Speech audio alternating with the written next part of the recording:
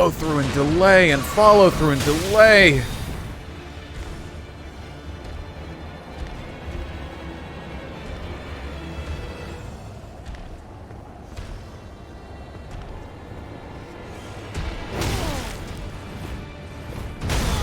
God!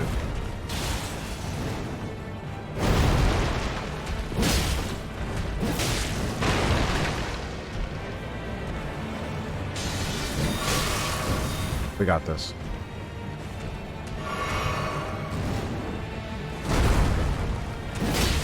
That's the safest attack to follow up to, you know, because he buries his fucking stick 8 feet in the ground.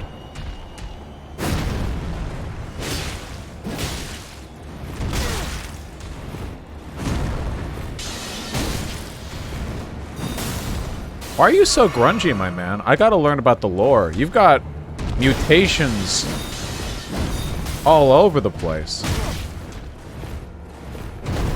That underhanded swing.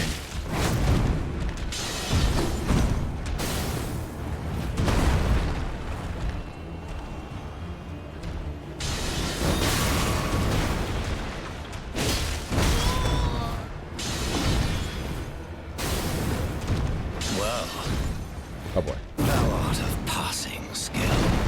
Warrior blood must truly run in thy veins. Okay, guys, I'm not gonna lie. I am committing this to memory as best as I can, and I have no idea what this guy's attack patterns are. Put these foolish ambitions to Wow. rest.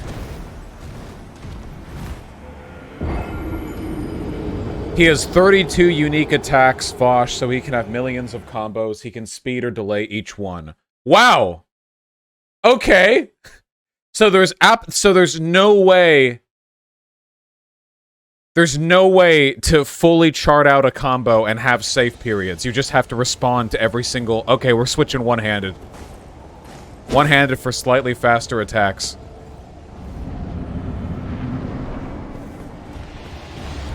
That's a meme? I don't care. It's good to know.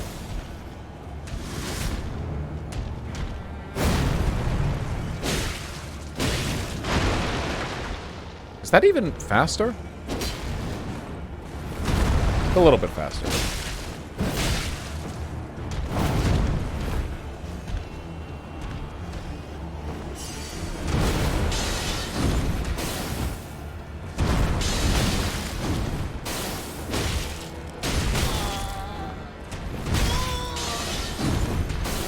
Oh boy.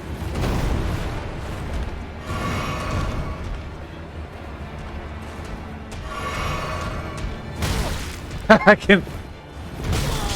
It still lives! Kill me. End me! Put these foolish ambitions to rest. Okay. This guy feels like a smart enemy. He says smart enemy, okay?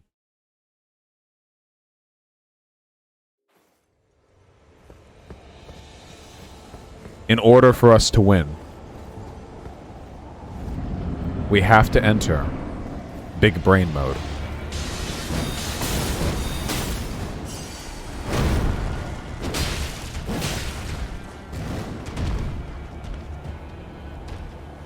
We gotta go goblin mode. We gotta go ghost.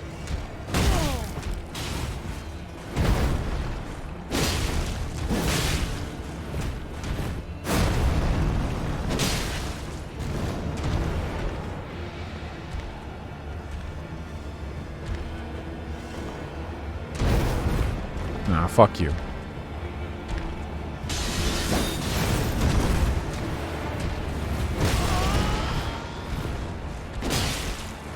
Put these foolish ambitions to rest. That wasn't big brain mode enough. If you keep losing, your logistics might be fucked. True. You should use the summons. There is absolutely no world in which I use the summons.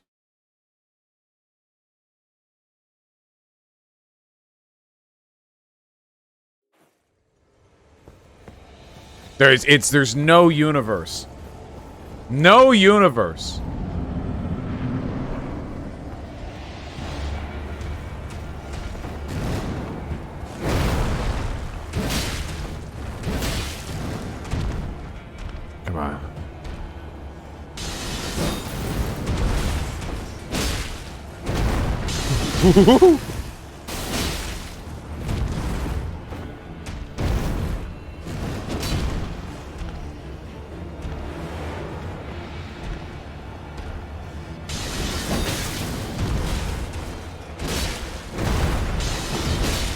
Oh, Christ.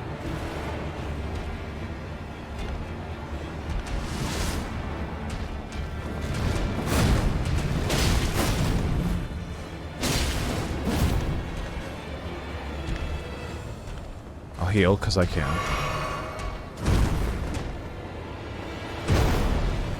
Okay.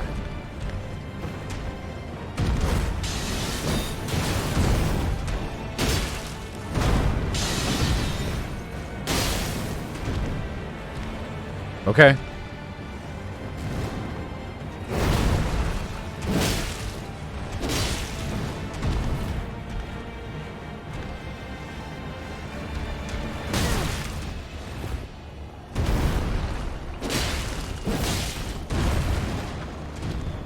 Well, thou art of passing skill.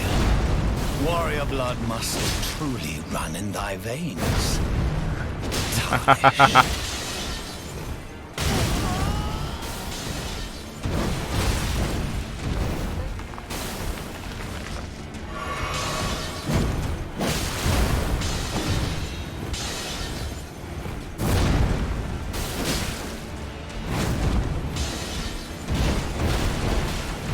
I'm out of stamina, but still have life. Oh boy. These foolish ambitions Oh. to rest. Okay, we got this guy.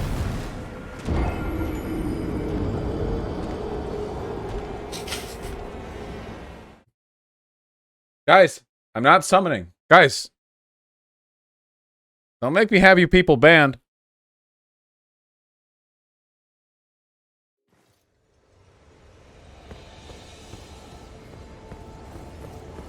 I don't know how you could possibly look at me having the time of my life and think, what this person needs is to change the way in which he engages with the game. Okay, that was on me.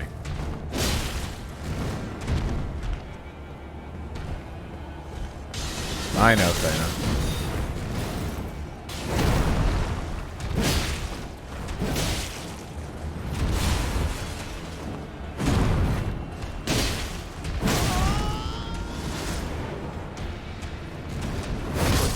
Oh! Damn, got me with the tip. Oh, there goes those runes.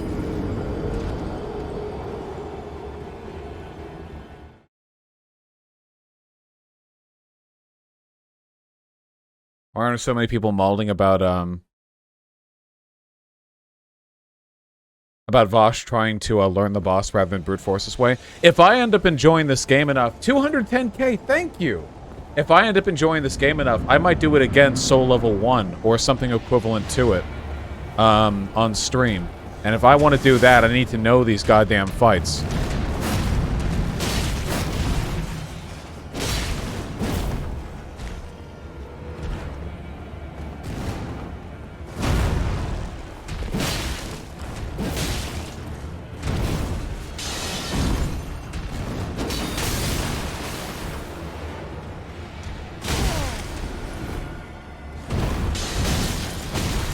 Jeez, man. Alright, alright, alright. The punish, the disrespect. Okay, the follow-up to that is straight... God help me. Straight overhead. Meaning that I don't even need to dodge it.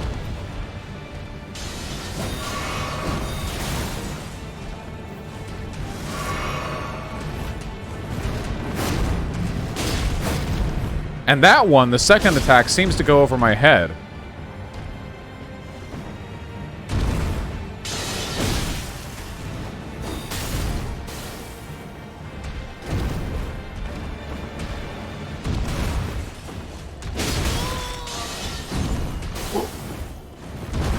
That one. How did that miss? Burning through health on this one.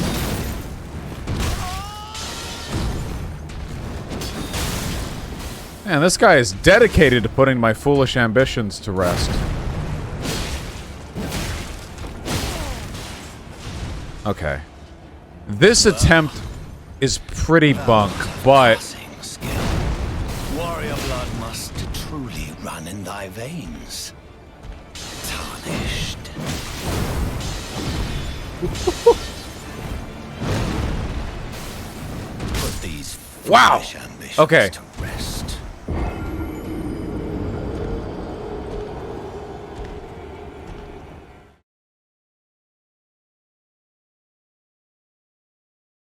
Oh, sure, Neo Israfel. Yeah, we can take a look at the summons sometimes while not in battle, just to, you know, take a peek at them.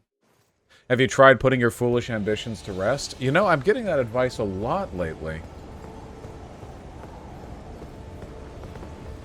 Okay.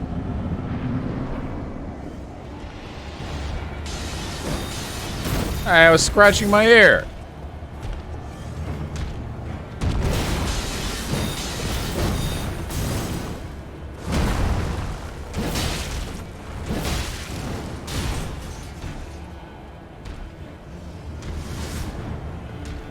Do the thing.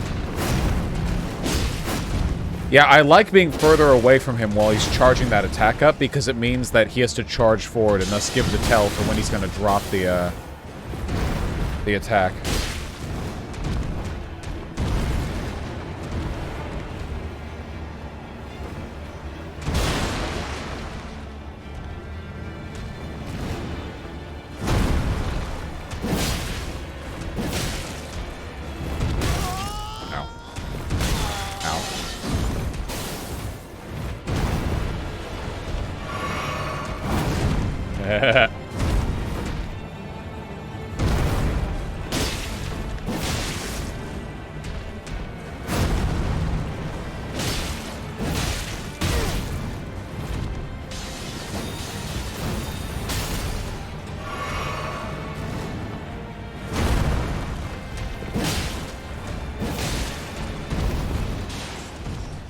Well, thou art of passing skill. Thanks! Warrior blood must truly run in thy veins. Tarnished.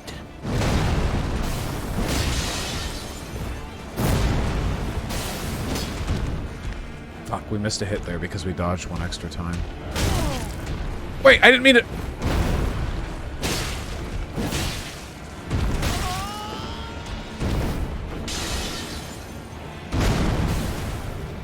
Okay, down to half health.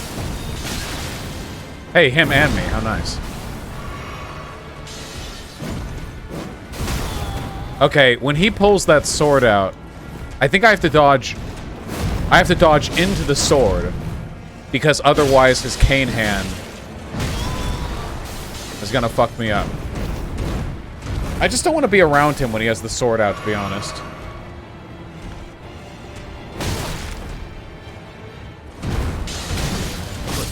God! Okay. I think I get it now. When he does that attack with the sword, I need to dodge into it. When he does the spinning attack with the swords, I need to run the fuck away. At any other time, I feel like, in a way, his dagger is a lot like, the tail attack on that last boss we were trying, where it's a punish that he can intersperse, that he can throw it at the end of another combo. And it comes out too quickly to respond to if you're already mid-attack. So you need to attack after that, or after he's done with an attack that doesn't have that end. Hey!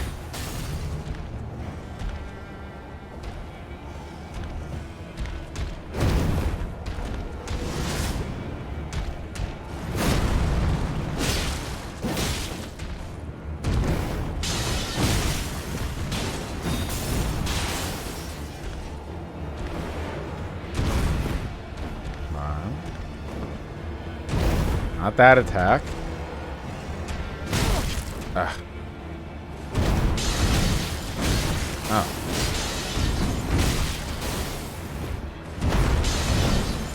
Stop pulling out the daggers! God! Okay.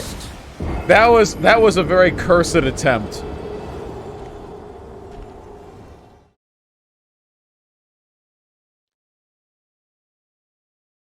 Thank you, mods. That was an extremely expedient act of moderation on your part. I appreciate that.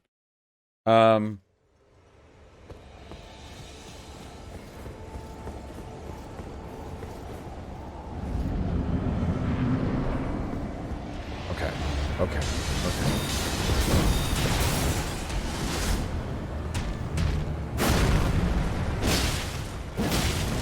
Not this time, Margit.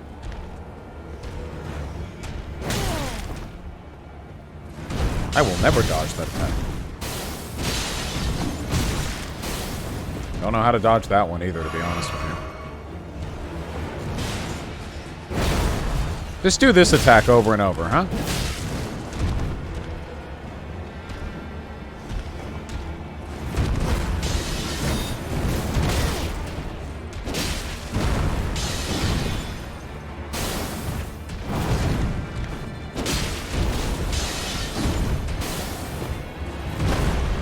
Oh, God.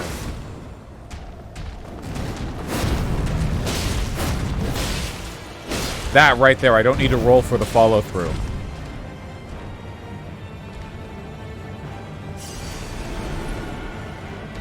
Slava Ukraini. Donate! For the people of Ukraine!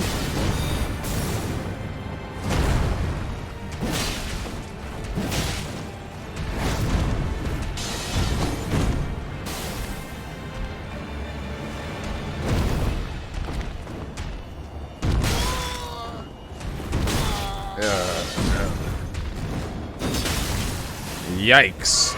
Yoikers. Come on.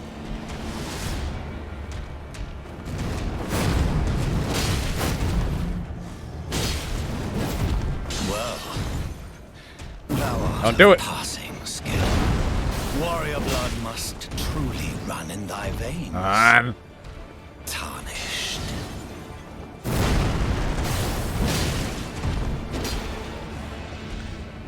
Come on. That!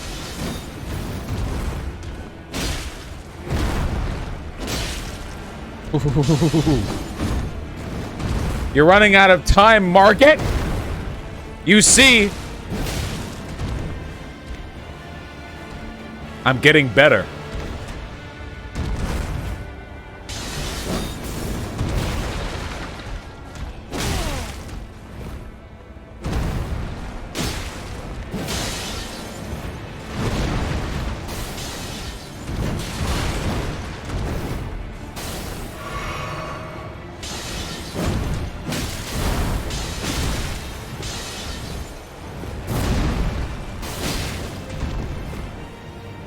That much better.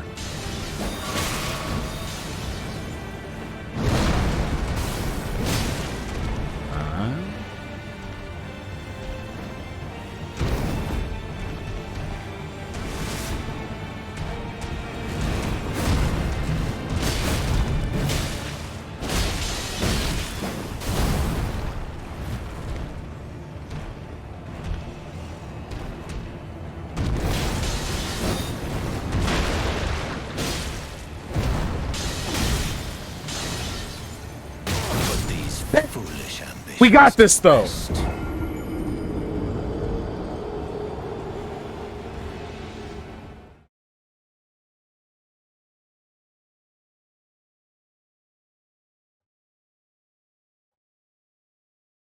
Have you tried being Ukrainian? Yes, I suppose that would give me an uncanny advantage in any situation where I'm, you know, beset by a larger foe.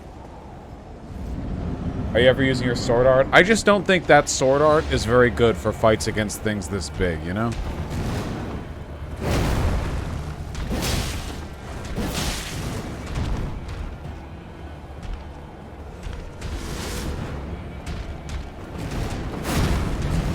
Miss.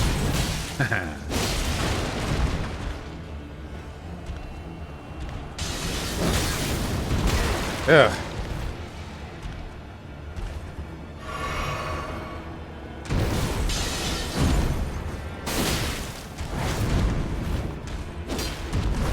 Ooh.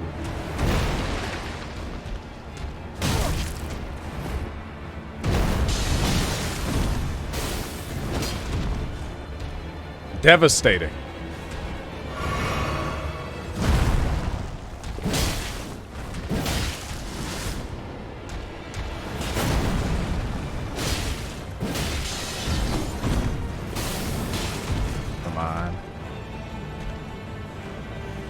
Come on, come on, come on, come on, come on. You're not that slick. You're not that slick. And I got a big dick.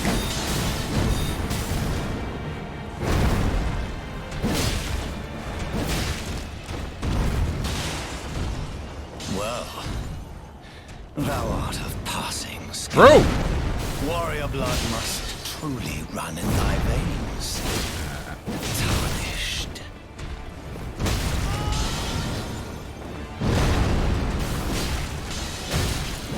Put these foolish ambitions to rest. Always roll forward. You always roll forward on that one. You always roll forward on that one. Greed? Tempting to believe, but that actually wasn't greed. At no point there did I think I had a chance to heal. I wanted to, trust me. So, chalk it up to incompetence, not greed. Okay. Fight me!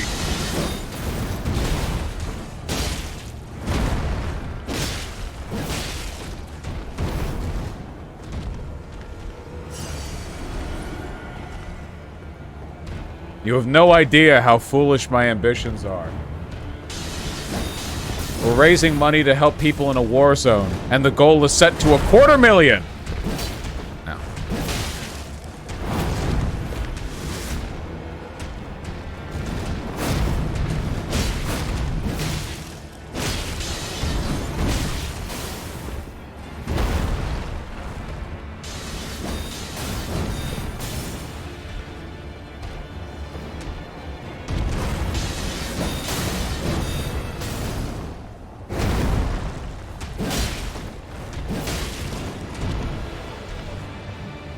So far, so good.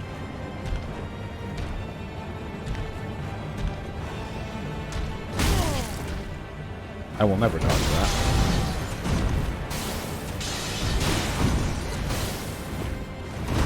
Disappointing.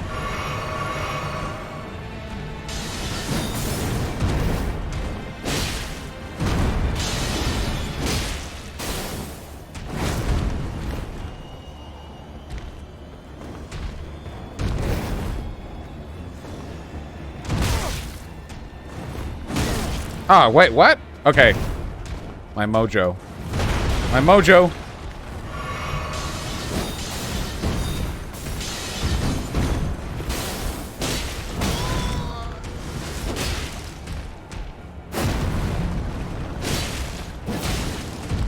Well, thou art of passing skill. Warrior blood must truly run in thy veins. Tarnished.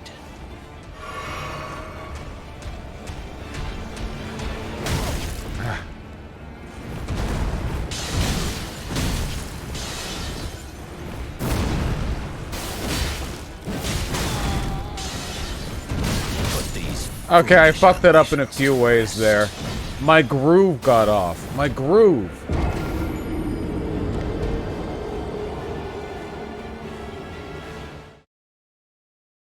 At least Margaret donated. That's true.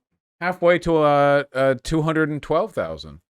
Oh yeah, lore nerds. Is this guy evil or misguided good or genuine good? Just so I know. Can never tell in a From Software game. Lawful evil? Alright, I'll take that. Actual spoiler?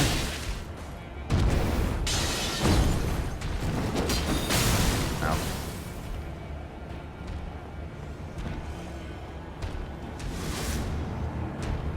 Do it. Miss!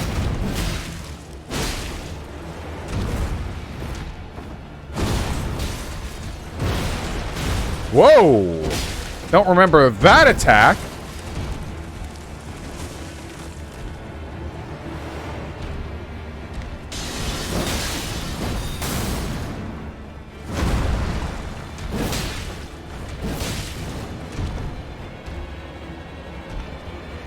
Koi!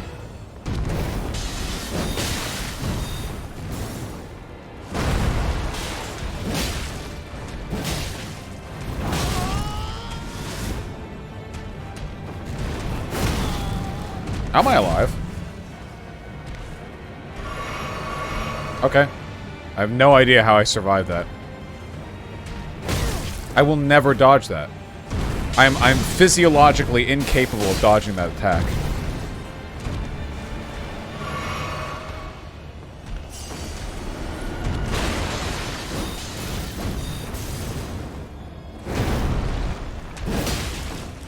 This attack is a blessing.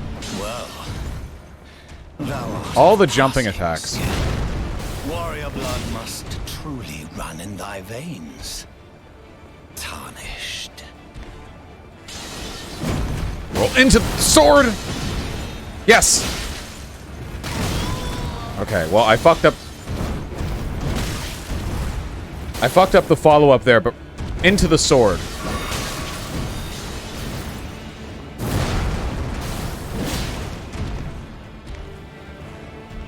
Windmill attack is brutal. That it is. Miss! Okay. Okay. Jump? Yes! Come on.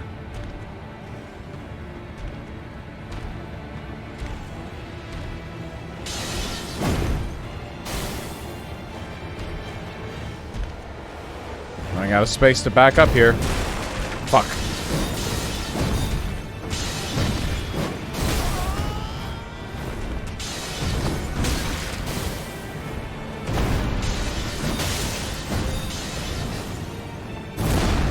Well, no more damage allowed.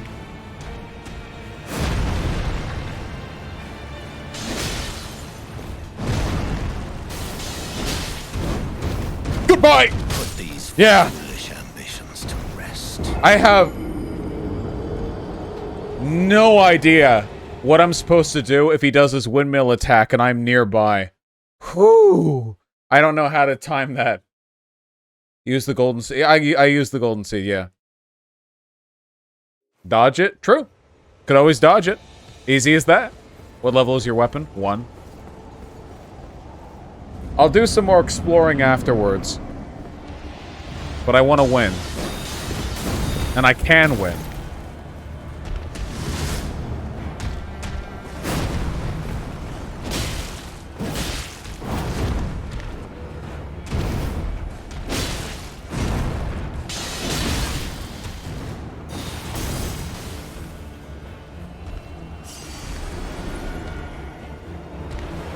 $1,500 dono? Really? I can't see it. It's too far off.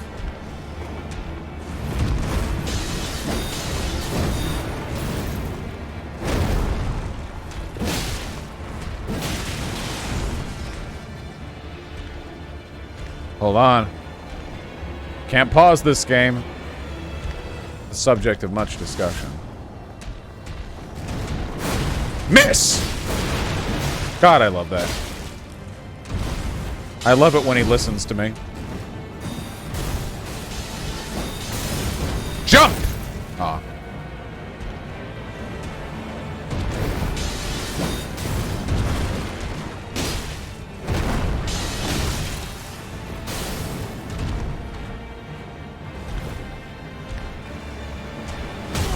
I will never dodge that. I will never dodge that attack. Fuck. Alright, he got us on that one.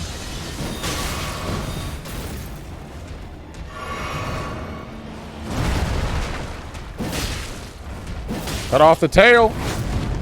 If only. I'd swing that thing around.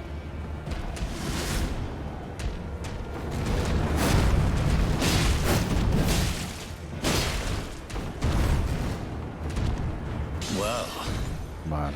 thou art of passing skill. Warrior blood must truly run in thy veins. Tarnished.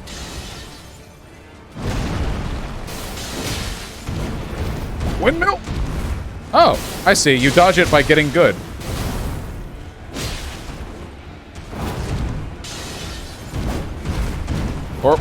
Or by being farther away.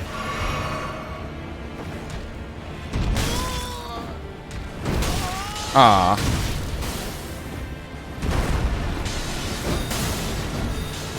Oh boy. Can never pass up an opportunity to get damage in after that jump. Even if it puts me at risk.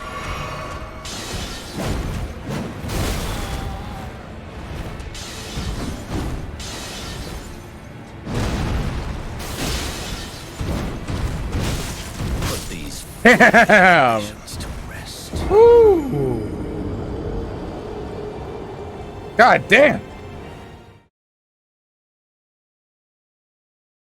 When the sleep gauge is full, you'll become drowsy. Weaker characters will fall asleep entirely. The higher focus, the higher... Huh.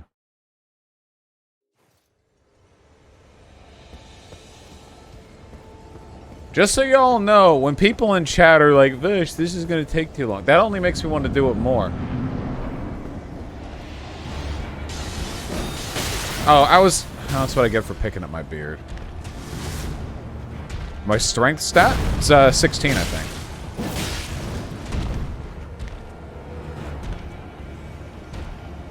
Come on.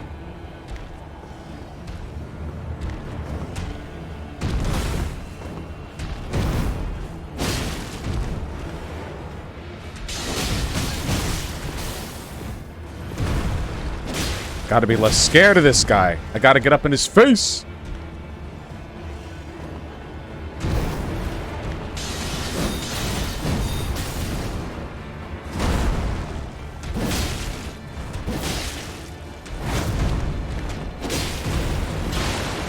Got lucky there. Miss. He didn't miss because he was on lower ground than me. Unfortunate, but also a consequence of my strategy. I will never dodge that attack. I will never dodge it. Or the follow-up, apparently.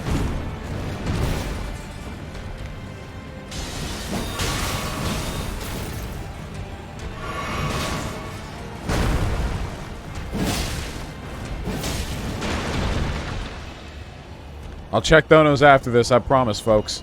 I got a good feeling about this run, despite the, mistake. Okay. My feeling about this run has grown less good, but I maintain my positive attitude.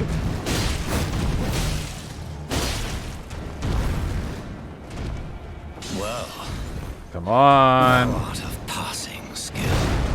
Warrior blood must truly run in thy veins. Tarnished.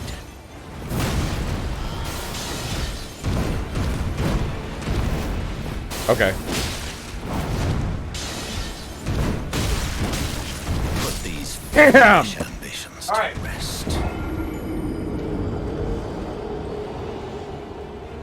Praxis U, thank you so much for the $1,000 donation. We are now up to $214,000 raised for Ukrainian refugees. Try hitting him, dude. Really? Try hitting him, dude. Okay. Alright, folks. I think we've learned enough. It's time for us to activate big brain mode, okay? We're going from data collection to data application. Alright? Everyone get ready.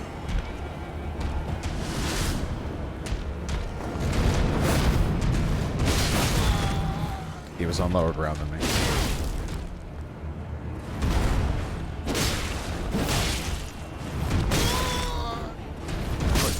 All right. I hit the wrong switch.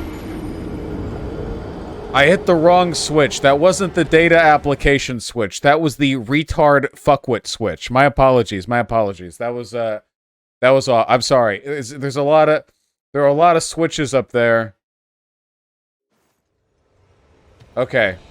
We're switching them over. I also hit that switch too much. Yeah.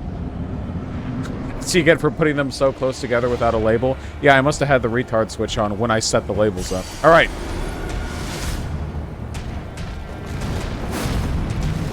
He's gonna hit me again. Yep, because he's on lower ground.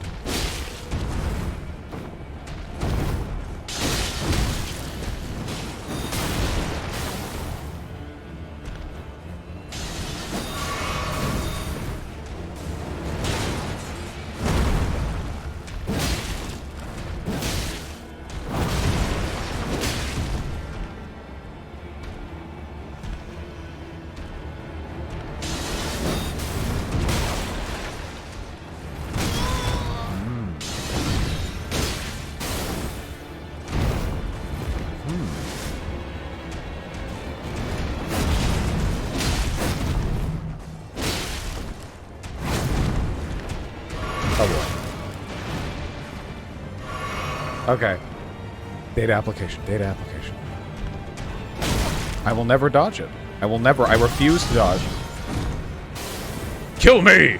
Put these foolish ambitions to rest. 215k? Oh, this had better be the goddamn warm-up. Because I swear to God, we, when I actually, nope, Zan, nope. Have you tried parrying him? I don't want to parry. What am I, gay? Parry? What? You dodge the attack, or you get hit by it. I don't understand.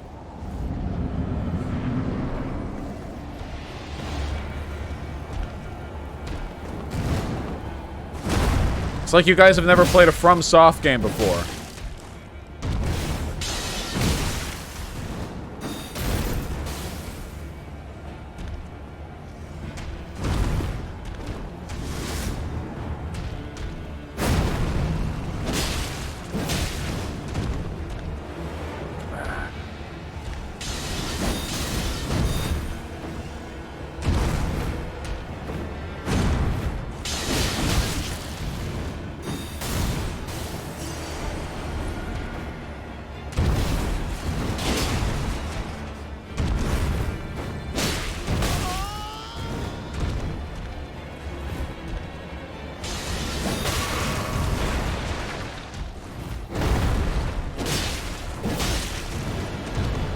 Whenever he clenches his hand like that, I feel like it's going to lead to a follow-up punch, but it doesn't.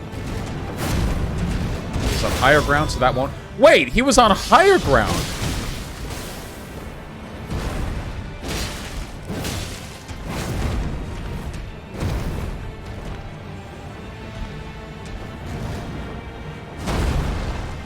Confusing. Well...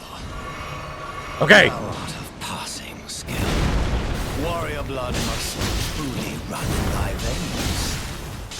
Tarnished. Put these Wow. foolish Okay. ambitions to rest.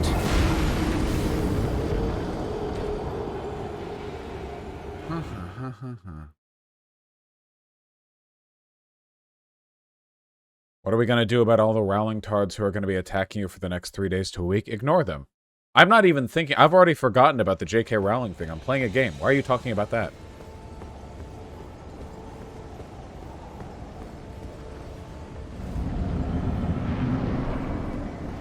What the fuck is a J.K. Rowling?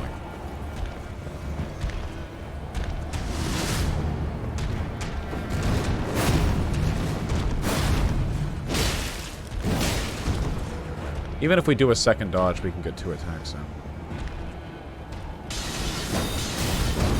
There's articles about it now in Newsweek. I like how I just indicated I don't care and I don't want you talking about it, and your response was, did you know that it's happening? Like, thank you. We're doing a charity stream. You think I don't love the attention?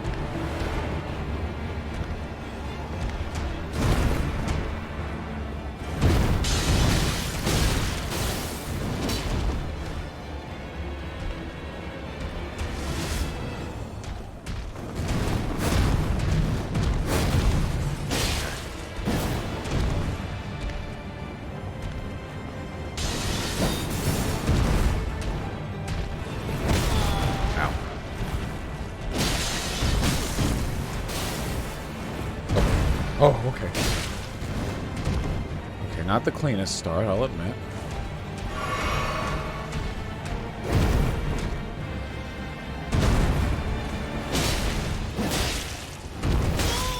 Dodge the wrong way.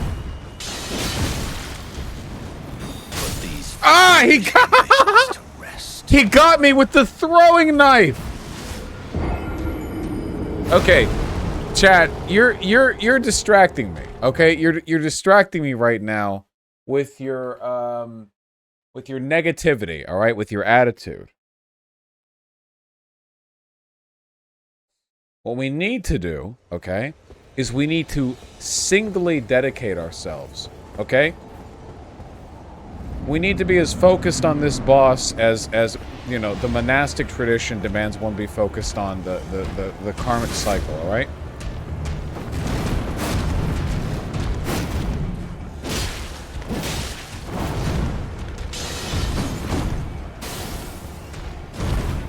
Oh, we actually dodged that. Is that the first time we dodged that? Holy shit.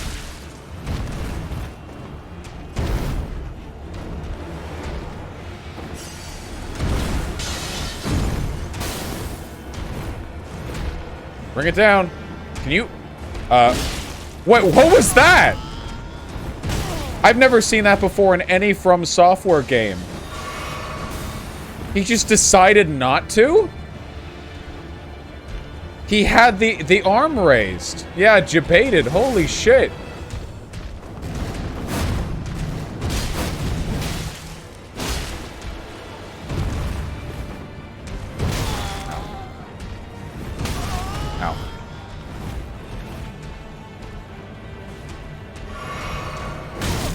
I will never dodge that. Except for that one time that I did.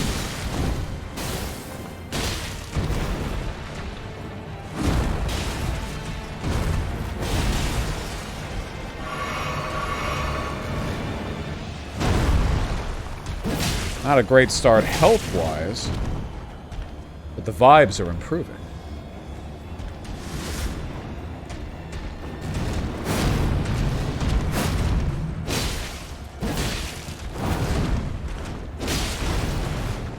Missed. Well, okay, come on. Thou art of passing skill. Warrior blood must truly run in thy veins. Tarnished. Okay.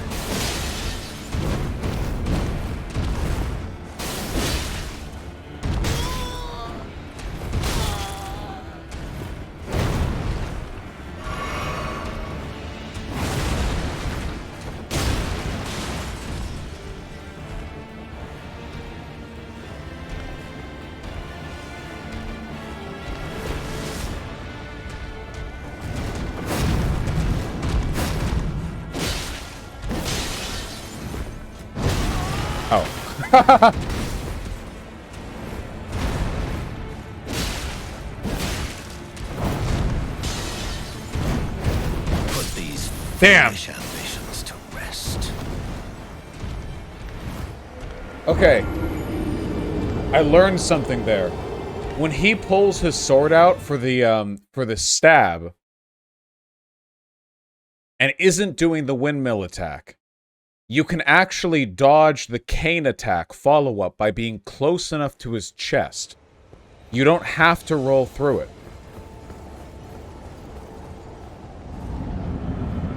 Likewise, it's probably better to stay close during the windmill attack.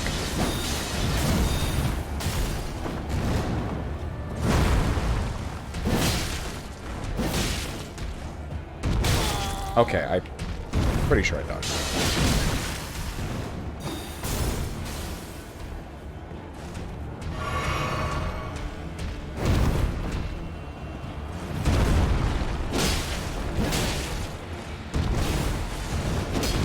Have to be more aggressive, more vengeful.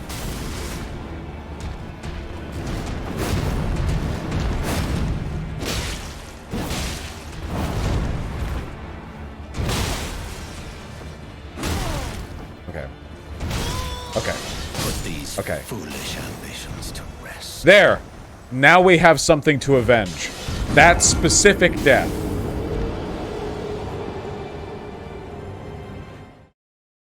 It's the appropriate setup.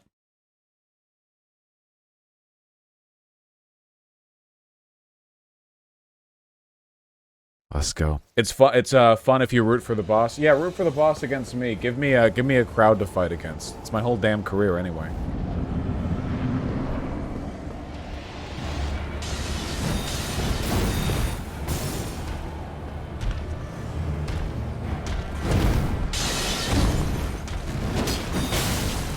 Ass.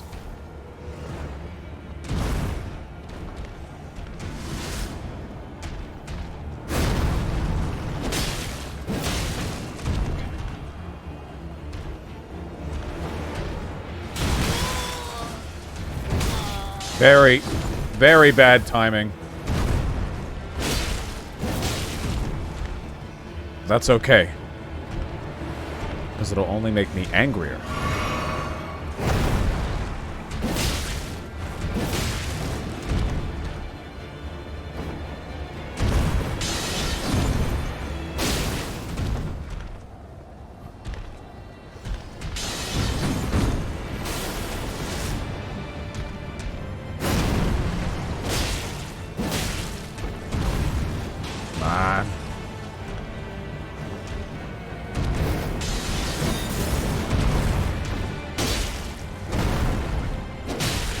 Man!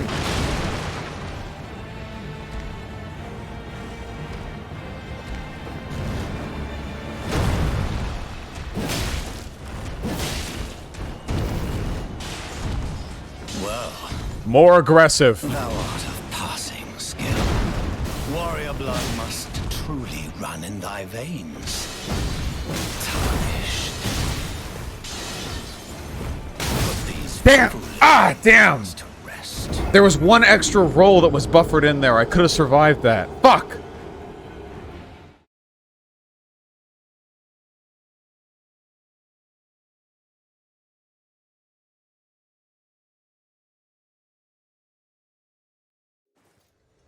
How does that thing speak like that?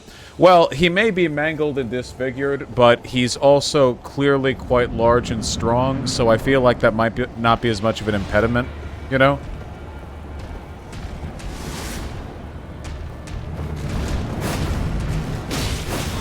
Yeah, I shouldn't have committed to that attack.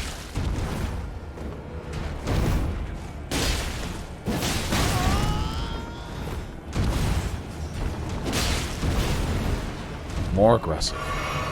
More angry.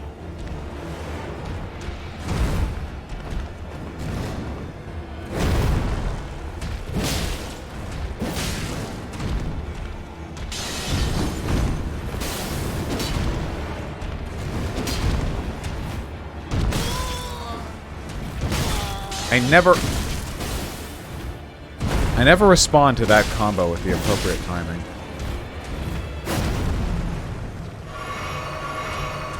More aggro. Burn through his health and mine. Look at that! You can dodge that by running into him.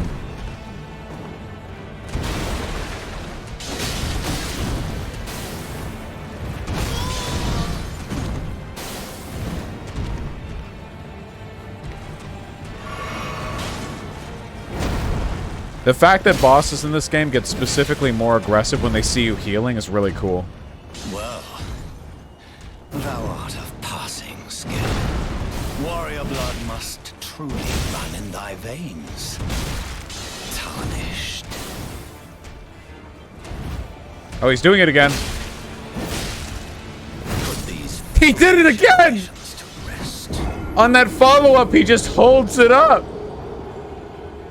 I didn't think he'd actually bring it down.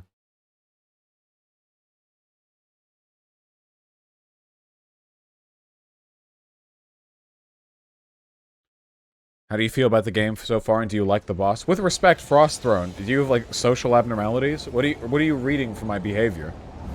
Sorry, that was rather mean. I feel like my behavior speaks for itself here.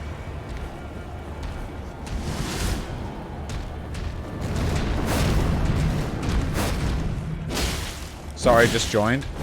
No, you didn't. I seen you spamming that for at least 5 minutes. Can't slip one by the old Vosh.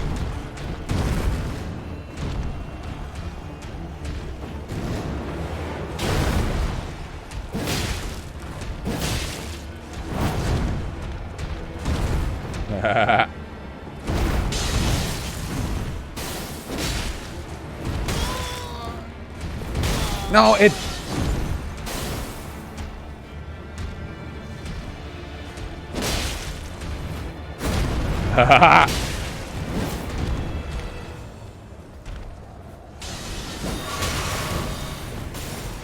That attack buffer, or the rolls for that attack buffer in such a cruel way.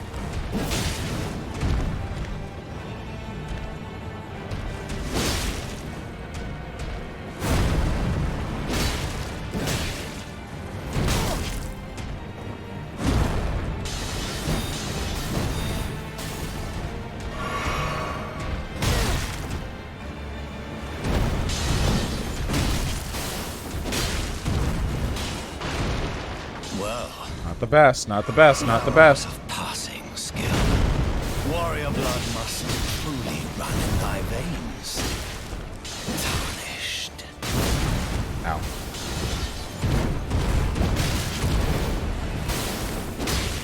We have no stamina! Oh! To rest. At least we didn't get hit by the windmill attack.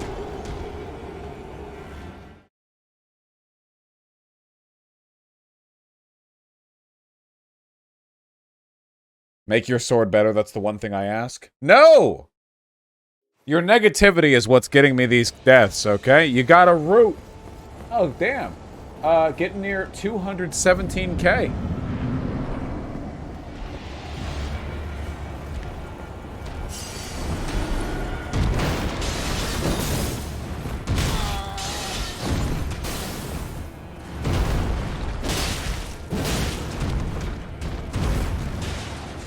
Come along.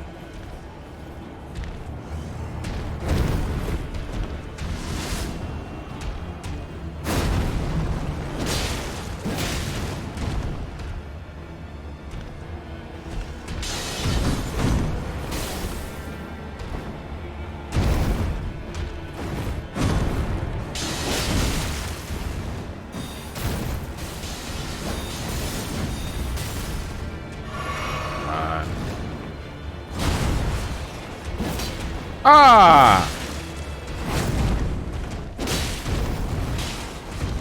More aggro, more aggro.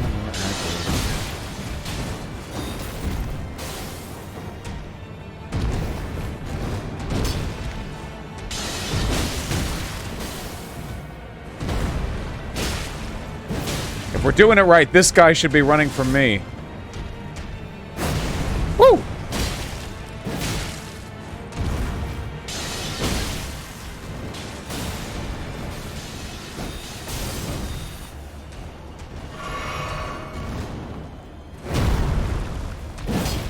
Really?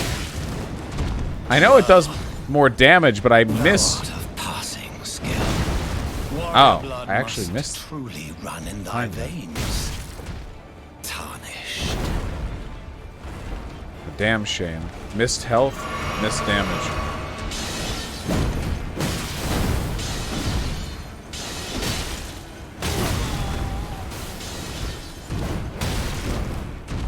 Just gonna chain together all those attacks, huh?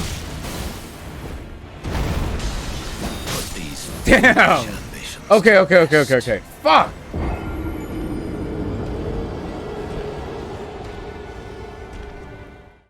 What do I do when I'm that close? In that time, he chained together all three of his, like, spirit weapon attacks. I think I can go aggro in the first phase, but for the second phase, I kind of have to bait out the preferable attacks. You know what I mean? Mods, you have my permission to temp ban anyone who suggests that I upgrade my weapons.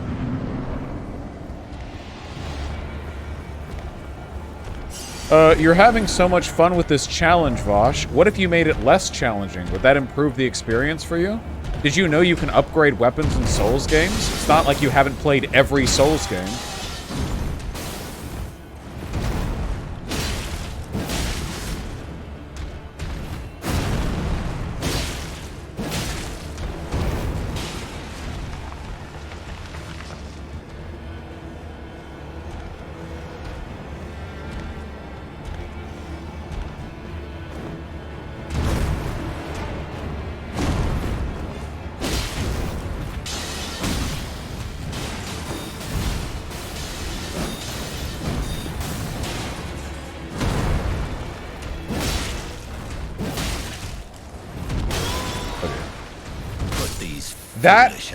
So, the issue with that attack right there, at least for me, is...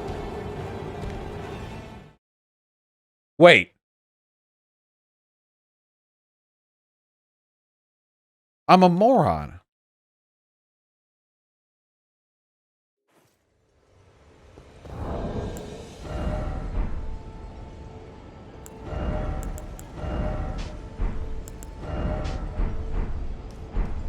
Now we're ready.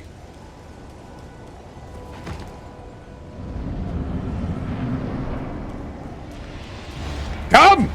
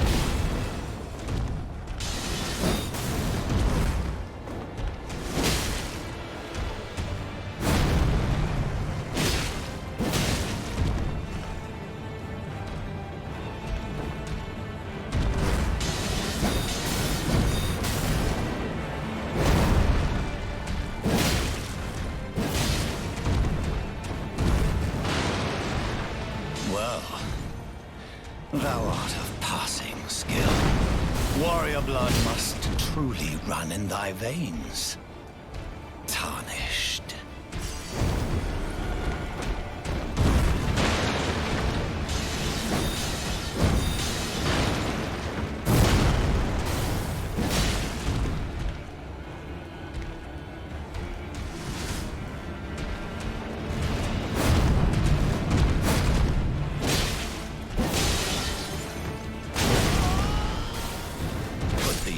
Foolish ambitions to rest. Ah!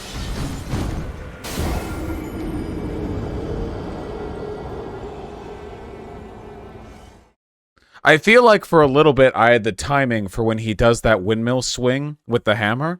For like a couple of tries, I understood the timing for that, and then that info has just left my brain.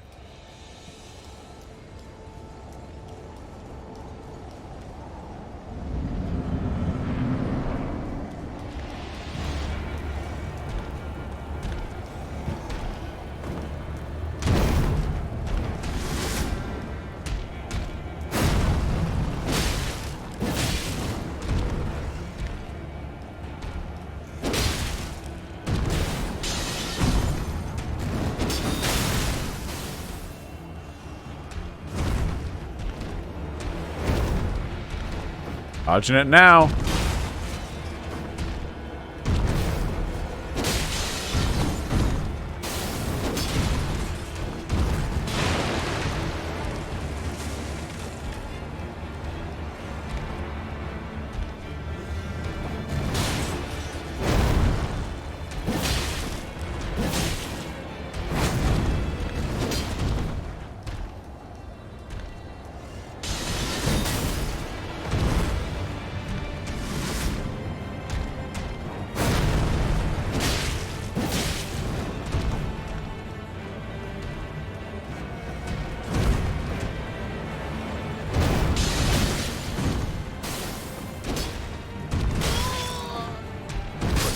Damn! Foolish ambitions to rest.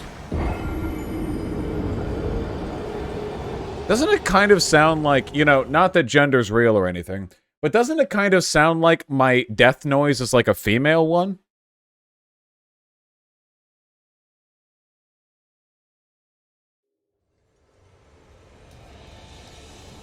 A little bit. A little bit, you know? Come on. I know I can do this with the equipment that I have.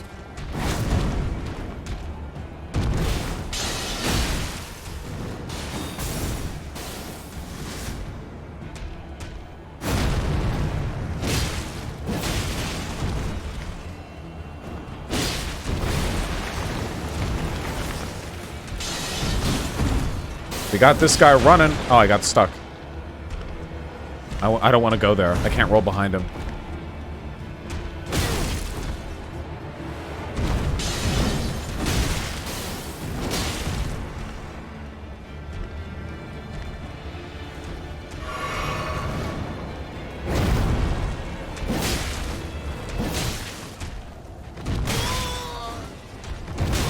Okay, that attack right there. Yeah, jeez. So, the problem with that attack, and the reason why I get hit by it every time, is when the first attack hits me, I dodge too late, obviously, which means that I hit the dodge button after the attack has hit me. But the way dodge buffers work means that now, as soon as I recover from the first attack, I dodge. Because I've put the input, and therefore, it buffers that input until it's capable of enacting it. And then, when I roll, I always roll too soon to dodge the second attack. That's why I always die to that one. I need to have the superhuman strength to not hit the roll button too late. Not that it matters. This is the run.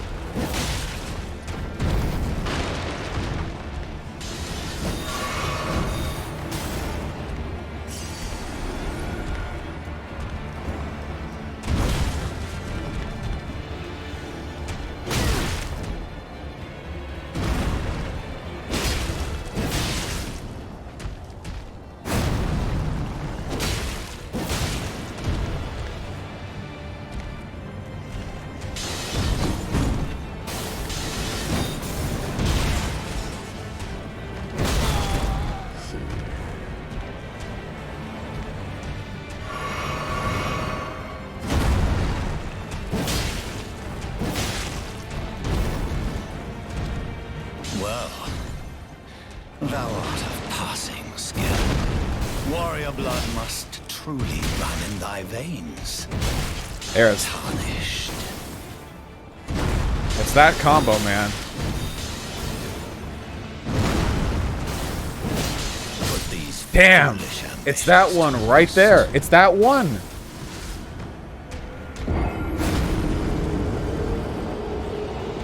Hey, 217k. It kills me they kept the same input buffer, and this is a Dark Souls 3. When you roll a frame too late, it just cues a roll and you're stunned. Bloodborne didn't have that issue. I don't think it did. But Dark Souls 3 came out after Bloodborne, right? So it might have been a deliberate choice they made to, you know, punish people for roll spamming.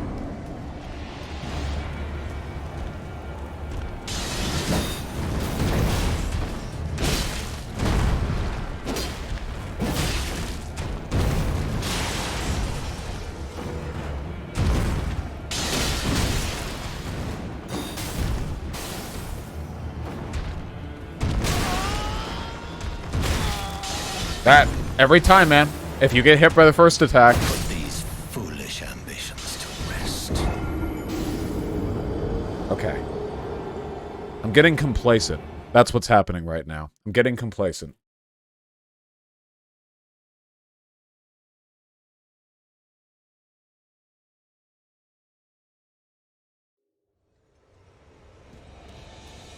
It's big open fields after this one, guys. Okay? Big open fields.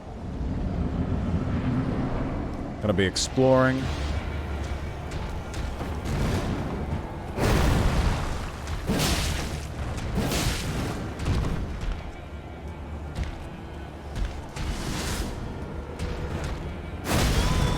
Okay. I feel like I dodged that, but... Sheesh.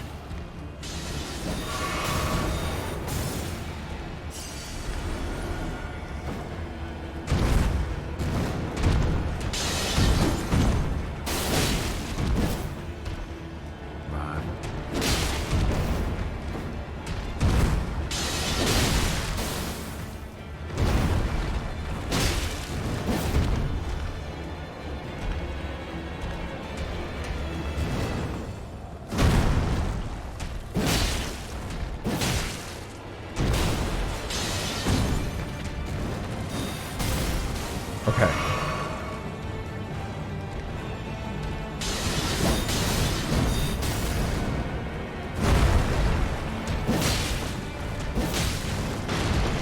Come on.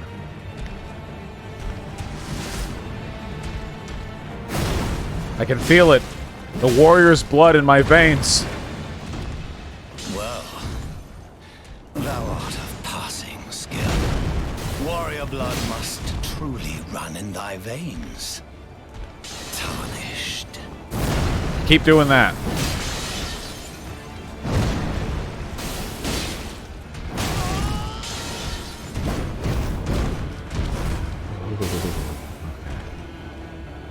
Tempting to heal, but I won't. Every bit counts.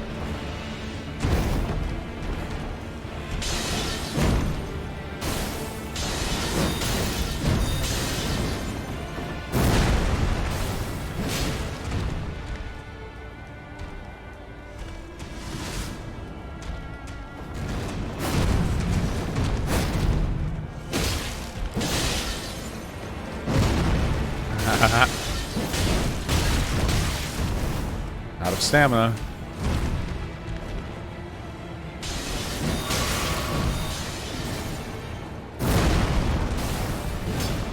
Shit.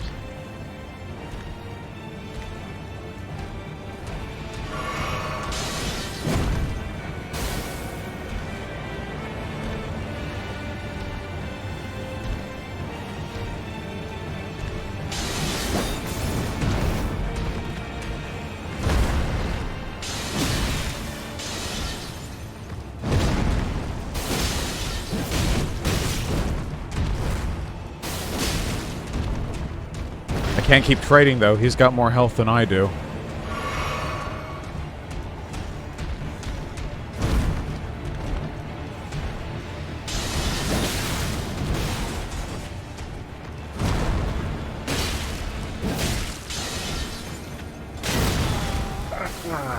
Put these foolish ambitions. That was the closest in a while.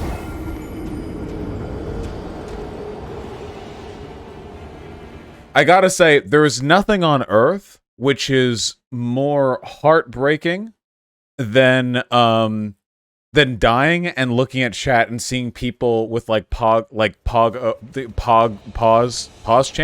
champ, you know, like, this is it, this is the one, you know, and then I see it all come through.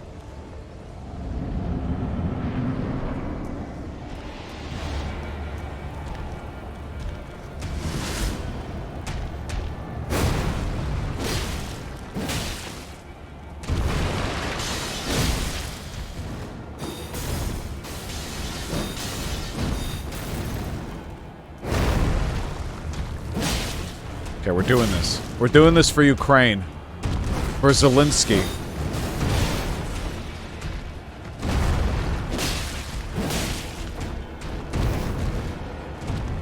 Okay, good start, good start.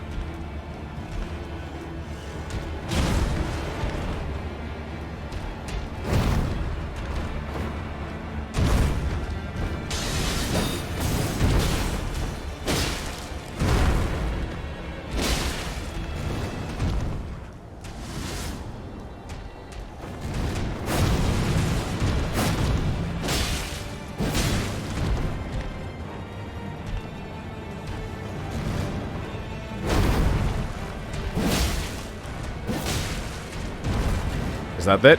That's it. Well, Okay. thou art of passing skill. Warrior blood must truly run in thy veins. Tarnished.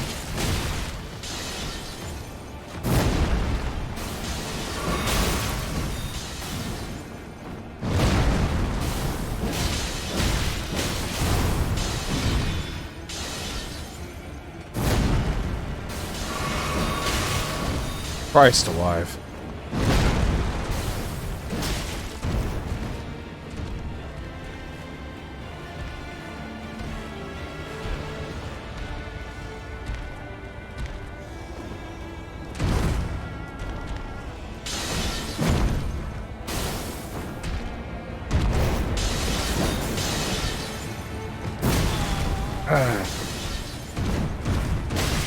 Put these foolish ambitions to rest.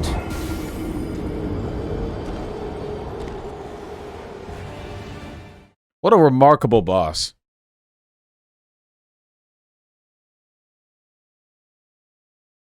If you tried punishing with a charged R2 instead of multiple R1s, I can try.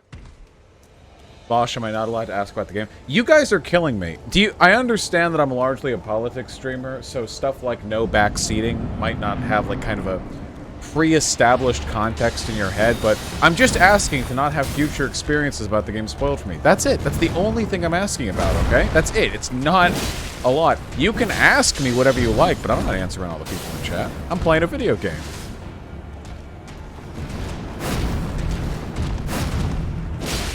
Does this look like I've got time to look at chat?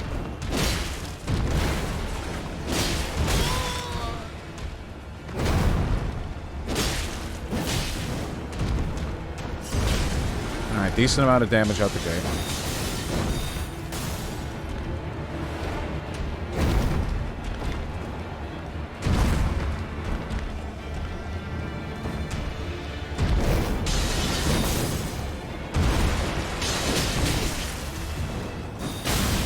Ouch!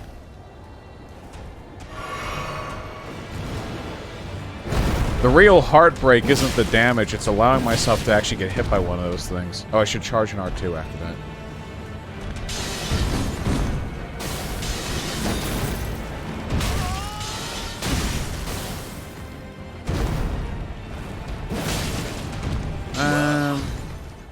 Thou art of passing skill. Warrior blood must truly run in thy veins. Oh, dear. Tarnished. Okay, okay, okay.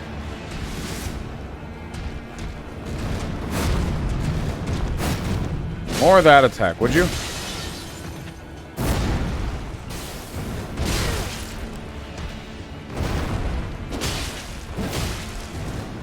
So I think when he has the ability to do that quick dagger follow-up, he only does it when you're in front of him.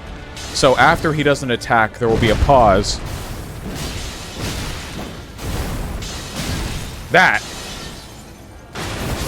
Damn it. Foolish ambitions to rest. I can do this. I know I can do this.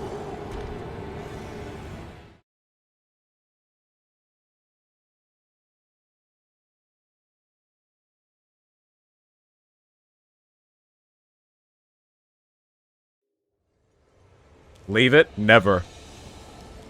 We're so close. We're so close to doing this. Come on! Don't you be easy for me. I appreciate the challenge.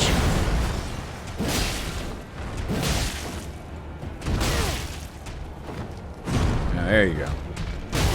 Put these foolish ambitions All right. to rest. I'll admit I'm not entirely sure what happened there, but that's okay. At least we were at the very beginning.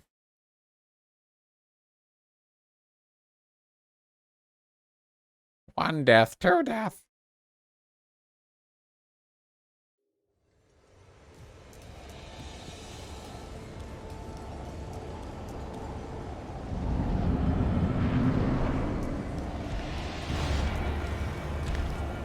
Charged R2s are more about stagger damage. We're clearly not staggering this guy. We don't have the weapon damage.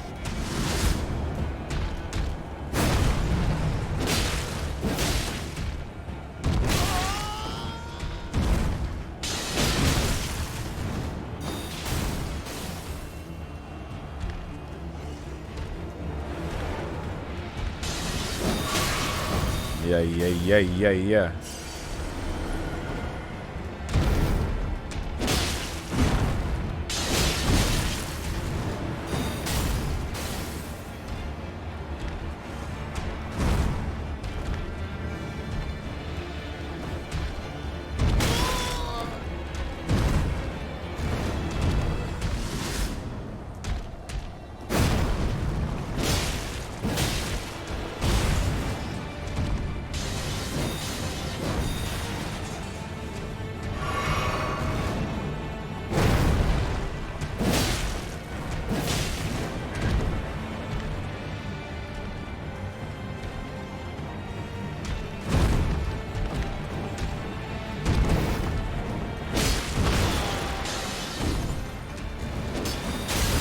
No! Okay.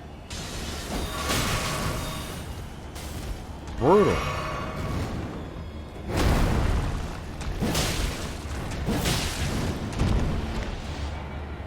Mods, I understand that you're not, able to just, like, you know, just in terms of raw numbers, you're not able to ban all the people backseating, but the effort you make is appreciated.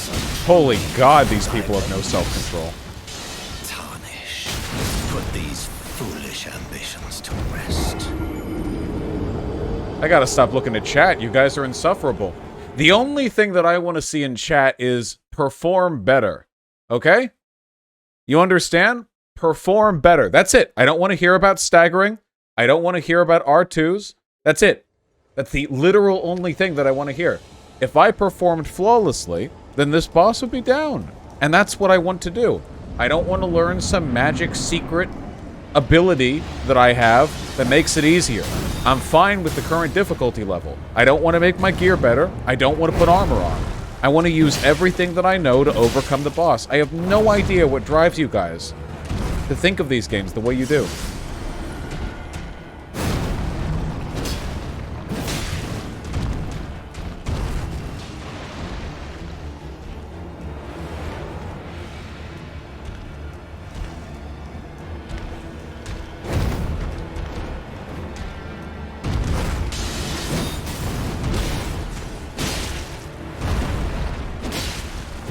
After this, we gotta do some exploration just for you guys' sake.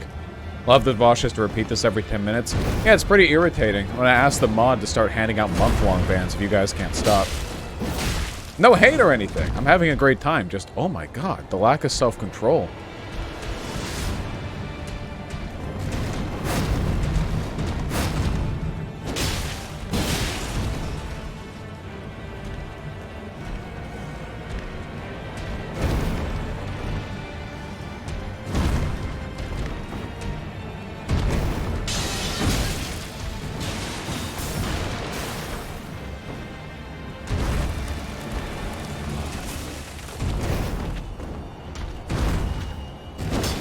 Damn.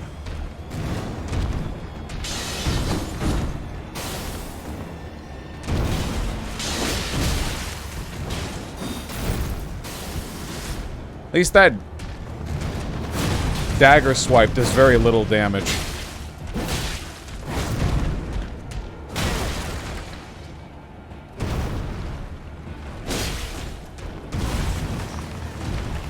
Okay, phase 2. 4 flasks, full health. Almost. Warrior blood must truly run in thy veins. Tarnished.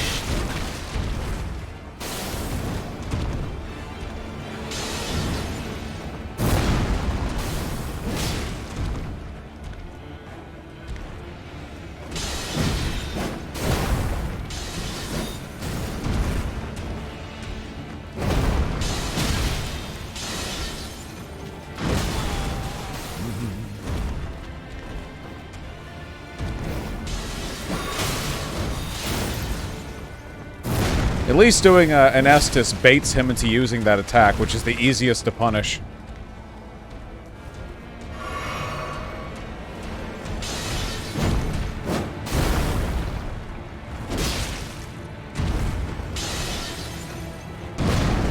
Oh, that's fair.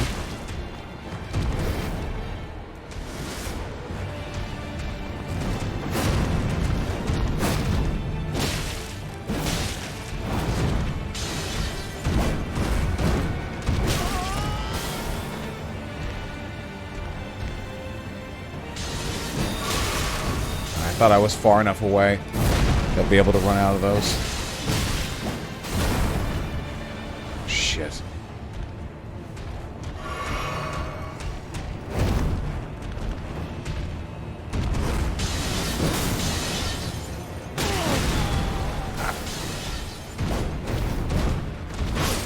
Damn.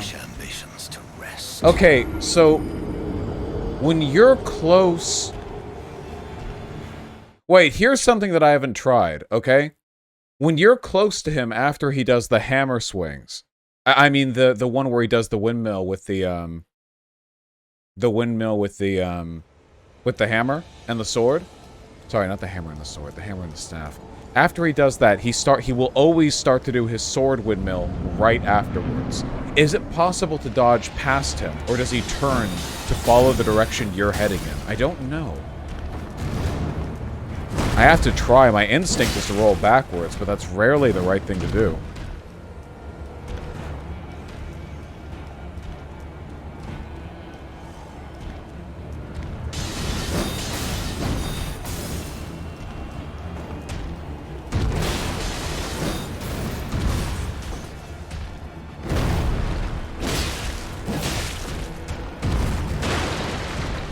Just gotta stay away from his open hand. Roll to the left. I tend to roll to the right. That's my default.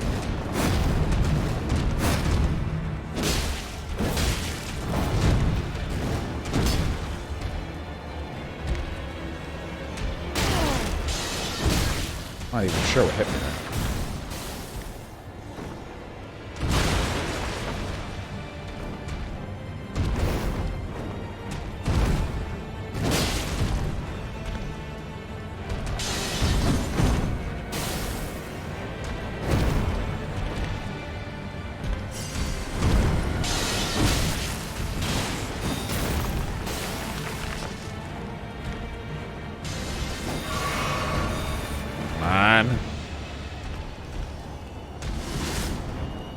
Have a heart.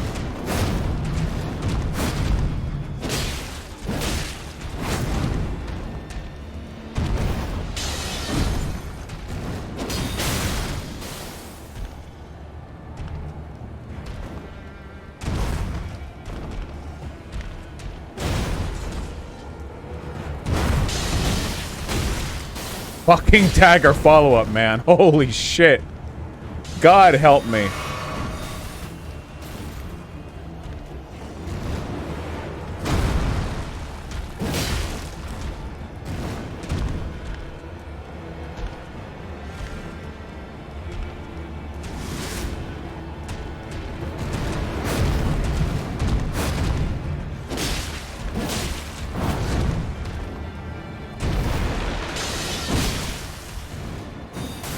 Maybe rolling to the left isn't...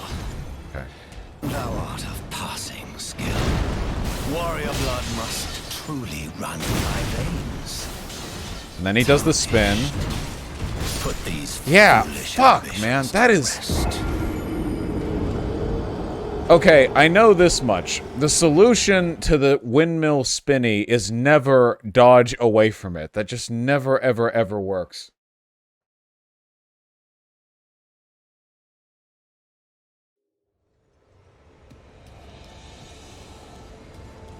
Yeah, you have to roll into the attack. It's just tough to time. Yes, the solution is to be more ambitious. I'm forgetting. I have to be aggressive, of course.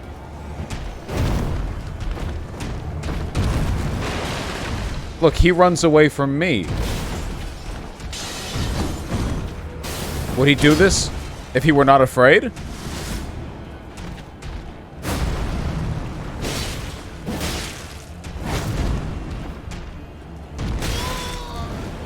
I am not afraid. Perhaps I should be. Okay. Running to the corner of the arena is probably not a good idea, though. I can't see anything.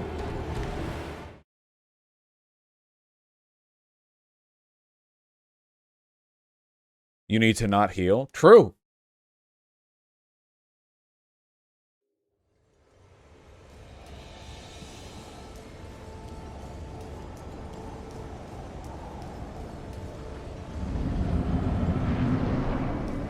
Yes, I don't need to not need to heal. I need to not need to not need to heal. You could just do that attack over and over again.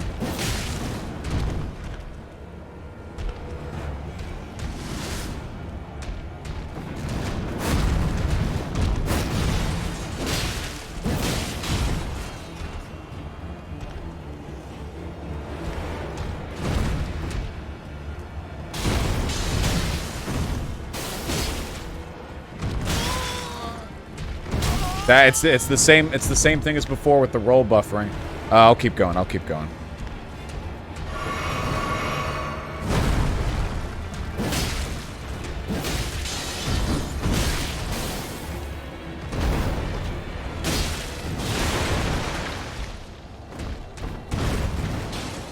He runs.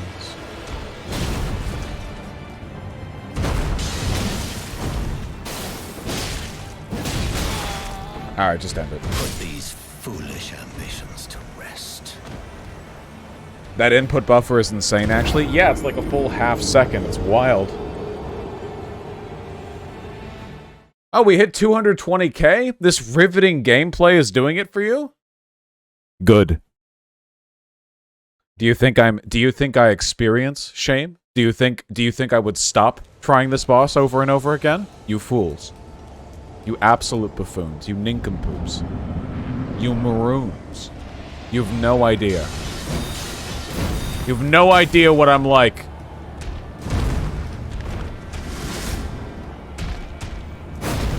Oh.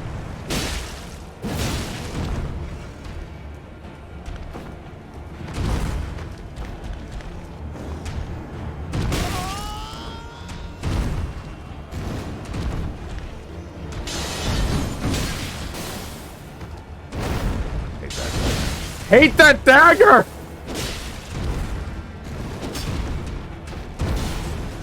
It's such a strong punish.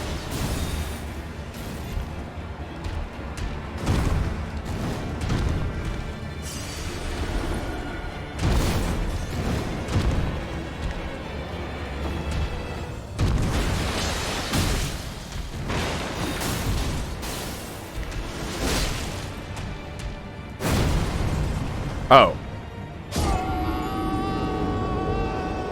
You know, the boss has smacked against the edge of the arena so many times that I honestly forgot I was even capable of falling off. So long, Gay Bowser.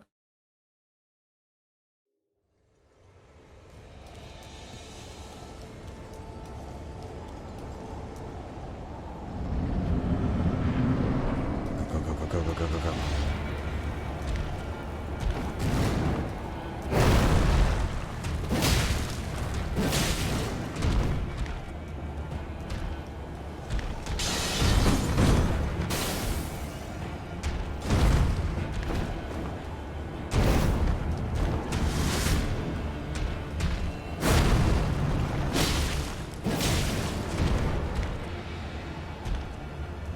Nice and easy.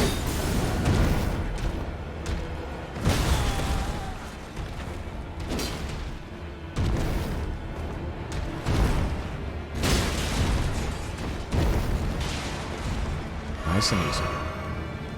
Nice and easy.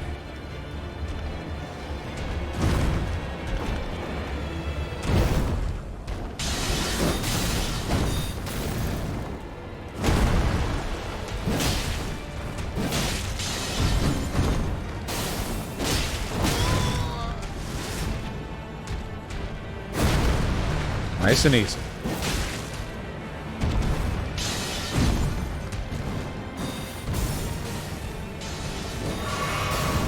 That's at that range. Thank God those things don't curve.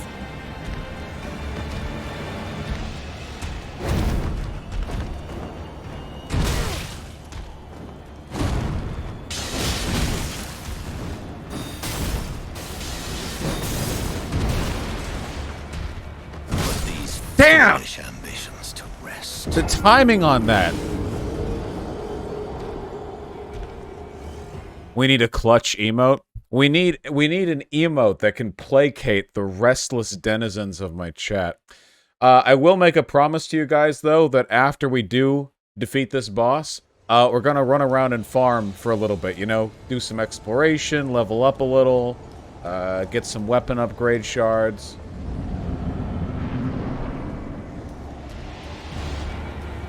Nice change of pace. Olivia, this is my favorite part. I love it when these bosses are unreasonably difficult. The less damage I do, the less health I have, the more I have to know about the boss to have even a slight chance of beating it.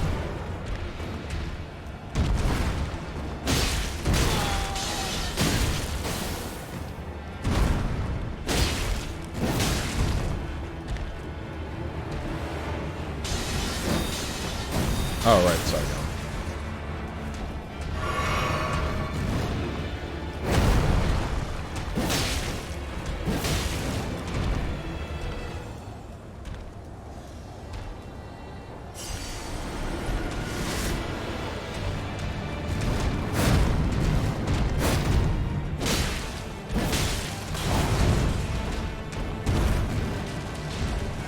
Well, thou art of passing skill. Warrior blood must truly run in thy veins. Tarnished. Put these Damn! foolish ambitions Okay. to rest. Being at the center of the windmill is definitely better. Okay, okay, I understand now. The main thing that's getting me killed in the second phase is that in the first phase, he will very frequently dodge away from you. When you do an attack, you know, when he misses an attack, anything, he loves jumping away.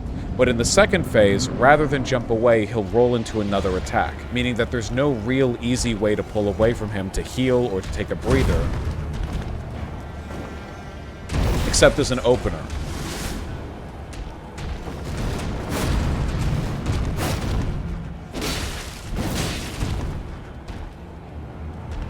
Yeah, 220,000, guys.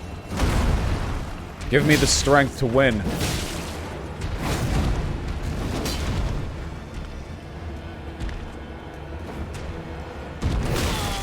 Okay, I'll admit, I thought I was out of range.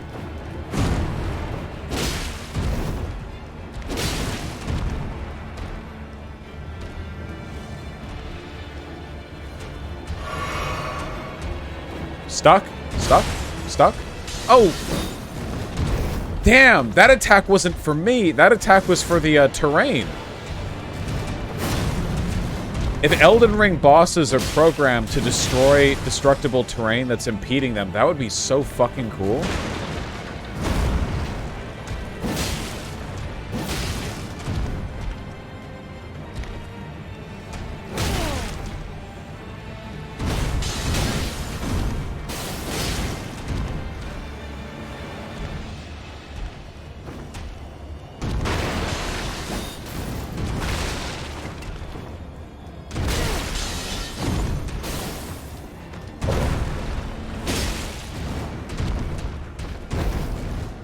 Thank you. Oh, God. Oh, I thought we were in the second phase.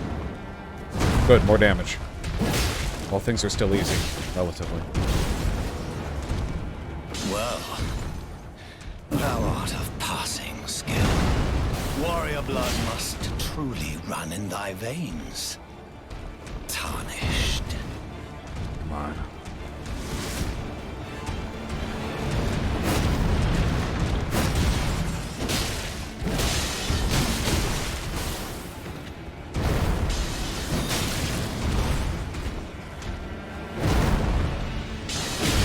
God!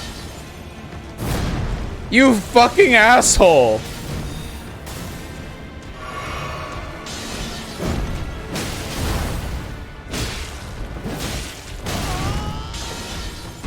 Dead. I'm dead. I'm dead. No, wait! Oh, okay. Should be dead.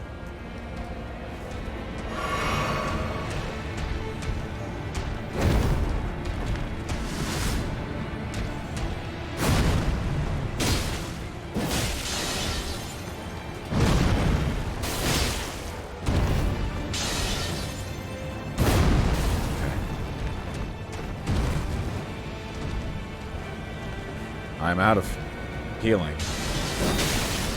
This doesn't help. This does.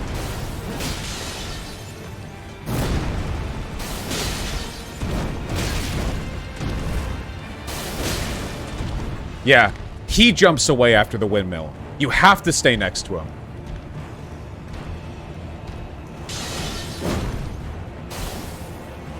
Two daggers will kill me at this point.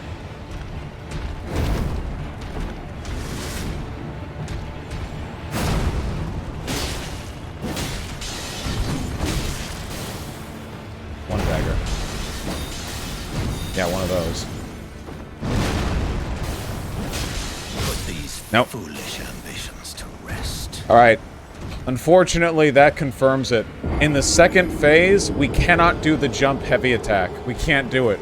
Because if he does the sword follow-up for the non-windmill sword combo, there's no way to avoid it. That was the best run so far, no? Yeah, not including the one we're about to do, of course.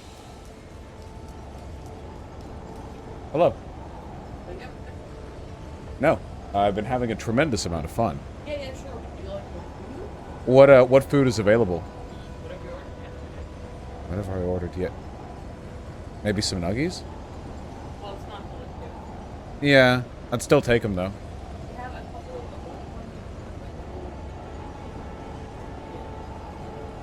ones. Quesadillas? No. Taquitos. Taquitos. Oh, I would love those. Let me Thank you.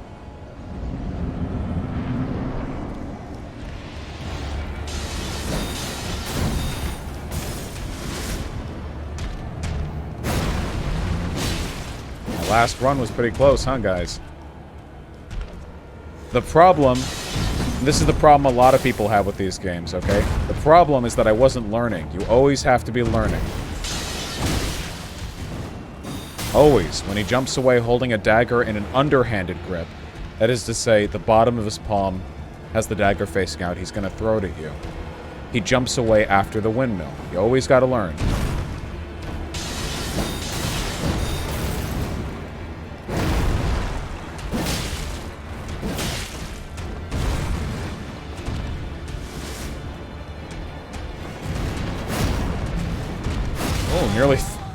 Nearly fell off there. I'll just count myself lucky to be alive there. There were a couple of errors made.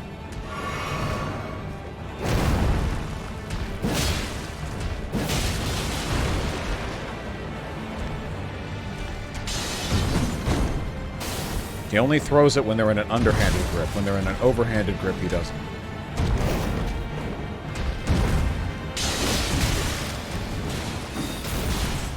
Hey, you want to fall off?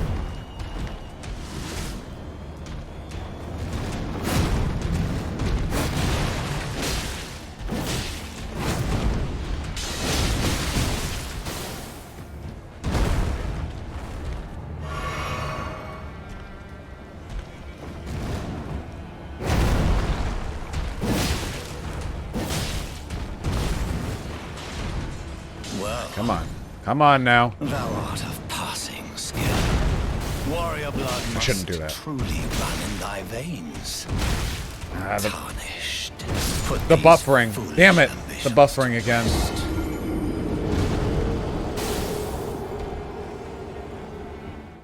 Tragic.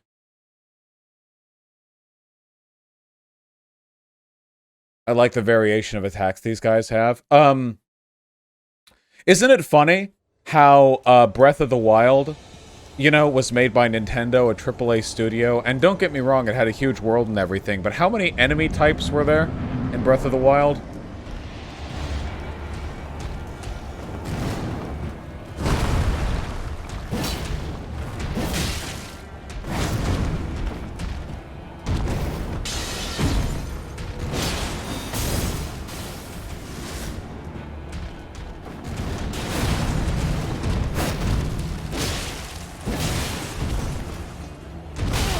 Ah.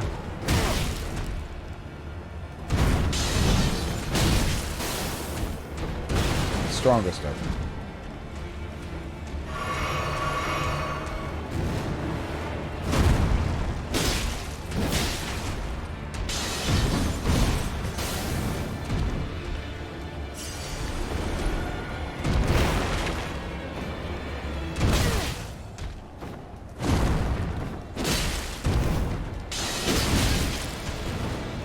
Goddamn dagger. That goddamn dagger. Tell me that's a magic spell we can acquire at some point.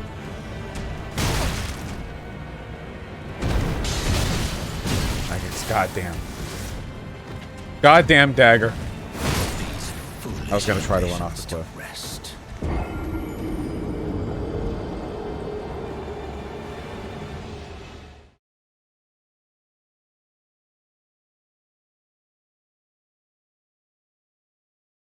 Oh, we got over the edge. We're too close to back down now, folks. Cool stream, Vosh. You mock me, high progressive. But oh, I'll be the one laughing when I beat him!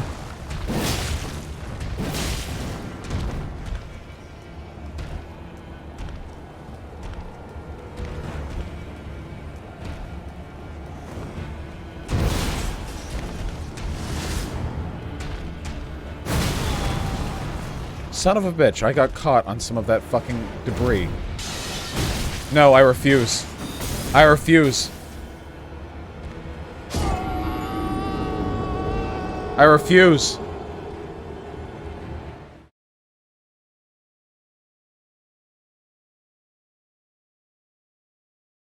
I wish he was open to new gameplay experiences like he did this with not parrying in Bloodborne. It's like, at least give it a chance. What, you mean parrying? I don't even have a parry item. No, this is fun. Wow, he's still trying. I don't understand. How do you guys play Souls games? Do you come across a boss, get your ass flattened, and then you're like, oh, okay, guess I should farm some more. Guess I haven't killed enough Anor Londo Silver Knights to beat Ornstein and Smo.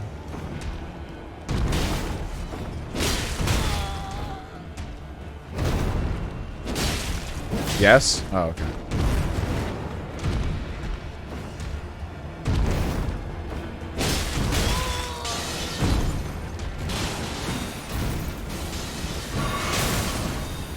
I will not let chat's weakness infect me.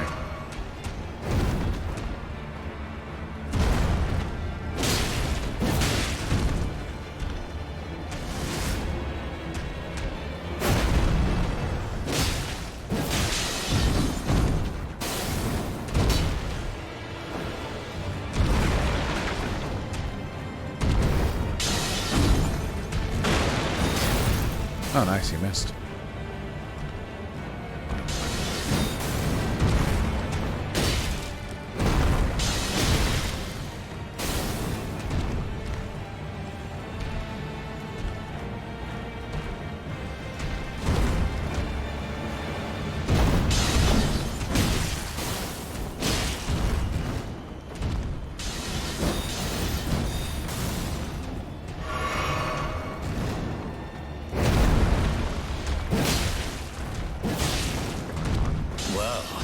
Come on.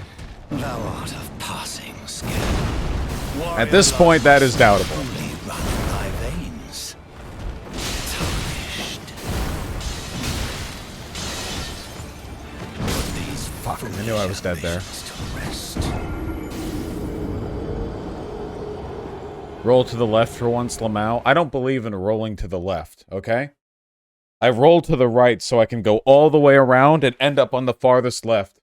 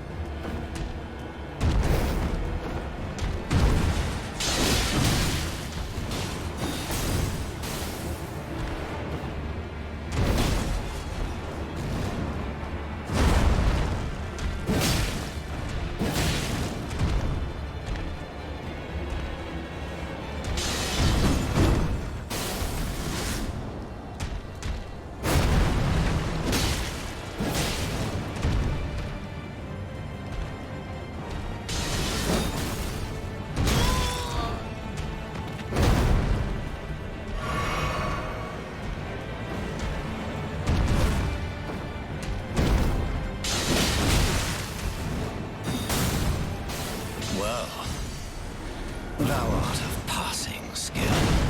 Warrior blood must truly run in thy veins. Tarnished. Put these Fuck! visions to rest. Damn!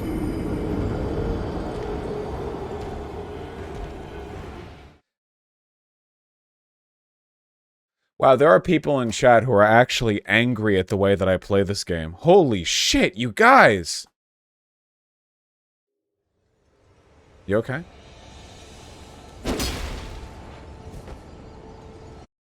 Wait, hold on. Wait, I need to see this comment. Hold on.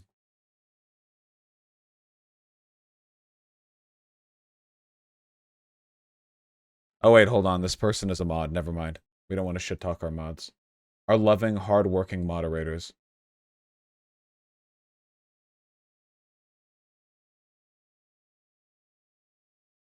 How am I supposed to interpret this? How do you guys think?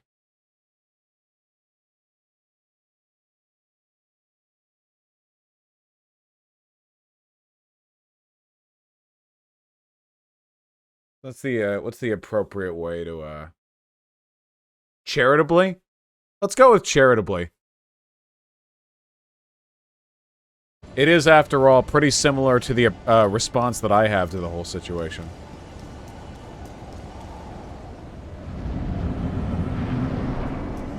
Alright.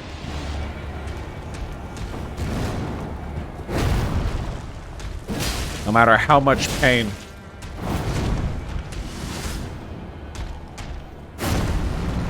No matter how much suffering we must go through.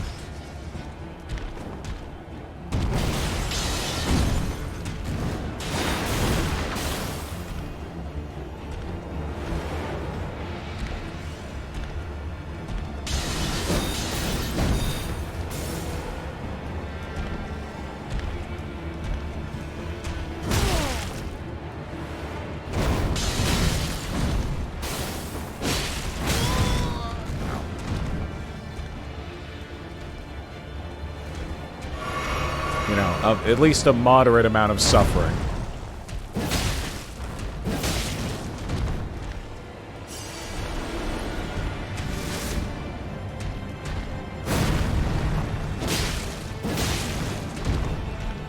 Come on.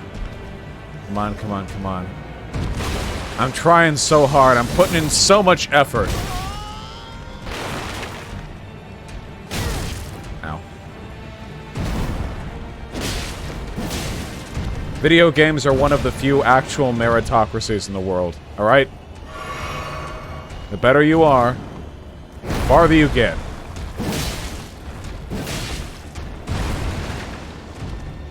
Well, thou art of passing skill. Warrior blood must truly run in thy veins. Tarnished.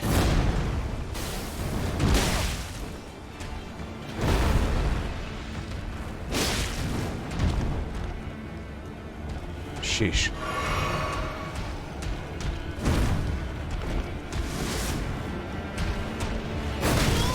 What?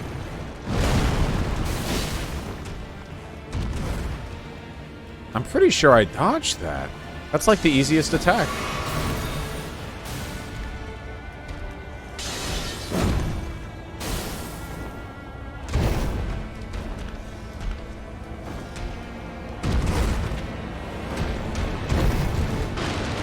Come on.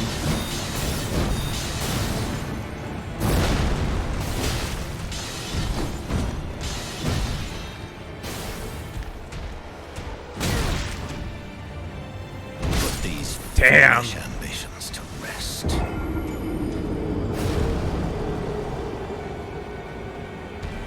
What are we on? We gotta be past 100 deaths, right? How many deaths are we on?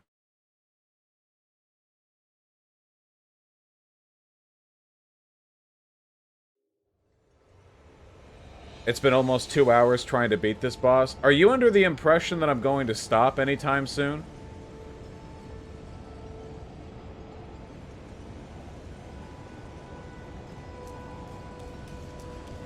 There is exactly... Yeah, the only way we're stopping fighting this boss is if we beat this boss.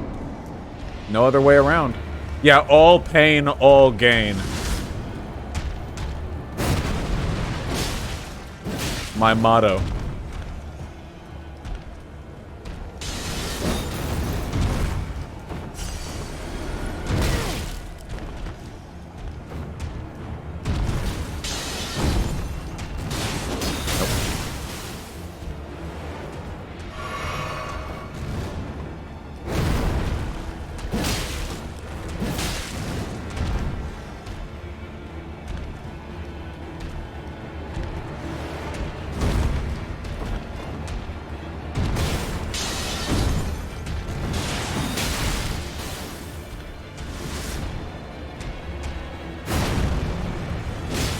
Fall off.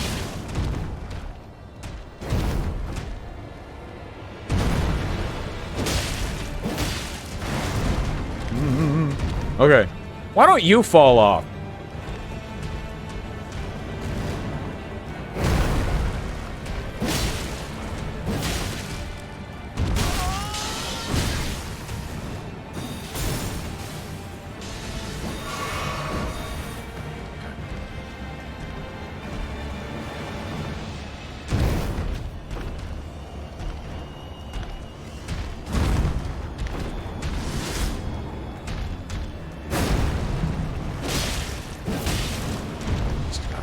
Gotta suffer for the win.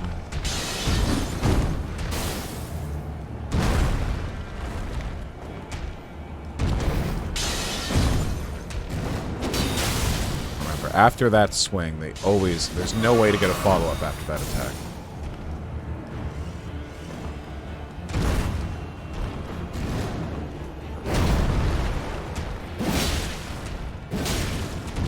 Well, Come on.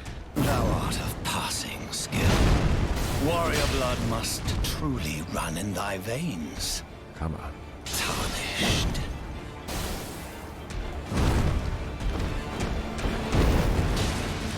Come on.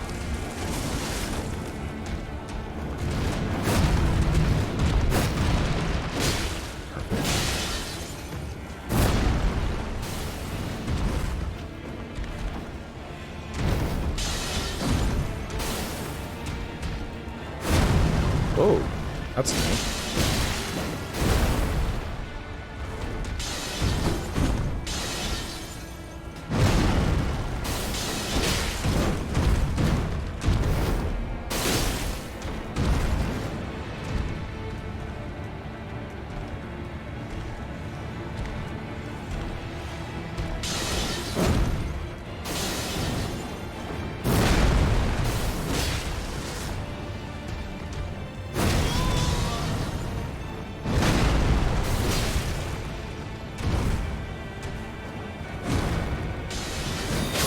Damn! Oh, I got caught in the... I got caught in the fucking thing! Oh my god! Was I crouching? Is that an Artemy? I missed you. Oh, I miss him too. I can't let him distract me though. Oh. Here, wait. Can I show it? Let me have his feet. I cannot show him. Feet. Can I let them in? Yeah, sure. I said the door shut. Just.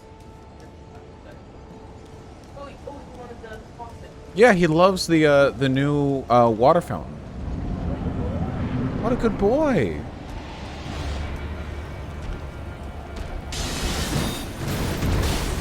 Bye. Can't let the cat distract me from the grind set. You guys know how it is.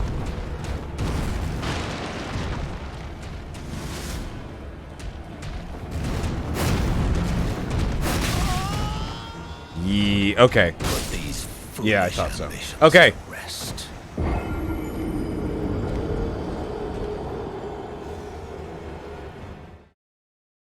All right. Ignoring pussy for Dark Souls like a true Sigma? Goddamn right. Bosh, you suck. True.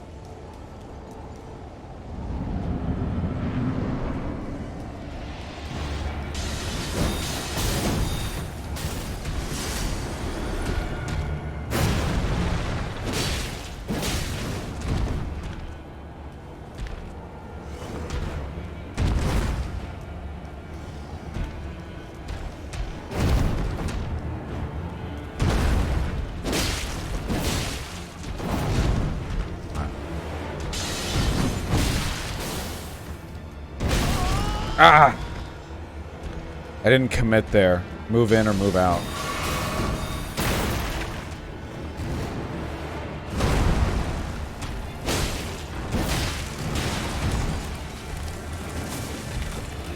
Knocking trees down.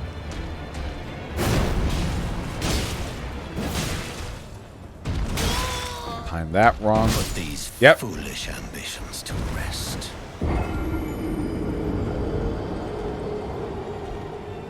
Goddamn fucking roll buffer.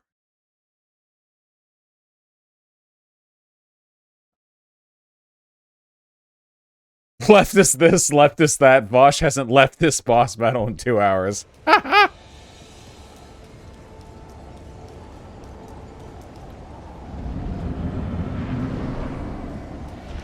am really going to enjoy doing this boss and whatever equivalent I'm going to choose for a Soul Level 1 playthrough. I don't know what the meta is going to be for Elden Ring, but whatever it ends up being. I want to see if I can't do a no-hit run with this guy. It's obviously possible. But goddamn if I have no idea how I do it.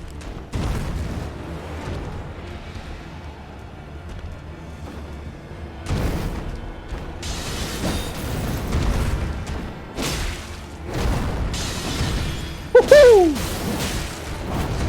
Well, that was all my stamina. Look at that.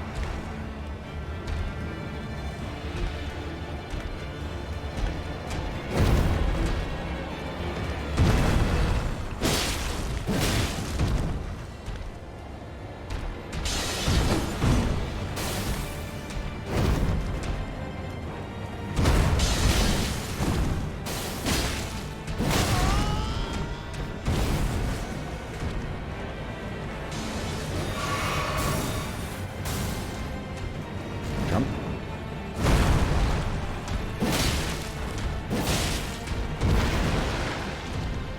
Well, thou art Doing of good passing health-wise. skill. Warrior blood must truly run in thy veins.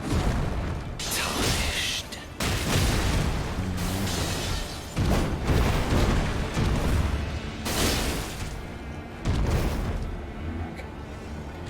Always roll through, always roll through, always roll through.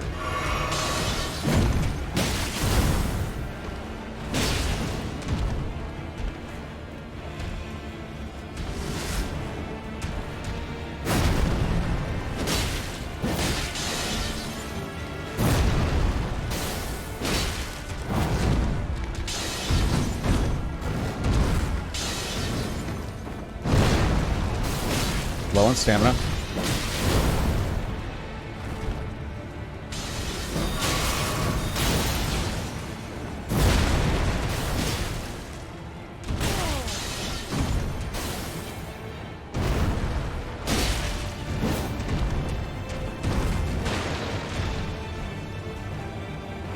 I'm definitely feeling like I have the rhythm a little more.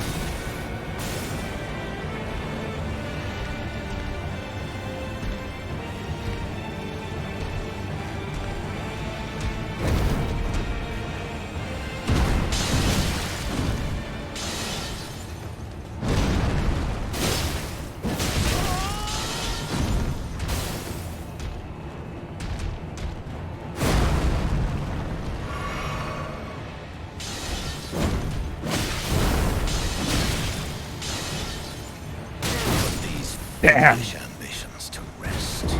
It's difficult. It's very difficult.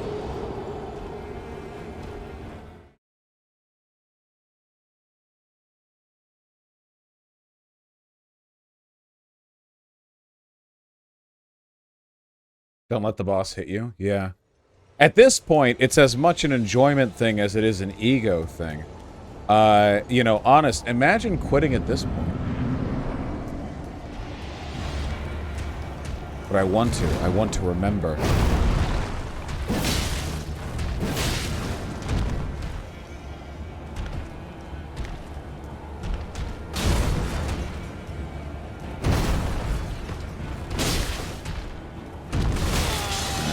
Yeah.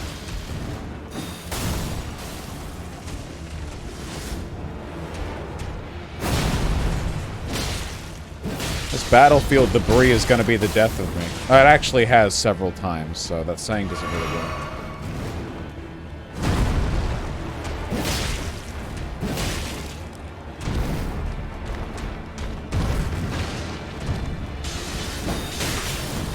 I was looking at chat.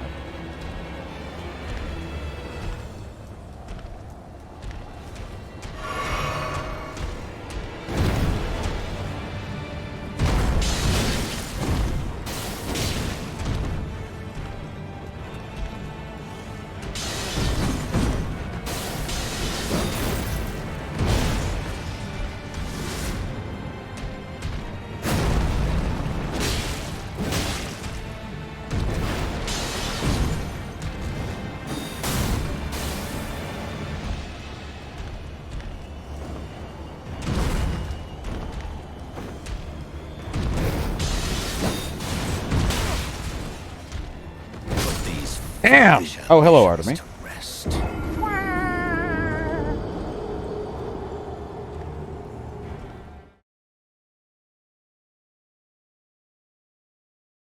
There is real psychological evidence where stepping back from doing something for a bit and then returning to it later makes you do better. Yes, however, if you think about it, isn't taking a short break from something to then return to it and performing better, is that not exactly like cheating?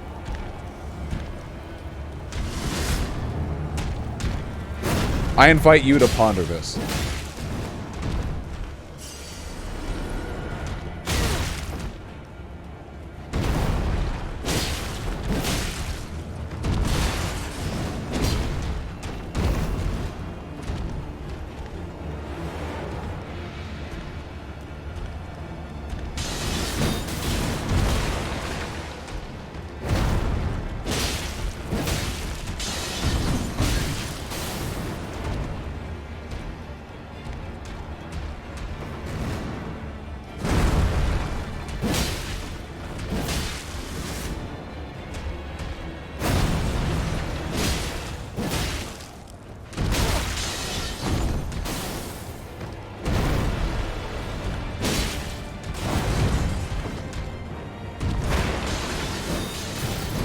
Ah, I anticipated your move.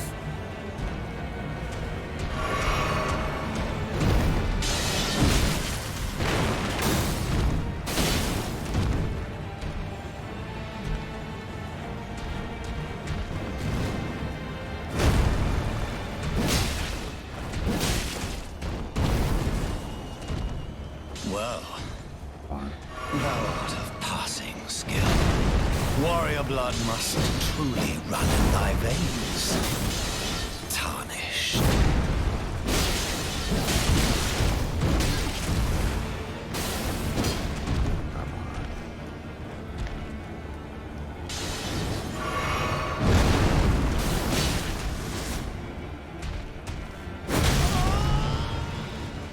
I feel very bad for missing that tell.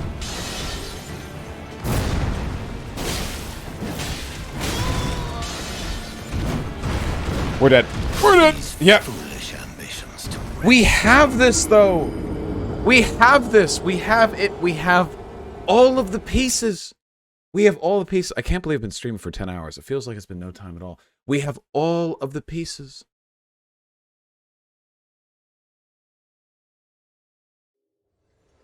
It's a jigsaw puzzle.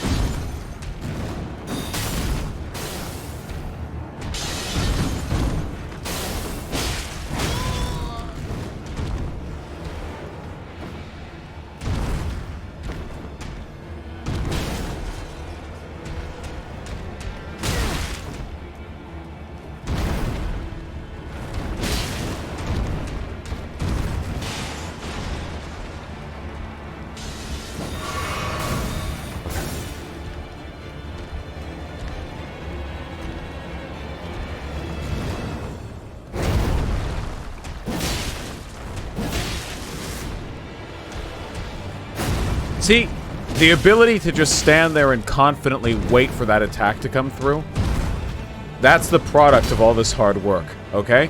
We're getting there.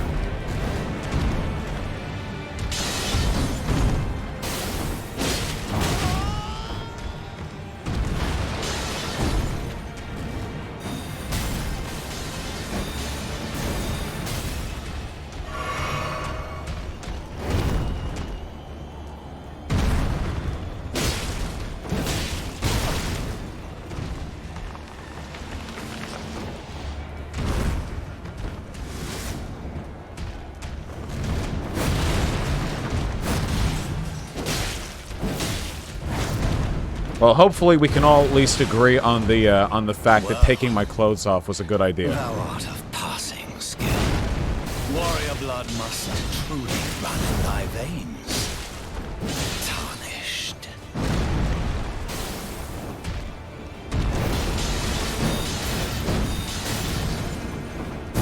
Let me kill him.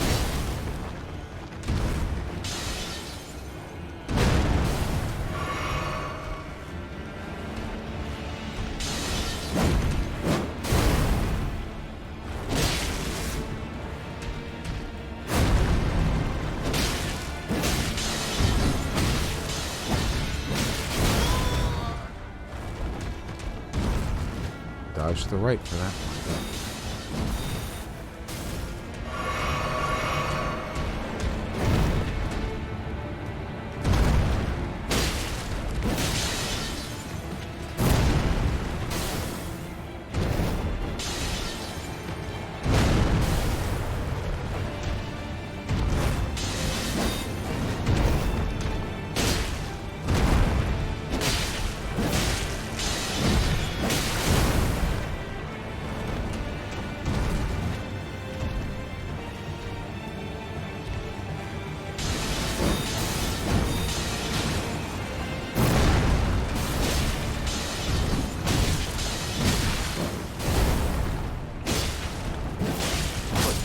No, damn it. Ambitions to rest. We can do this, man. We can do this. How many bosses have you faced so far? Like 3?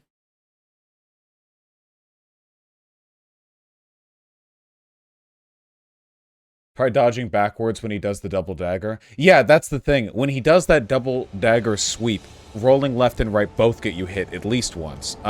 Rolling backwards is the only shot there. But I want to run into him for every other attack that he does. Very difficult. A worthy challenge, to be sure.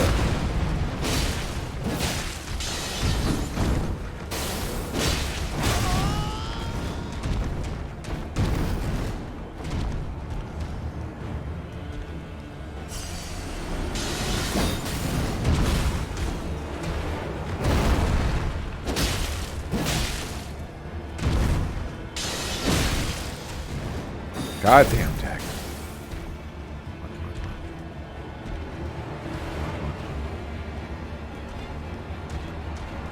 Sub-only mode to prevent backseating, I see. I forgot that we even had that.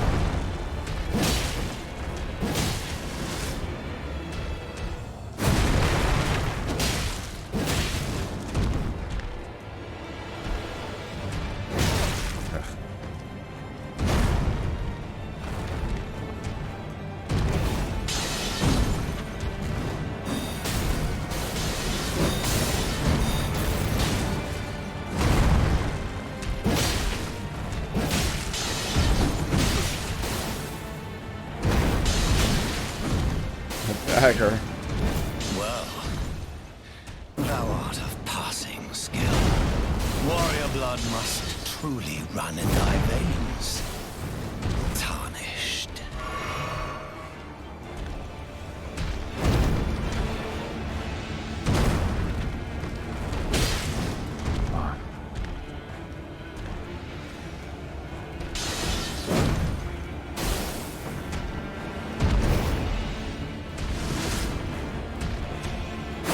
This is the only attack that doesn't change.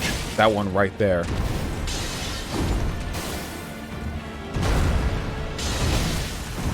The punish!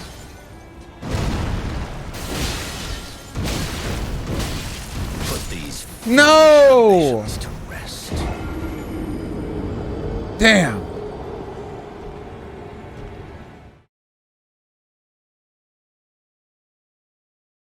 Why does your character sound like Morty? That is a good question. I feel like I got misled a little bit in the character creator. I want to fight these bitches, the Iron Maidens.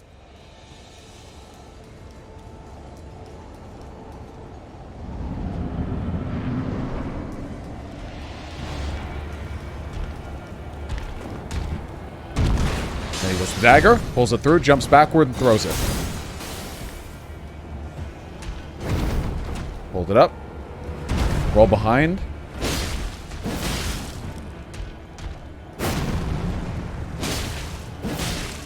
Thanks. Tail sweep. Nope. Put these Okay, wait. ambitions What is that attack? 2 slow attacks, then 2 fast attacks?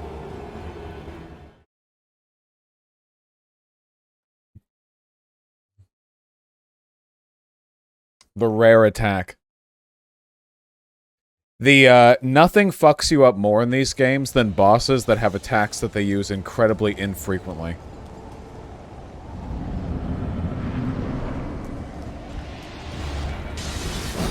Whoa!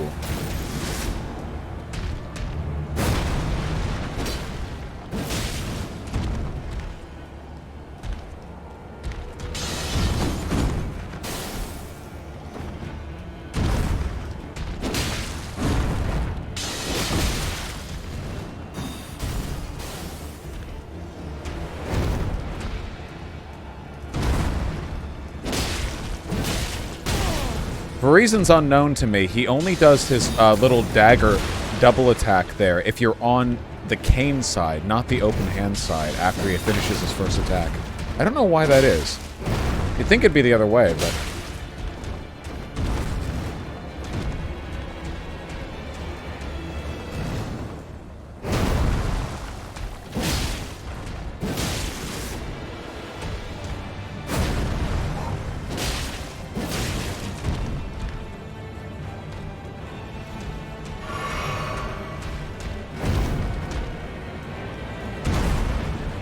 that. See, that's safe. Well, Okay, pretty good. thou art of passing skill.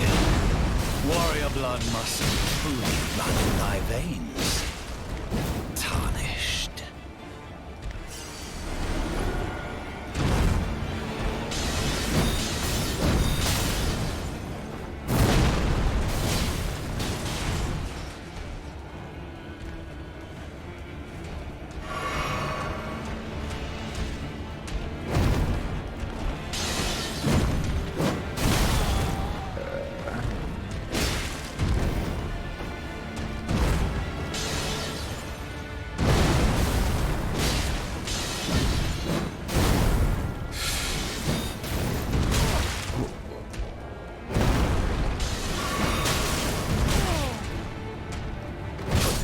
Damn! Foolish ambitions to rest.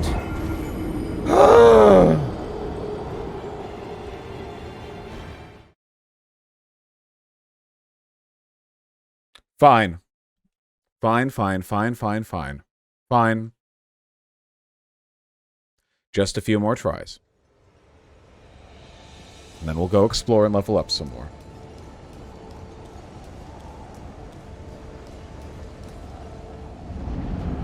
If it were just me on my own, then I would do this forever. Unrelentingly.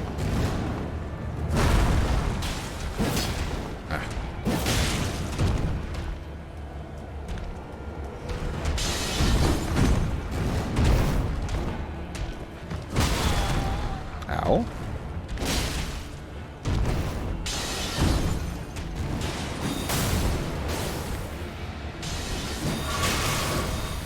Stop hitting me! Can we just do this attack over and over again? That one right there.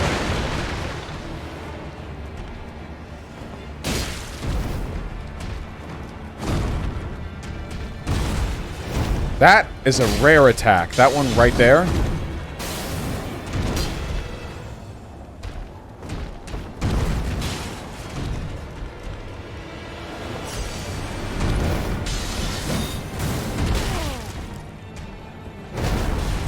Not doing great with the health in the opener here. Okay.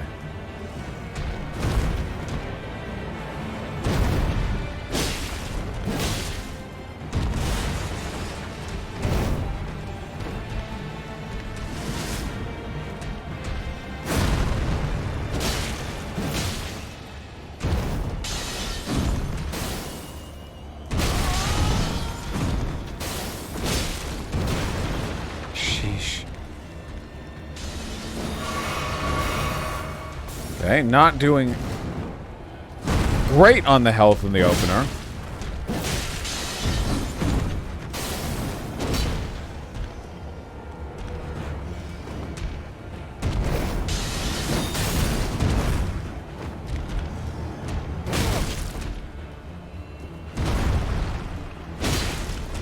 Phase 2. Well, Nice! And we're out of, thou art of passing skill. Warrior blood must truly run in thy veins. that attack over and over again.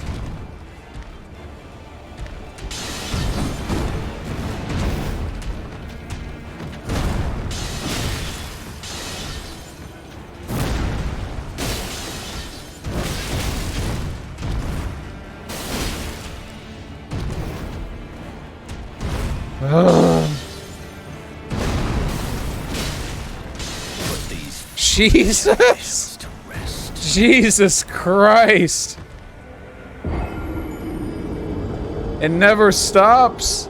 Alright, I'm gonna give it 2 more tries. Okay? Alright? No, Zan, I will legit ban you.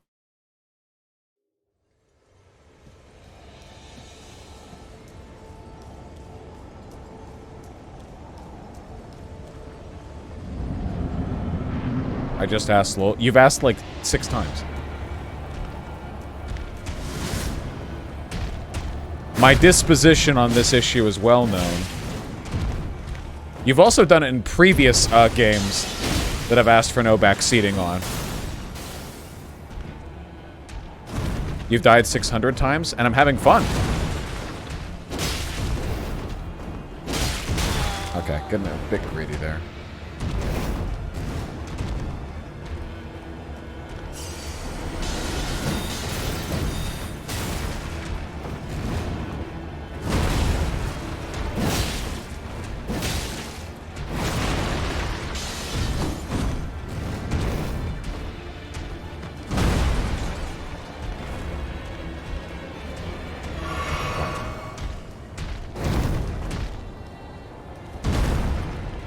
Right there. Right side. Yes! Extra hit. Okay.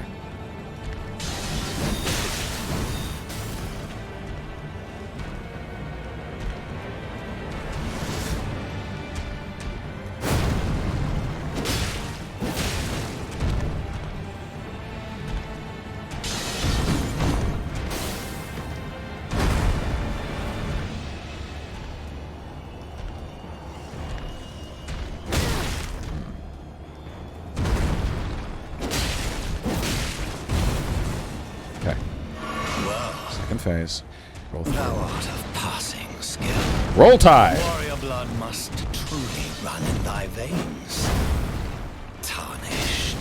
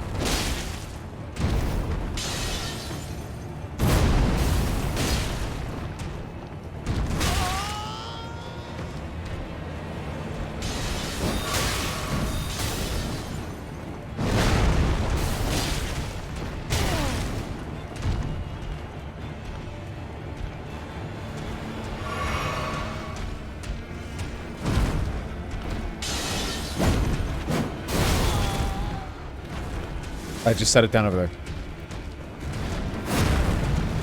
Oh no. Wait.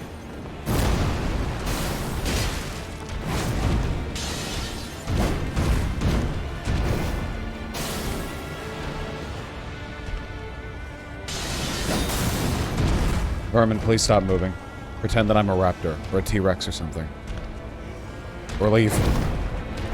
Thank you.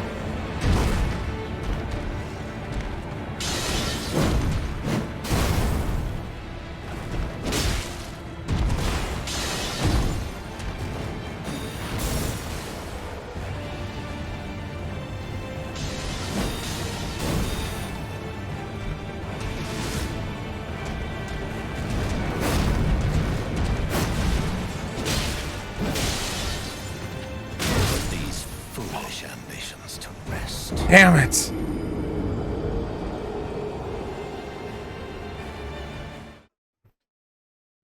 Oh, I can't. I can't stop now. I can't stop. We had the rhythm. We had the rhythm.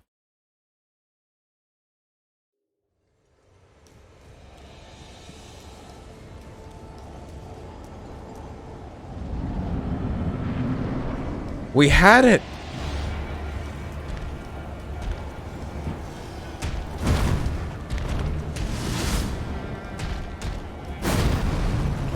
More of this, more of this, more of this.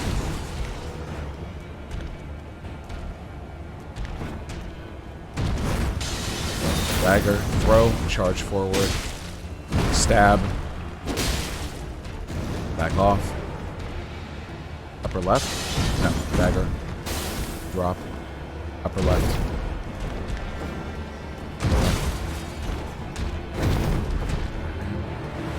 Go right. One hit because I rolled away. No follow-up because he jumps.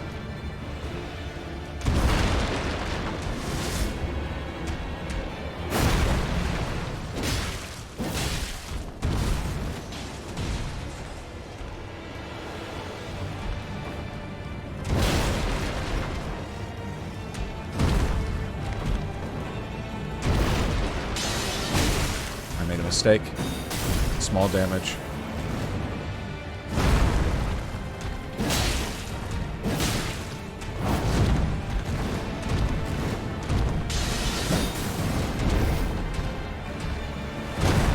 Well, nope.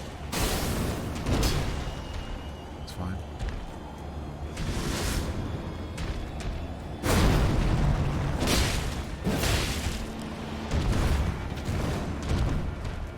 It's fine. Heal. Gotta stay safe. Okay. Go here. 2 hits. Pull. Hail. 3rd hit. Yep. Well, Okay. Back off. thou art of passing skill. Warrior Once. blood must Sword. Nope. truly run in thy veins. Hammer. Tarnished.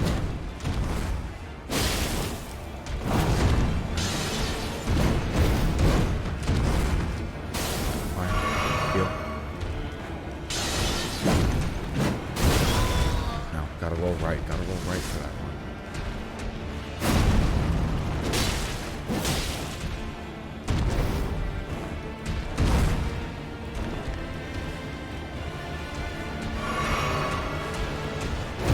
Okay.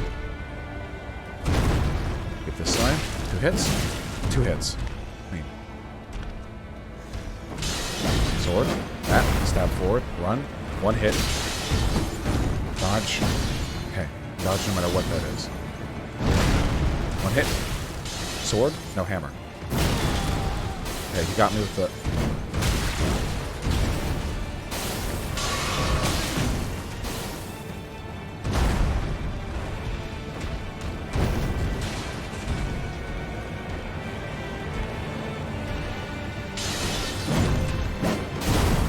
Run. Oh, the punish! Brutal! The punish! Oh, that was rough! Every other time I've run forward and got a hit in after he did that, that sword, combo. But that time after I ran in, he was able to, dagger swipe me.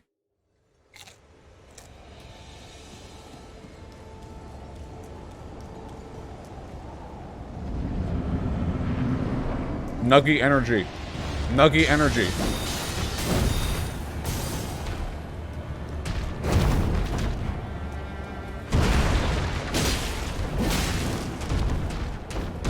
Thanks.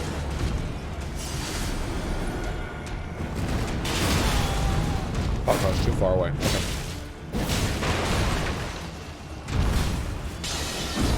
Jump away. Throw.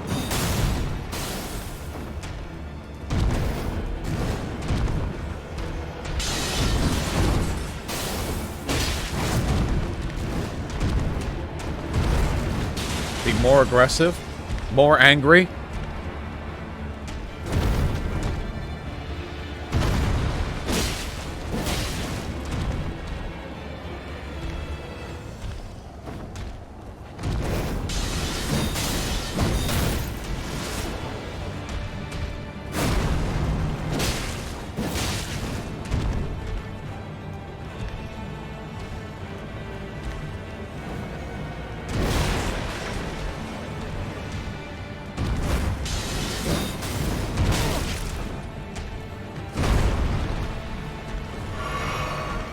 Fine.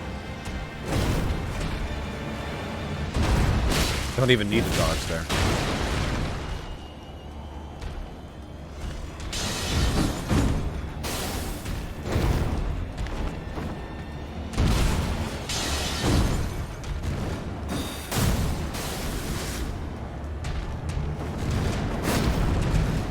I was worried he'd get stuck on the tree and do some weird, like, Ornstein dash glitch or something.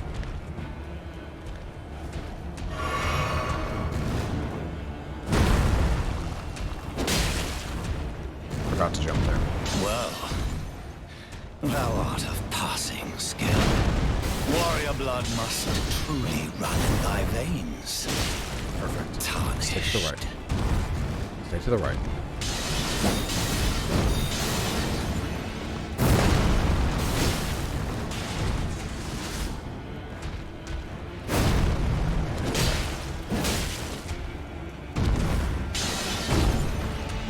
Bro.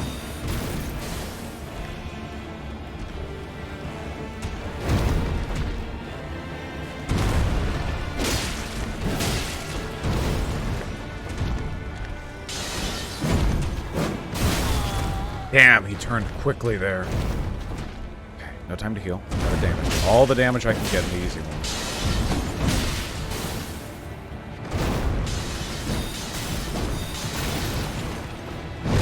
All the damage I can get.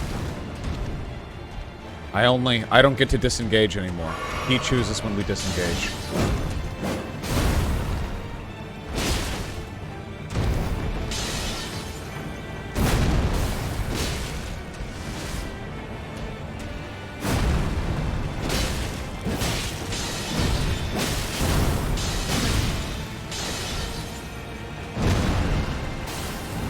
Put these foolish ambitions to rest. Damn it!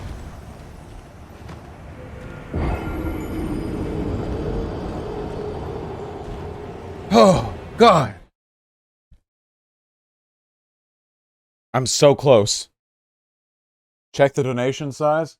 Holy shit, guys. We're at nearly 227,000. We're so close to 250,000.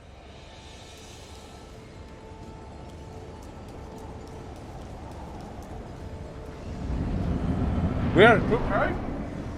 There was a 2K dono? Holy shit, thank you so much. I wish I was better able to attend to every donation.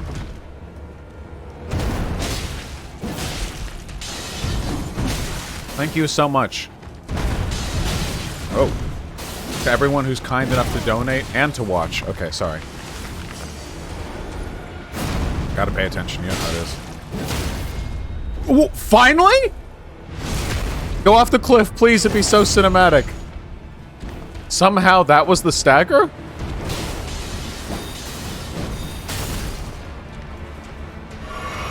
I'm pretty sure I've done that amount of damage to him before, but alright. Maybe you have to go hit him in his head or something? Well, thou art of passing skill. Warrior blood must truly run in thy veins. Tarnished.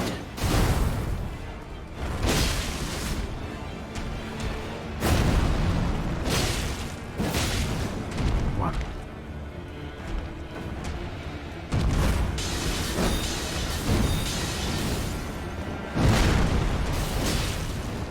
Come on.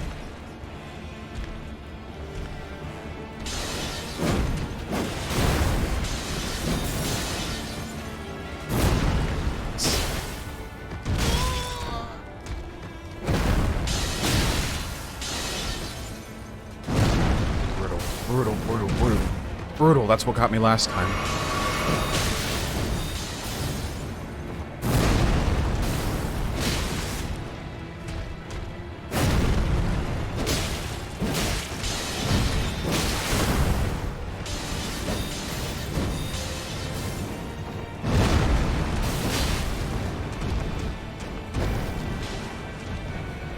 You fool. Good.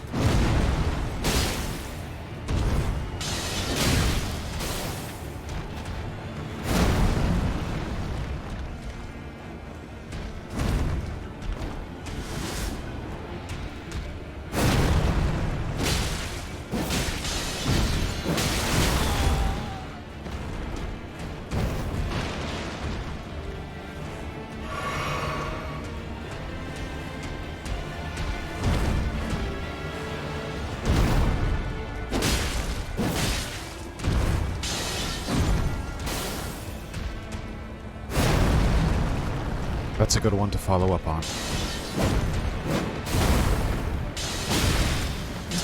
Punish.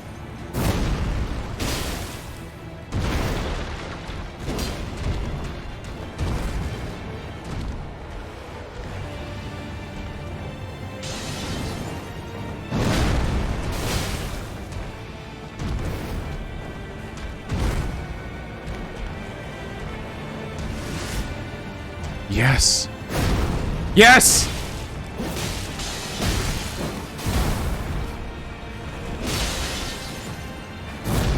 Yes! Yes!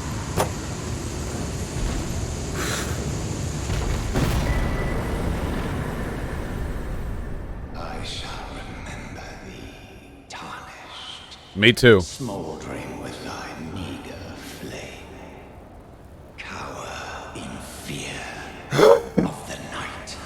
The hands of the fell omen shall brook thee no quarter. Vermin, I couldn't have done it without your nuggy energy. Thank you. I had 2 nuggies.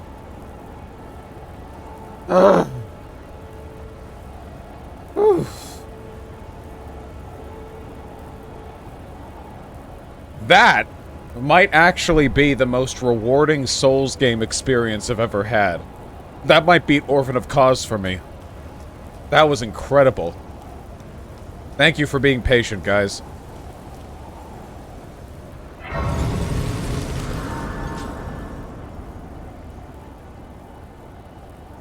Whew! Hit my hand pretty hard. That Forgive second to me. last hit, did you also think that was the I've last hit been needed? Yes! Testing you I did! to see whether or not grace truly does guide you, and whether you are fit to face the challenge that entails. It seems my worries were unfounded.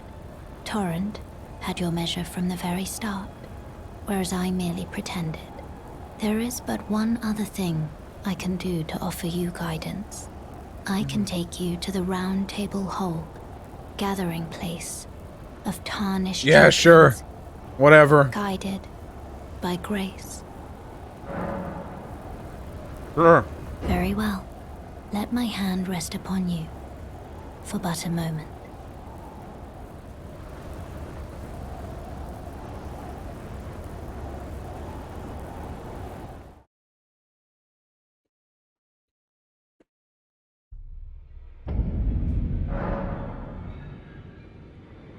Now, chap, pardon me for milking it and all, but if anything deserves a donation to help out Ukrainian refugees, I would say that ordeal is it. We're at 227,000. I wonder, how long till we hit 250,000? Round Table Hold. This is, I assume, a PvP arena? Yeah, this reeks of PvP arena.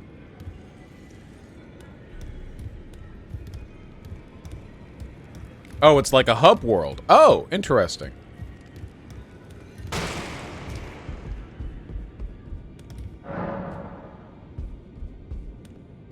Put some clothes on now? Yeah, alright.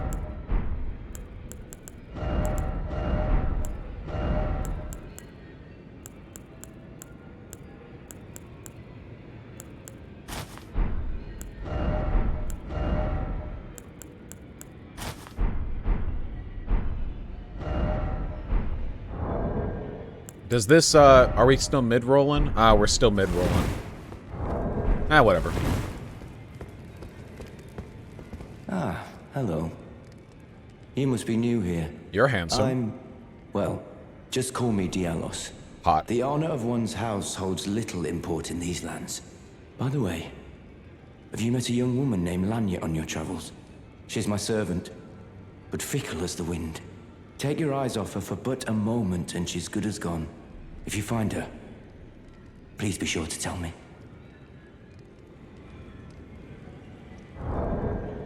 You'll have to forgive me, folks, but I need to eat this food. I need 5 minutes. 7 at most. Let me find something. There you go. For but a brief moment. Adam something? Oh, that's a good idea. All right. Can Ukraine actually win this? Oh, it's a good timing too. Okay, Adam something, I'm sorry that I'm stealing your content, but I'm doing it for the people of Ukraine. Hello everyone, so as you might have heard, Russia has invaded Ukraine, full scale, all directions, with the full use of their arsenal. This video is an analysis of the current situation in Ukraine, taking into account multiple aspects of the war. At the time of making this video, it's the 12th day of the invasion, and Russians, while having caused massive damage and casualties, have not managed to achieve any of their main military objectives. In fact, they're taking very heavy losses during all this, to the point where some say Ukraine might just be able to win against the second most powerful military on the planet. So, okay, what what the hell is happening here. To understand, we'll go through what the Russians originally planned and what ended up happening instead. But before that, as a quick public service announcement, if you're a Ukrainian journalist, my sponsor Atlas is giving you a free 1-year VPN subscription. For instructions, follow the link in the description. Meanwhile, the rest of us get a special discount, meaning 82% off your 3-year plan for $199 per month, plus 1 month free with a 30-day money-back guarantee. They offer a high-speed service suitable both for streaming and gaming. Moreover, with a single subscription, you'll be able to protect all your devices at the same time. And not only that, Atlas also comes with an ad blocker and malware protection. It blocks all the malicious links, ads and trackers and notifies you when someone is trying to steal your data. It also helps you get the best deals while shopping online. This includes online subscription services such as Netflix or Spotify, also airlines, hotels and more. Right now, Atlas VPN is running a huge discount. It means you can get a 3-year subscription for just $199 a month with a 30-day money-back guarantee. Time is running out, so grab the deal by clicking the link in the description below. With your subscription, Just let me have my you will also food have break. access to Atlas's data breach Okay, monitoring I'm not even feature. halfway through And the here's how stream. that works. Inside the app, you go to Breach Scanner, you type in your email, and the app will let you know whether your personal information had been leaked through a past or recent breach. So make sure to take advantage of Atlas VPN's huge discount. That's a 3-year subscription for Also, just go $199 sub to per Adam month something, with he a rocks. 30-day money-back guarantee. Link in the description. Thank you for checking out Atlas VPN. Ads like this help support what I do. And now, back to the program.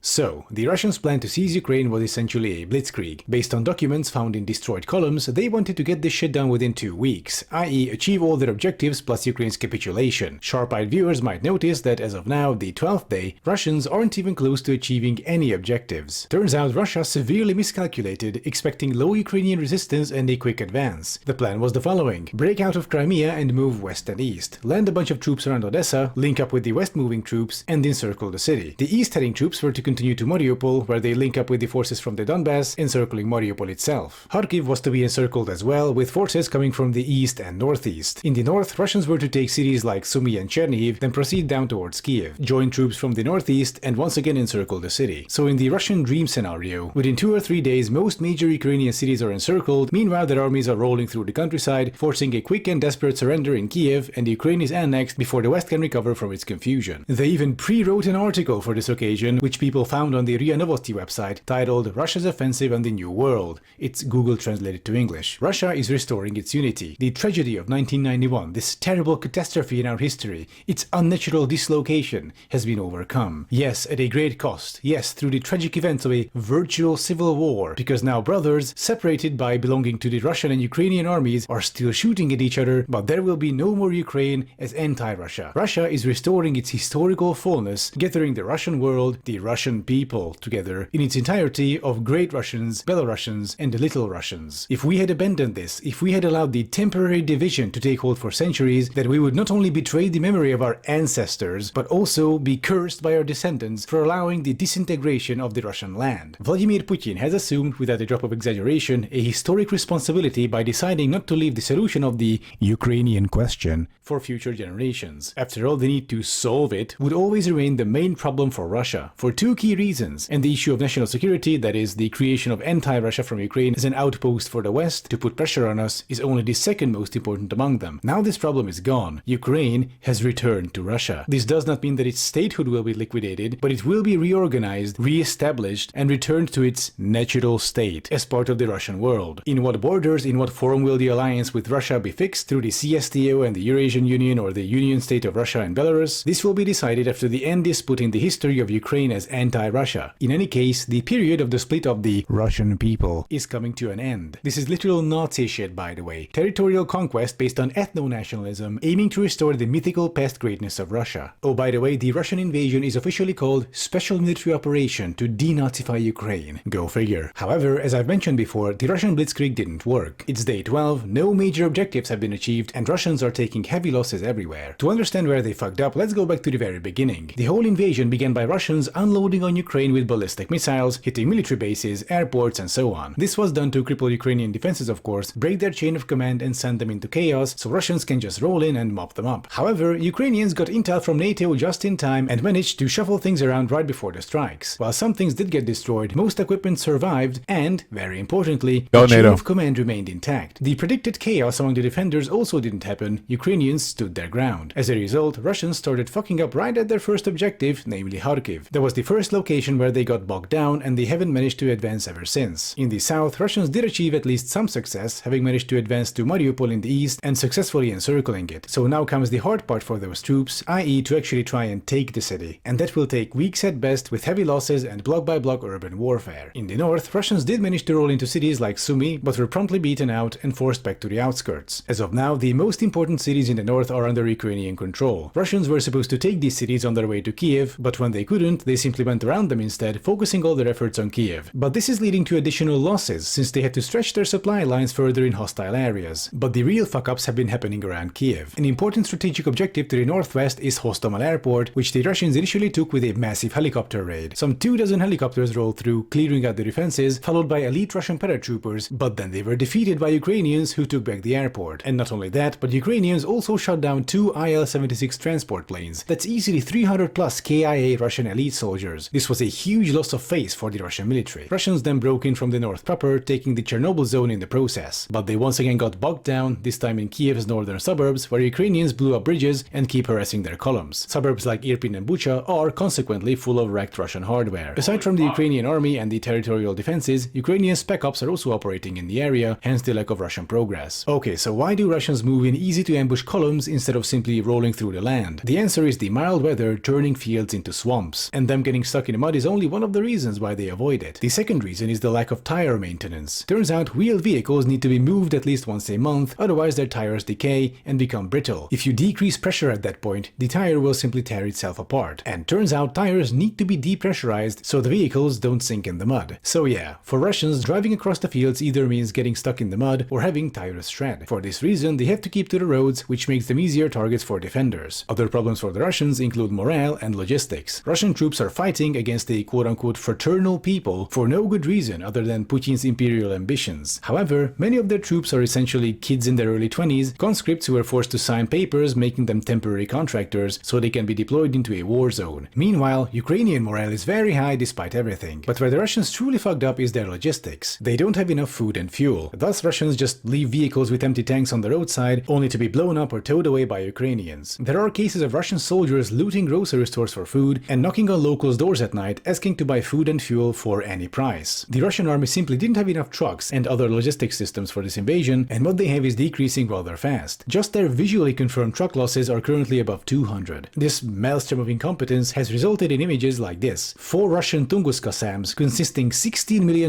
each abandoned next to the road, and then locals setting them on fire. I believe, however, that in the following days, the focus of attention will shift towards the south. Here, the Russians are far more successful since they are operating out of established military bases in Crimea, among other things. There's a great thread on Twitter about this by retired Major General Mick Ryan, which I recommend you check out. Basically, Mariupol will likely fall in the future, and if Odessa is taken, that will be a huge long-term issue for the Ukrainians. So we should look at how the situation will develop in the coming days there. But the military conflict is only one of the aspects of the invasion. There's also an information war going on, which Ukraine is winning. Consequently, aside from the terminally online weirdos and open fascists, pretty much everyone in the developed world is pro-Ukrainian right now. The Russian narrative didn't stick, overwhelmed by, well, reality, and savvy use of mass media by the Ukrainian leadership. On the economic front, Russia is heading towards a collapse.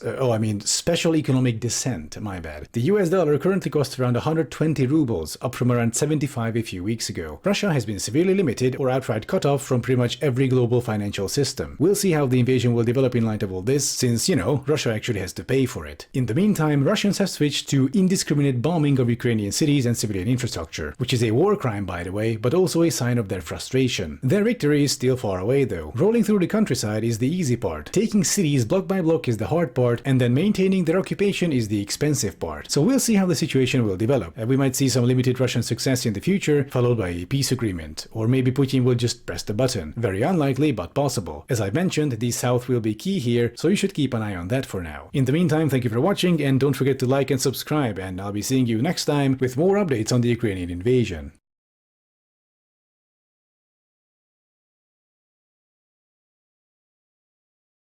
Well. Yeah. I still needed like 2 minutes. Fuck.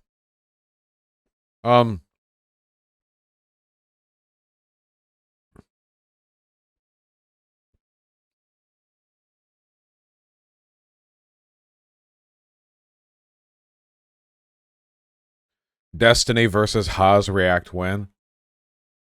At this point, I feel like Destiny would spite copyright strike me. Just give me 2 minutes. Just give me 2 minutes. Are you ready for one of my spicy hot takes? Well, I guess the title kinda gives it away in advance, doesn't it? So what led me to this conclusion? Why do I think that libertarians, right libertarians to be specific, are fascists? And of course I'm not talking about every single person who identifies as libertarian, or even right libertarian, but I did notice some worrying trends among people who call themselves that. And also, libertarianism has become an integral part of the Republican Party, which is a far-right party by any measure. So there appears to be some definite connection between the far-right and right libertarianism. But why? I mean, theoretically, they're supposed to be on different ends of the spectrum. You know, right-wing authoritarians wanting more government control, at least in theory, and right libertarians wanting less. And so here we arrive at an absolutely crucial distinction. When I say right-wing libertarian, I don't mean people who fit the definition of right-wing libertarian. I mean people who identify as right-wing libertarian. And so, do the following names sound familiar to you? Richard Spencer, Milo Yiannopoulos, Gavin McInnes, Tim Gionnet aka Baked Alaska, Stefan Molyneux, Ben Shapiro. All of these people are far-right demagogues. All of them have either started out or are currently identifying as libertarian. And so it seems to me that there is such a thing as the libertarian alt-right pipeline. And why is that? Well, if you're a libertarian, allegedly, chances are you will be against programs such as affirmative action, state welfare, anti-discrimination legislation. Now, do we see a pattern here? In general, it seems to me that far-righters and libertarians have an awful lot in common. And that's because they both believe in this thing called personal responsibility. Okay, now let me eat these chocolates. So when you tell young people I'm a that fat boy, I'll do it quick. the cause of the trouble they see around them in the world, and maybe even the disquiet in their own heart, is the malevolent inadequacy of their society, that rings true. And they don't hear the rest of the story, you know, and it's the rest of the story that I've been trying to tell. They don't hear the story that, yeah, don't forget about the evil and corruption that exists in your own heart. If you're a member of the left and you believe that all individuals are essentially just the outgrowths of institutions, and therefore that all change by individuals is going to be insufficient, and that it must be societal change. I didn't see. My subreddit's full of people. My subreddit's full of people who are ass-pained about the ironic sexism on Twitter. I hope they're doing okay. It's rough out there for sensitive babies.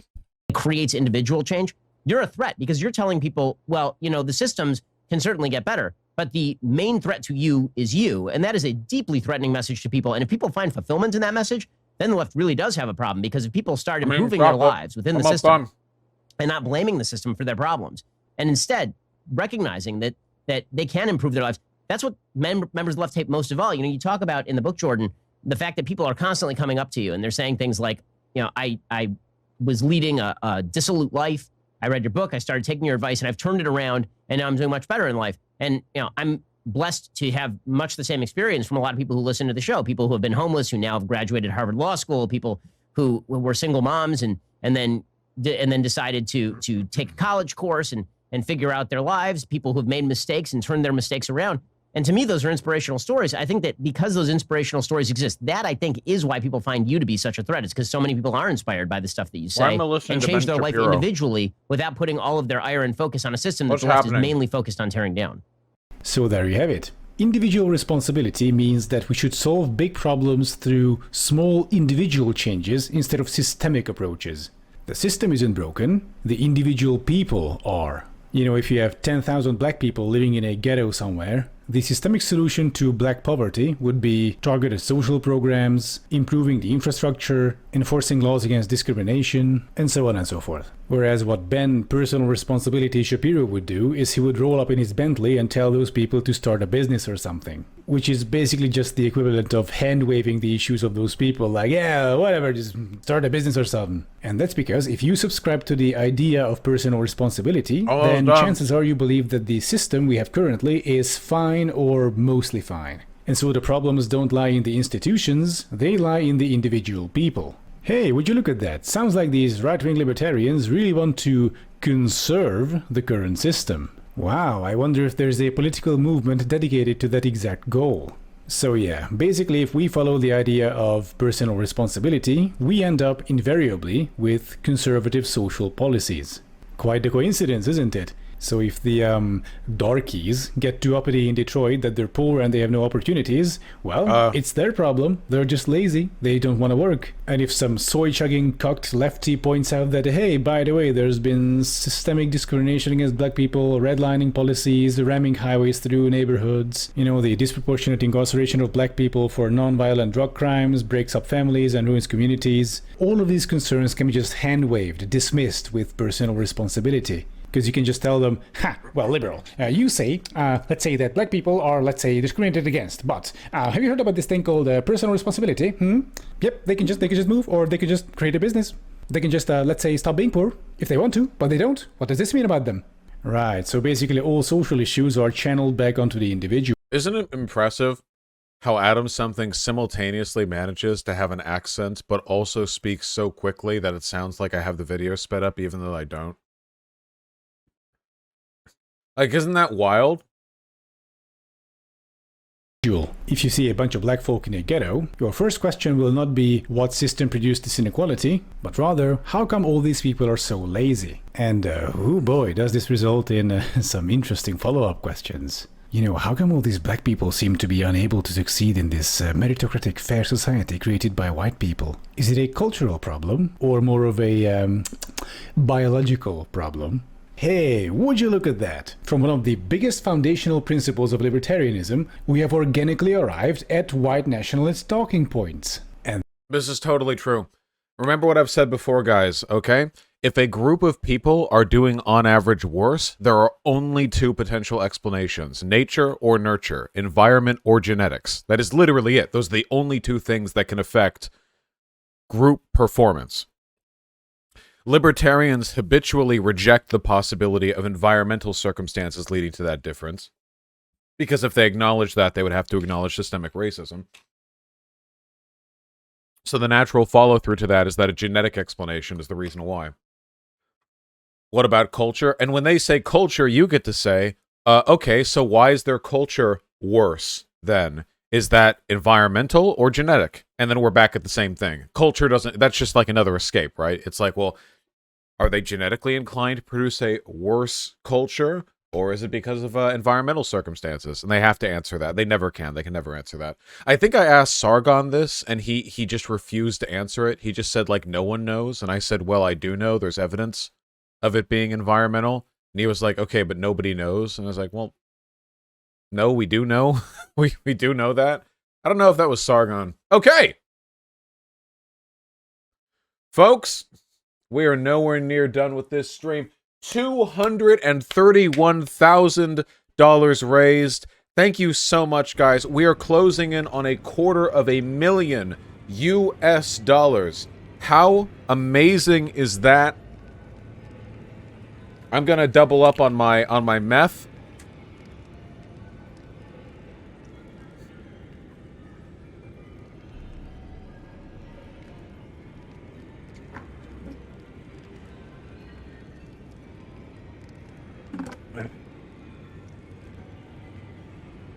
Getting methed out. All right, chat. Back to the Shadow Realm you go.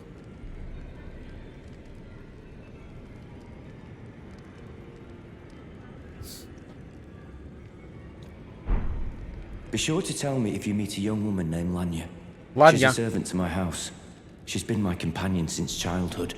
I've lost count of the number of times I've had to find her like this. Honestly, she's such a little tomboy. Okay.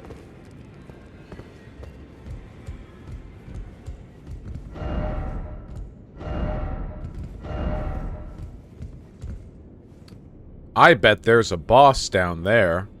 That's a lot of bloodstains.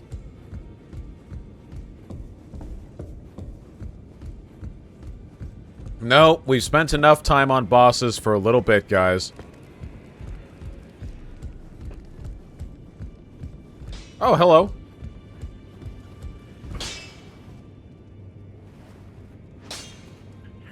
You seem to have some shit on you. He reminds me a bit of Davy Jones' Pirates from Pirates of the Caribbean, when they were all like fish-like and covered in barnacles and stuff. You're a new face. No matter. It's all the same. Lay out your arms. Let's get smithing. Okay. About the chains on your legs. I see you've noticed the chains. Nothing special. I'm a prisoner and these are my chains. I'm trapped by the hold. I'm dying, smithing for you fools. That's all there is to it. You're a prisoner? No, don't read too much into it. I've no grudge against you. My being a prisoner is no fault of yours. Besides, I don't mind smithing. Despite my differences, the weapons get stronger all the same. Even time. Technique never fails. That's how I feel about Besides, playing helps video me games. forget the sheer terror of her. Okay. I can improve this greatsword, so I will.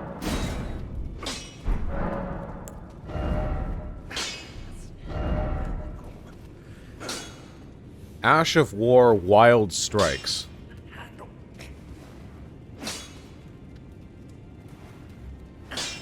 This improves the strength scaling.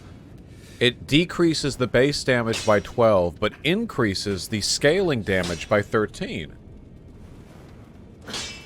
Huh. Yeah, I'll give it a try. Oh. Yeah. Sure.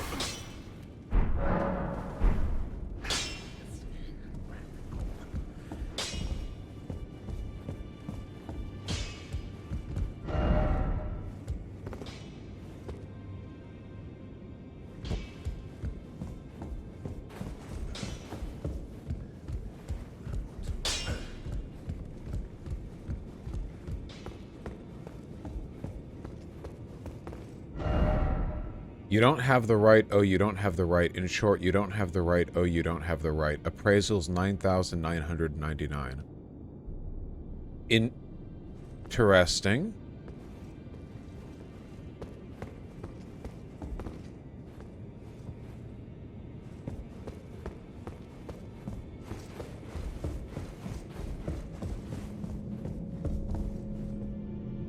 Okay.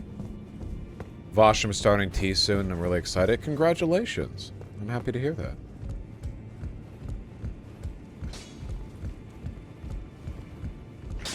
Okay, so I can't go here. The statue next to the door. Was there something I missed?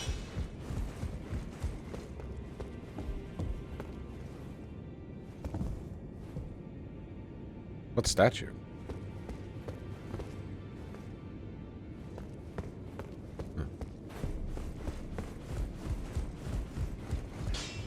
Oh, the fog door. Jacksepticeye came out today as having ADHD. What do you think of my theory that every YouTuber/streamer has it? It's true. There's no way to do this job if you don't have ADHD. Use stone sword. I have a key? Oh. Well, that's a little confusing. That it get... Sorry. Well, that's a little confusing. That it gives the name of the key when you don't even have it. I mean, how would you even know the name of the key? There we go. Sorry, there's my real voice, sorry. Back at it. I know you! This is the one thing I was spoiled on.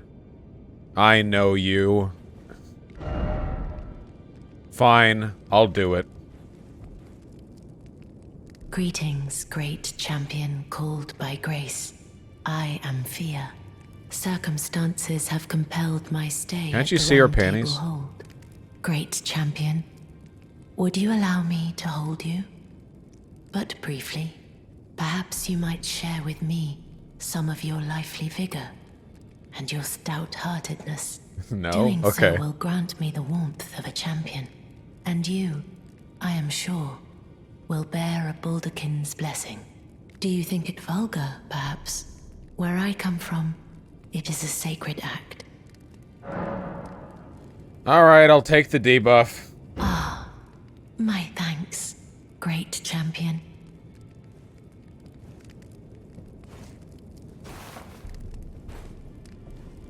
Man, From Software really knew what the people wanted, huh? You are very warm.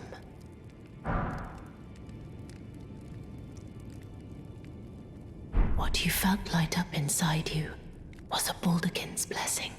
Though it is but a fleeting thing, I am afraid. Come back to me, should you require another. What does this blessing I will do? take you in my arms as often as you need.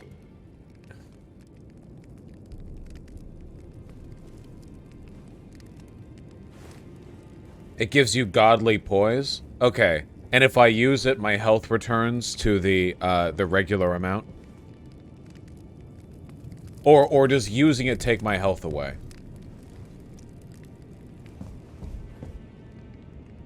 Use dressing table. Oh. Okay.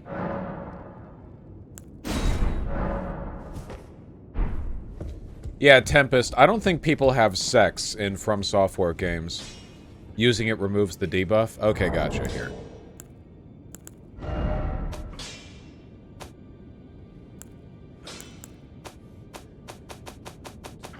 Where would I find such a thing?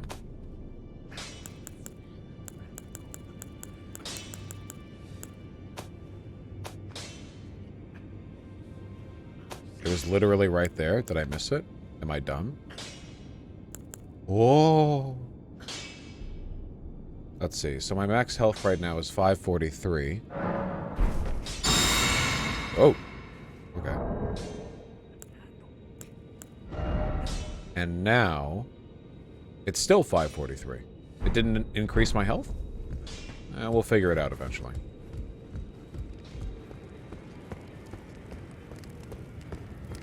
Once the buff wears off? Okay, I see. Oh, now I see it up there. See? I see it, yeah. The health isn't full, because it recovered. Okay.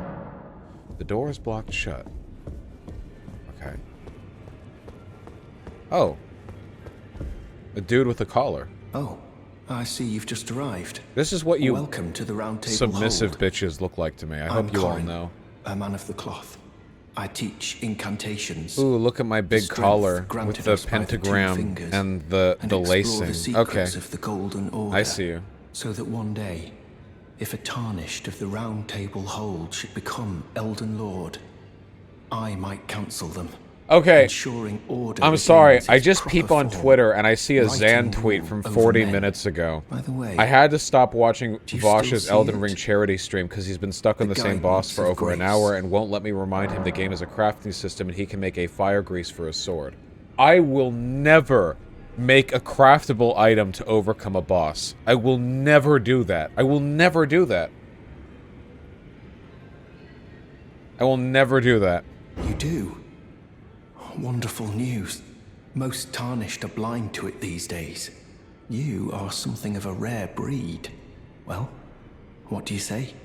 Care to learn an incantation of the two fingers? Wasn't that Bloodborne? Yeah, you guys noticed that the while Golden playing Order Bloodborne, I shine also through you. never used them, right? Imagine engaging in the game's content. True. Oh.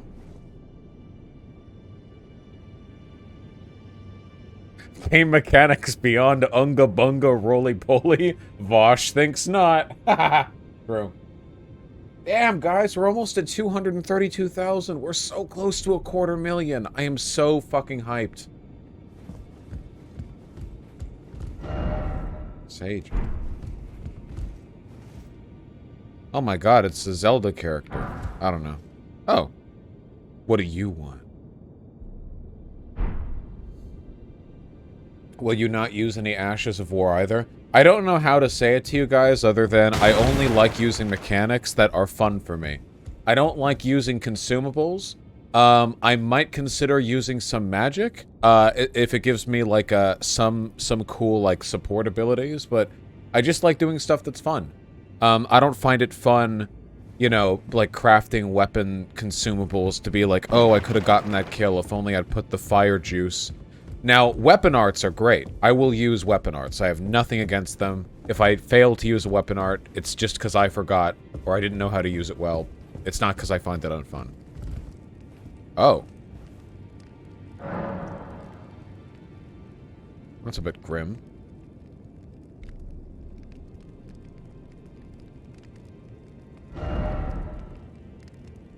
What the fuck is this? Grants the blessing of an equipped great rune upon use. What is that? Increase memory slots. What are these?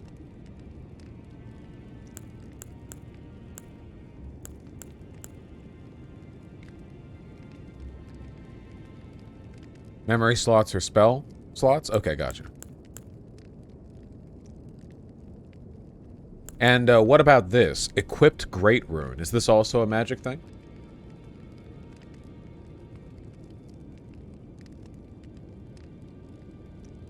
I don't have a Great Rune yet? Okay. Knight Armor. Furled Fingers Trick Mirror. Okay, Heater Shield. The Stone Sword Key. Wait, wasn't this... Isn't this the key to open up the other place? Right? There are 3 of them. Okay, I'll buy one. I'll buy one. Yeah.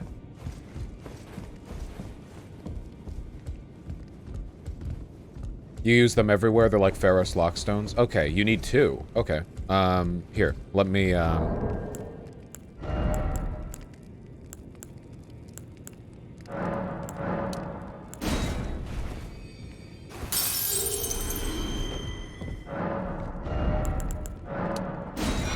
was kind of hoping to level up with those runes, but you know,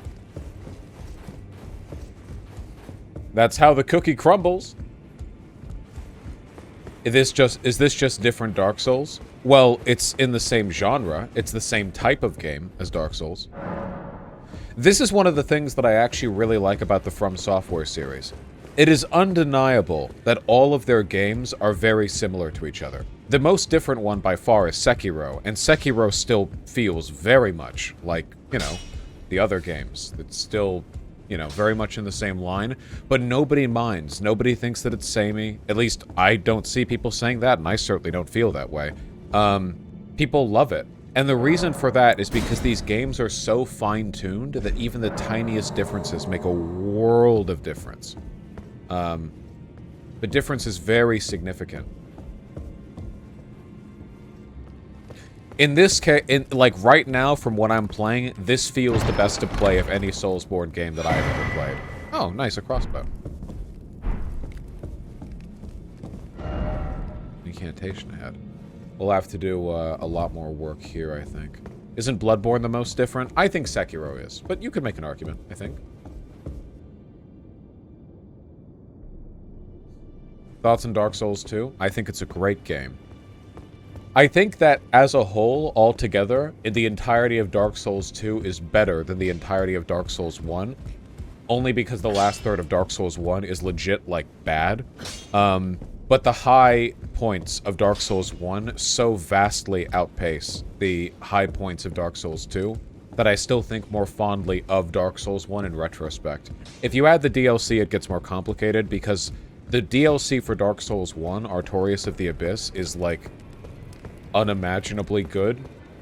It's, like, stupid good, you know? And the DLC for Dark Souls 2, the three crowns, is really, really good. I don't think it's as good as Artorias of the Abyss, though.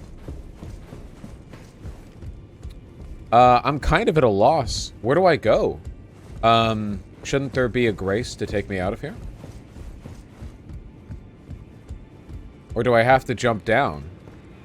Is it here? The table is the grace? Oh! Nice. All right, it's time, folks.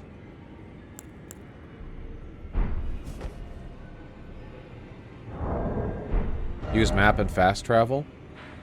Oh, I see. Okay, gotcha. It's time for us to do some exploring.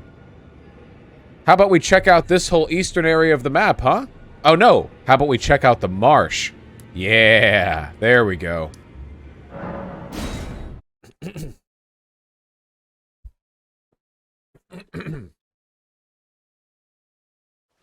Yeah, I forgot that I could fast travel from anywhere.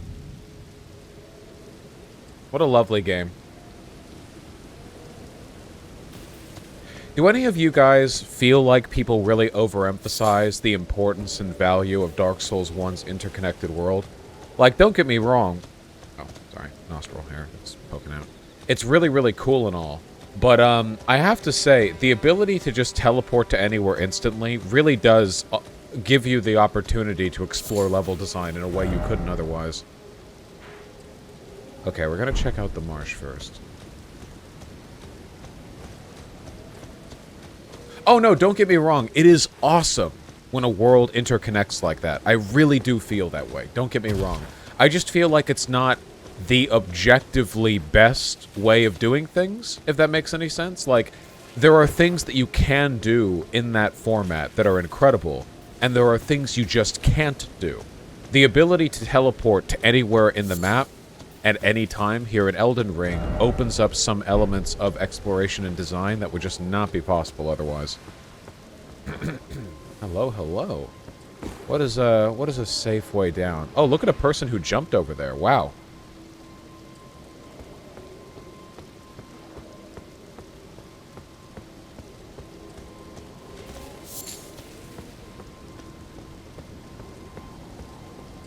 Oh, over there.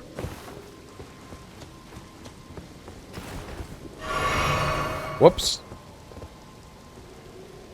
I'll get that later. Oh, right, I have a new weapon art. Ah! Damn! Okay. We'll see how that plays out in combat. If it does good damage and staggers well, that could actually be really useful against crowds. Hello, Artemy. Ooh, he's bapping the edge of my phone charger. Hello, you cannot bite that. Those are expensive. Yeah, I love you. Ooh. Alright. This summoning pool is now functional. Folks, we are at a clean, 232,000 right now. We've also been there for a little while. You're not giving up on me, are you? Not after hours and hours of fighting against the, you know, the horned lad back there. You must persevere as I have. Wait, bows. Equip a bow to fire arrows. Wielding a bow with 2 hands. Okay. We persevered together. Seriously, though, thank you all. What the fuck? Alright! Sure! Yeah! Oh, yeah! No, no, no! No, I'm ready. You know, I'm ready.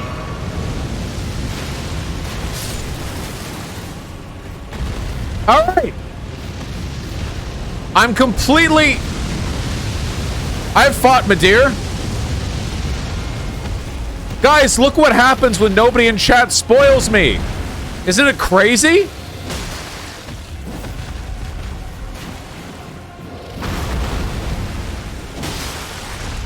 Gotta get ya!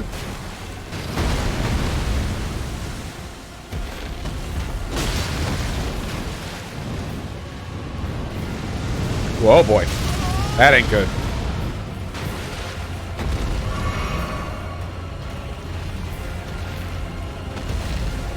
Go, go, go, go, go, go. Get. Don't do it! Oh, boy. Woo-hoo-hoo.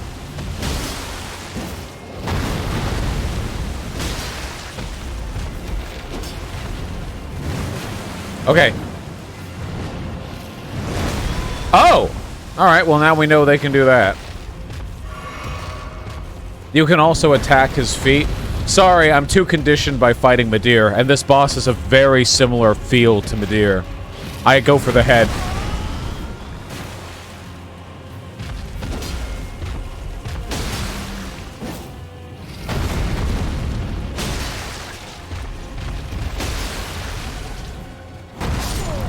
I can beat this guy!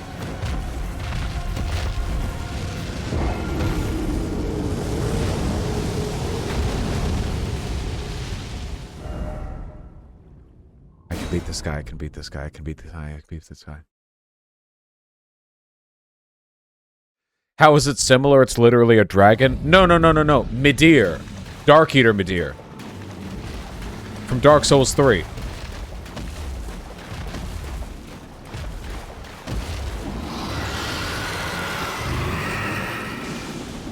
It is odd how it's called Flying Dragon. Like, shouldn't we assume that?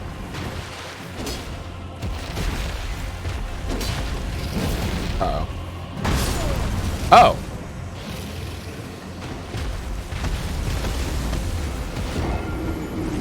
Okay. Does it not have any bite attacks?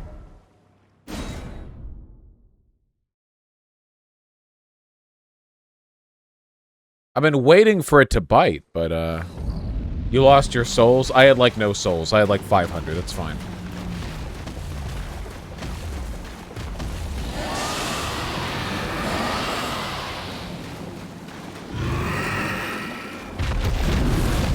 Ooh. Okay, that looked like a charge.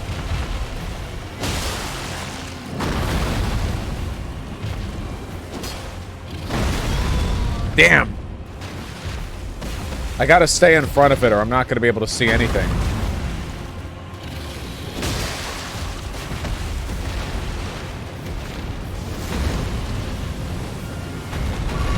Oh, this is so fucking sick.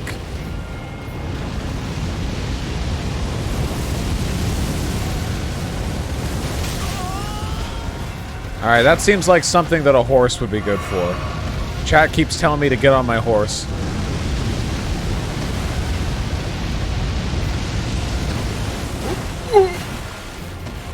Was that me dodging it, or was I just out of range? Can you stop?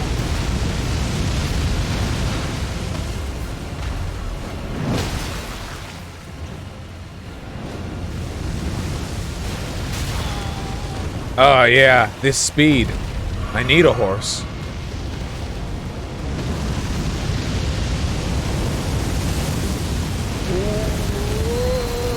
Let's ride!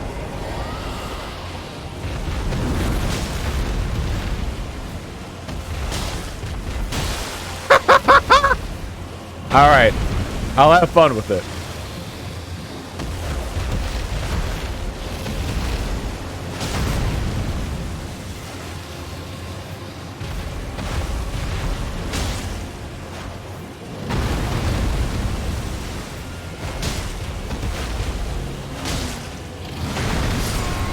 Oh!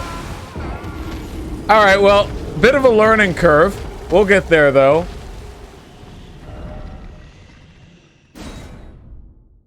Yeah, if I'm on the horse, I shouldn't be using the target lock, 100%. Sorry, I told you guys, we'll explore, you know? No more bosses for a bit.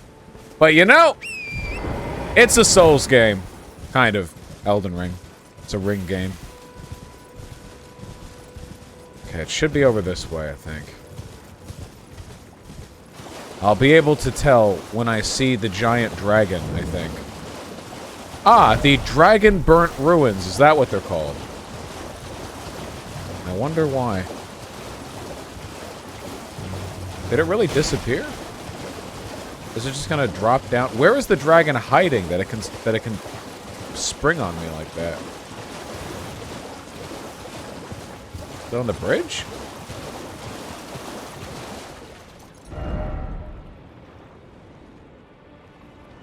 No, it was up there. Top left. Top left.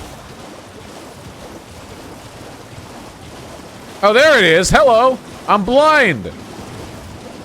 Hey.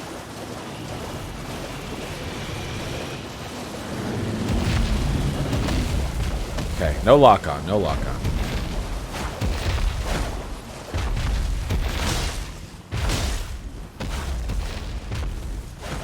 Don't tail attack me.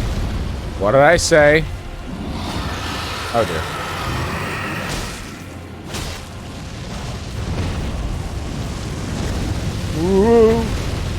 Ooh!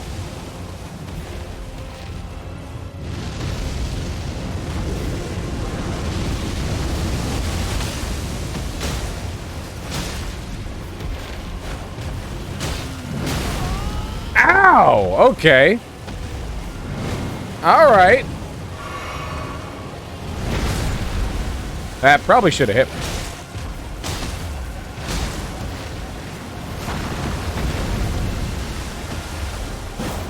Oh, I can do a charge. Oh, that missed. Wait, I want to get it. I want to do the drive-by. Ah, I almost got the head. Whoa, whoa, whoa, whoa, whoa, whoa, whoa, whoa, whoa, whoa, whoa.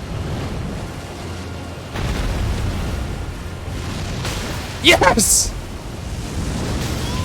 Ooh! A compelling counterattack. A strong counter-argument. A powerful rebuttal. I know I can attack from the left side, don't you worry. Charging gives you an active hitbox. That is fucking tight. Alright. Alright, you guys. You did it. In one fight, From Software, you've sold me. You've sold me on horse combat.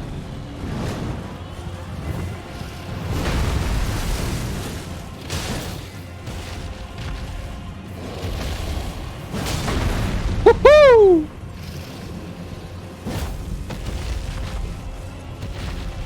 Come on.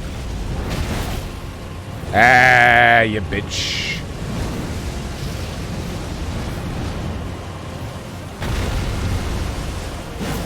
Ah, I gotta time that right.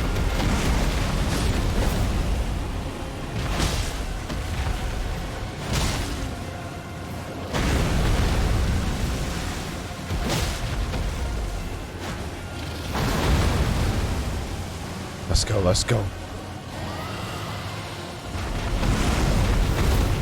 Damn! I gotta get used to the timing on that.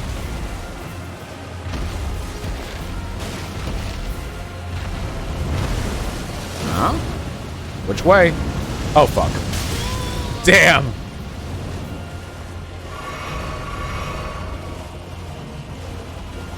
Horse is down to half hit, or half health.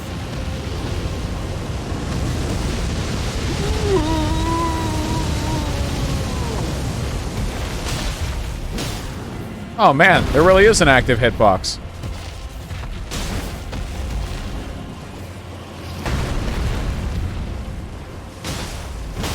Ah! You fool!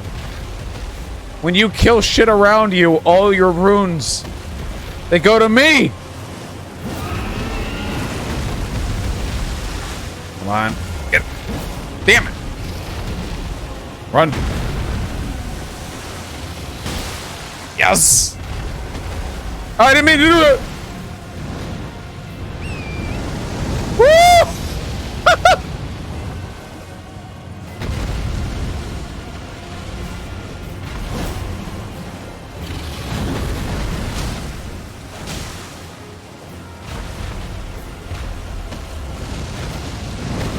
Which way?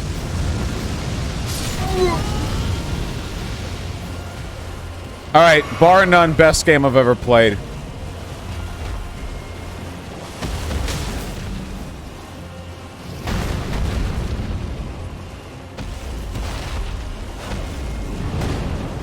Which way? Gonna race under, so... Damn it! Ah! I was hoping I could run underneath it fast enough to avoid the strike down.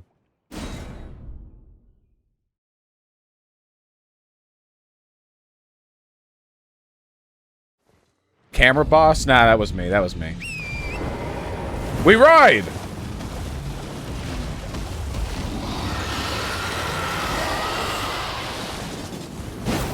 Damn.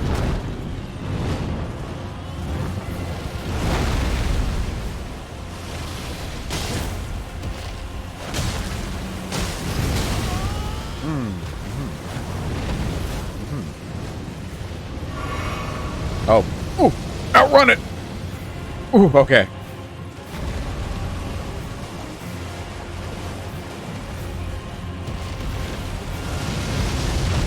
Nope, too soon.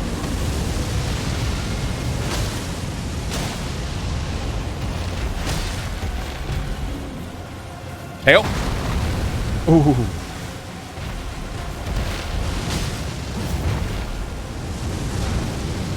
Ooh.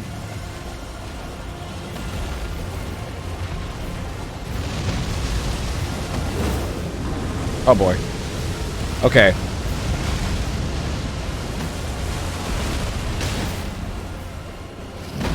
I want to get the big hit on the head so bad. Damn it! It's tough to... Oh, that only hit the horse, not me.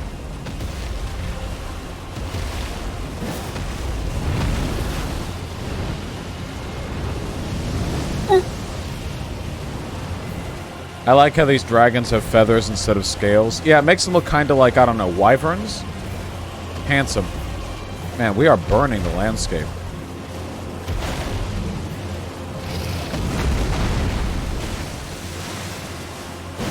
Get your head down here! God!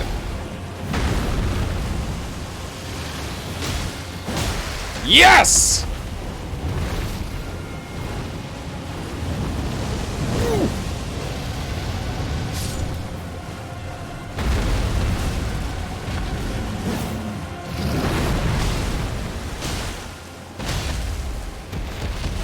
Oh, I can jump! I totally forgot! Alright. Now we got it.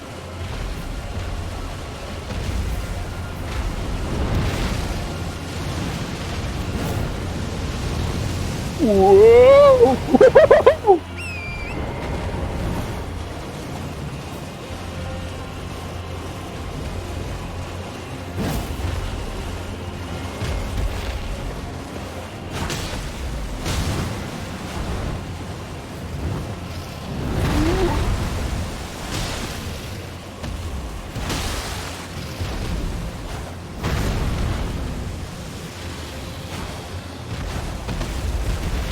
My cheeks hurt from smiling.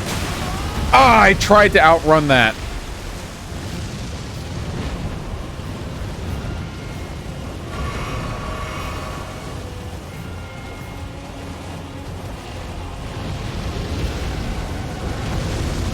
What is this? Oh, it's the bridge.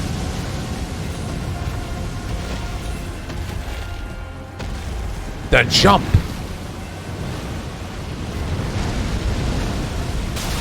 Ah, okay, only hit the horse. Tempest. Wait, no, Tempest's my editor. Torrent. They're similar names. Ooh, okay.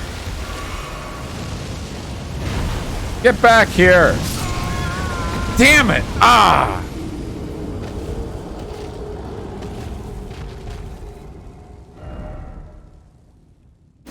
This is what Skyrim Dragon combat should have been, sheesh. Well, Skyrim's combat has always been complete dog shit.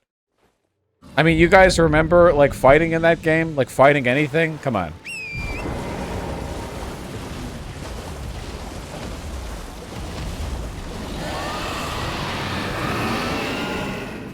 Yep, get down. Oh, we got him with the passive hitbox. Woo-hoo-hoo! Damn! Did we call it the horse? No, I called the horse you, Tempest. Big difference. Oh. Tempest, you're dead.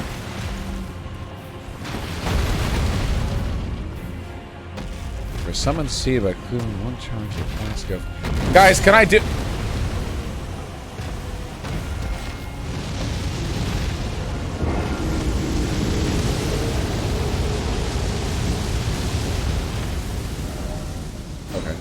Is that a replenishable resource? The Tears of the Crimson Flask?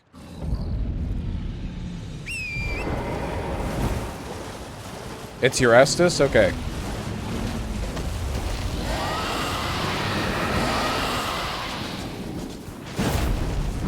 Very uncooperative, this dragon. Not participating in its own death.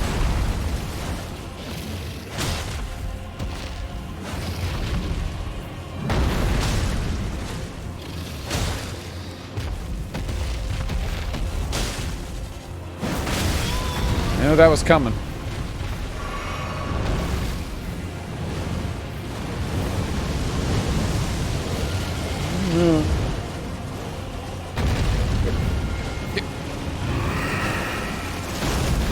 Man, my in-game depth perception is not that great, I have to say.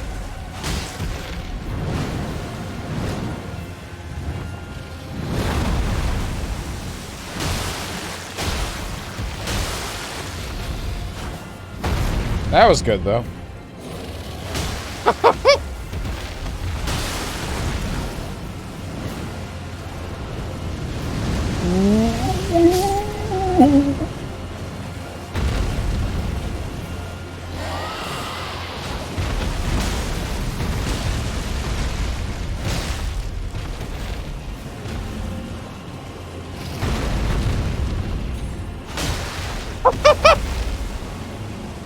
Now I think I'm getting it.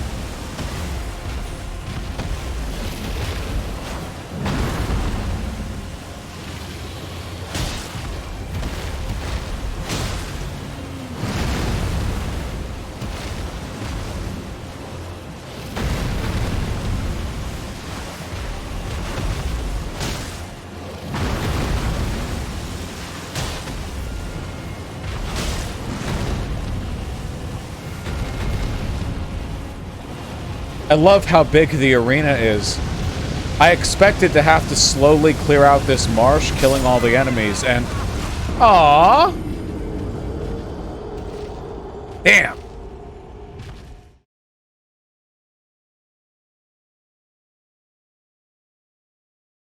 Okay, this time, though. Yeah, a lot of damage done there.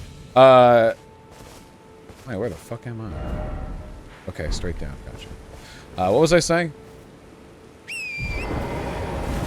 What was I saying? Oh yeah, I expected to have to clear out this marsh very carefully, you know? And then the dragon shows up, and the marsh basically means nothing outside of it being an arena. Like, all the other enemies just die and melt in the fire. It's actually really, really cool.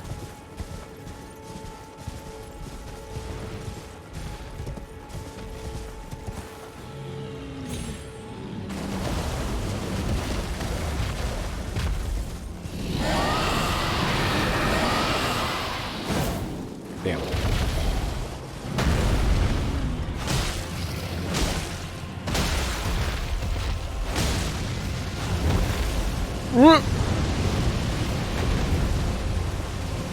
Don't I have fire resistance in my inventory? I'm equipped with it, the Talisman of Fire Resistance.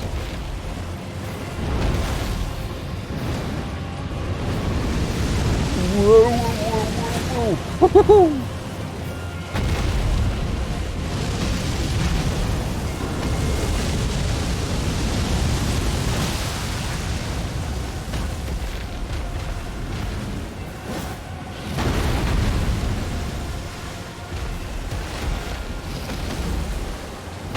We tried fighting it naked. I don't know if that's going to help this time.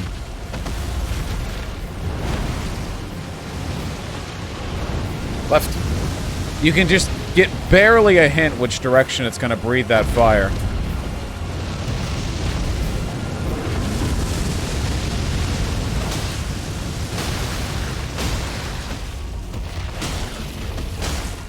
Woohoo! I did not expect horse combat to be fun. I can't remember any time I enjoyed horse combat in a game. Maybe Mountain Blade Warband?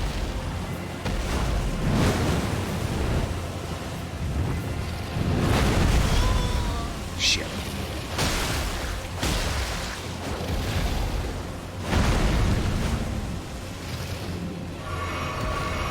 Load up.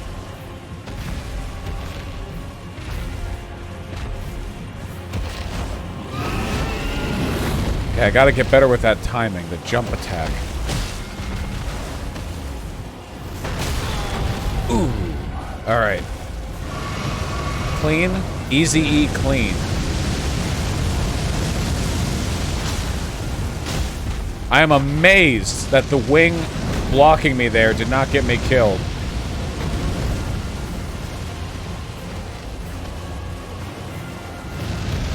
Come on.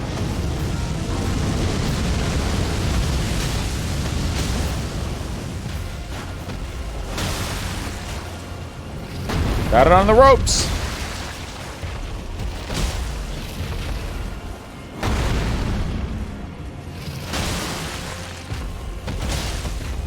Got it on the ropes.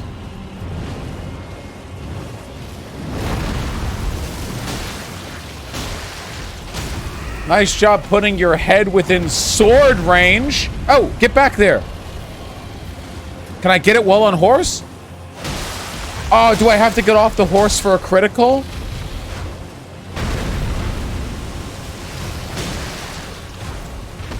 Unfortunately, yes. Ah, that sucks.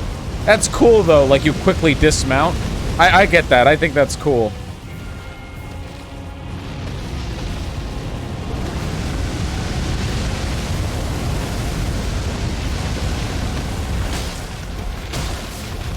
The head! I want the head!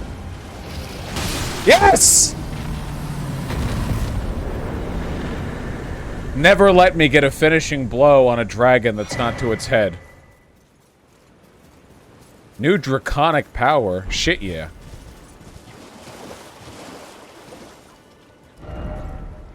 Wow, okay.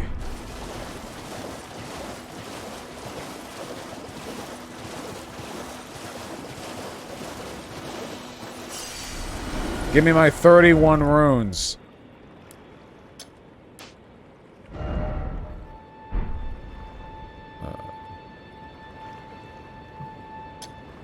How do I remove this?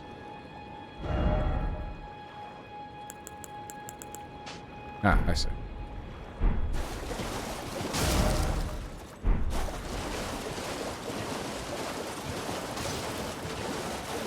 Galley, you missed it! You missed a glorious battle.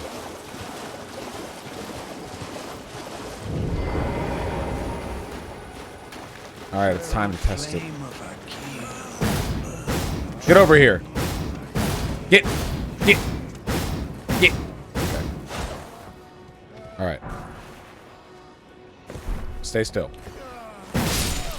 Oh! These swipes do full weapon damage.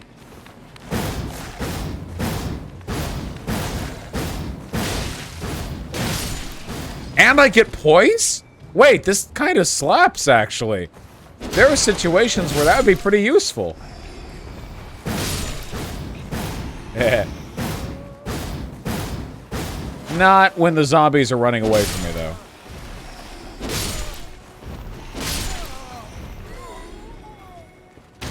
Oh, rat.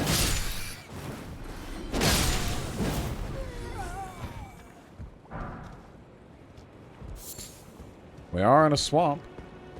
They're so scared. I am helping them on their way out of this mortal plane. What the fuck is this thing? I hate it. I hate it so much. It's like a fungus moss dog corpse. I hate it. Why is it always rat? Oh. Yeah, those are rats. What if I sneak? Bum bum bum bum bum bum bum bum.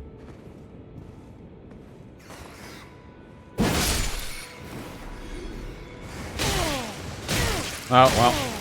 You know, it was good while it lasted.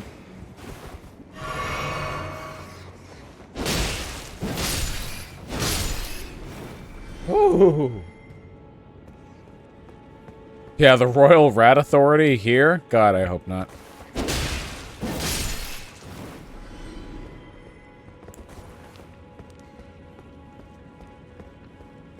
Try your summon here. Okay, how do I summon? I'll summon my jellyfish because there's no boss here, to my knowledge.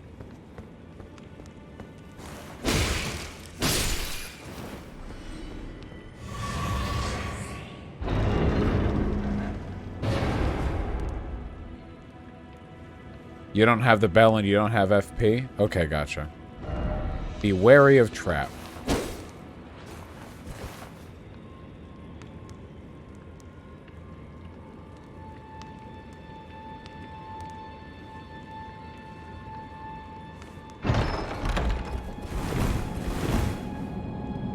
Poison? I assume that's poison.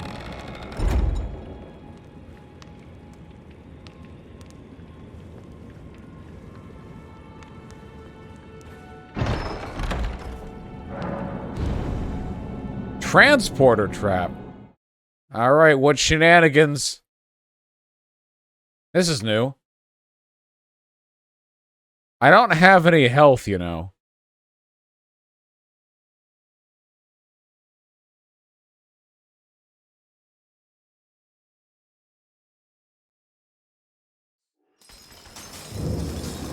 Crystal tunnel. Crystal tu- Can I go back? Nope. Can't I teleport anywhere from anywhere? Son of a bitch. Now we're gonna lose these goddamn runes.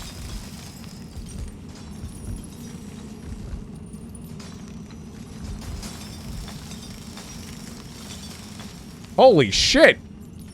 We're in the Crystal Caverns.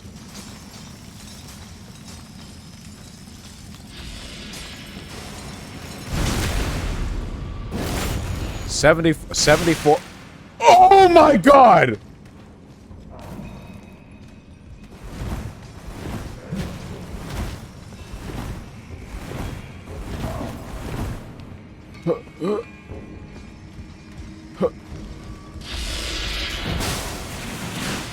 Goodbye, world.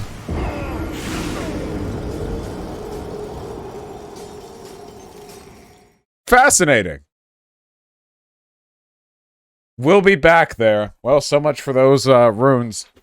I feel like we keep finding new ways to not level up, you know?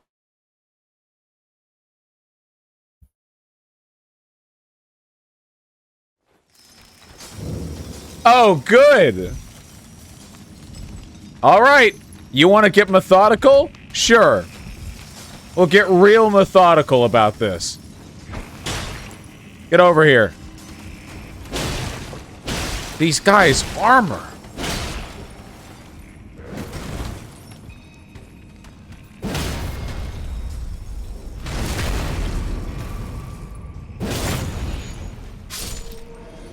$230 runes per. Good. Why is it always misfortune? Good question. Bit by bit, we are going to claw. Come on, man. They're like bugs. Do you have, like, limited mana? Probably not.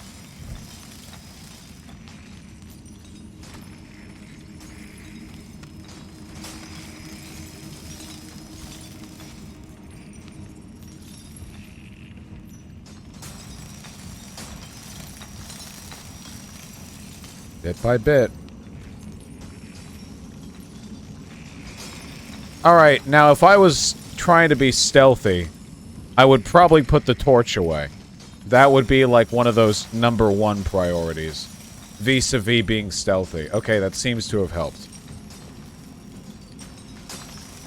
Alright.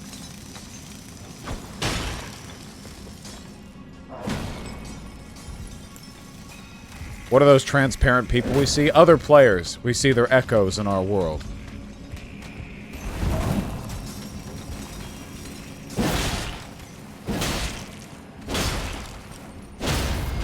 There we go. Finally, stay. Chat, stop giving me information.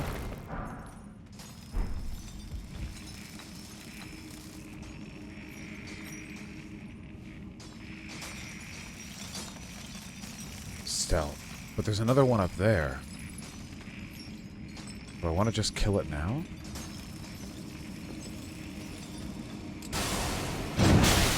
Oh my god! Listen, chat, I really cannot overstate how much I resent every time I peek at chat and I see people earnestly trying to give me info on the game. Can you... I'm begging you guys, okay?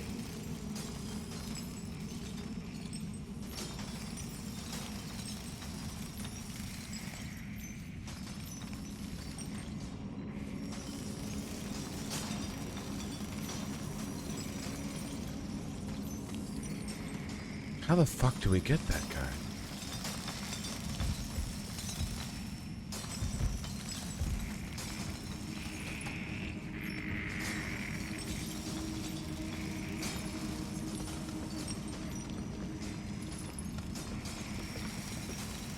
want my runes. Can I jump over there and get them?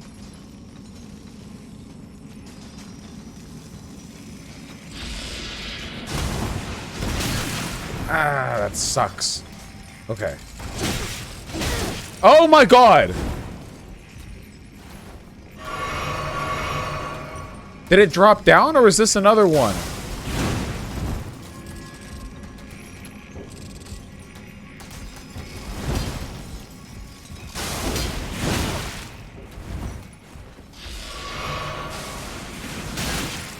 Oh, Christ. Okay, new plan.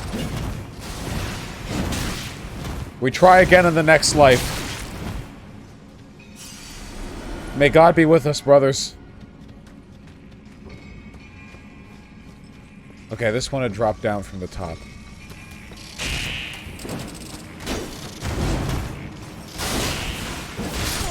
Ha!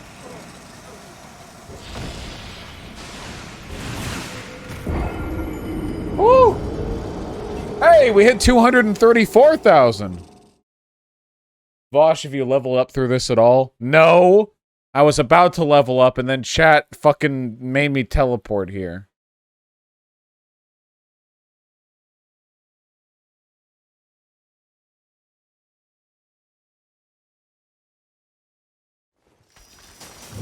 At least the souls are right there. Or runes, whatever. Okay.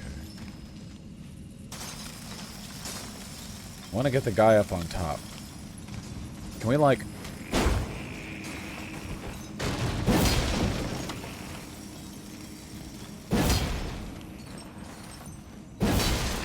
Oh.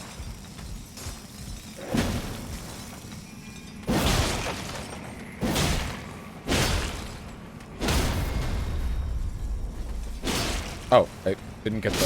Okay. Fine. Alright. Okay. Okay. Okay, we bait this guy down. And then we beat the shit out of him.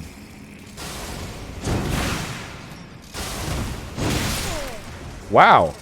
Oh, did you see that visual glitch? That thing can one-shot us. Like, full-on one-shot us. And it continues to do that while it attacks and moves. I thought that was a spell. That's not a spell.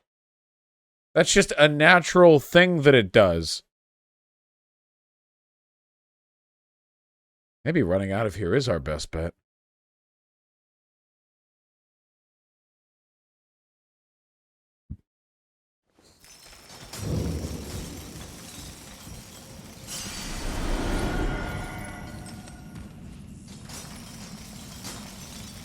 Honest question, when can we help me?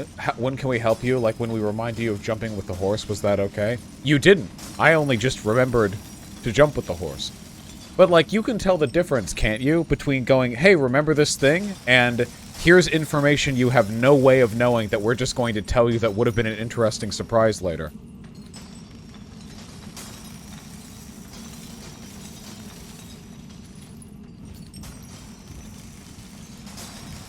Be well, Kelly.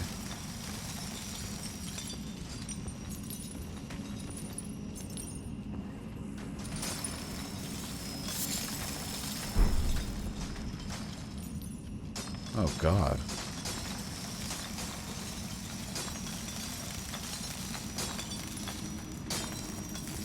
The people reminding you of stuff can be a way of them telling you to play a certain way. Well, my preference would be to just not say anything, right?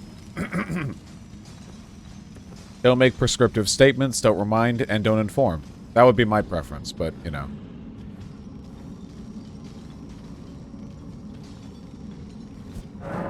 Summoning pool is now functional. Open area ahead. Didn't think so. Alright. Uh-huh.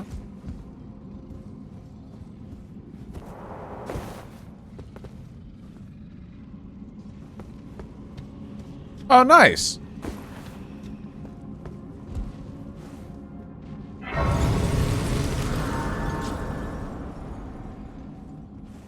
I'm proud of us.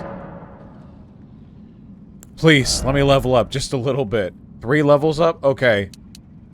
Oh, only 2. I'm gonna get to 20 vigor, and then we'll move around some other stats.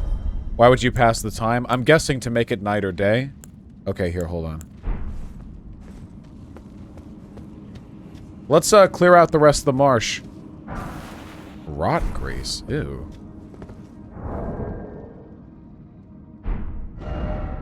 All the way over there. Wow. Okay. Huh? Wait, didn't it say I couldn't travel until I had rested at a site? Oh, you're gonna keep me here, are you? You're in a cave? Is this the outside of the cave? Holy shit.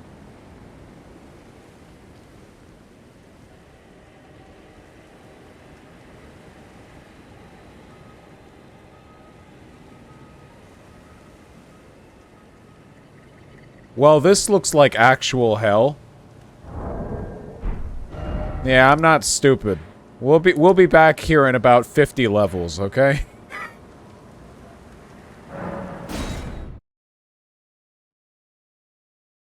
Possibly more.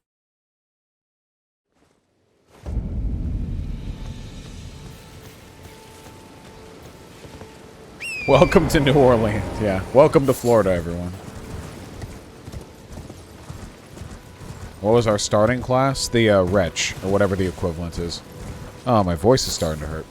I will say, though, we are halfway through a 24-hour live stream at nearly $250,000 raised. I am so incredibly proud. I can't speak for the life of me. I am so incredibly proud of this community. Thank you so much for everything you guys allow me to do. Thank you for everything you guys have done and are doing for the fine people of Ukraine through your knowledge and your contributions. Thank you.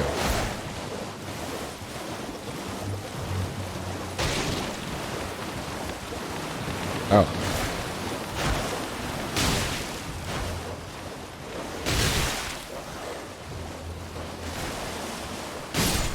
Haha.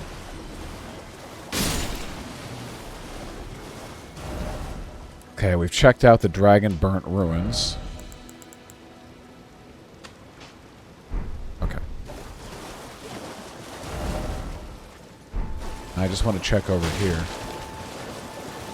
Now, I'm sure that in every area I'm mentally checking off as, you know, as explored. They're not. I'm sure I'm missing stuff. I'm trying my best. Crab!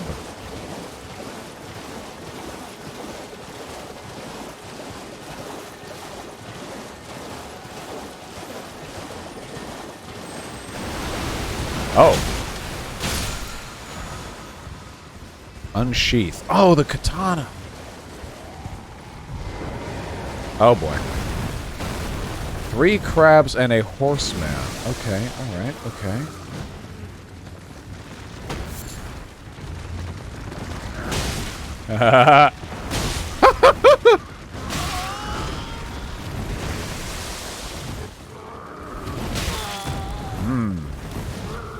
Hey, go fight the crabs. They were fucking you up. Why am I the enemy?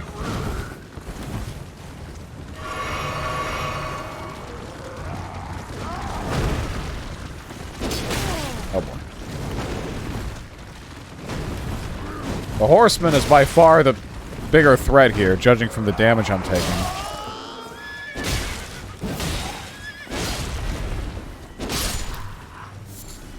Whew, okay.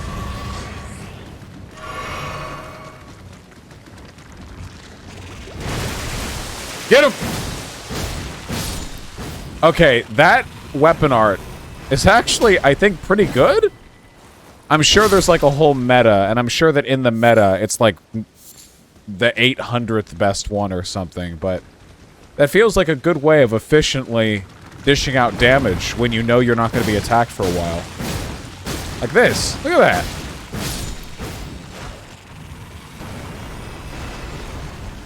I'll take that. Deleting these hoes.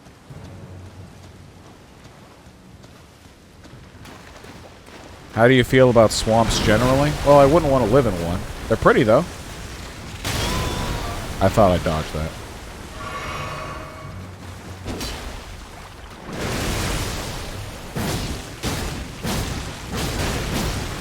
And the poise! Look!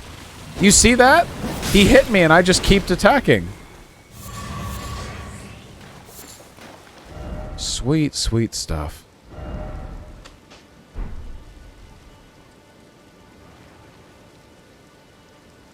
Holy shit, Willy Philly! With the $2,200 dono. Oh my god, thank you so much! Thank you everyone who is donating. Everyone, regardless of the amount you donate, it is so unbelievably appreciated. You have no idea.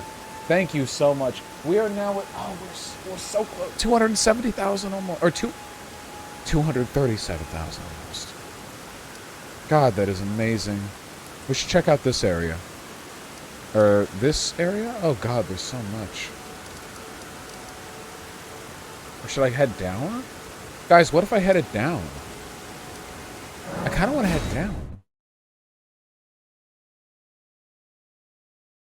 How much did you raise for the PCRF stream? The PCRF stream ended up being just a little bit shy of 300K, and I think that today we're actually going to beat it out. Didn't mean to do that.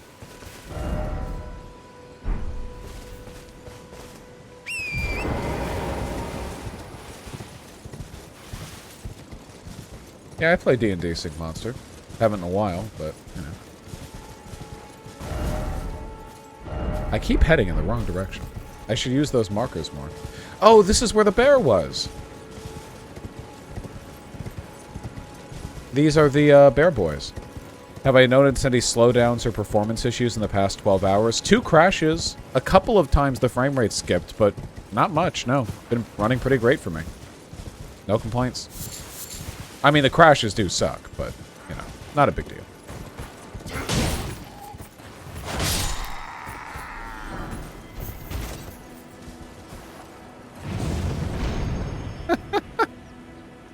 Wow. God. Magical. That's the word for it. This is the first time in a good long time that a game has felt magical. I am unafraid to abandon my reservations and indicate my appreciation.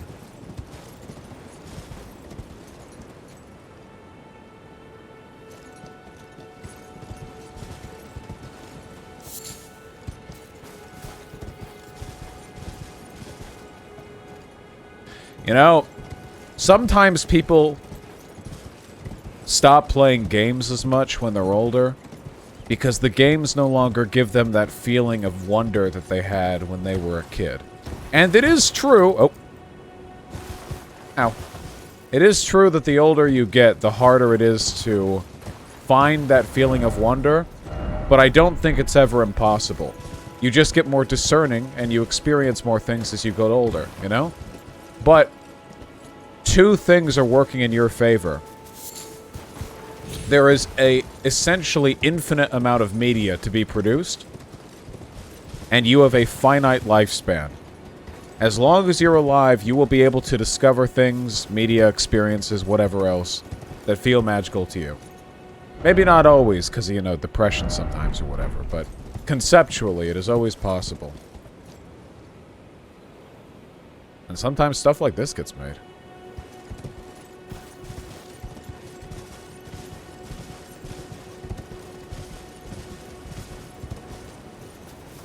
God.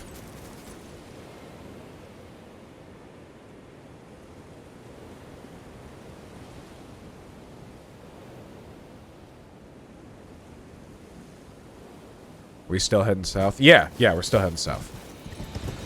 There are plenty of directions to go in. Fuck, my voice is already lost. I got too excited after we beat that boss. I shouted. Whoops. Alright, you get to live then. You don't.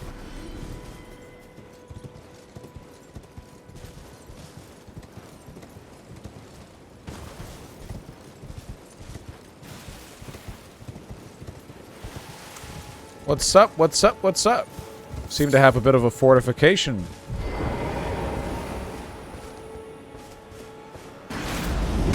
Oh! I remember this game. Alright, over here.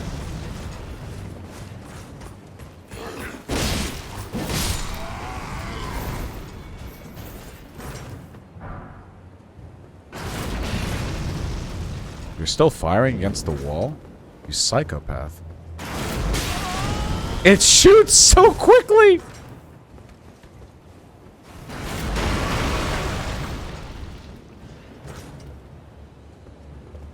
Does this protect me?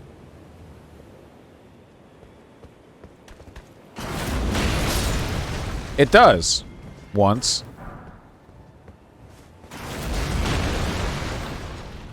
Okay. You wouldn't shoot straight down, would you? You can't shoot straight down. Face my fury! That's pretty dangerous, actually. Got me hit twice. So, Vosh, you're gonna get in a Twitter fight with Elon Musk next charity stream? Gotta top yourself? Okay, Tempest. Smarmy comments aside, how wild is that? Poise. Like, J.K. Rowling. Like, how fucking wild is that?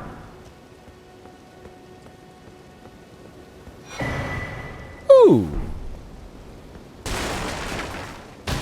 What happened? Somniostatic. You missed out on it.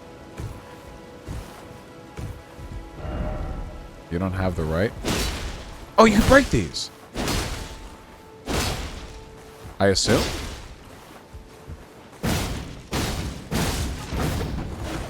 Get fucked.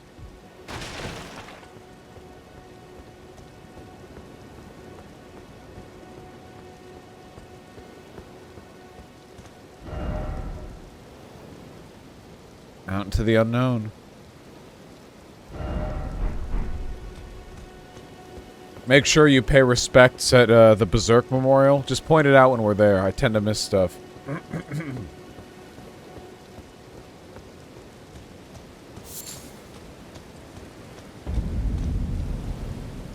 Weeping Peninsula. Okay, you get to see the roads.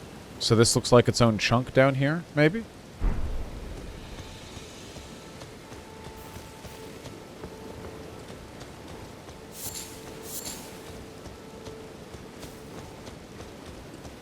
No, Samson 87, I didn't. Oh, hello. Hello? Is somebody there? Are you blind? Might I bend your ear for a moment, please? My name is Irina. I've escaped from Castle Morn to the south. The servants there have rebelled. Oh, cool. I can't be sure what it is. My eyesight's been weak since birth, you see. But I swear I heard frightful howling from all over. My good father secreted me out the castle, but decided himself to stay. He says it's his duty. As commander.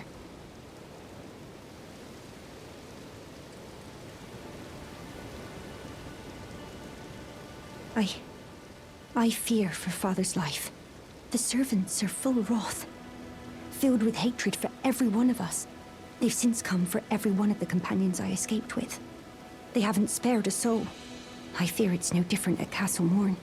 Please, I implore you, would you mind taking a letter to my father at the castle? Yeah! My soul wishes that he escape, even if his honor should be the price. Please. I just want him to be safe. Did Vosh kill Margaret? I just woke up. I went to sleep after the 5th attempt. Wow, you missed a lot. Thank you. Dearly. Then please, take this. Deliver it to my father, who remains in the castle, if you please. Yeah.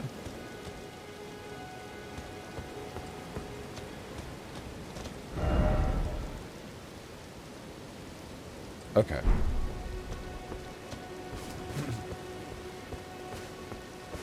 Working with the reactionary counter-revolutionaries. Look, if I need to kill him, I'll kill him, okay? Let there be message. Why is it always message? Uh-huh. Wait, somebody said there was a Grace up here. Did I miss that?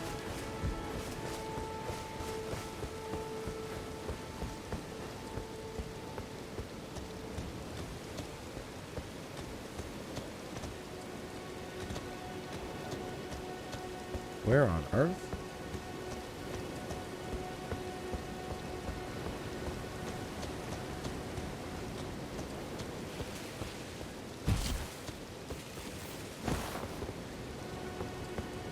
Near the bridge? Okay.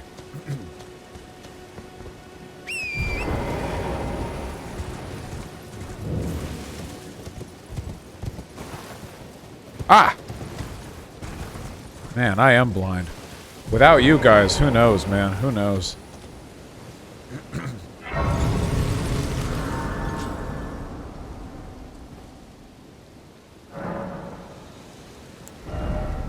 Okay, 20 vigor. I'll sit there for a while. That's enough health.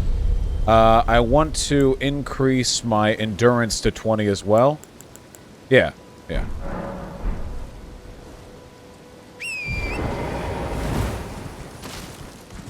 That's the goal.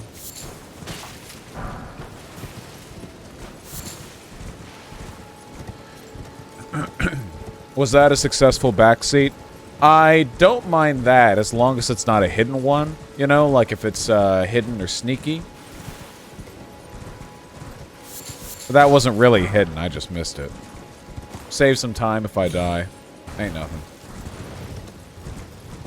Woo! My voice really is gone.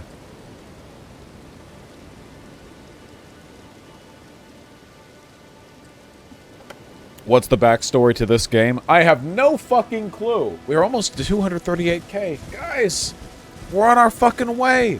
We're just a little bit over $10,000 to reaching $250,000. Do you have any idea how fucking wild that is? I'm sure you have an idea. That's almost as much as the amount that I make from this channel in 1 week. And it's all going to Ukrainian refugees.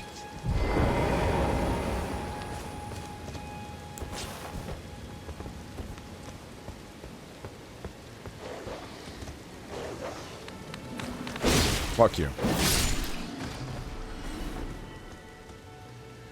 You good?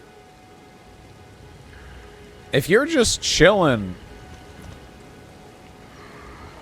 I want that item.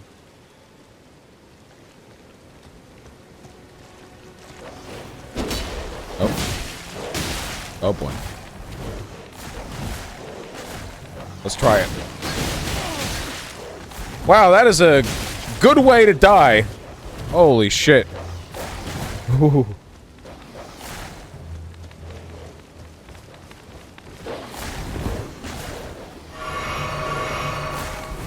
Okay, let's not be stupid with our weapon art, okay? Wow. Okay, let's get that item. A Good Way to Die sounds like a Bond movie. Isn't it? Oh no, Another Way to Die. No, wait, that's the song. What is it? That was the song from Casino Royale. I really like that song. How did that song go? Oh no, am I thinking of Quantum of Solace?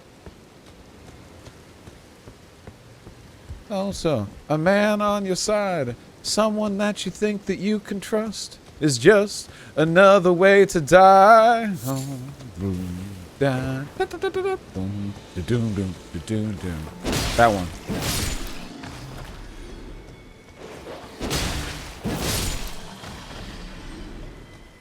Another life sacrificed for your brother in the nick of time. I don't remember the actual lyrics. I just remember the, you mean No Time to Die? It's the song to Quantum of Solace. I really like that song. It was, what was it, Alicia Key and Jack White?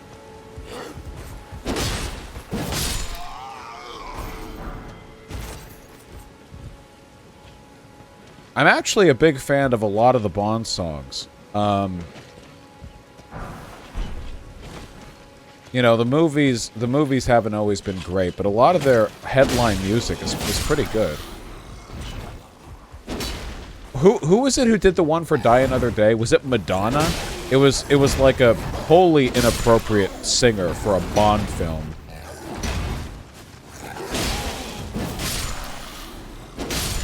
Get fucked. What was the one to Casino Royale? The song, I mean. How'd it go? How'd the Casino Royale song go? Can someone give me a lyric?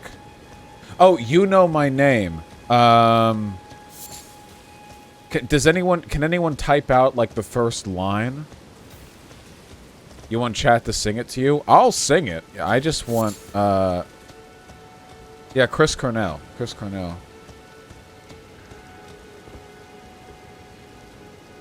Oh, that's right. I'm yourself because no one else here will save you. The odds will betray you, and I will replace you. You can't deny...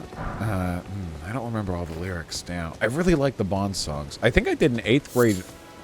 I did an 8th grade English class project on the Casino Royale song, because I've never listened to much music, and we were supposed to do a project on decoding song lyrics. So I just chose the, a Bond song.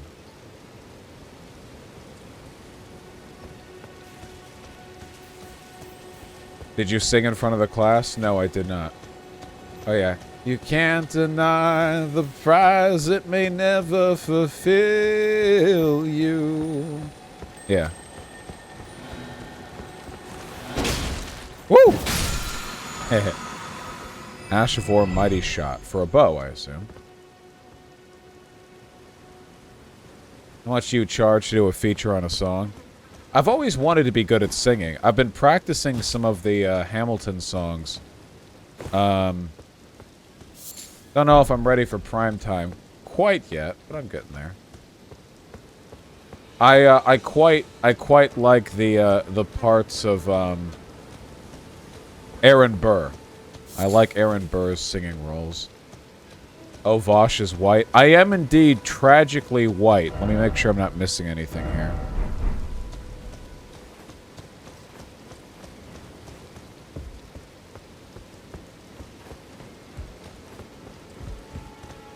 A good, possibly anti-Vosh meme.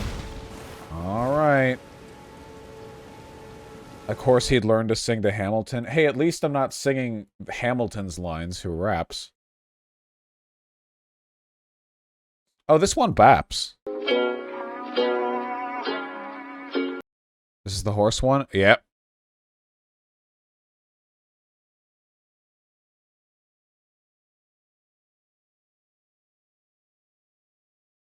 Listen, okay, it's called thematic consistency. Thank you.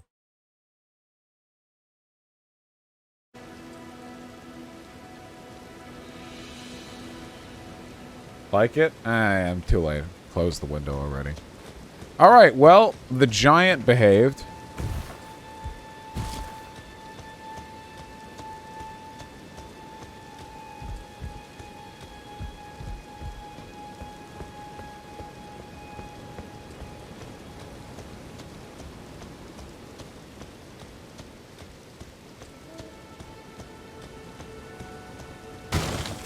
Shame is a social construct. It's really not, actually. But, thank you.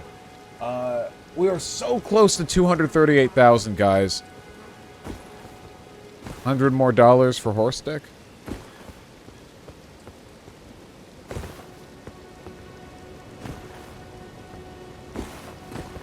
Can't believe you admitted you hate black people in a charity stream. What? Because I said I'm trying to sing Hamilton's parts? Yeah, okay.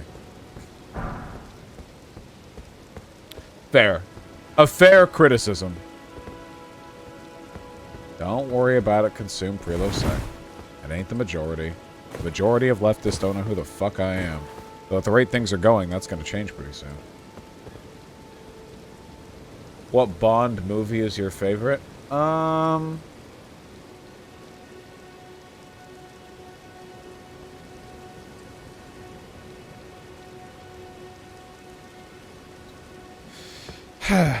Casino Royale was really good. GoldenEye was pretty damn good.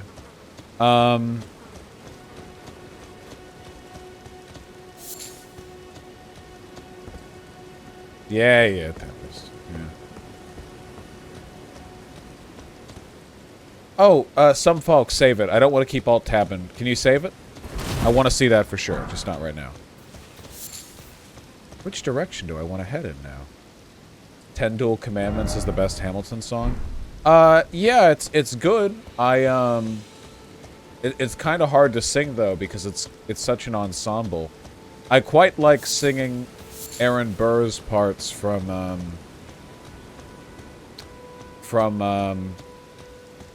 Your Obedient Servant. I'm very, very fond of that song. It just sounds nice. Vosh can sing? No, I can't. That's the problem. Ooh. Urba. Behind me. Spooking me.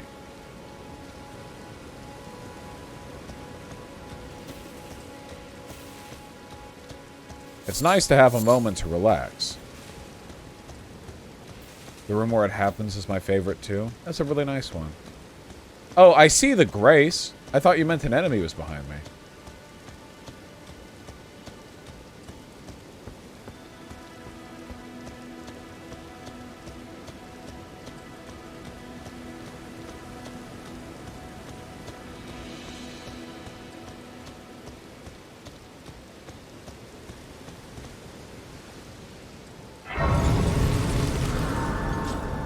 Pretty sure I could sing non-stop in my sleep, every part. It's good. I don't get me wrong, I do agree that, Hamilton is quite libby.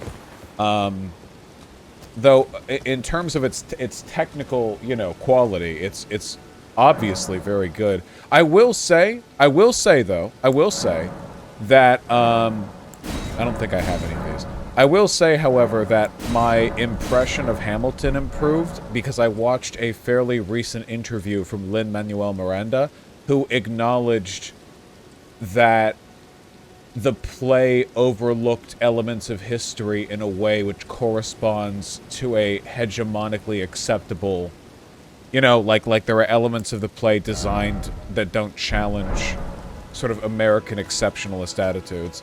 The fact that Lin-Manuel Miranda was, you know, able to admit that, that did make me feel a little bit better about it, that it was a knowledgeable thing. Then why'd he do it? Well, there are a number of, you know, effects that go into this. I think it's important to know that it's a conscious process. Besides, it is a good play. Buying or selling? Oh. A little bit gruff. You watching Encanto? I watched it for the first time yesterday. Stone Sword Key, Cracked Pot. Oh, these prices are way higher than the other guy. Demi-human mobs.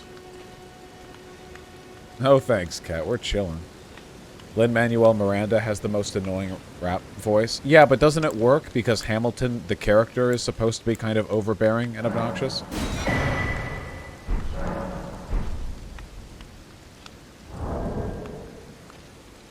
The Strong Girl song was the best. Oh, by far. By far, by far.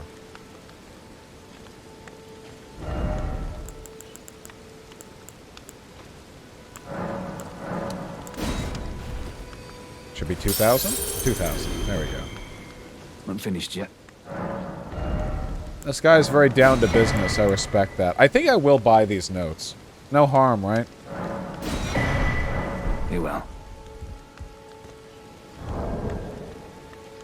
We don't talk about Bruno is way overrated. I enjoyed the Surface Pressure, the one from the Muscle Girl, way more than any other song in the movie, by far.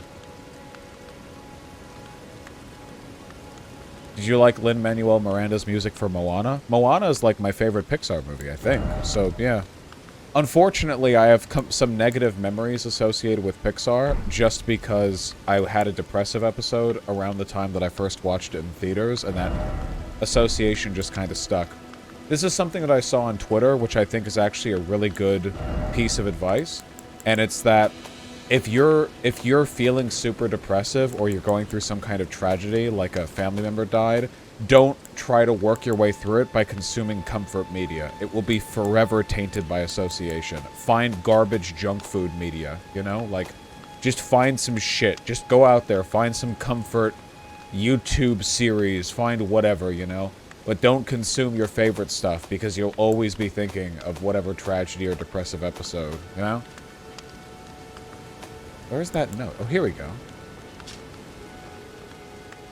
Slay the demi-human mob leaders first, then... 500 runes for this, huh? Kill the leader in the restaurant? 500? Okay. Thanks. What an odd-looking donkey. Your neck is very long. Are you doing okay? It's a dog? Oh, true, it's a dog. My apologies.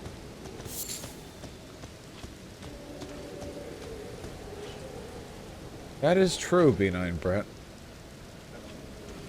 No, actually, I'm set. I'm not drinking as much as I should. Okay, okay, let's move on. I hope you all are enjoying Elden Ring, by the way. There are people who said this game wouldn't be good for a fundraiser, and I understand why they said that, but I'm still happy we're doing it. Excuse me.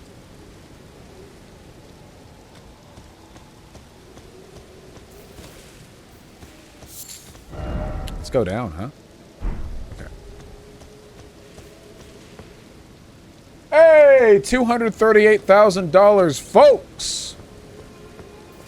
Well, thank you, Cherry Brett.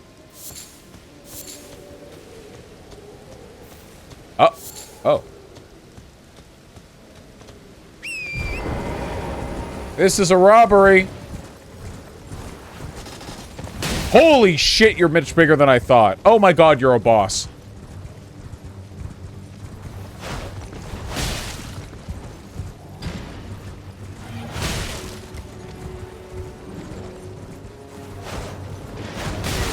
Oh dear. All right. Powerful opener.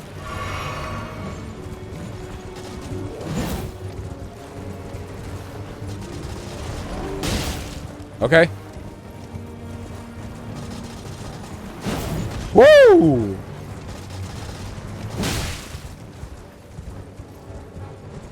Can you sing Mr. Brightside? I don't even know what that is.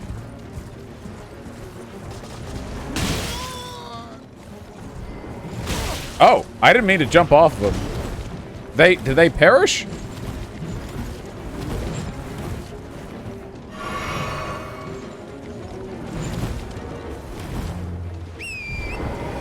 Oh.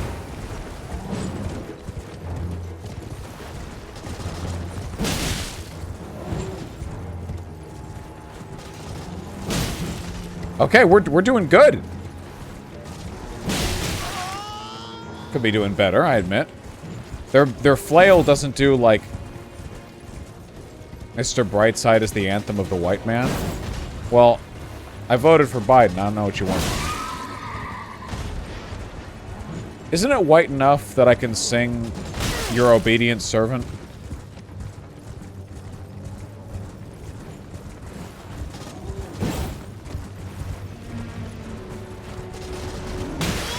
Ow.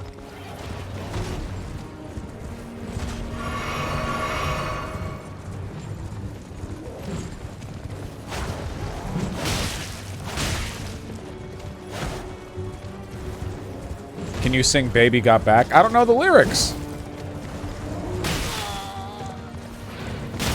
Oh boy. Damn! That a slavery song? No, it's an Aaron Burr is about to shoot Alexander Hamilton song.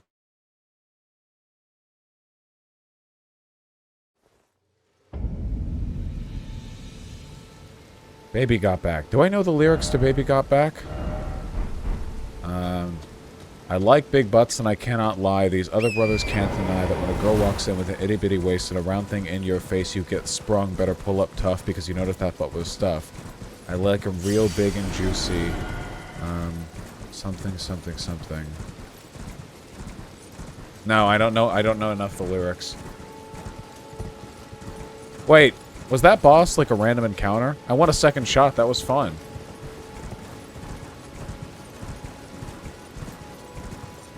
Wait, maybe it only shows up at night. That looked like the kind of boss that would only show up at night.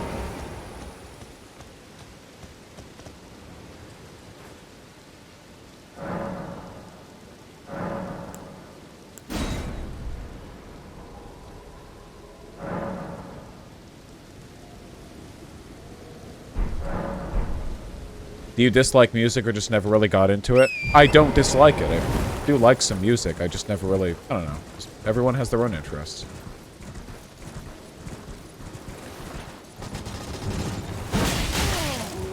Okay.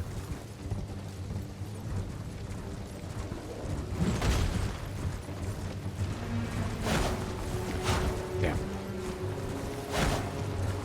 Get back. Get over here. Get over. Can I hit you? Oh! It thinks it's clever, which it is, because that was a good run.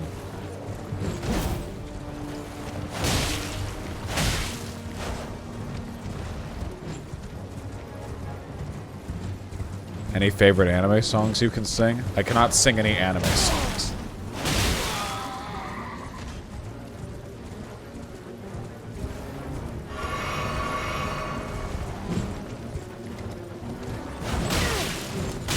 God, stop! We're doing worse this time.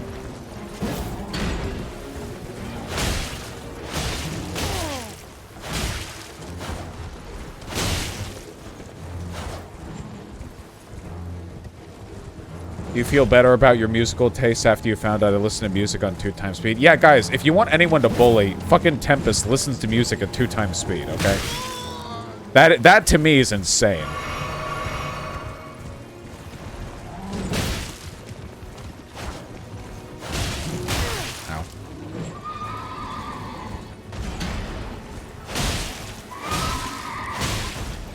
Ooh. Getting some hits in.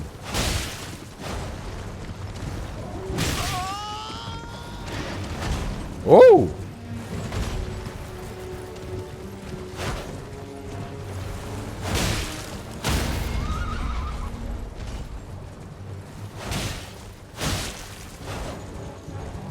Do I want to stay on horseback? I think I kind of do. Oh. Oh! You cheat! You cheater!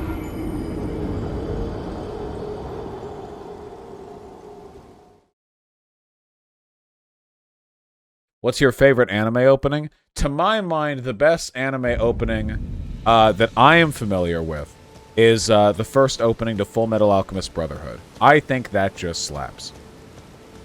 You can't let him summon? Yeah, well, I didn't think he would summon. I assumed I would do the rest of the fight, you know, doing drive-bys on a dude on foot. But, you know, okay, here. We got this guy. Oh, whoops.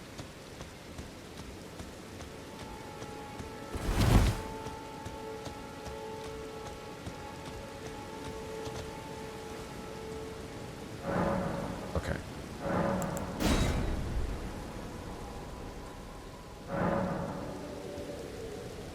I just don't know that many songs to sing. There's a song from, what are they called? Audio Slave that I liked to sing when I was a kid? No, Radiohead? What was it called?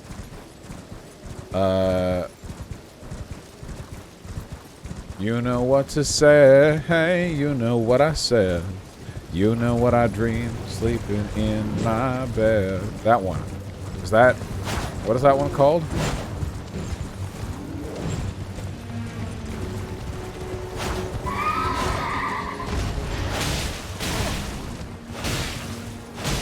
That's Revelations. Revelations.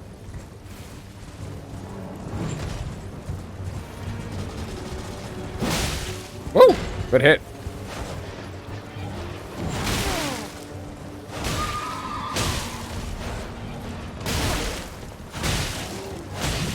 Okay. Good hits in. Good hits in.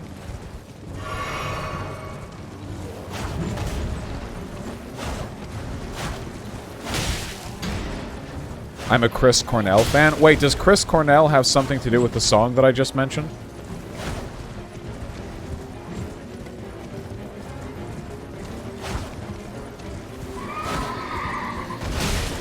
He sang it? Really? He was Audioslave's singer? Really? I didn't know that. Okay.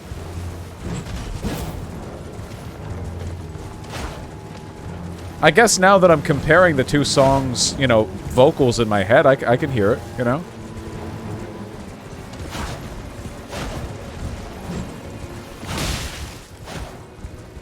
Do you like Soundgarden? There was a song of theirs on a Rock Band 2 playlist that I enjoyed. Apart from that, I haven't really listened to them. Oh, you're getting fucked up, man. Oh!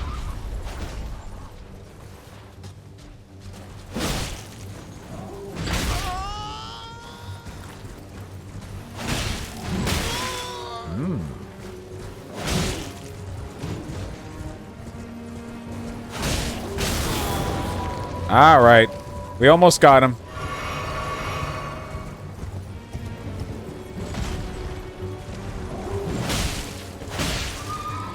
Audioslave is just Rage Against the Machine with a different singer. Wait, what happened to the singer from Rage Against the Machine? I will admit, I'm not a big fan of Rage Against the Machine. Largely, just their sound. Like, obviously, their politics and vibes and everything are great. It's just not my sound, you know? You left the group? Huh. People keep saying RIP. Is Chris Cornell dead?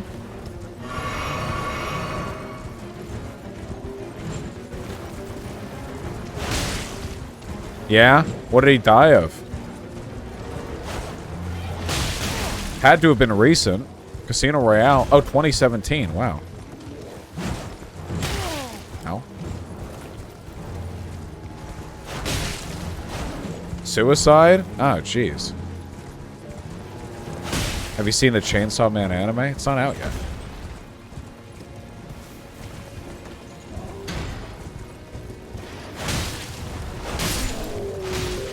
Nice!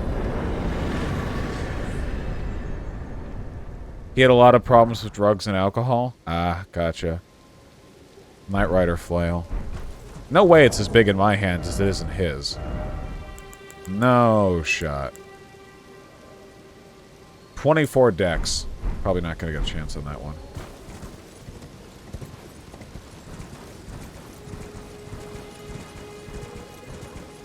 Holy shit, we're near 234. Wait. 239, I'm sorry. Oh, God.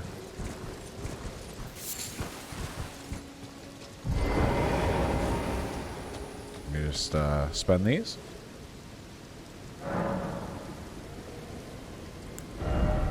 Uh-huh. As long as I don't have to move.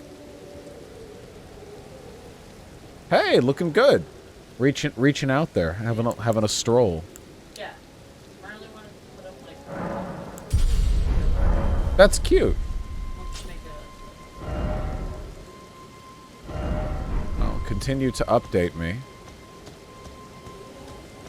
There's a very foofy rabbit. You didn't have what?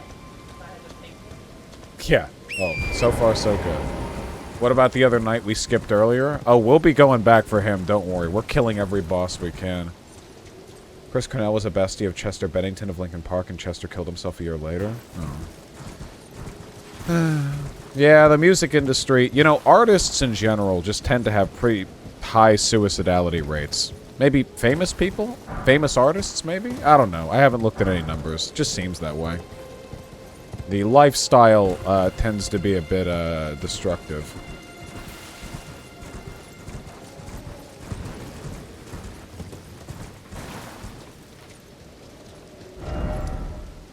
A lot of overdoses, yeah.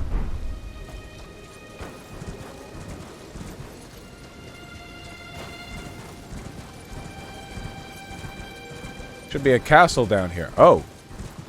Yeah, that's a castle. Woo! And a giant, no doubt. I've played Dark Souls. That is a what would that be? 10-foot long arrow shaft? Yeah.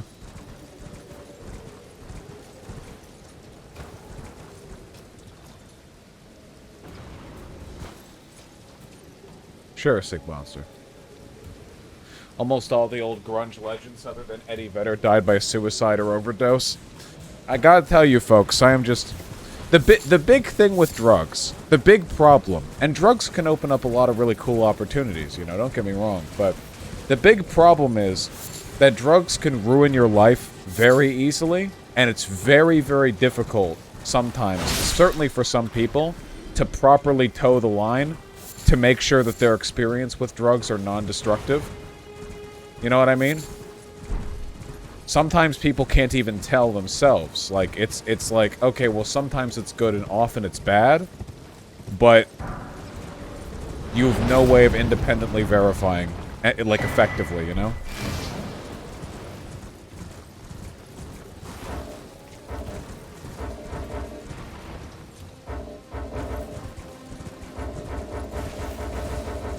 Let me open the map!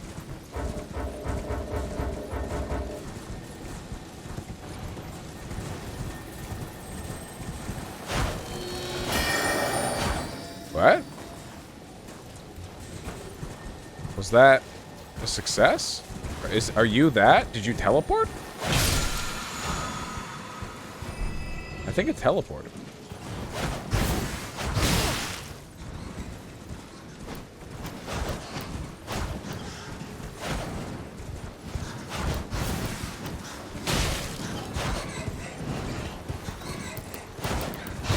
Get hit.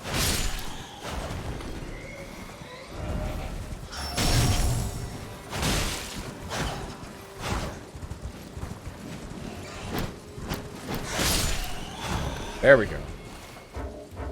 Wait, why won't it let me open the map? What the fuck? Gonna try any other weapons? Yeah, I will. I gotta upgrade though. I gotta get my quality build going. You're in combat. Must be the giant in the castle. Yeah, probably.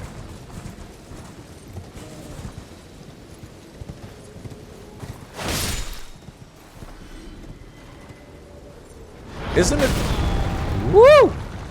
Isn't it true that one of the things that people who, like trans people who want to voice train are supposed to do is get into singing a little bit? Because in order to sing proper, you have to exercise some control over your voice.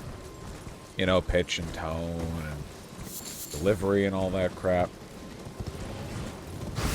That's helpful for just general voice control.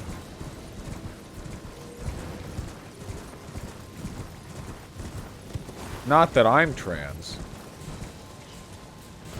Oh, hell yeah, Tempest. Tempest, I've heard your voice, okay? If you do any more voice training, cis men are gonna have to put in some work to catch up. Oh, big axe lizard. Hello.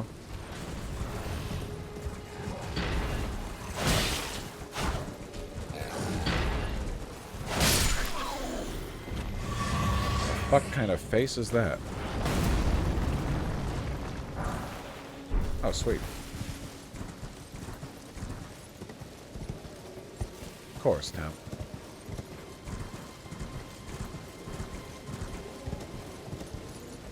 Dear Alexander, I'm slow to anger, but I toe the line as I reckon with the effects of your life on mine. I look back at where I failed, and in every place I check, the only common thread has been your disrespect. Now you call me a man, dangerous to say. If you got something to say, name the time and place face to face. I have the honor to be your obedient servant. Whoa! Hello! What happened to that great axe you got a while ago? That thing requires 30 strength to wield.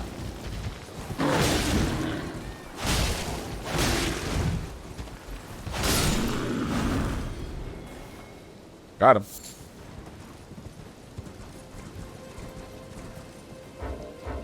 Still no? I got the map.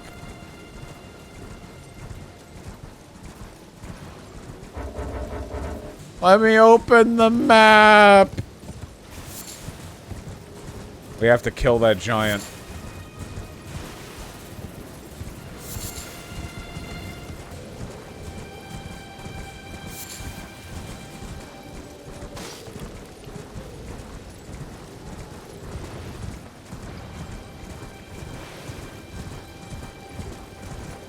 How are you liking the exploration element of this game? It's gorgeous.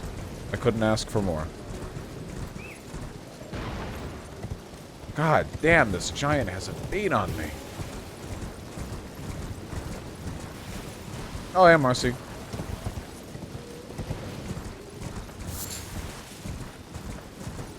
Oh, Marcy. Were you able to raise the money to pay your rent? Jordan Peterson is chiming in on the J.K. Rowling discourse. Damn. I was able, yes. I'm very happy to hear that, Marcy.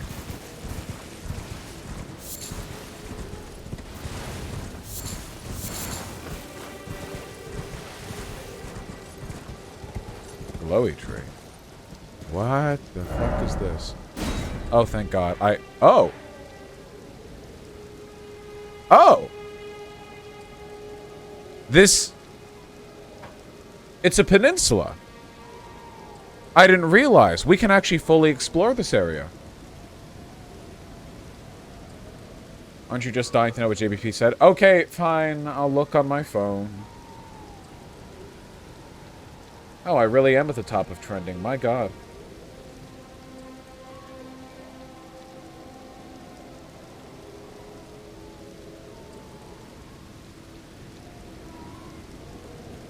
Huh?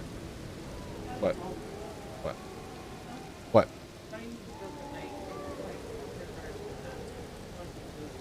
Oh, sure. One moment.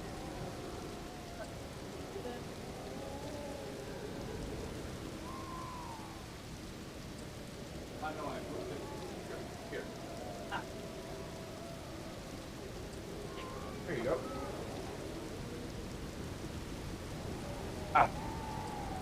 Glowy yellow small trees have a useful drop? Okay, gotcha. Okay, let me see. Oh, here's a tweet. From Jenny Tight Pants. Oh, I think this person doesn't like me. People are giving Voss shit for phrasing it this way, but my experience, you can't really convince transphobes that trans women aren't misogynists anyway, so I really don't think the ironic misogyny is doing much harm here. I give Voss a pass to continue to dunk on Rowling in this way. Hey, someone gets it! A person who even doesn't like me gets it. I will like that tweet.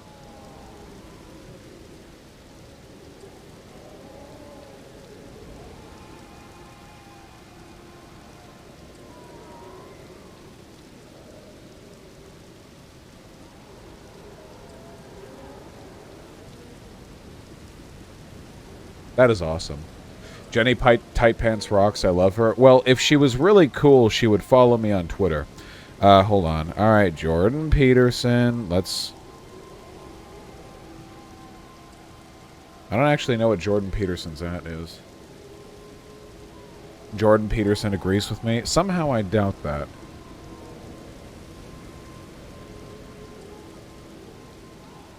Oh my God, he tweets so much.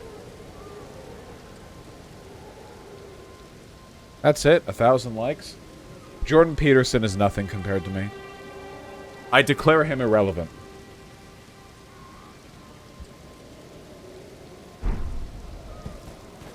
Oh.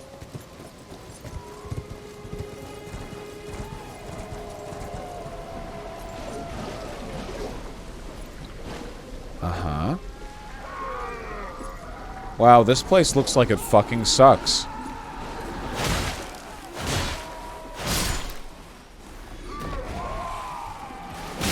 Oh, yeah, it does. Okay. Right. Okay. Those guys only give 36 runes per kill. Not really worth killing through. Why does your horse have horns? Well, it's magical, so the horns make it magic. It's like how unicorns work. Somebody said there was a glowing tree up here that I missed.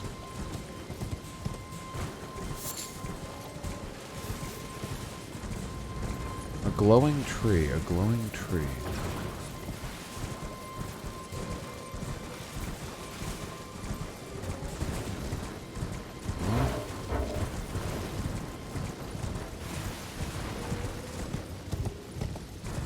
Left behind. Along the road. I don't know where the road is, my friend.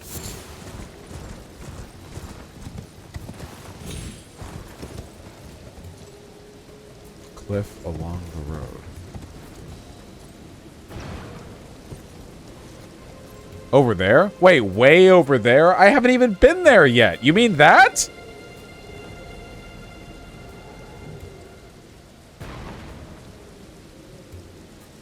That is it? I haven't even gone to that area yet. Jeez, you guys. I haven't missed that. I haven't even gone there yet. The goddamn giant. Can I kill this thing? How far off are you? They're keeping me from looking at my map.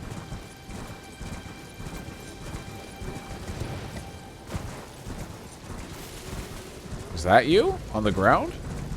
Yeah, that looks like it. Alright, friendo. Your days are numbered. Your minutes are numbered, even. Actually, you look really strong.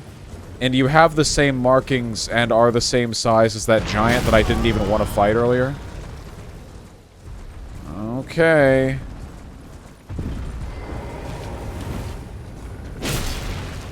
Oh, no, we can hurt him. The legs are weak. Look, it's breaking. Oh my god, that looks so cool. Please, please, please, please, please. Yes! Wow. Easier than I thought, and also incredibly sick. Thank you, President Sunday. Guys, we're almost at 239,000. Wow, I got a couple of those pointers wrong. Falling apart over here.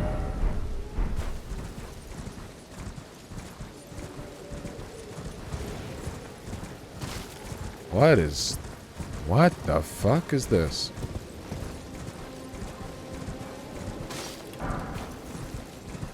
Incredibly creepy. Unimaginably unnerving.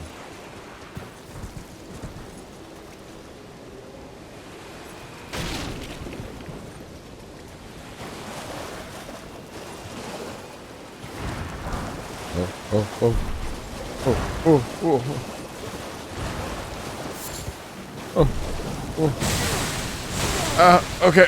Alright. Okay. I'll leave. Okay. I'll go. I'm sorry.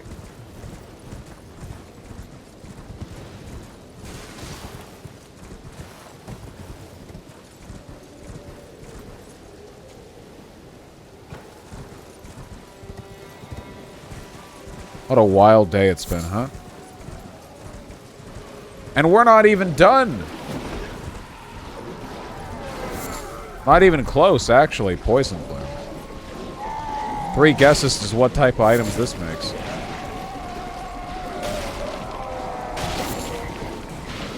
Wow, this place fucking sucks.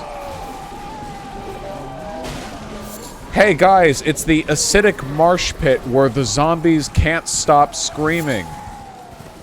Am I gonna stream on Friday? Tempest, I don't even know what day it is today. What's on Friday? Why? Is that the day after the 24-hour stream? What if I just never stop streaming as penance for taking a 5-day holiday? You know?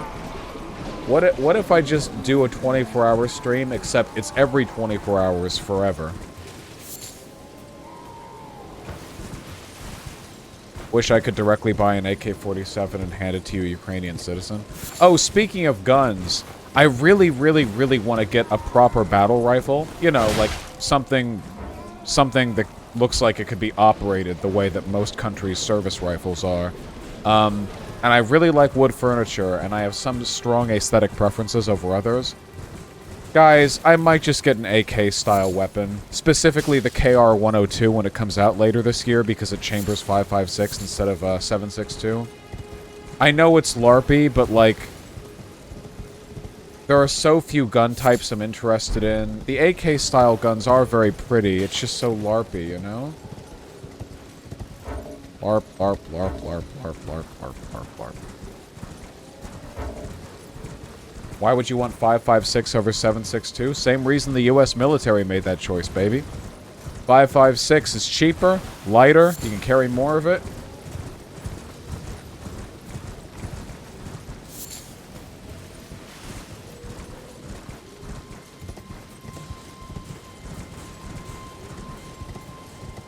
AK platform rifles notoriously have feeding issues with chambered in 5.56. I'll check the ratings on the KR-102 when it comes out. 5.45 is like half the recoil and is a lot gentler. Maybe. What? What? What? What? What? What? Fucking fetus chicken! Didn't I see you in the prisons in Dark Souls 3? Oh, this thing has health. Oh, it does damage.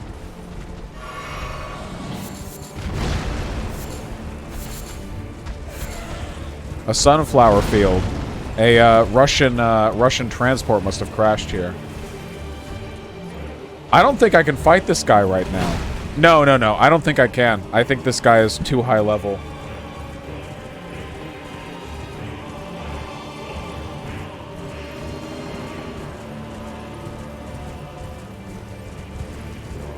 We'll come back.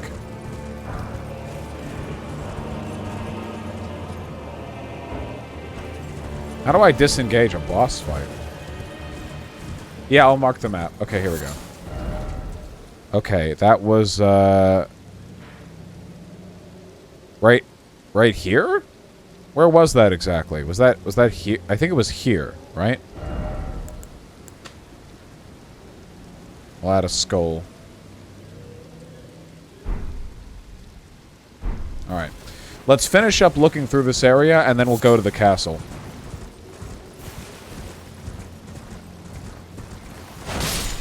Yeah.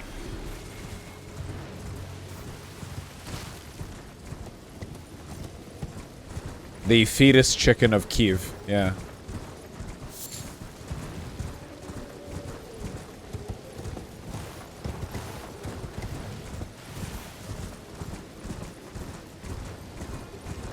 Nice, Marcy.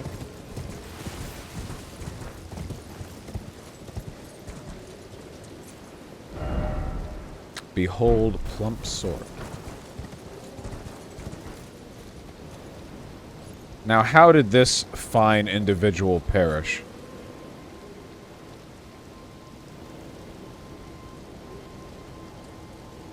Riveting.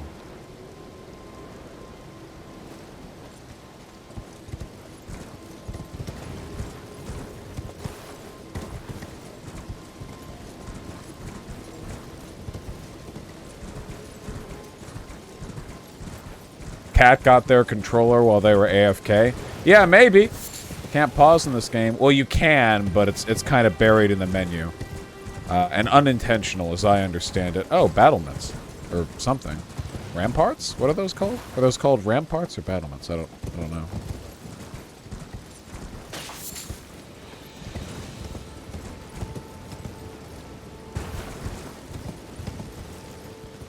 I like how every bloodstain is just some dude randomly walked straight off a cliff. That is legit one of the best parts of the Souls series. You have this incredibly dark, rich, serious atmosphere, and at any point in time, whenever you're near a ledge, you can just find a bloodstain of some guy, like, sprint rolling directly out off into the ocean.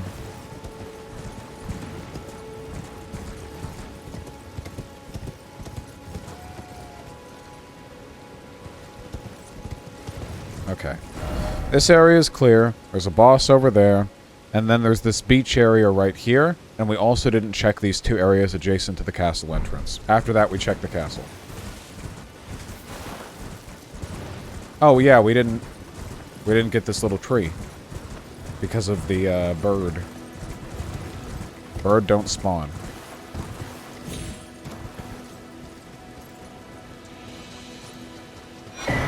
Nice! Another Restus charge. Very nice. Let's stay up here so we don't aggro the bird.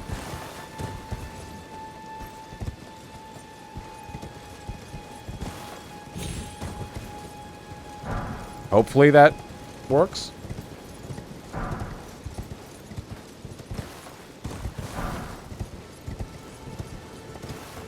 I keep forgetting the horse can double jump.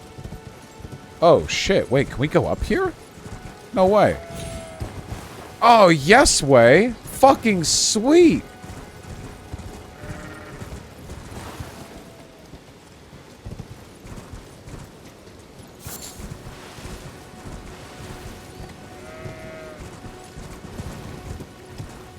Can I go up here? No. Yeah, okay, I didn't think so. That would let you climb to the top of the map. Pretty much. Gotta be limits. Otherwise you fall off the world.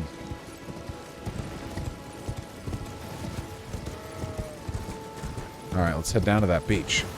Guys, thank you very much for chilling here with me. It's very special to me. 239,000.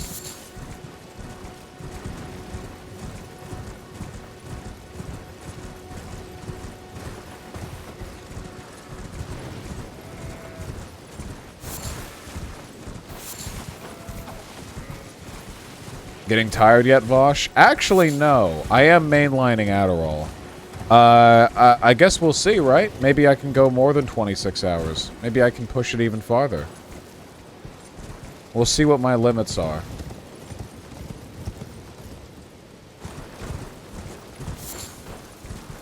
Gathering up a lot of materials here.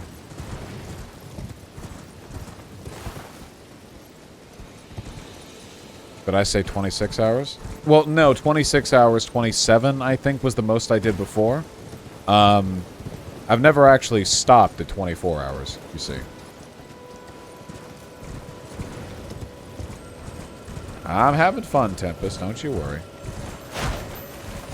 Hey, get back. Hey, get back here. Thought you did 32 last time? God, no. No, I did not.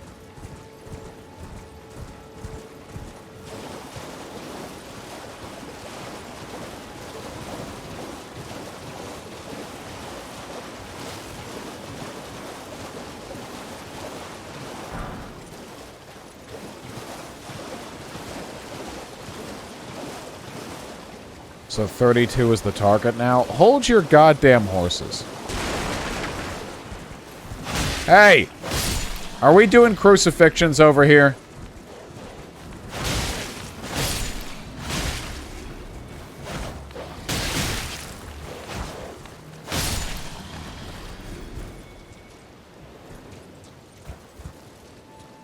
Can we not?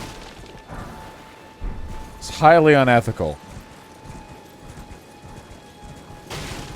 Hey, also, I have a question. There were Christian cultures that would sometimes put people to death through crucifixion, right? Isn't that like... Like, shouldn't crucifixion for a Christian be reserved for Christ? I mean... No? It was Rome mostly? Well, before or after Rome was Christian? What was his name? Constantine?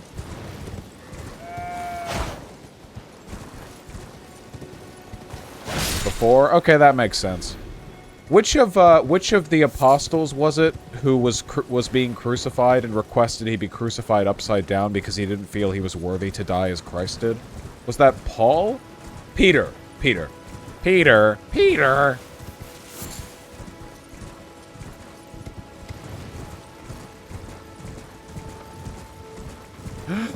Berserk!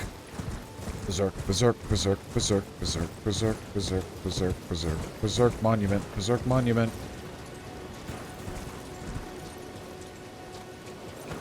I can't believe Mira is dead.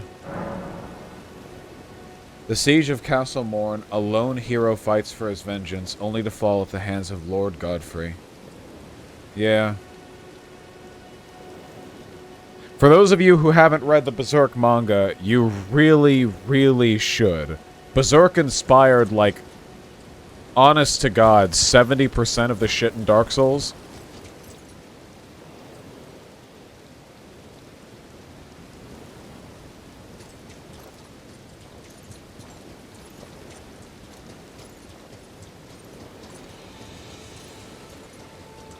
Is that a direct Berserk reference? All of this is literally a memorial. I guarantee you this area of the game, this patch we're in right now, was added after Mira died. 3 Arrows in chat. Oh, hey, 3 Arrows. I can't check my YouTube chat right now, but howdy. I hope you're doing well. These monuments are all over, as they deserve to be. No, there's tons of those around the map. I bet you they were added after his death. 3 Arrows. If you ever get a chance, you should make an account on the website. It takes like 8 seconds, so I can see you in chat proper.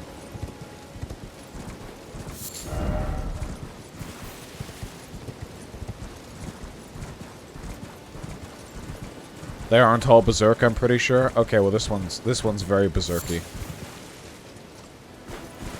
Berserky? Yeah, I have Queen Marcy. I should replay the original Deus Ex. Dog ahead. Cliff ahead. Bloodstain ahead.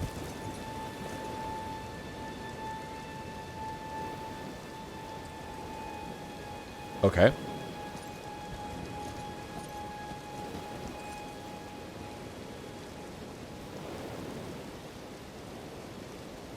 Okay.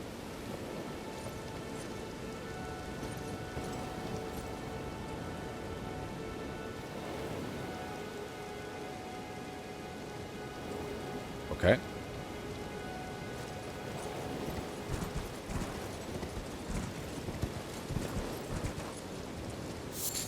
Ooh, Trina's Lily. This feels like a very what's the adjective for vaginal? Like you have phallic and then you have yonic. Yonic, right?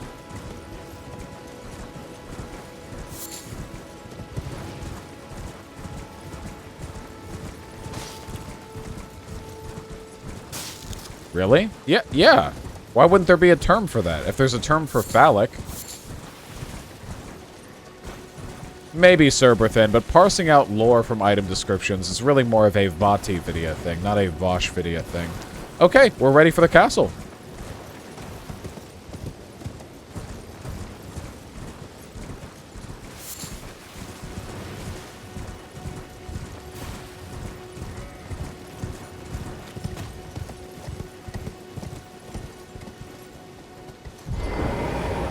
Hello? Is there a servant revolt going on in here? I'm allied with the servants.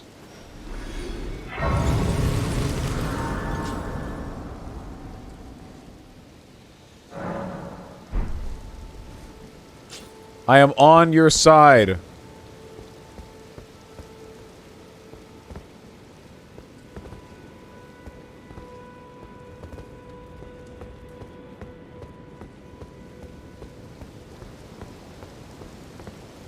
I support you killing this guard who protects the interests of the ruling class.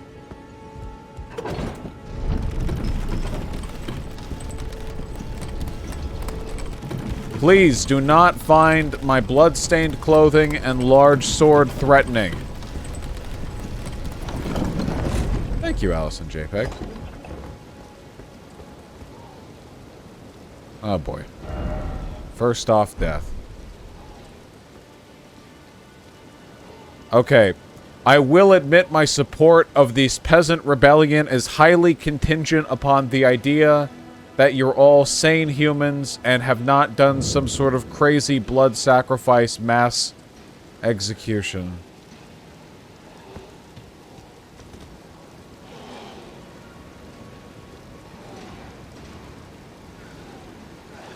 Oh my god, this whole pile is corpses. Okay, so this is thousands of people dead.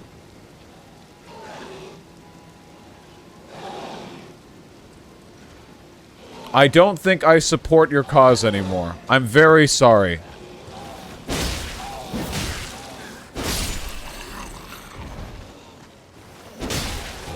I'm sorry for being a counter-revolutionary. This was bad optics, okay? Ah, damn. I charged that for too long, got greedy.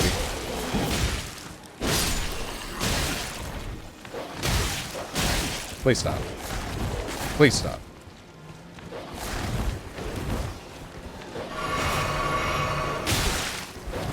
Fucking dogs, man.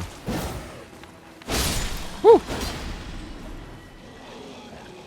Alright, well, I'm just gonna keep killing you.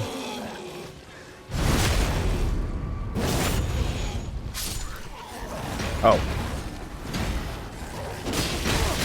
Oh. Yes, yes, okay, okay. Alright, okay. A powerful argument.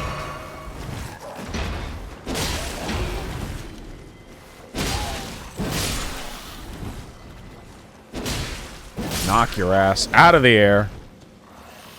Come on.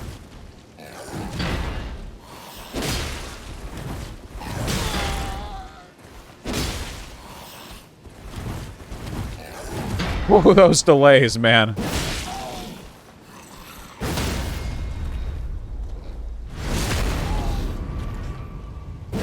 What the fuck, Vosh, putting down strikes? Yeah, we're basically doing the Pinkertons' work right now. Gotta say, I'm a little ashamed, but,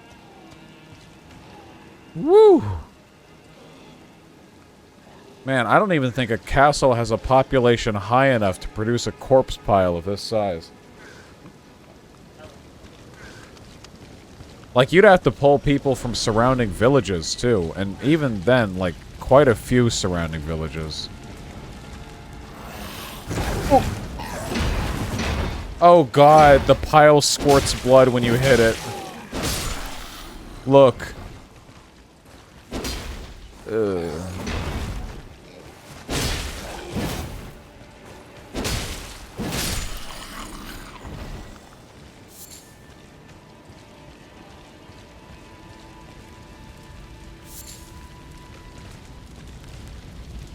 Yeah, I know it smells crazy in here.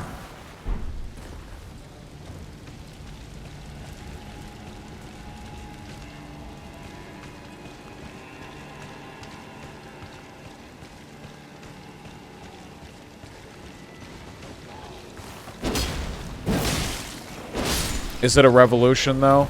Well, here's the thing that I want to know, okay? So the lady said the servants had revolted. Were these the servants? Did they just have, like, these monstrous fish, bird dudes as servants?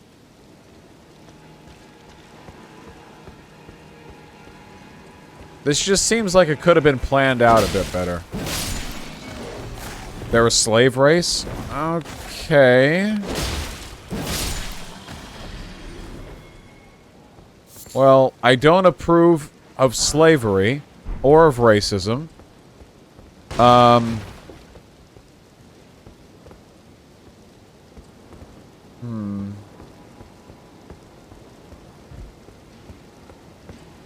Yeah, is this just like...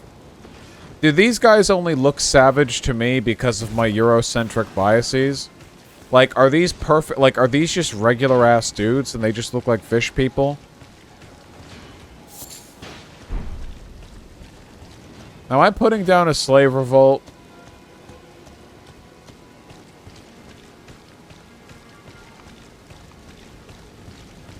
Yes? Okay. Well...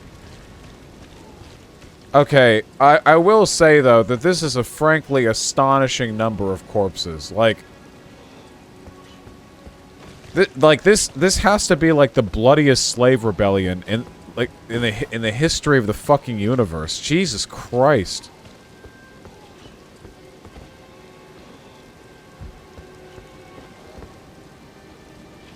I have no health.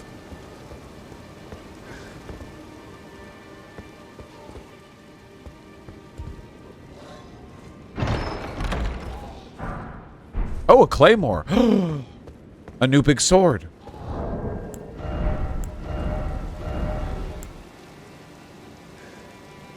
Okay, this requires 13 dex. Lion's Claw.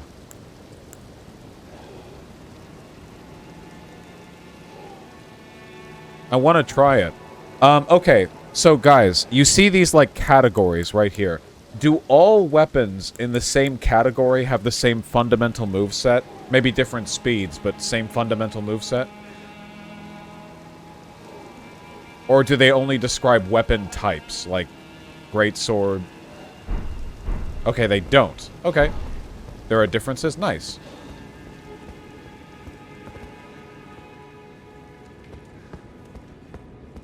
Also, you can power stance them? Okay, they allow you to dual wield. Gotcha, gotcha.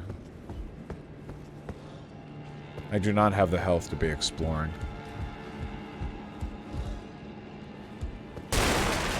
Shh.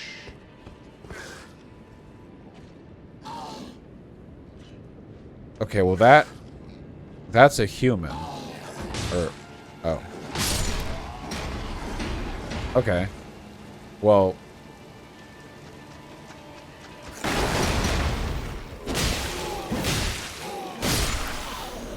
You shouldn't kill captured prisoners. That's a war crime. I guess this isn't a war.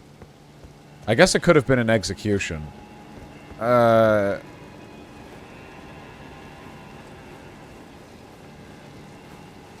this is a revolutionary crime. Oh god, am I the liberal? Oh boy. Hey, hey. No one's doing any crimes up here, huh? Oh god, I'm gonna die. Okay, well that guy's clearly also a servant, but he is fighting...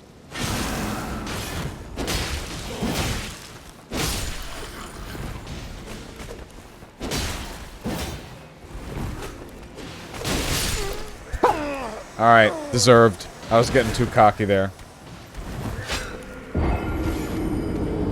Oh, I know, I know. Here, we're going to sneak around the big area to get over there. There's also a ladder we need to climb. That's probably a good place to ward off the rest.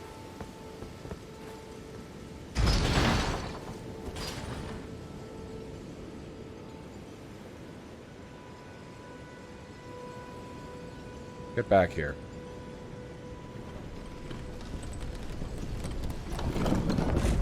Thanks, King Jar Jar. Folks, we are so close to 240,000.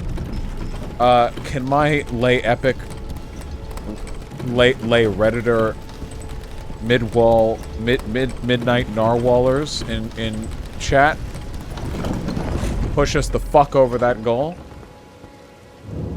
Okay, so they're very busy celebrating the mass death. Maybe I can just sneak around back. What happens at 250k? I extend it, the goal, to 300k. If we manage to reach 300k, this will be the most successful dono stream I've ever done. Fundraiser stream. Okay. Guess they don't really mind me.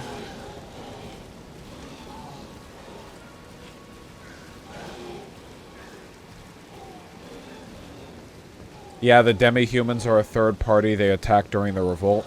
Oh, is that true? The demi-humans that we're fighting weren't the servants who revolted. Those were the guys up top. These guys just attacked during the revolt? So this isn't a slave rebellion then. It was a servants' revolt, and then they got attacked.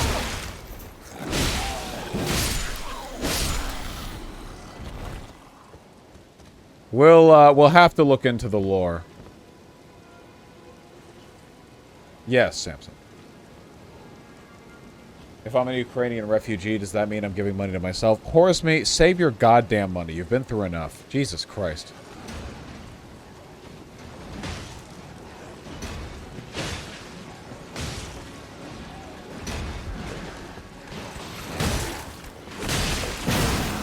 Oh. Can you stop?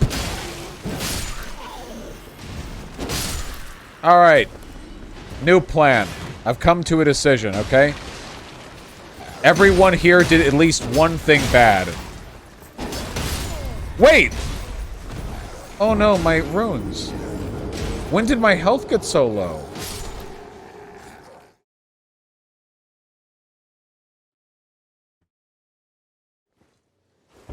I didn't realize my health was low when I took damage. Oh, that was it. Okay, I think that the weapon art that I'm carrying might actually suck. All it does is encourage me to stupidly charge into enemies swinging it and then take a fuck ton of damage. Because I have poise, I don't get knocked down from the damage, which means that I just keep getting hit.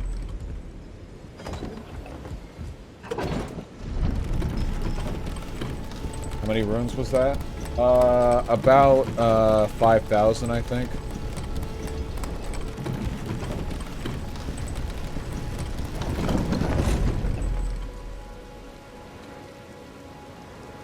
Yum Sloth Boy, thank you for the 500 dono. Who came with the 250? You guys are killing it. And just like that, we're now at nearly 241,000. You guys are skipping milestones almost. Holy shit.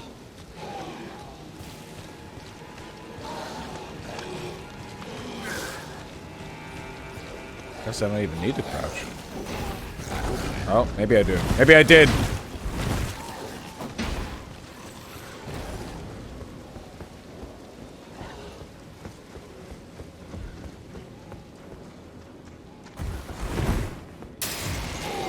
Oh boy. Okay. Do your execution. All right.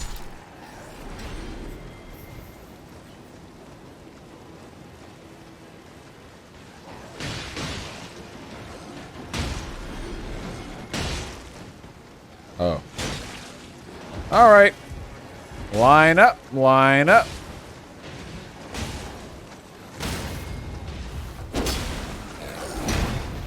Fucking iframes.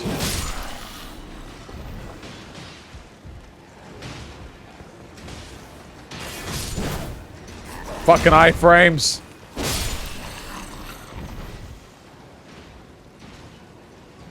Okay. Oh, meanwhile, over here. Damn, these guys are getting their asses kicked.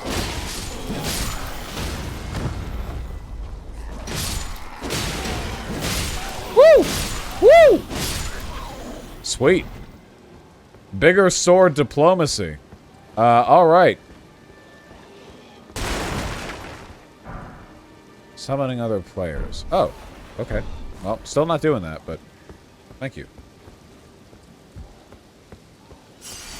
My 300 runes. Not the 5,000. Tree and breast surcoat. Tree and beast surcoat, sorry. Just thinking of titties, you know how it is.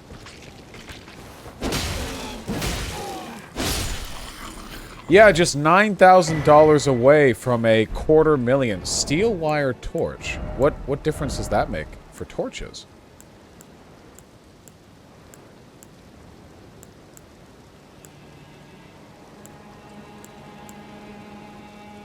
Well, I'm only using the torch for light, not for a weapon.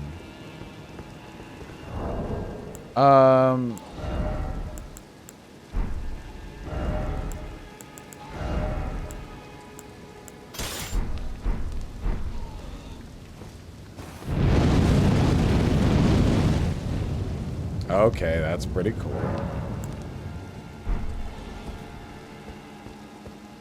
Weighs more, though. We're still mid-rolling. I'm not entirely sure how a steel wire torch allows you to do that over, like, a regular torch. I don't know what the steel wire adds to the fire-breathing ability, but, you know, whatever. Huh. Souls game not being fully realistic? Huh. Well below my expectations. Huh.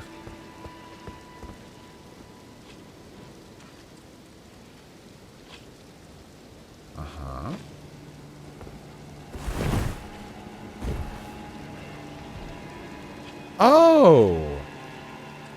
These protect you from fall damage, at least a bit. That was a very specific noise.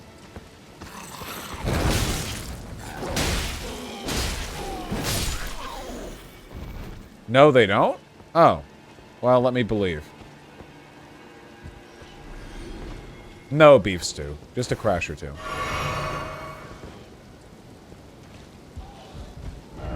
O noble, therefore seek light.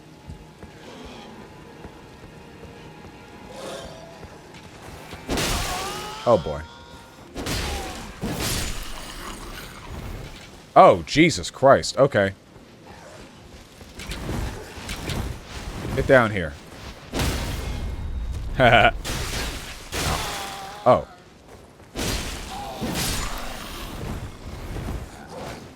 Woo! Wait, 244k, what? What? 244k? No?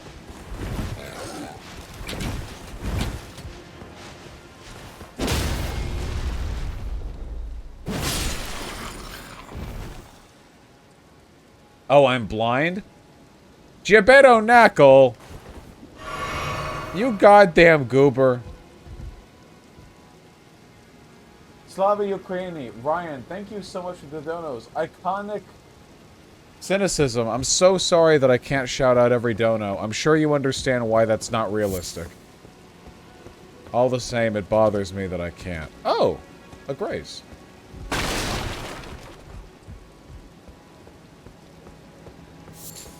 Old Fang, okay.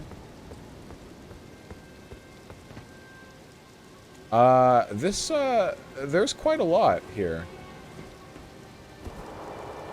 I'll get to that grace soon. I just don't want to respawn the enemies just yet.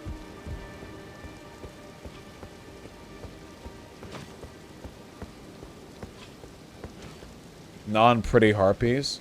Yeah, I suppose most harpies are... Well, I don't know if those things are meant to be harpies. Most harpies are made to look pretty sexy, though. I think harpies are hot.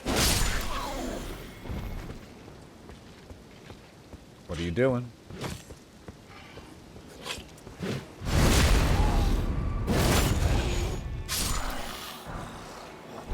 Or smithing stones.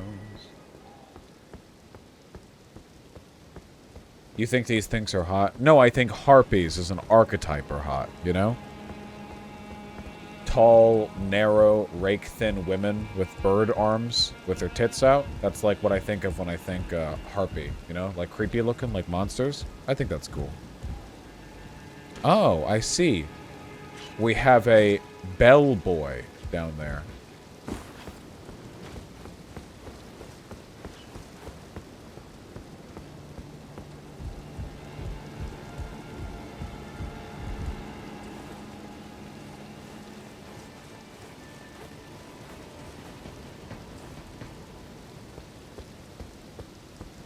Let's get that grace.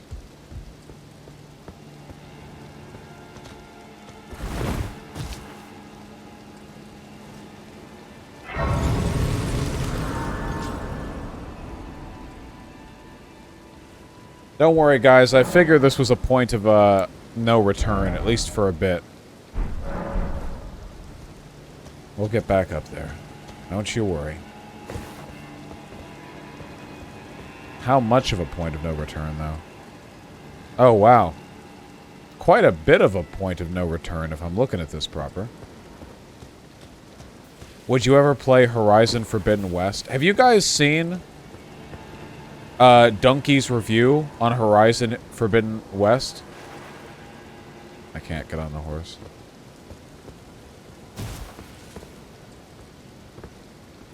It was, not very positive, I'll say that much.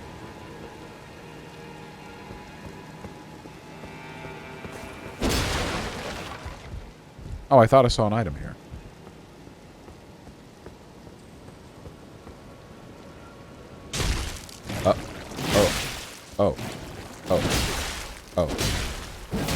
Oh, basically immune to physical damage. Right, okay.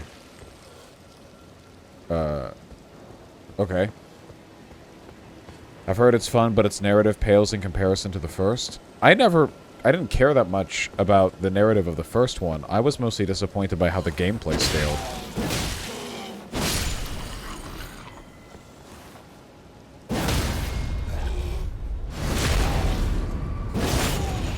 I've said this before, and I'll say it again. My main issue with Horizon Zero Dawn is the fact that the game promised to be like a really, really cool action platformer where you have to like use your bow and arrow to carefully snipe like enemy weak points, and I really like that idea. And the problem is that's just a bad way of playing the game. You quickly get a type of arrow that's basically objectively the best arrow you can use that just destroys all of their weak points in a huge radius. Ow. after you hit them anywhere on their chassis. Does that make any sense? Like, imagine a game where it's like you get to take down big robots and you have to like snipe all their weak points, and then you get like, okay, so here's the explosive area, and if you hit them with it, it destroys all their weak points. It does the damage that you would have gotten if you just sniped the weak points. No, it removes armor, not weak points. No, it destroys weak points.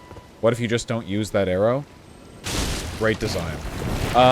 Not to mention, like, the best way to fight almost every enemy is just to freeze bomb them twice until they're frozen, and then just, like, open up into them. It's just not worth it to snipe them.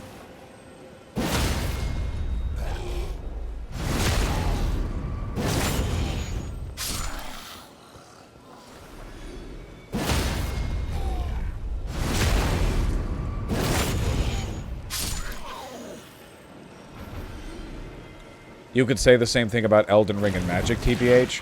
No, I disagree. The more you play, okay, guys, for those of you who have actually played Horizon Zero Dawn, you have to agree with me on this, okay? You have to agree with me. When you're fighting more difficult enemies, the best strategy is not to carefully snipe their weak points. It's like impossible.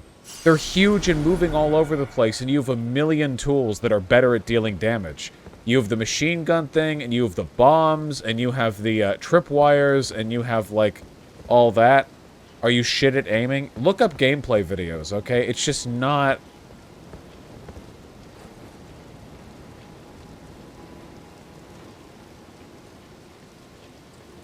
Yeah, the gameplay loop just sucks. The most fun that I had in Horizon Zero Dawn was before the beginning of every battle, when I would snipe off, like, one or two of their weak points with the sniper arrows before they noticed that I was there. That felt really cool, because they were big and they were moving and I had to, like, take careful aim. But as soon as the combat starts properly, that is just not possible. I mean, it's possible. It's just almost always gonna be better to use bombs or whatever.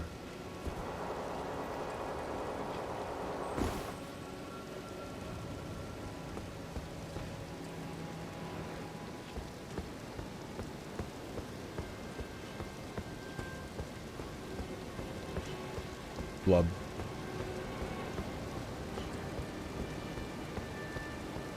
Okay. Alright, we don't want to go down that way.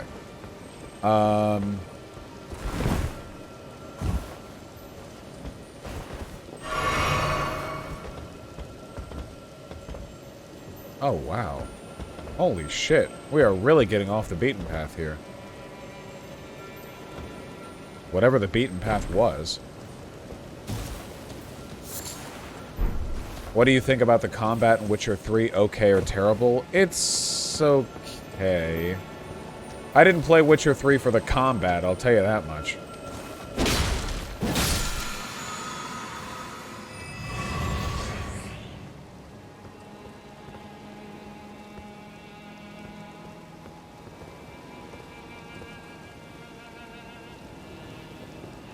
Whoop. It's fun sometimes. Oh, it can be fun. Yeah, it can be fun. One thing that I was a little bit annoyed about is that I tried to go like a pure melee skill block dodge tank parry build, you know, like for The Witcher, because it felt fun and right. And especially when the DLC started, it was really, really, really, really, really difficult. Like, my attacks did no damage at all. And then I spec'd into the poison tree, or like the alchemy, and it was like, oh, if your toxicity is high enough, you do like 10 trillion% additional damage. And all of a sudden my build was viable because I added that up. I guess it felt a little bit annoying. It seems like you can't go melee only. Okay, hold on. We're getting into it now.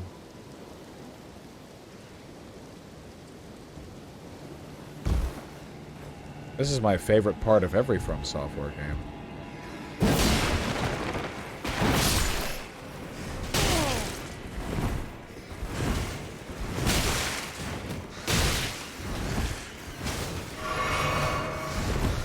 Oh boy.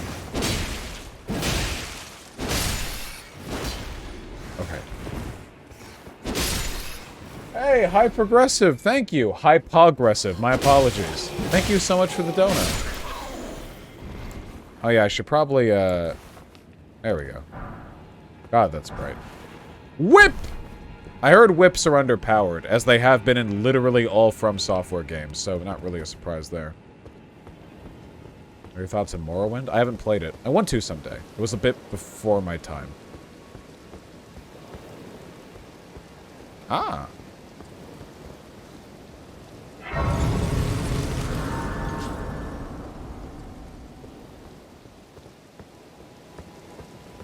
Man, we're like way out from the castle. We were doing castle stuff, and now we're off. We're off here. Holy shit. Is that a boss? Okay.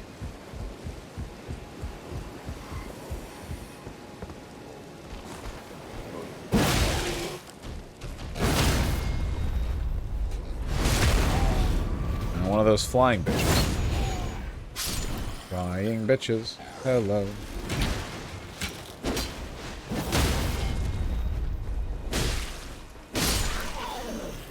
Nice. Damn, 242. We're getting up there, guys. I am pogging IRL right now. Thank you so much.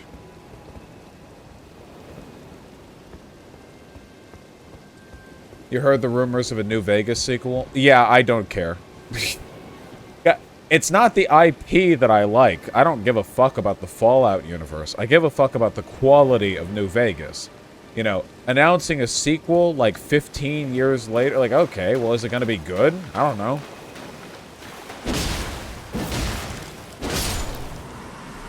They're white, not red. Does that mean they're non-hostile?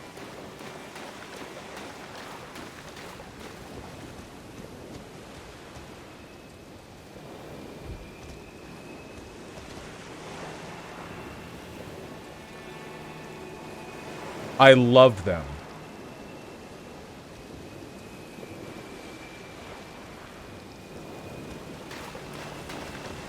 They are my friend.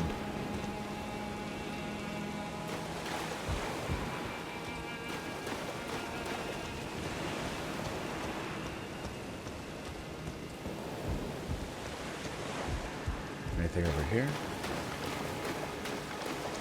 Oh, I also have to say, the last Bethesda-type game Obsidian made was, Outer Worlds, right? I didn't like it that much. I don't like that type of game. I don't like this type of game. You know? Like, to me, New Vegas was good in spite of it being a Bethesda-style RPG. It was good in spite of that. Its incredible writing and design allowed it to, you know, overcome, or at least to do well within its formula. But if you have the chance to make your own RPG, for the love of God, don't stick to that. Alright.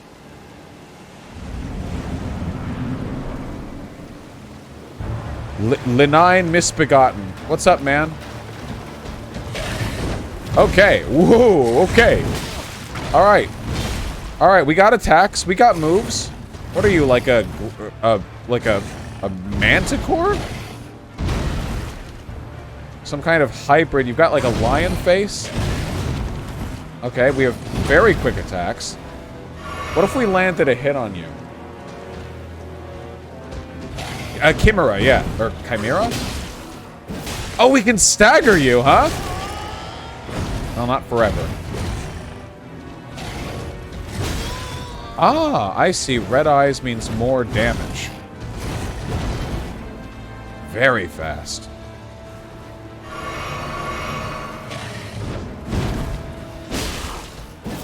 I can stagger the shit out of you.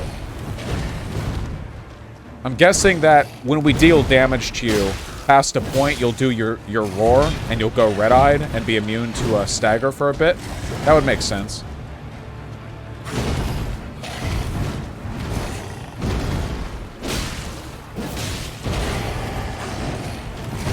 My theory. Oof, yeah. More damage. I don't really want to fight you while you're red-eyed.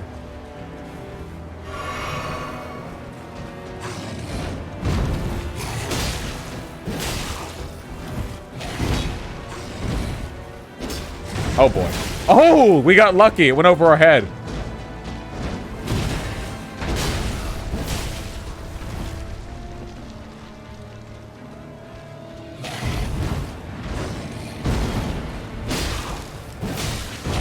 There it is.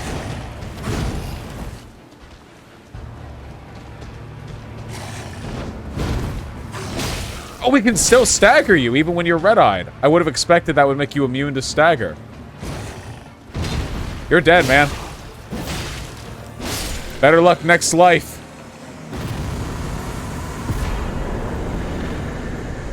Grafted Blade Greatsword. Oh, this is the spiky Greatsword. We saw one of the ghosts with these.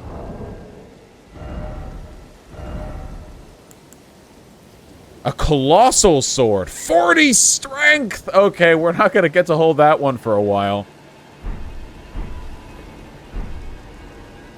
We'll get there, we'll get there. True. Not Anarchist Noble. 30 strength for two-hand. No, not 30 strength. 27 strength for two-hand, if I'm not mistaken.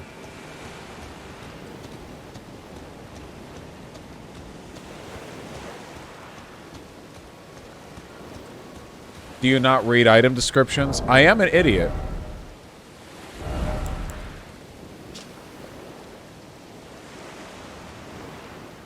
Very sword, castle mortar, Revenger's weapon, one of the legendary armaments. Yeah, we're so close to 250k. What is one-shotting a boss, actually, rather than as a meme? Surely it's worth the life of at least a few Ukrainian refugees.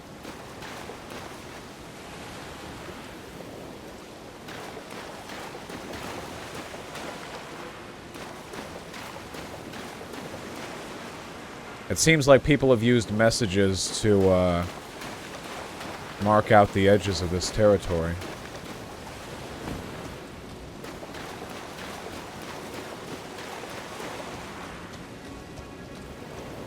I also have to say, I really fucking appreciate the fact that From Software is just committed to this style of Dark Souls boundary, where they're like, okay, you can't swim.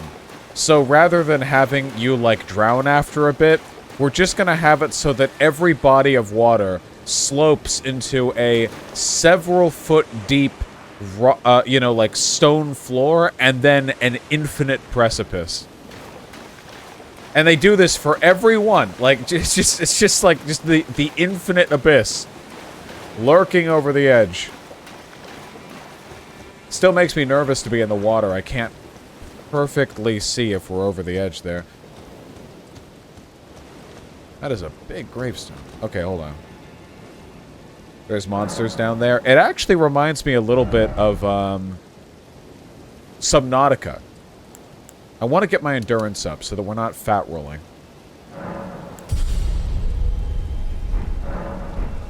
Do those exist IRL? Oh, I want to tell you guys a cool story. I've told the story before, but I'm going to tell it again because it's a cool story.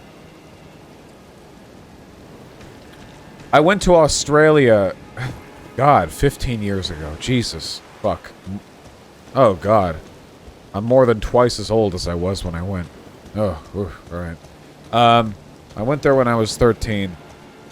And, it was, my mom had some, I'm not kidding here, MySpace friends in the area.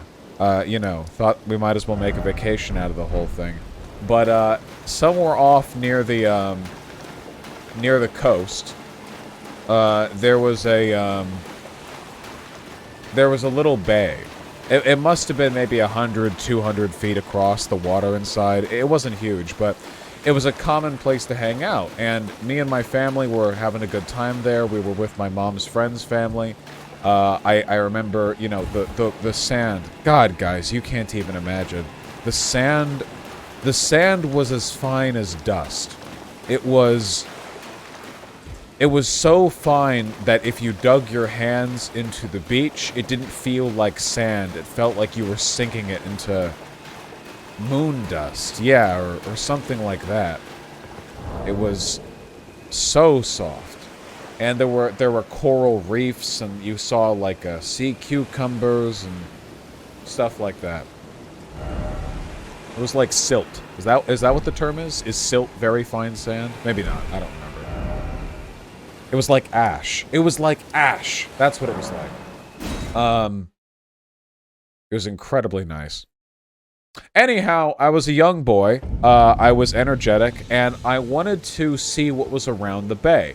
See, the bay had cliff walls that rose up maybe about 50 or 60 feet, you know? So you're really encased in this little semicircle. It's not even a semicircle. It's more like a three-quarter circle of just this cliff face. And, you know, you can see the ocean out past the little entrance to the bay, but apart from that, you can't see much. And I wanted to see what was around the cliffside. So, in a fashion which was quite dangerous, mind you, I hiked along the outer wall of the bay. Half of it was me climbing, half of it was me hiking. The rocks were wet, you know, the waves would crash against the rocks at my feet and splash and wet the footfalls, you know, the footholds that I was trying to not fall off of. Can't believe my parents let me do it. I don't think they knew, actually. I think they were distracted. But I climbed around the outside and made it around the edge of the bay. So now I was on the cliffside face that faced out into the ocean. I couldn't see my folks couldn't see me. And I saw something incredible. See, the path that I had taken took me up, which was more dangerous, further to fall. But it also meant that when I rounded around the outer edge of the bay, I was near the top, the precipice of the cliff. I was able to step up onto the top of it. And you'll never guess what I saw, folks. A salt flat. A massive salt flat. Massive to me, at least. Must have been over an acre. A perfect, pure white, perfectly flat sheet of salt running across this desert bed, this area where over probably hundreds of years, you know, seawater splashed up on top and then evaporated, you know, it goes on and on. There were no footprints. Nobody had been there. It was completely empty. And I got to leave the first footprints in the salt flat and ruin it for everyone else. Should have got there before me. It was gorgeous. And interestingly, the salt flat was right up against the edge of a rainforest. I don't remember which part of Australia this was in. I didn't remember there being any goddamn rainforests in the area, but it was a proper rainforest. I mean, you would have had to have brought a machete to make even a couple feet's headway into that wall of jungle. Sorry, jungle's the word I'm looking for, not rainforest. Anyway, it was beautiful. It was something else. It wasn't that far off from Sydney.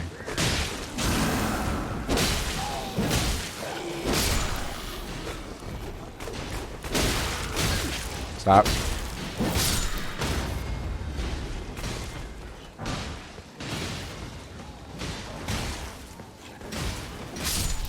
They're having a goddamn party over there.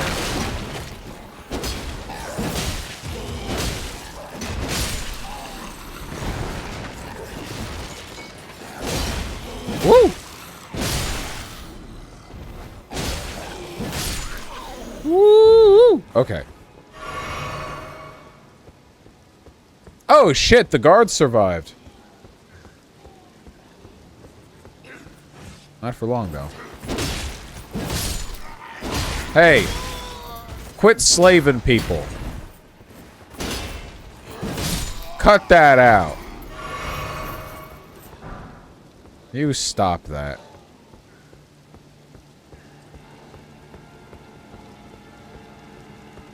Now let's follow the proper path so we can complete this quest.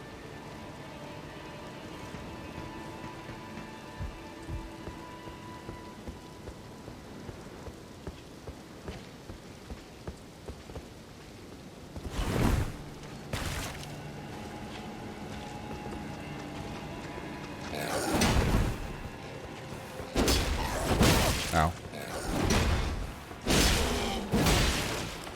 I've never played Neo, Fairhair. I've never played Neo, and I've never played Ghost of Tsushima. I've heard that both of them are good. I've heard Neo's very complicated. I'll admit, what I saw of Neo did not leave me wanting to play it, like 4 stances and all that. I think there's a lot of beauty in the Souls games, like elegant simplicity.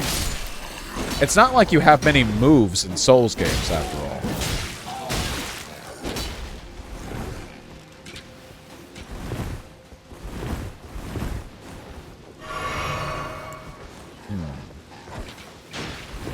Hey, that does more damage to flying enemies, doesn't it? Like Sekiro? Ow. What about God of War? I don't think God of War was inspired by Dark Souls. Hey, look at my feather headdress. I'm appropriative.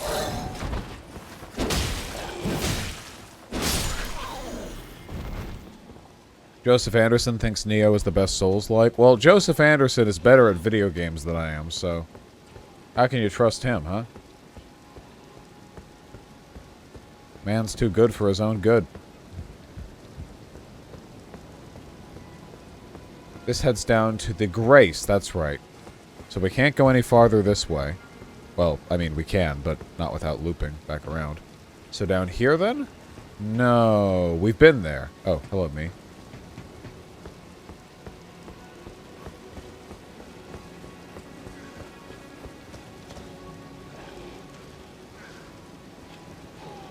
No. Go back, Bellboy. Oh, right. Can I survive that drop? Code Vein was not too bad, but really recently finished it. Code Vein is the anime booby one, right?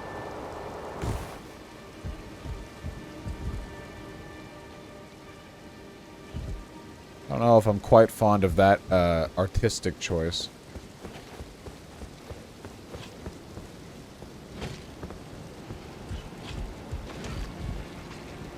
That seems like a big fall.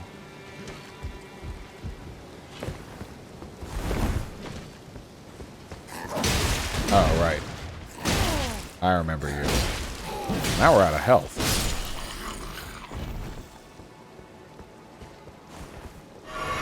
Code Vein is weeb bait, not good. I understand that I've rambled about this before. Look, I have nothing against fan service. I just wish the fan service was good fan service. So much fan service is trash. Like, oh, here's our hot anime sex game. All the women look exactly the same, except they have different hairstyles and hair colors and different eye colors, and you can choose their breast sizes. But apart from that, they all look the same, and they all have, like, the completely archetypal personalities that are genuinely not really that much evolved beyond, like, fucking hentai visual novels. No, actually, I take that back. Hentai visual novels have exceeded the medium quite a few times. They have... Wait, how am I supposed to get down there?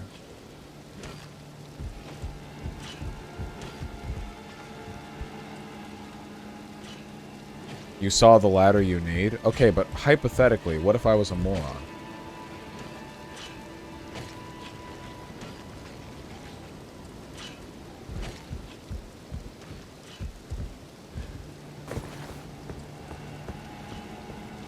Go back up. Okay.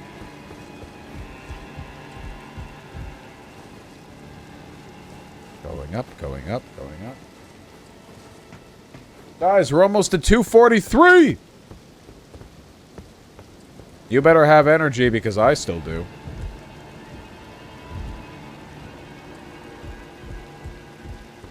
Over the barrier at the last stretch of wall.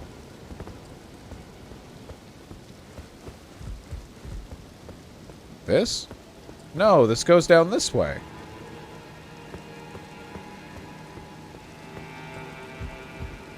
Here? Must be here. I don't remember this.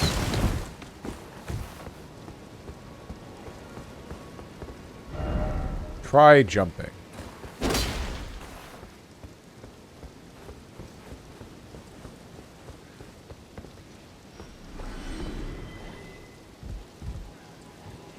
Oh. Okay. Well, alright.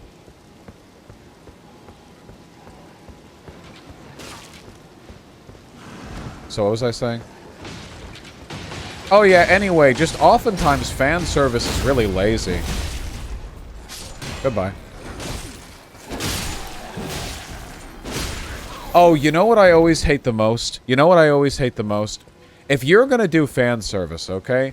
For God's sake, make the ladies... It's always ladies, right? I mean, I don't mind dude fan service at all, but, like, I know what... Like, we know what we're talking about here. For God's sake, make them look fleshy. Nothing ruins any kind of erotic immersion more than, like, boob sock clothing and, like, no boob physics. You can have unrealistic titty physics, don't get me wrong, but some types of unrealistic are a stylistic decision, and some types of unrealistic are just, like, stupid, like somebody just drew circles, you know? What's up, man? There's a face I've not seen before. I'm Edgar, Warden of Is that this Keemstar? castle, as ordained by Lord Godric himself. But you can see how things have turned out. The menials have all rebelled. Menials? They gave me good service, or so I thought. But it seems it was all an act. Foul creatures, as it said, and true enough, they're foul inside and out. I'm sorry to disappoint you, but whatever you come here to do, I'm afraid Castle Morn won't hold much longer. Take this, by way of apology. I suppose I'll deliver the letter. I see. From Arena. What does the twig do? I'm in your debt, but I can't leave yet. Even if the castle should fall, as commander, I must remain. The castle to has ensure the fallen. treasured Sword of Morn does not fall into the wrong hands. Wait, didn't I get that sword? Wait, do you mean the sword that I got?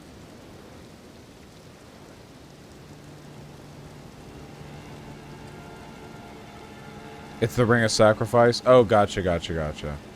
If you see Arena, do tell her that her father will come for her once he's fulfilled his duties. If you see Arena, do tell her father... If I fast travel and come back to him...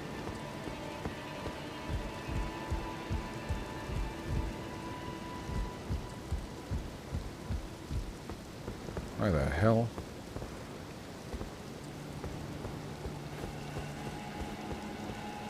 Just quit out? Well, I have to go back to the, thing, right? Just quit and come... I just exit and reload. Okay, okay. You say exit and reload, I'll exit and reload.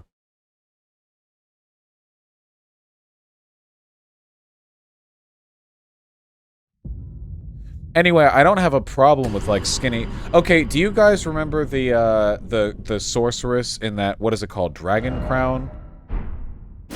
It's the one where the sorceress has the huge tits. You know, she's, like, riding that staff. What's it called? Not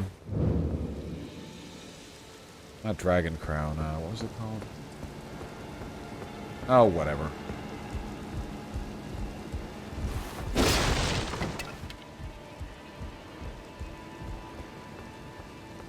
It is Dragon's Crown? Oh. I'm in your debt for keeping the sword from those fallen creatures. I'm no longer bound by duty. Once I've rescued Arena, I will spend my remaining days with her.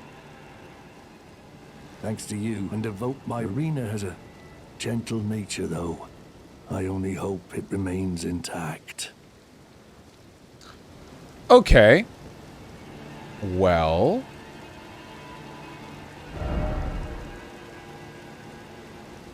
Does that mean I've completed this quest? What more remains for me to do here? Go see Arena? Okay. Is there anything left in here that I missed? Anything of great importance? The Bellboy! Bellboy. Bellboy. How do I get down to the Bellboy? Do I have to, like, do I really have to drop down and just eat the damage?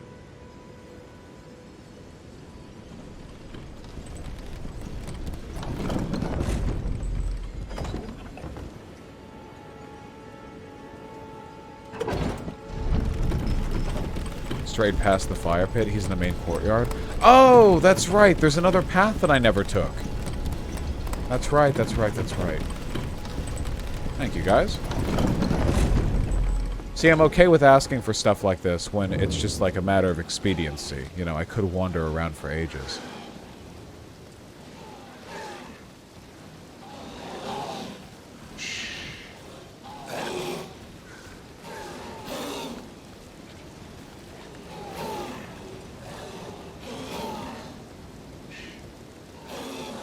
Hey, 242,000.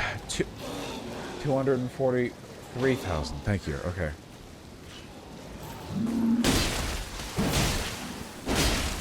Less health than I expected you to have.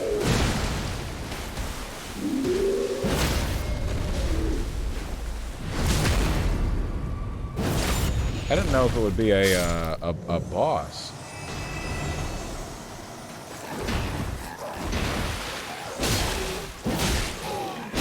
What's that in his head? It's a bellboy. Sanctuary stone. That's new, I think.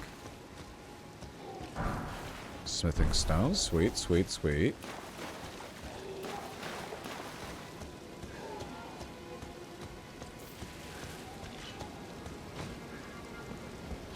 Any other bellboys in the area? Guess we can go up there.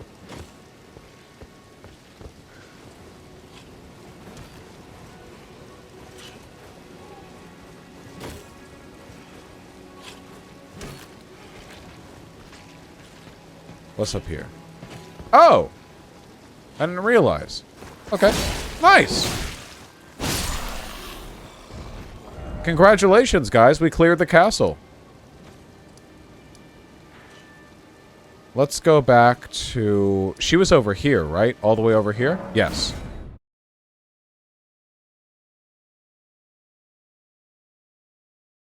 You will, Zades 232.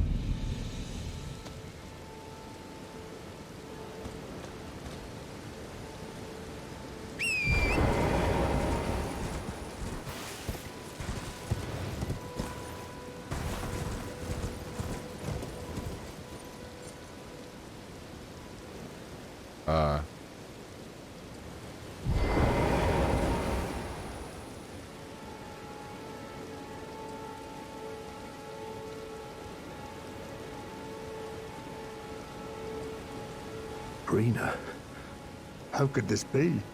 My daughter deserved better. The fault lies with me. I chose duty over my daughter's safety. And that is how fate has answered.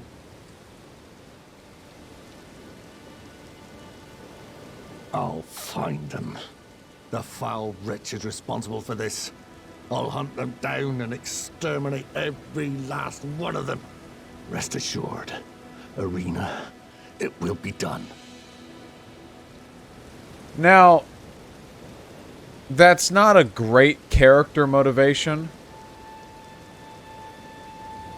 However, I am also probably going to end up killing every one of them that I find.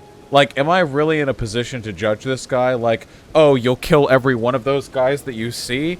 Well, I would never. Well, yeah, I would. Alright. Kill the guy? No. No.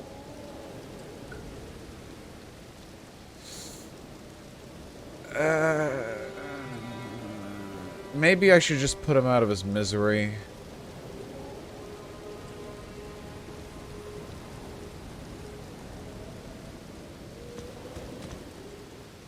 He might have a...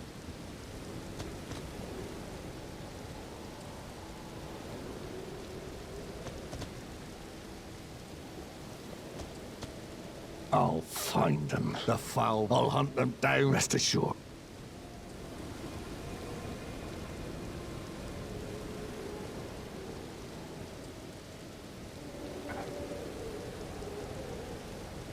His story might continue. I want to see how his story continues. And we'll decide later.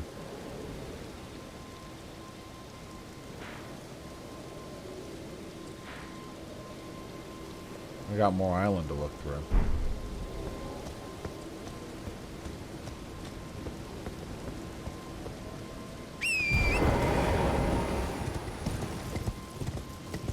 Remember, guys, killing is wrong. Oh, Vermin? When you have time, could I have my last cup of coffee for the night? I'm gonna shit something fierce sometime in the indefinite future. Oh, well now we know what they're doing.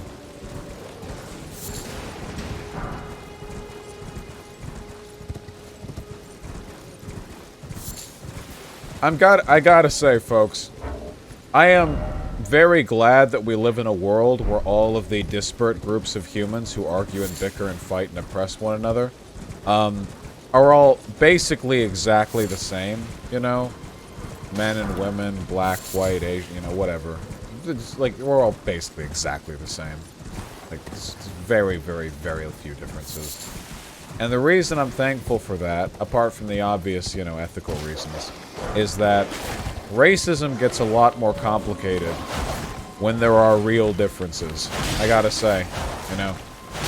Past a point, it becomes what? Speciesism?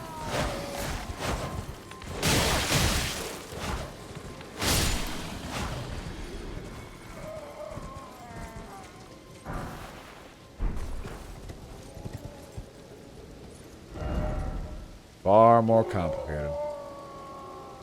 Okay, we're heading this way.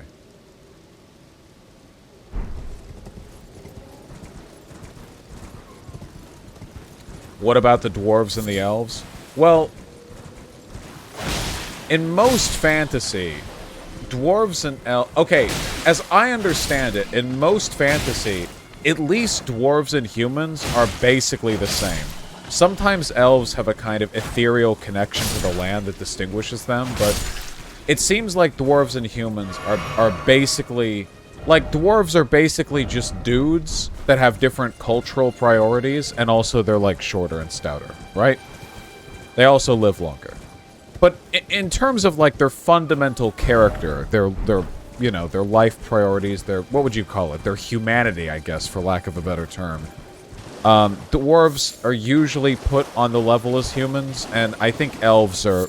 I mean, often elves are elevated, if anything. Elves are more emotionally in tune, more intelligent.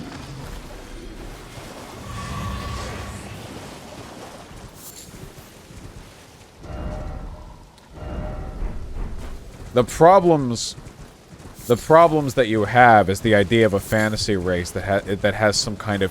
something innately wrong with it, you know? Like, if there really was, like, I don't know, kobolds or something. Now, this has been subverted in a bunch of ways.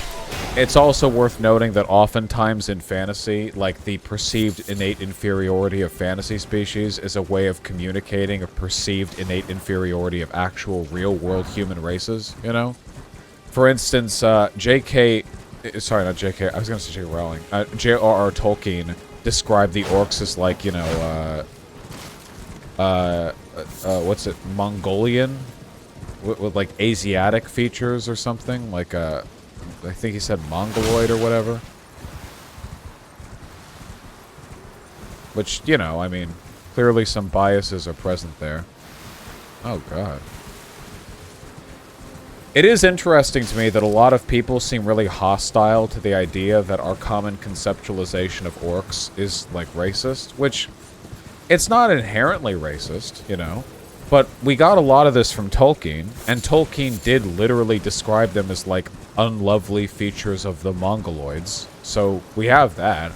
Even in more modern incarnations, like, say, for example, orcs in World of Warcraft, like, that, not to say that it's this direct analogy, like orcs equals this race, but, you know, it's definitely worth noting the fact that when orcs are portrayed in, say, like Warcraft, you know, you sometimes have tribal tattoos, bones through their noses, shamanistic cultures, you know. It's not to say it's a one-to-one, but I think it's reasonable to look at that and go like, okay, clearly we have some, you know, some cultural biases have informed our perspectives here. Likewise, when we portray elves, who are generally considered to be very intelligent, you know, very interested in, like, construction, not traditional construction like what we do, but, you know, like the building of things, art, like, you know, civilization. they tend to have features that are kind of like a, oh, you know, they're often kind of a hyperbolized European features. Elves tend to be pale. They tend to be described as having keen noses, fair features, you know. They're coded that way. They're often blonde, though not always. Again, this isn't always the case, not in all instances, but I definitely think it's worth noting, right? I mean, an example that people don't consider to be too, like, contentious is, why are dwarves always Scottish? Like, always. Dwarves are always Scottish. It's wild, right? Like, it's so specific, too. Like, Scottish isn't a race. It's, like... It's like, it's a specific accent that they're always depicted as. But one of the reasons for that is because, you know, oh, thank you very much. One of the reasons for that is because, no, I'm good. One of the reasons for that is because when we think of Scottish people and Scottish accents, what do you guys think of? Brash? I think of brash. You know, loud, friendly, like very big on kin, family relationships. Oh.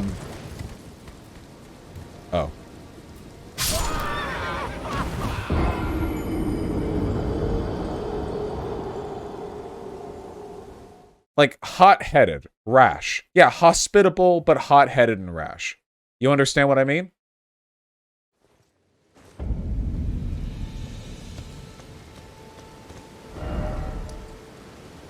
Let's get back up there.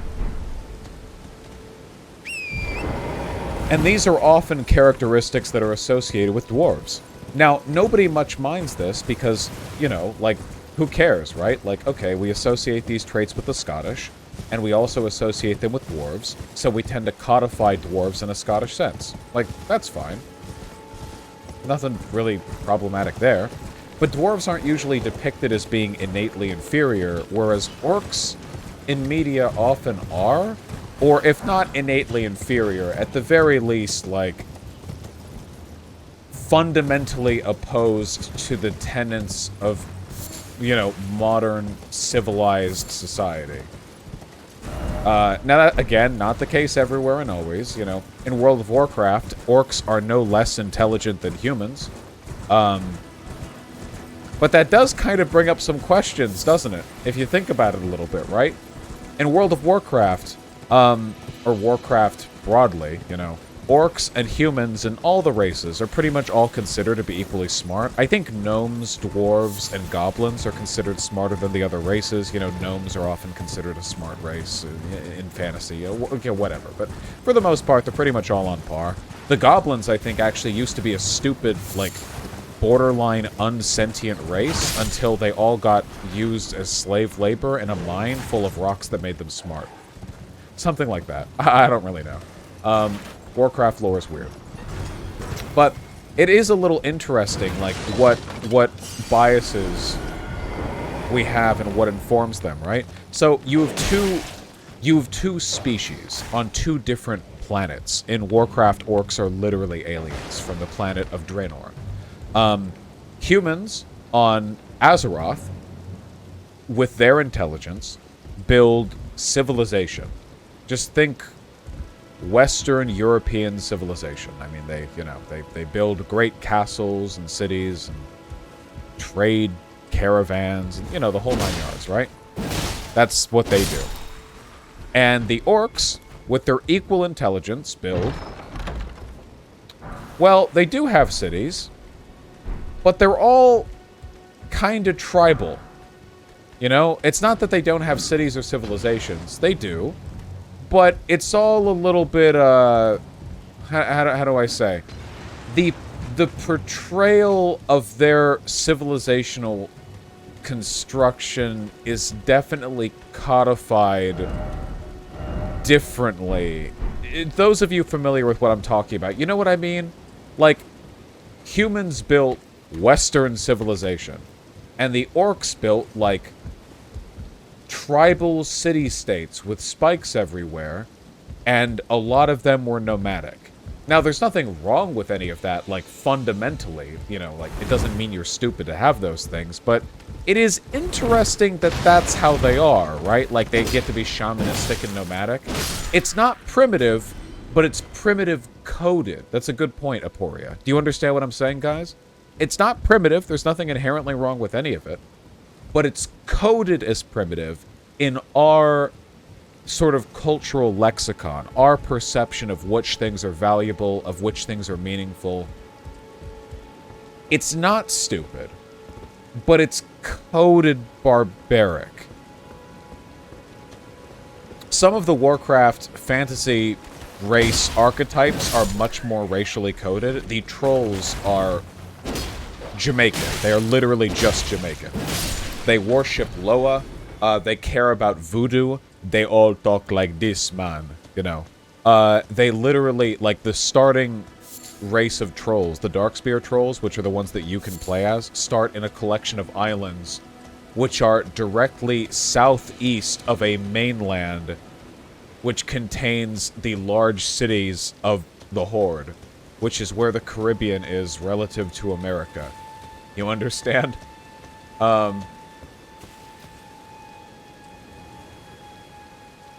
know what I mean?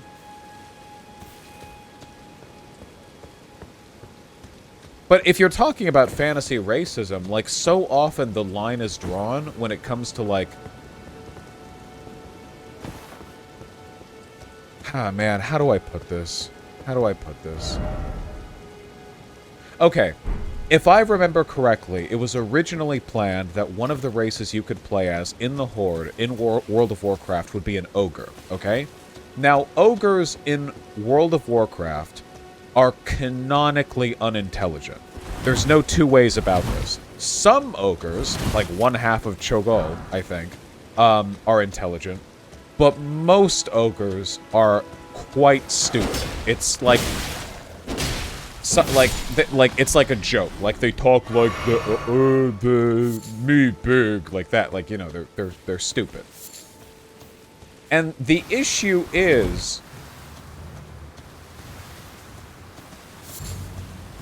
in universe, this is kind of used as a justification for racism in a lot of cases, you know? Like, sometimes you meet ogres who aren't bad guys. They're usually kind of like stupid bodyguards, or just like, you know, like half-wits with a good heart. But as a group, their stupidity relegates them to the position of an eternal foe.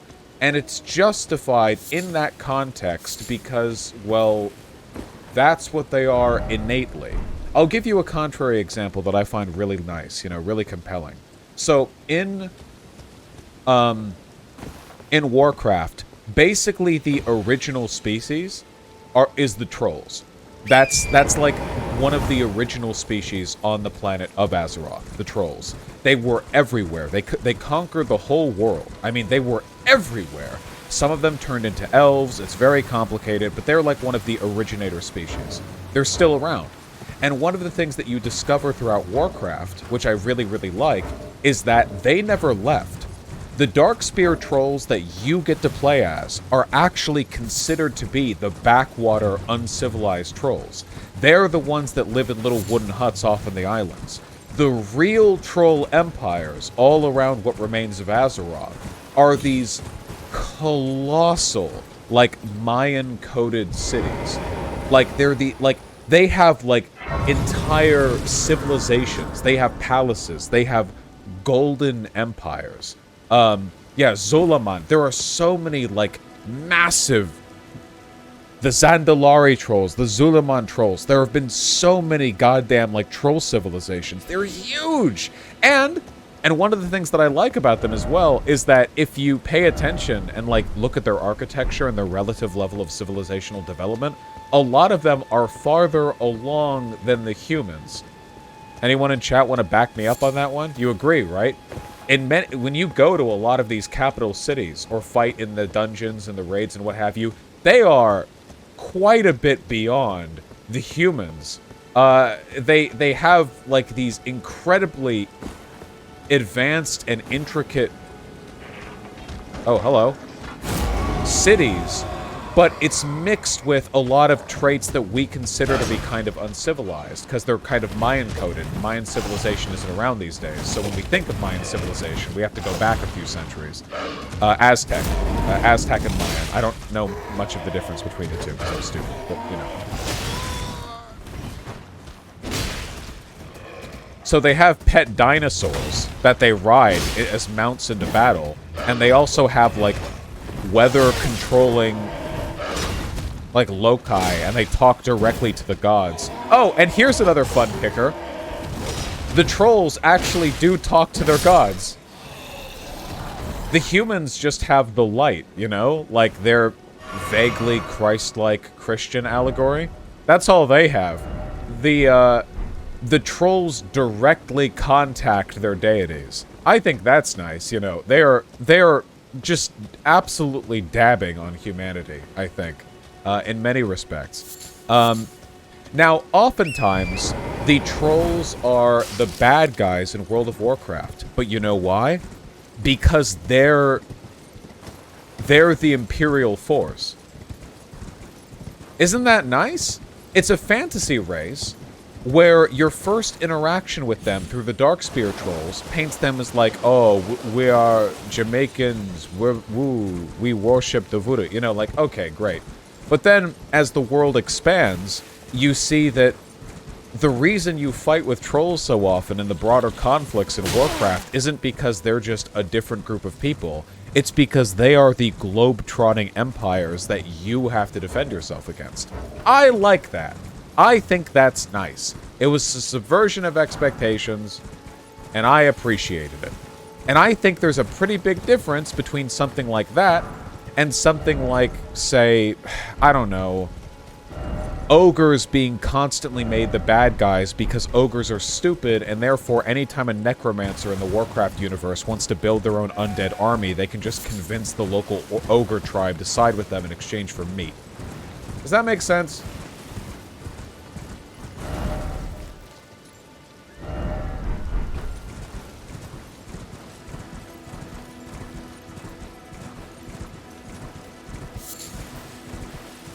Well, hopefully it makes sense to some people. No, it's a little later in the day. Ooh.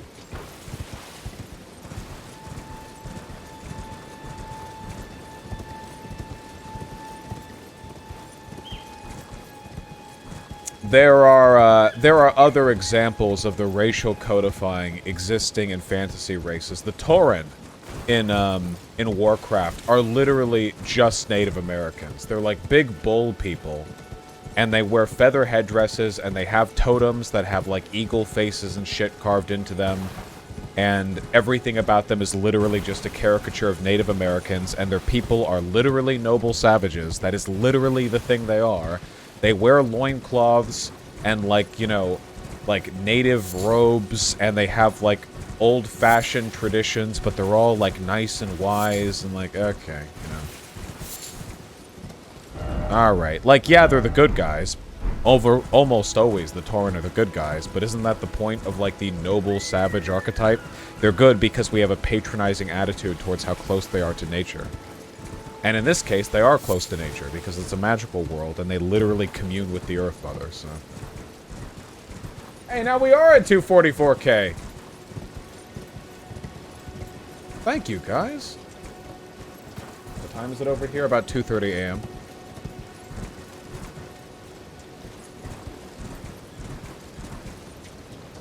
Plus, there are the Grim Totems who are the bad savages on Kalimdor. Yeah. There are other examples of direct allegories. As I recall, the gnomes don't really have an allegory. Gnomes are gnomes, so that's fine. The goblins, likewise. I don't think some people say, like, oh, goblins are Jewish. I don't think the goblins are even remotely Jewish coded in Warcraft. I don't think that at all. I do not believe that. I don't think so.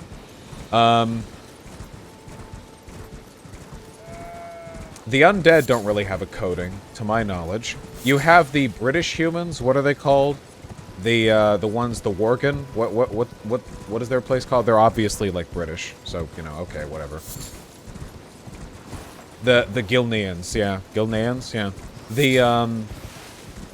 I've said this before and I still believe it. I feel like the Draenei are meant to come across as kind of allegorically Romani. That's always the vibe that I've gotten from them. A nomadic, you know, a nomadic culture known for trade, you know, wanderers, like, had to flee their homeland because of oppression. If not Romani, then at the very least some kind of Slavic. Their accents are pretty Slavic, I think.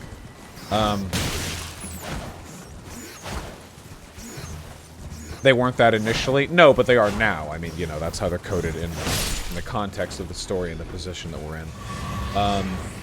Yeah, not all goblins are greedy. Well, the main trait for goblins in Warcraft isn't them being greedy, it's them being reckless, right? Like, the only greedy goblins usually are, like, the merchants, but all merchants are greedy. It's literally their job to be greedy. Most of the goblin-coded stuff in Warcraft is more like them building rockets and bombs, and the joke is always that they're not going to work very well, and they're very dangerous, and that's like the, you know. Yeah, goblin engineering always has a chance to explode, that kind of crap. Let me see. Guys, any other races in Warcraft that you think have very specific fantasy, like, racial coding that you can think of? You'll have to forgive me, I'm a little tired.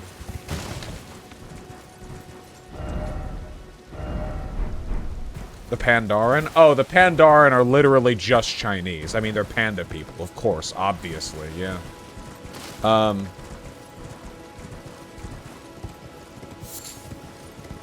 That's not even, yeah. Didn't the Mists of Pandaria literally do well in China? I'm pretty sure Chinese people like those depictions, don't they?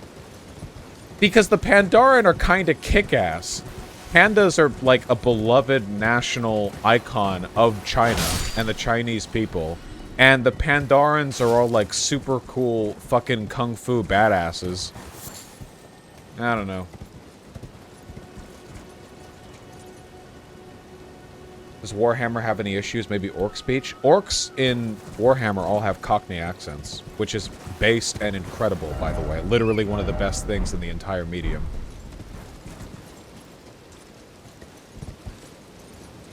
Blood Elf architecture has Arabic and Iranian influence, but their people don't affect that. Oh, that's true, yeah.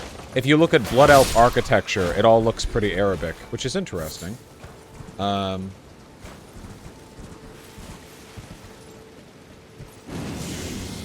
What do you think of Night Elves? I don't think Night Elves are very, like, coded. Night Elves are just like, ooh, we protect the forest. I do kind of like the fact that when the Night Elves were first revealed, they were, like, kind of savage. I kind of like that, you know? Like, elves are normally depicted as, like, the fair-minded high folk of the forest, but when Night Elves were first unveiled in Warcraft, it was just like, oh no, they're fucking feral. They're, like, ruthless, murderous assholes. I don't even know if they come across as noble savages, honestly, because the Night Elves don't come across as very noble, you know? I don't think the Night Elves are noble. They're pretty damn evil some of the time. A lot of the time, even. Oh, no links at the moment, Parafox, but say, DM it to me sometime. Yeah, they're hyper-isolationists and territorial. But Parafox, I'm really happy to hear that, assuming that you're speaking literally, but either way, yeah. Any thoughts on Drow? Well, Drow aren't in Warcraft. I guess the closest that they have to Drow in Warcraft is the Nightborn. I like the Nightborn. The Nightborn in Suramar.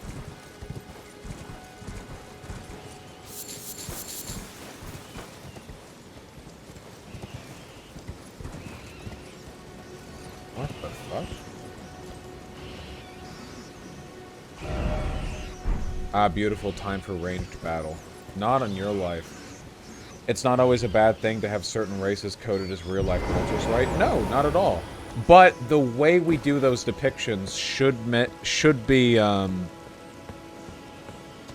mean, you know, we should be aware of our biases going into it. You know what I mean? It's not like I haven't done it. I have a long-standing... That's a big rat.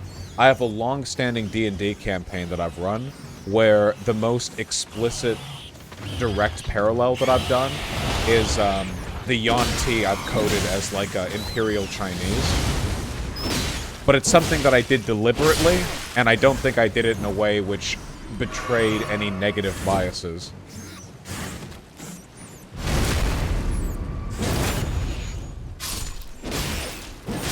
But, you know, who knows? Are the Skaven just French? Yes.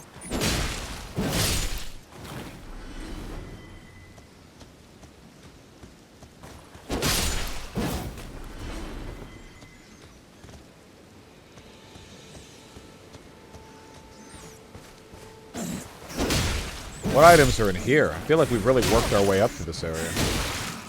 Please stop.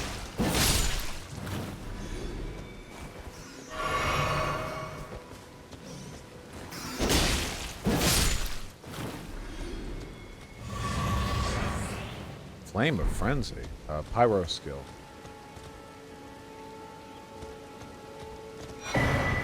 Sacred Tear. What the hell is that?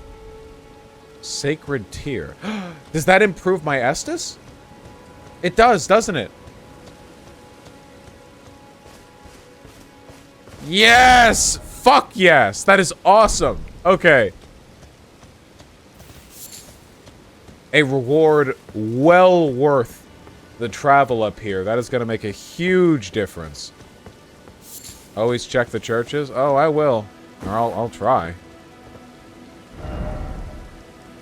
Alright, I think that covers... Let me check this corner back here just to make sure. You need to use it, though? Yeah, I know. Next time we go to a Grace. I am Parafox. Slava Ukraini. Thank you.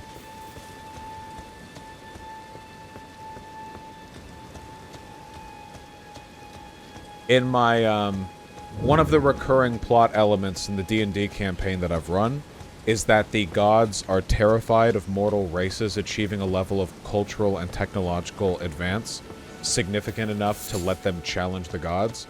So every couple thousand years, the gods contrive an apocalypse and they allow it to happen. Either they kill off the mortal races themselves and reset everything, or they allow an apocalypse to happen. And of course, this happens without the knowledge of the mortals. If they were made to know, then that would be pretty bad for the gods. Oh, here we go. And the Yuan-Ti...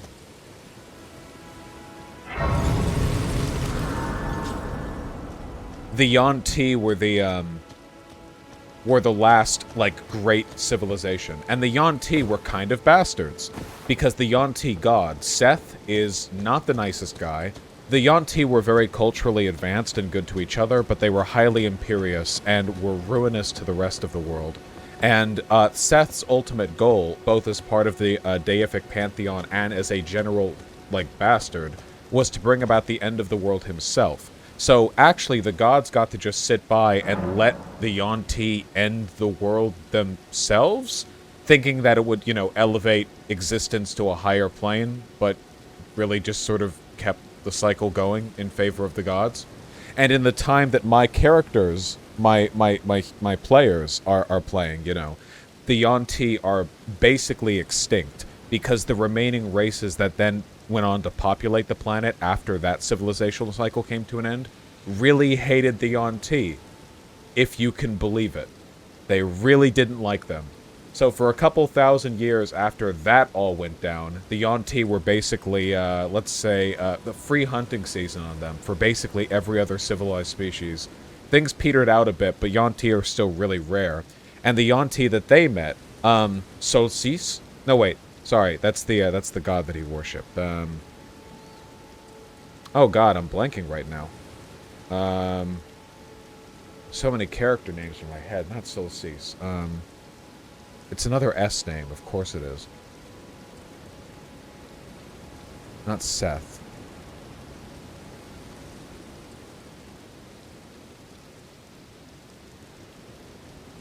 Huh. Well, I'll ask Vermin next time I see them. Anyway, he was basically an anthropologist trying to study his people.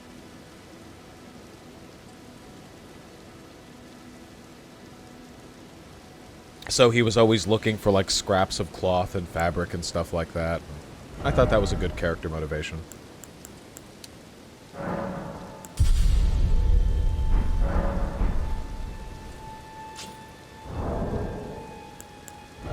Let's get some souls, huh?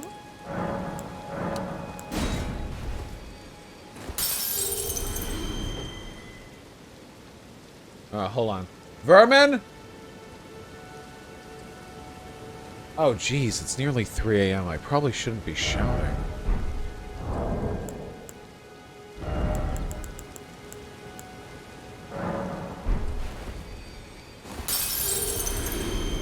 I just want some goddamn levels up.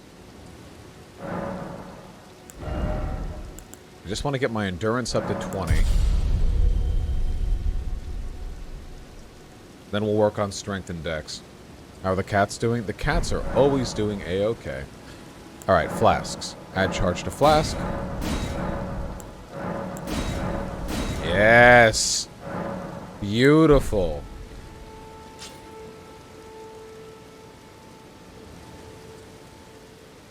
Sorry.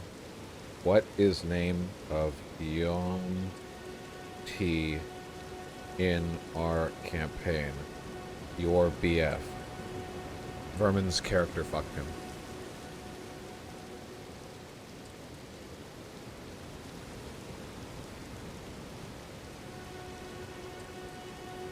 Shea. Shea. It's Yan T. They're snake people, okay? You have to have all the names start with an S. Alright, I think that covers everything that I want to do up here. So now we get to go here to the big tree! Okay, so I think that we've basically covered everything here.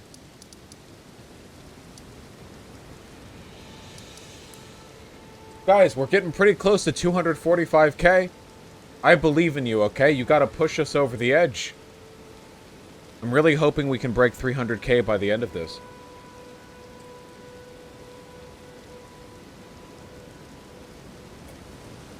It's a hope of mine.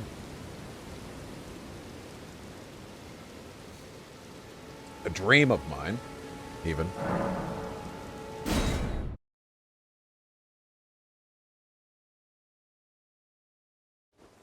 I'm not really Aporia. I just have fun with it.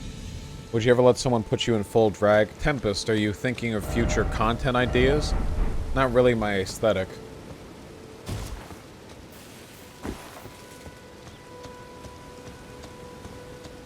Listen, I don't have an interest in being dressed up in drag, okay?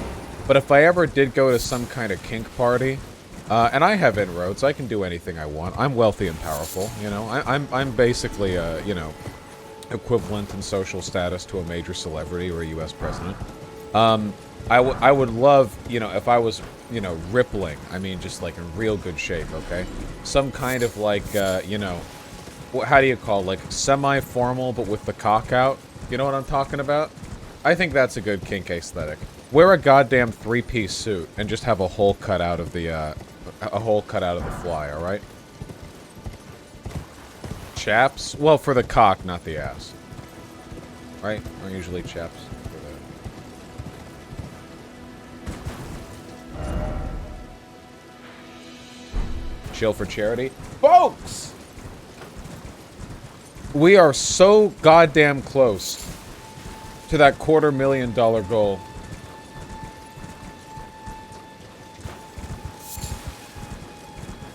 The fine people of Ukraine have been dealt, oh god. Oh, okay. Have been dealt a terrible blow at the hands of Russia. And though there's very little we can do to directly improve their situation, I know this money will be put to good use. And what's more, you know, it's not just about the money. It's also about the morale, okay? Because I'm going to be hooting and tooting about this damn fundraiser for weeks. And what that means is that people who are running away from Ukraine so as to not get killed by Russians, they are going to go online and see hundreds of thousands of dollars being raised by tens of thousands of people to help them. And I bet that brings a goddamn tear to their eye. It's already happening, and we're going to help.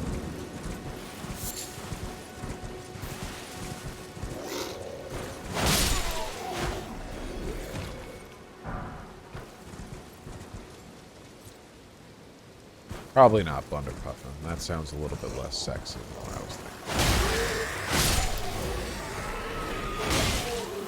You know, now that I've gotten a hang of horse combat, I gotta say, I'm starting to see the appeal.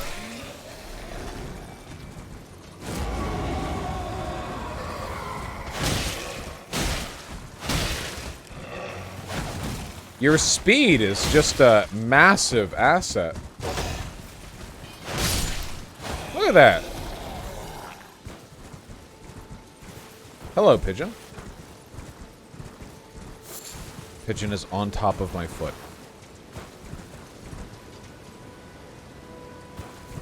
Hey Vosh, morally or otherwise, is what Russia is doing to Ukraine different from what Israel is doing to Palestine? No need for a detailed answer, just a yes or no will be enough for me. There are similarities and differences. So, in both cases, a larger and stronger power is attempting a kind of ethnic cleansing, though in different forms. Israel, I think, wants to finish the job.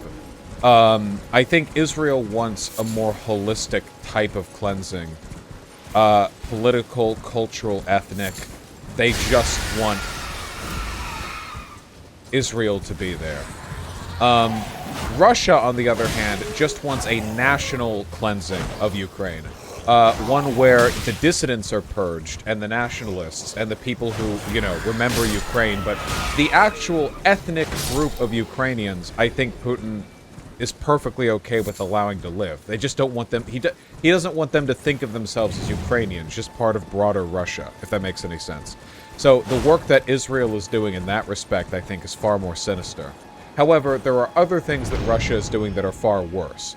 I would say that, and some people might want to give me flack for this, but I do believe it, you know, the indiscriminate shelling and full invasion that Russia is currently conducting in Ukraine is worse than what Israel is doing in Palestine, if for no other reason than because it is a much fuller form of direct warfare, which will accrue a much greater degree of economic and human suffering by an almost exponential degree. I mean, it like, with Israel, it's like border skirmishes, encampments and settlements raised, and like rockets fired back and forth, and Russia is committing hundreds of thousands of troops to a full invasion. So in that respect, there's a difference in kind. There's also, of course, that what Russia is doing has the threat of promoting warfare between itself and NATO countries, and that it's a threat in the broader European theater and so on, whereas what Israel is doing to Palestine is pretty clear, like a Israel-Palestine thing, you know what I mean? Again, not a defense, it's just, it's very obvious that what's happening between Israel and Palestine is a thing that is between them, whereas the Russia-Ukraine stuff is part of Russia's broader imperial ambitions, in a respect that I don't think is really comparable to what's going on with Israel, you know? Like, I don't think Israel's going to, like, look to annex Iran, or, you know, like, I mean, you know, don't quote me on that one, okay? Wackier stuff has happened. You know, it's not as though Israel hasn't made massive land acquisitions in the recent past. Just, no, okay, put a pin in that one.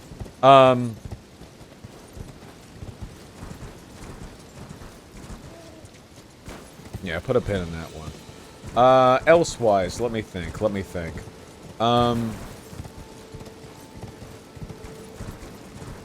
There are a lot of similarities.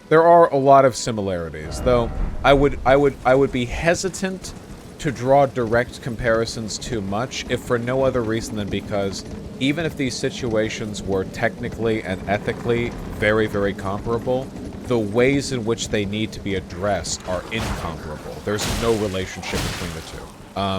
You know, for instance, the situation with Israel cannot be fixed by funding Hamas.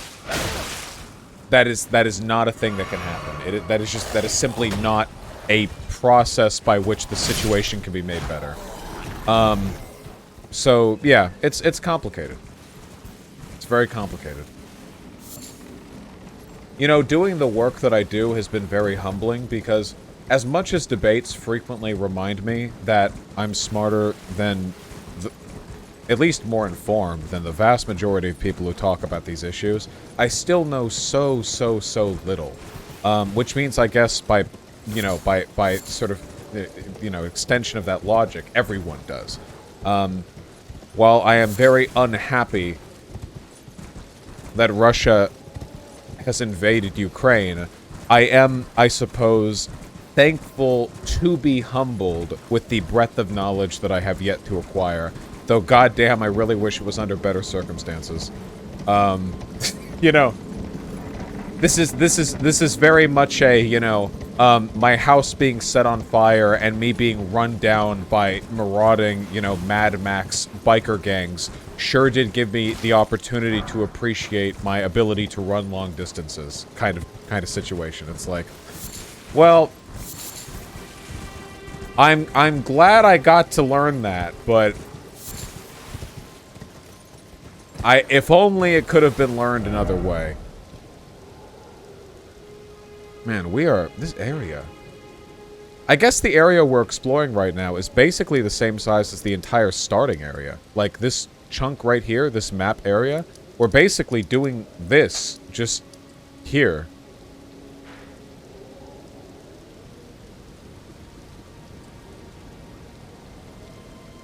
Vosh is at his peak when he isn't being arrogant. I am, listen, the respect in which...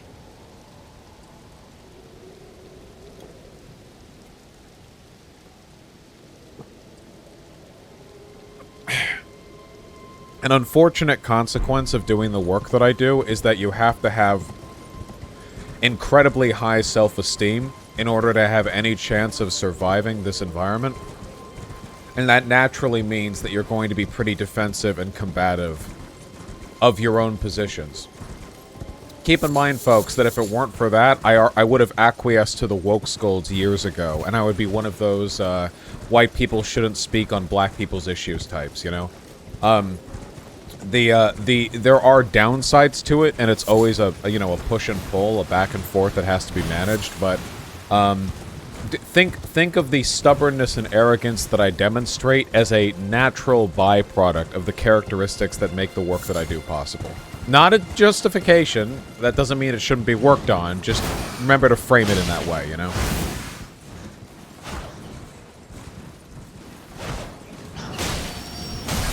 Hey, I got him!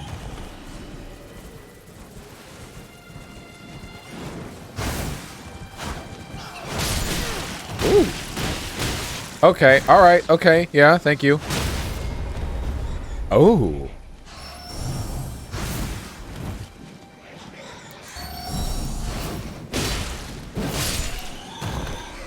Is the stream being recorded so it goes up as a VOD later? Yeah, of course. We'll get it up nice and soon.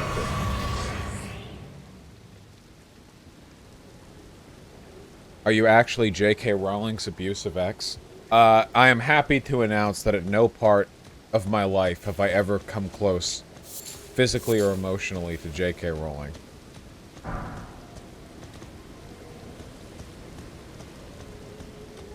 Oh shit, more duders. There's another church up there.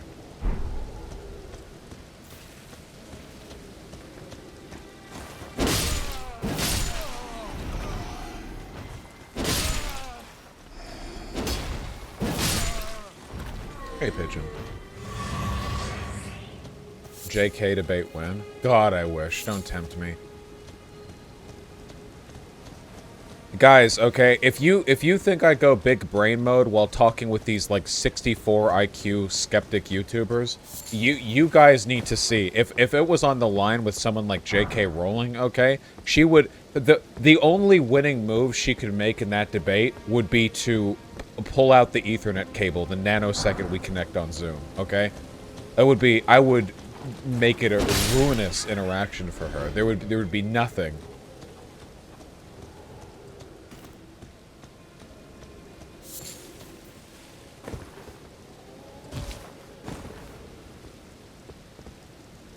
What do you think of a two-state solution?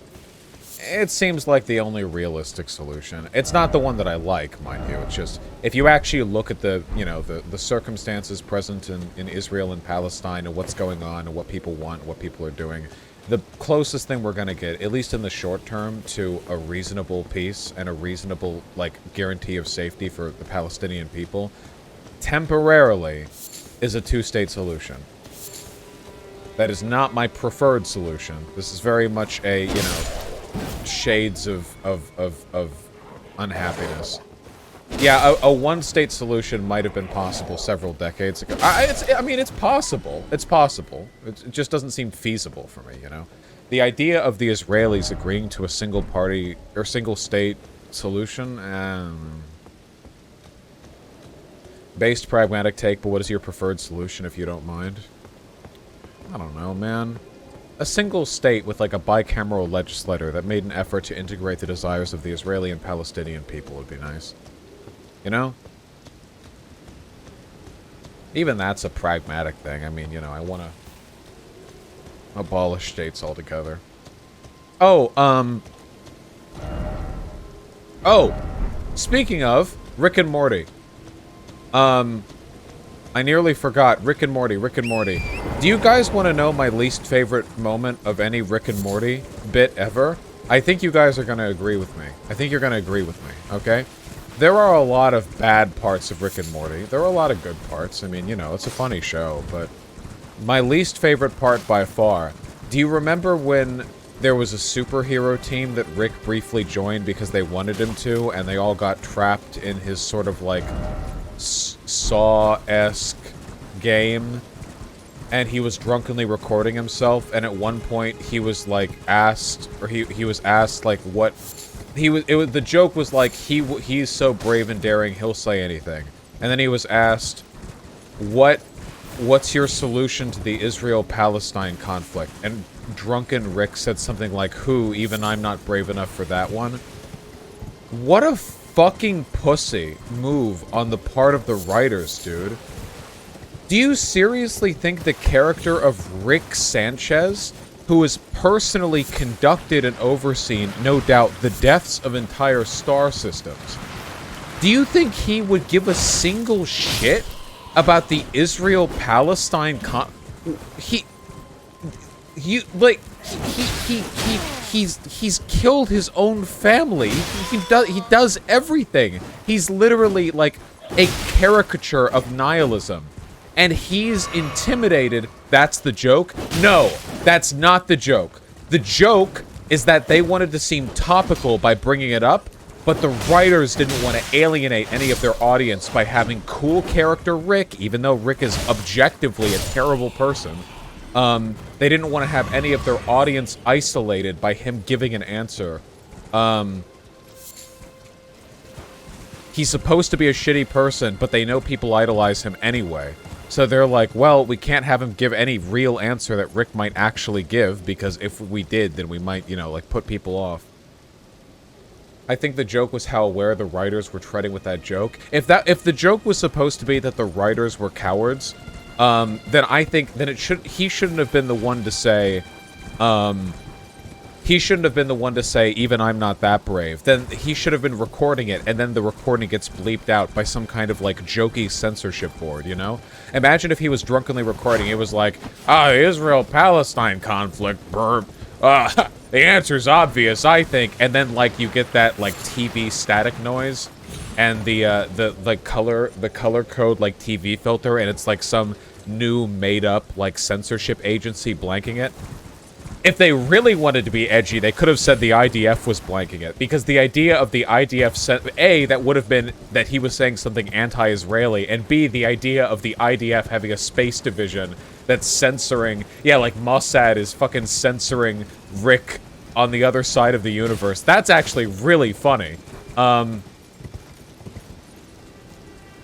yeah, I don't know.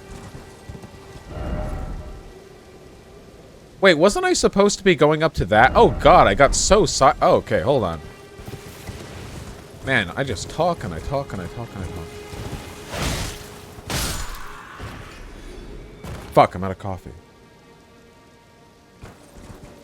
It's pretty obvious Rick doesn't like Israel. It's just, I think it should be very telling to people who are interested in what types of commentary and what types of nihilistic, edgy humor Rick is allowed to get into. Like, it should be very telling that Rick can be pro-genocide and pro-ending the world, but he can't be explicitly pro-Palestine. I think that should be, I think it's very interesting if you think about, you know, the sort of, likewise, by the way, he can be anti-president and anti-America, okay? But has Rick, like, so, actually, when you think about it, it's actually very, very interesting when you consider the implications, okay? Rick is explicitly anti-America, anti-nationalism, anti the president, because Obama's the president, he fights with Obama all the time. But how much has Rick meaningfully addressed some of the interior structures, a systemic critique of capitalism?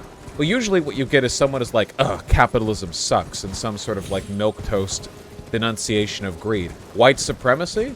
Well, Rick beat up Nazis, and that's based, don't get me wrong, you know, he's explicitly denounced racism. I think that's fantastic, okay? But, you know, any of its major structural elements, a lot of Rick and Morty is pretty high concept. Like, it's not as though this is a kid's show and I'm asking for too much. If Rick is going to do social commentary, you know, why is it that explorations of his nihilism and of the sci-fi premises they engage in are, I wouldn't say nuanced, but at the very least they're pretty engaged? But the social commentary, you know, by necessity, can't conflict with hegemonic values pertaining to systemic oppression too much, you know? Like, you can make jokes about being a nihilist who doesn't care whether or not his family dies, but, you know, taking a side in the Israel-Palestine... Oh, shit, it's the cemetery.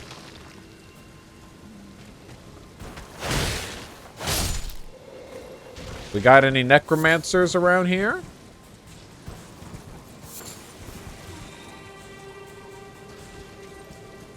I disagree. I can find critique examples of every critique you've asked for. Not in the way that I'm looking for. I've watched all of the Rick and Mortys.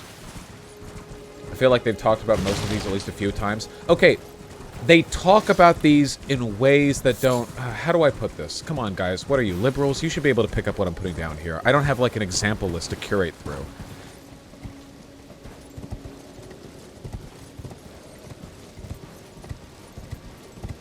Okay, you know what? I'm just gonna throw out a hot take, okay? Honestly, I feel like if the show was committed to its premise, Rick shouldn't be anti-racist.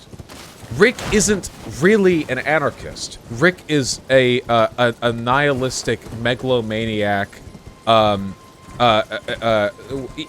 like egomaniacal, selfish, kind of like loser.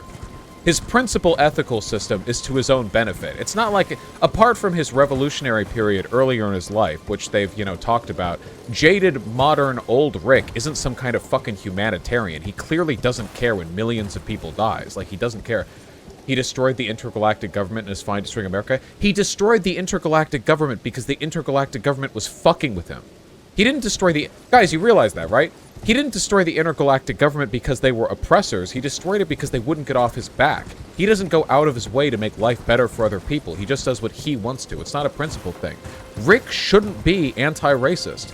He should, at the very least, be ambivalent to racism.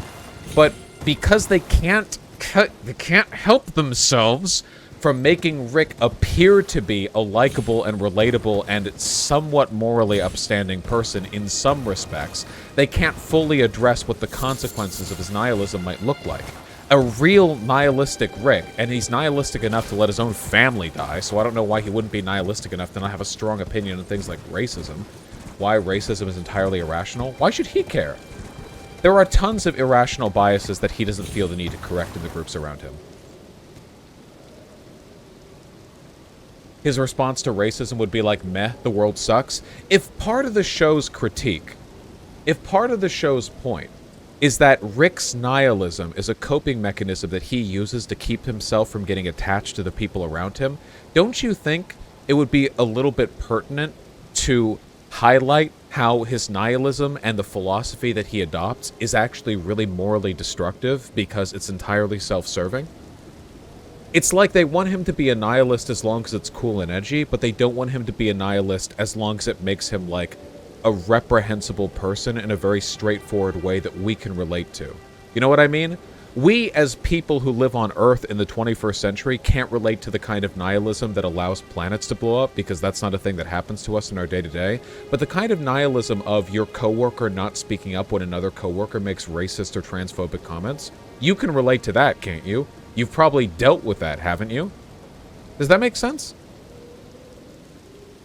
He's only allowed to be nihilistic and morally detached when it's not done in a way which would flag him as being ethically, transgressive relative to our experiences and our values. They pull punches. It's the same reason he can't condemn Israel directly. They pull punches whenever it would get too close to something we might actually have a negative personal experience with, outside of the standard, like, sitcom family drama, he's mean to Morty, but Morty keeps putting up with it.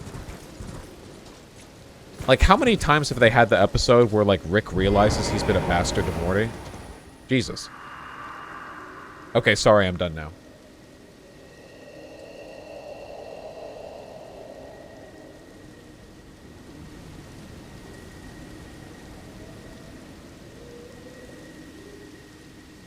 Mostly young, mostly male Mexican-American. Church of Pilgrimage. Okay, we're gonna play the game now, okay? Sorry about that.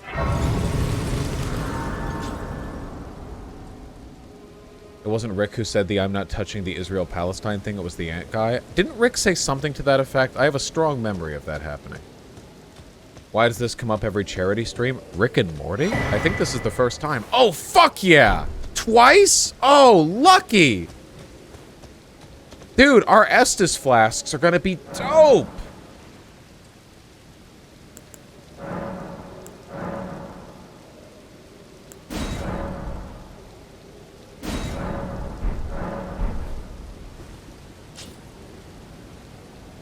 Do you know any good written nihilistic characters? Okay, I'm gonna keep it 100 with you. As far as I'm concerned, philosophical nihilism, when exercised in its purest form, is very, very, very much like antinatalism, a philosophy people come up with to mask another thing they feel that they're not brave enough to confront. Okay?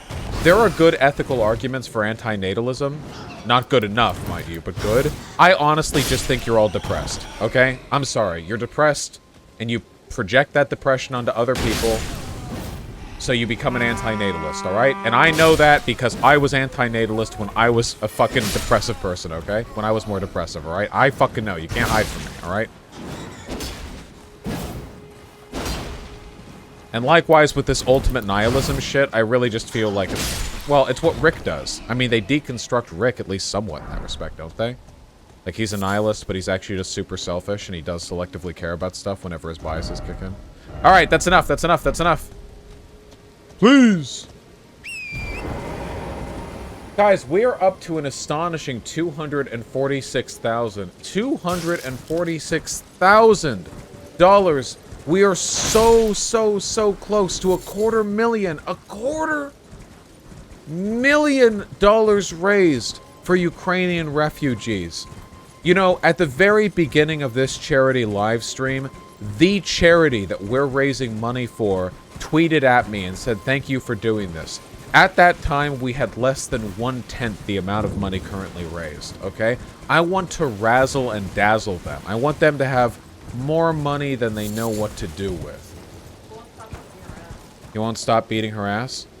Artemy, are you beating Pigeon's ass in the quote retweets?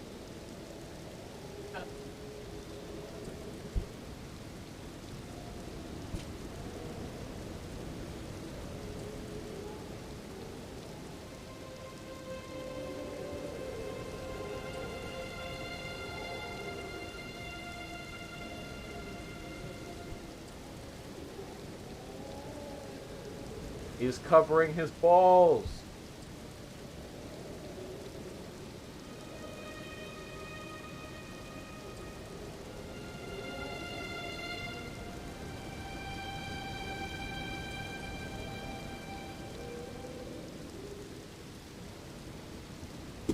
He's not fixed? Well, yeah, he's fixed.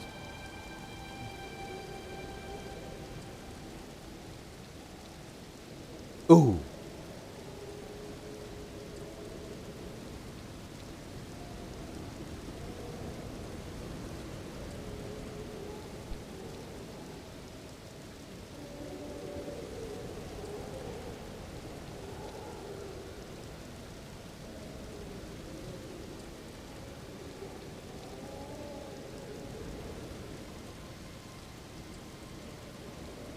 Soup.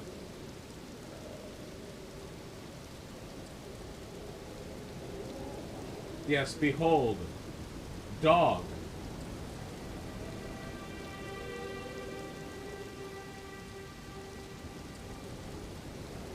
What are your thoughts on the outrage from the Libertarian Party people like Hannah Cox and Spike Cohen when they canceled your engagement at the Libertarian Party of Texas debate? Look, I'm gonna keep it hundo with you. I didn't even realize it was happening until later. I was scheduled to do a debate in person at the Texas Libertarian Party convention, whatever. And then some people, I think they were with the Mises group. They were like, Vosh Pedo, and got me kicked from the thing. And all this really tells me is that they're terrified of me. Like, that's all you're ever gonna sell me on. Apparently the guy they replaced me with is an actual pedophile. Like, he's like defended child rape or something. I don't fucking know. It's weird. I mean, it's a Libertarian Party, you know? You get what you get. But all it really does is tell me that they're scared of me. I don't think these guys understand, okay? I love what I do. I get to make fucking bank playing video games and sharing my opinions online. This is a godly dream. It is unfathomable how fortunate I am to be able to do this. It is unbelievable that I get to do this. So they're like, we called you mean names and got you banned from our convention. Good. Now I get to stay at home and play more video games. I don't care. Holy shit, way too... Oh my god. Megan and Way Too Coyote with $2,000 donos. Holy shit. Now we're up to 248,000. Oh my god.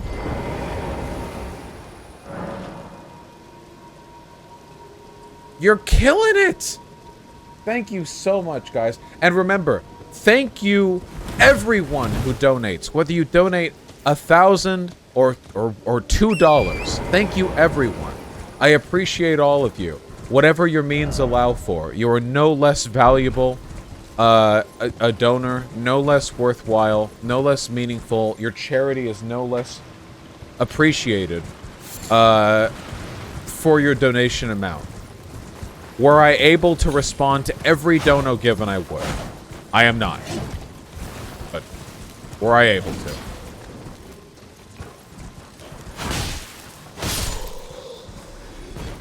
Anyway, the point I was trying to make is that it's the same with the J.K. Rowling thing or the post-millennial, ooh, Vosh Pedo. There's nothing these people, they can't do anything. I love the work that I do. I do good work. I'm happy to help people. It's all good. I know I can swing the other way.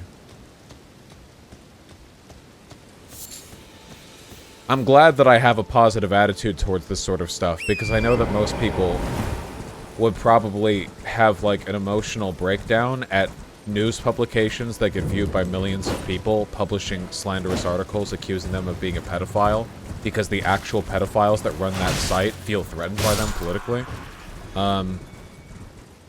But I've already kind of made peace with the fact that I'm never getting a real job after this career ends anyway. Gotta do some TTS streams and save up a nest egg so that when all this inevitably falls apart, I don't have to supplement my income with anything more than a minimum wage, you know, service job. Suppose I could always change my name.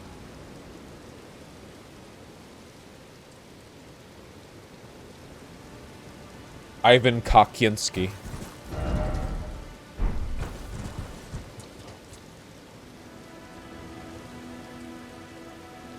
Guys, we're almost at the big tree.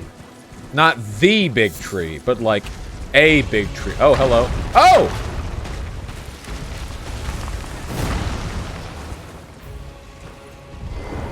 Did you set up a retirement? Tempest, I'm currently broke. You know that. Ooh, nice delay. Oh my god, did you see that Estus refill? God, that was nice. Oh boy.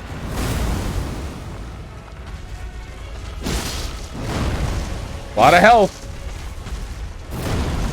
But the Estus flasks we've got now are a huge upgrade.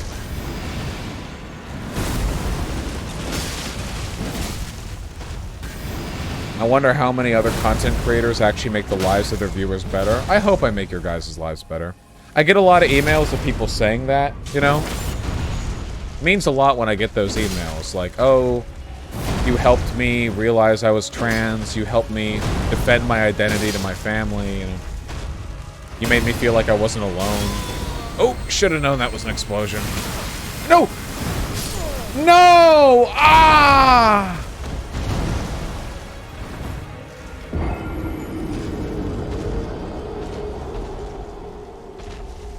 Damn!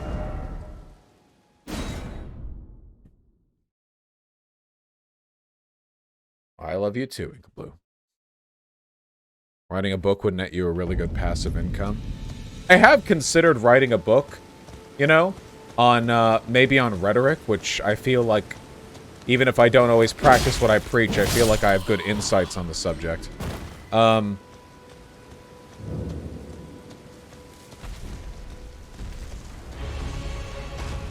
feel like I could get you guys to buy it.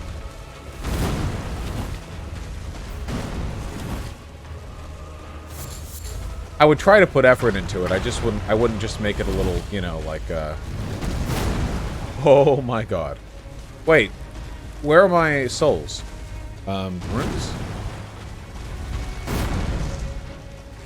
Runes?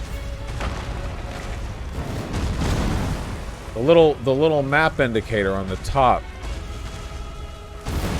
went away. I want my runes. See, that's why I want them, in case I die.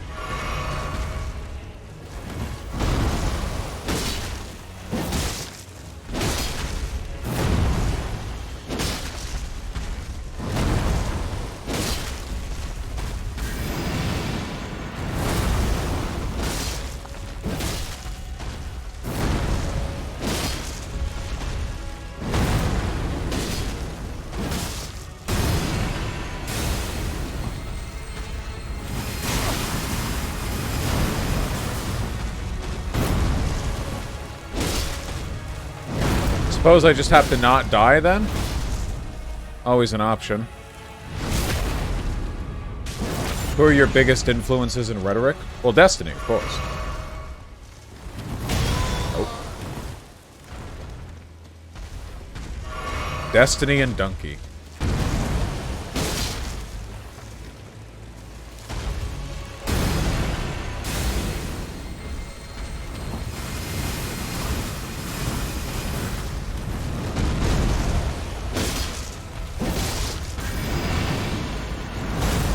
Maybe my just don't die advice is actually going to end up being the right, That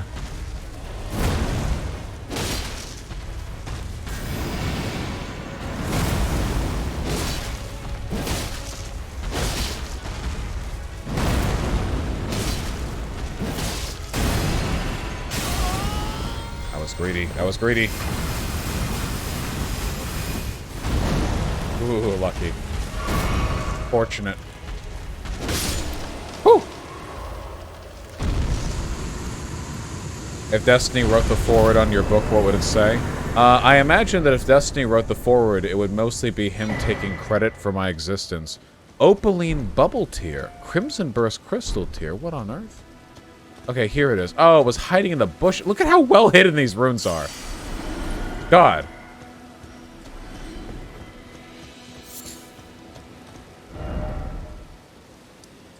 The minor Erd tree. Imagine this tree being a minor anything. Holy shit, guys, we're almost there. We're 300 off. In fact, knowing you guys, it's probably currently processing the donations that'll kick it over to $250,000.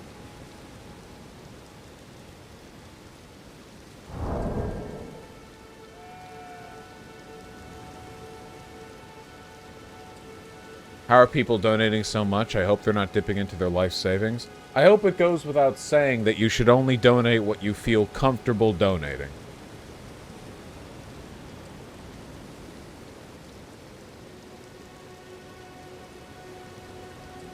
There it is! With the precision dono!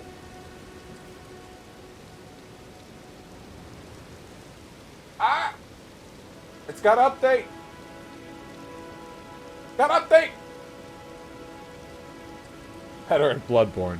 Thank you. Go! Update! Update! Update, update, update, update, update. Update! Okay, well, I have to clean my glasses, so by the time I'm done doing that, I imagine... there we go. There we go.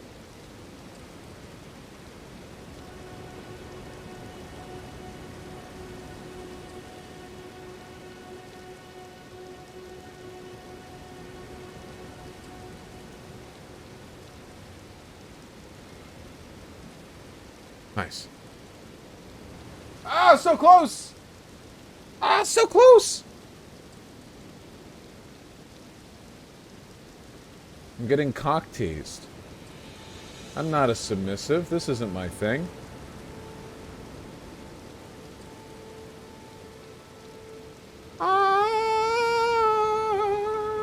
It's just as well I have to pee.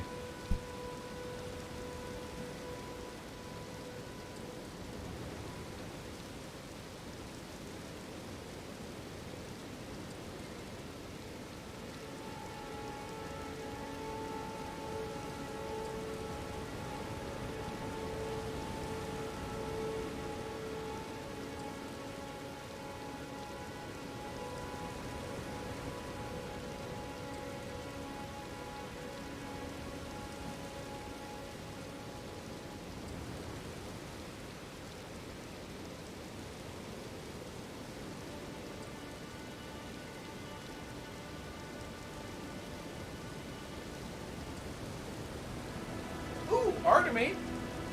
Yeah! We did it! Artemy, we did it! $250,000! $250,000, we did it!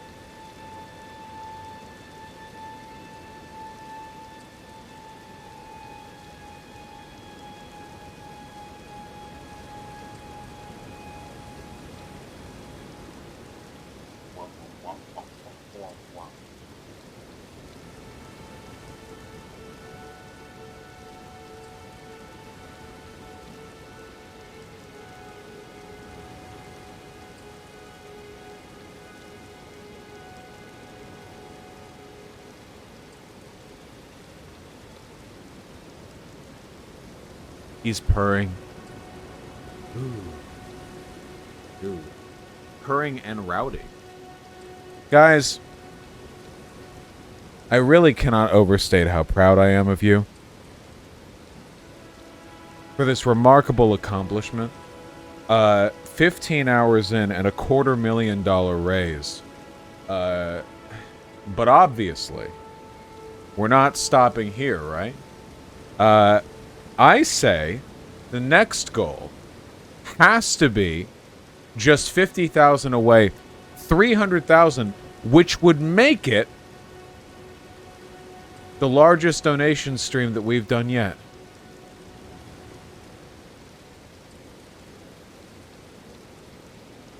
I say we have to. Oh, and keep in mind, we also have the site donations, which to my tally right now amount to around 4,000, which I will of course donate, minus PayPal transaction fees. Don't kill me here. Over to the donation as soon as I'm done, Let me, hold on. Let me update the goal. You guys are incredible. Artemy, you're being very annoying. Please don't knock down all my stuff. Please don't attack my earbuds. Artemy. Artemy. I have to let him go.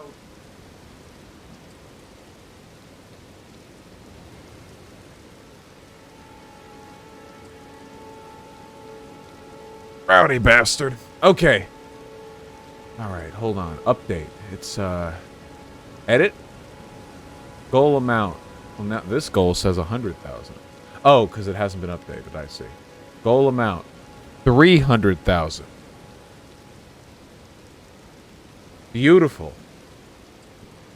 Thank you so much, guys. My God.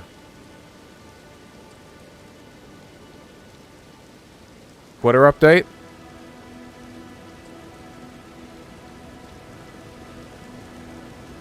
One moment.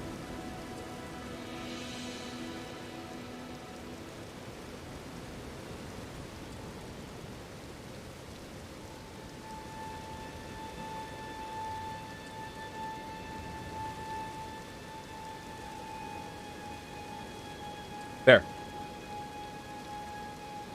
Bosch Vlad, thank you so much for the donations that you've contributed. I can't tell you how much they mean to me, and will mean to the Ukrainians who need this assistance. Thank you, everyone. Updated now to a goal of 300,000. And I'm very glad we chose Elden Ring for this, by the way. You know? Don't get me wrong, I love replaying childhood classics, but being able to play this magical game, experience this for the first time with you guys, couldn't imagine a better return to streaming after my little vacation.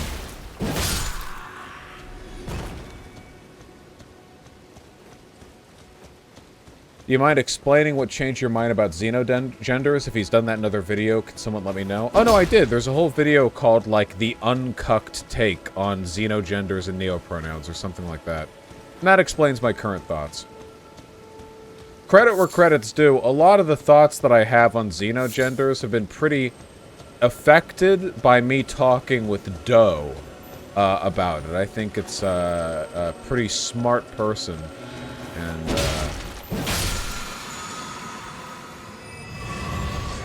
some good perspectives on the subject. Did you see that?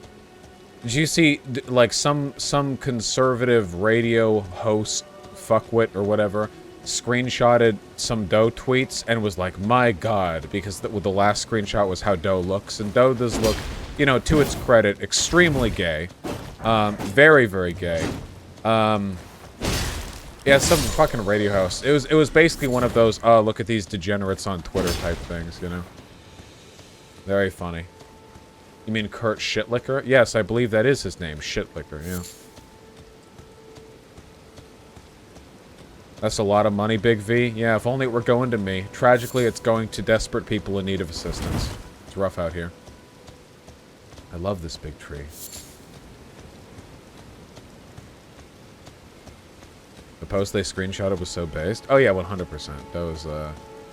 Those on the money there.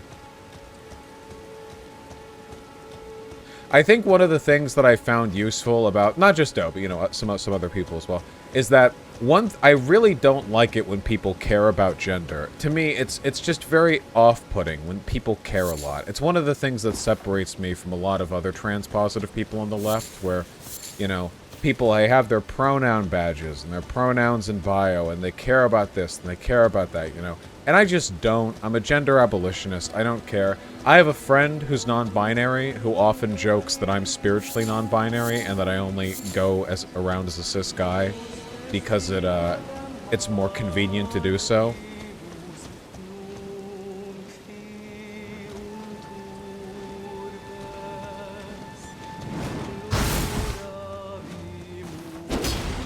I understand your take, Bosch, but a lot of us caring is heavily influenced by dysphoria. Yeah, I know. I'm not contrasting or contradicting that. I just don't personally care for it. Everyone has their reasons. Anyway, the point that I was getting at was that, You know, people are like, oh, you know, though it's trans, dear, gender. Wow, so obsessed. But if you take a look at like Doe, I don't think Doe gives a shit. In fact, I feel that like Doe's identity is an almost deliberate product of it not giving much of a shit. Huh. The people who care are the people who get mad at Doe, right? Like, people are like, trans people care so much about gender, they're obsessed. But like, who keeps starting the arguments all over again, over and over? It's not trans people. It's cis people being like, you can't have a penis but call yourself a woman. Your chromosomes, like, they care. A lot of trans people just want to be left alone. A majority of them, really. We about to fight a vampire? I'm getting vampire lead-up vibes right now.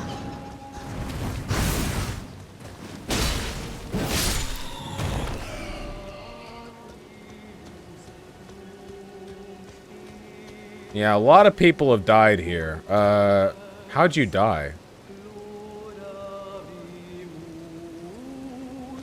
Quickly.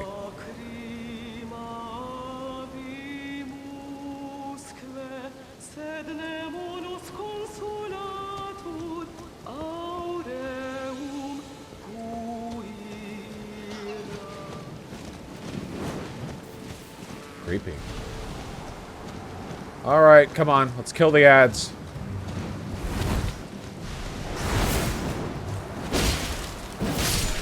Whoa, that's a fast poison buildup. I don't have any way of clearing poison at the moment. Not that I'm aware of, at least. No boss health bar. Maybe when I hit it?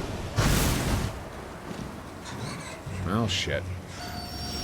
Okay, it's poison, not toxic, so... we'll lose health slowly. Alright.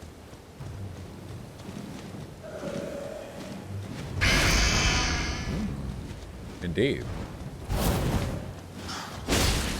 Ah! Okay, no boss health bar. Oh boy. Okay, yep, alright. I agree.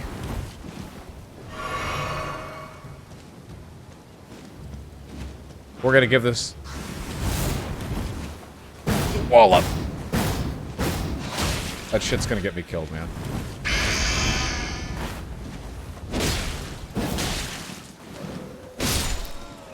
Whew, okay. Alright, okay. Golden Rune... oh, Golden Rune 6. That's gonna be a lot of souls when I pop it. Okay, do I have any... hold on. Wait, okay, hold on. Item crafting. Antidote? Antidote? Antidote? No. Equipment? No. Inventory.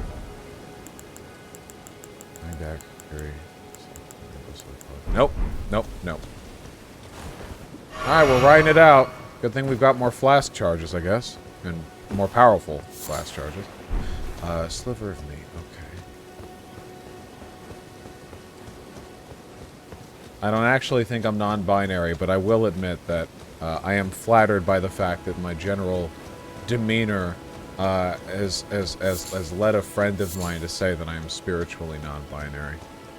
Thank you, HDD Lovecraft. Thoughts on the game so far? Already one of my favorite games ever made. Don't make me gush, okay? Okay, we circle around this. And then the only area left in this is this area. And I say only as though this is a small area. It's not, of course.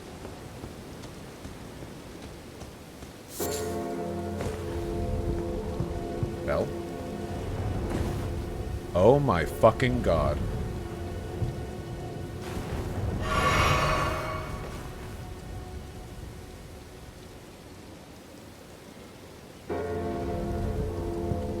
I think we found the actual bellboy.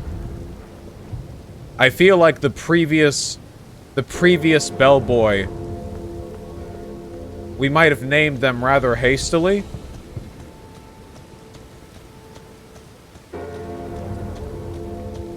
That is the coolest fucking thing. Shut up.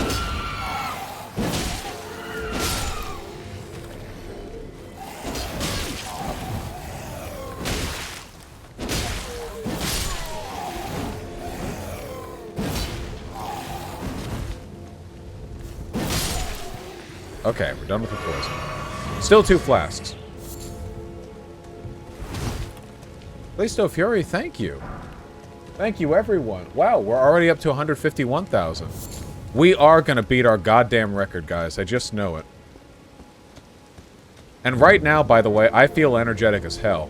I don't want to go for 24 hours. I want to go for 25, 26, 27, 28. I want to surpass my limits.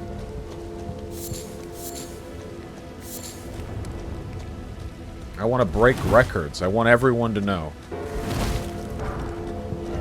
I want everyone to know that the people of my community were invested in the well-being of the Ukrainian people, not just because we were entertained by the spectacle and flash and glamour of war coverage, but because we genuinely do care. And I know we do. But I want it to be known. Fuck, that is so cool.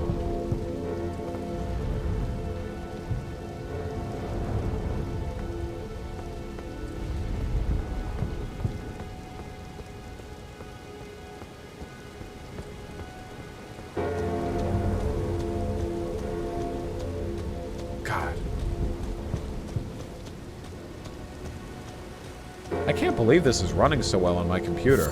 Can you believe that this game, this massive, beautiful game, is running at 60 FPS on my computer with very few hiccups, and Subnautica cannot run on my rig?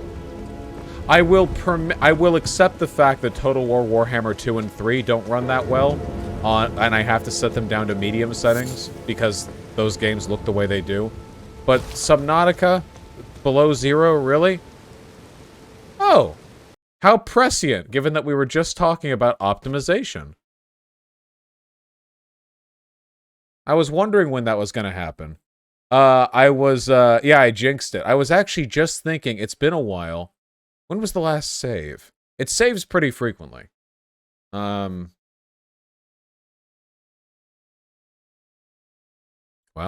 close the game. Come on. Lag, lag, lag, lag, lag, lag, lag, lag, lag.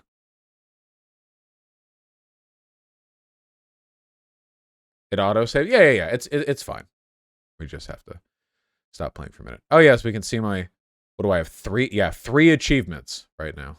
We'll get more.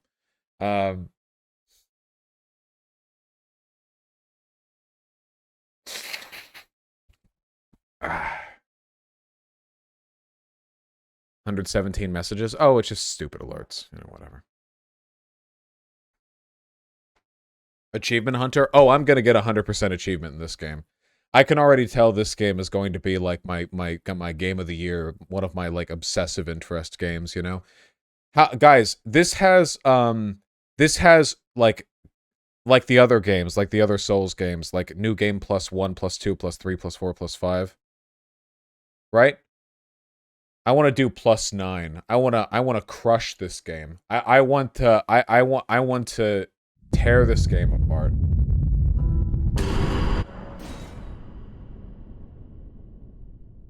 Yeah, but it doesn't get much harder. We'll get there. We'll find a way. Yeah, I've never been a big fan of PvP in these games. I know it's a big part of the games, and Oh, we're right over here? Wow, we barely lost any time at all. Nice. We were just right over here. I'm generally not a fan of player versus player gameplay at all, to be honest. The thing about player versus player gameplay is that the quality of any direct engagement is going to vary based on the quality of your opponent. If they're much better than you or much worse than you, it's not that much fun, in my opinion, for obvious reasons. So there's a high variety in quality, and I think there's a bit more frustration too, because of the way there has to be sort of synchronicity, a balance between player versus player, you know, symmetrical gameplay. The thing that I like about player versus environment, PvE gameplay, is that it can be a very crafted experience, very deliberate, very methodical, you know what's going on. I'm a big fan of that. It feels very, very good.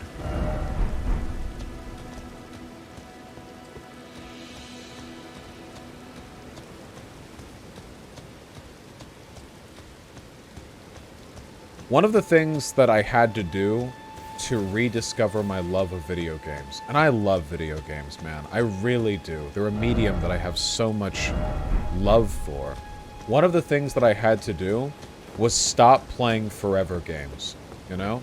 The only exception to this are MMOs, because sometimes MMOs have very fun PvE cycles that I enjoy, like with the raids. But for me, that's basically just like an updating series of bosses to defeat, you know? But like, say, League of Legends. My problem with League of Legends wasn't that League of Legends is an unfun shit game. Even though it is. My problem is that it's like, you play and you play and you play, and like, what comes of it? What comes of playing League of Legends, you know?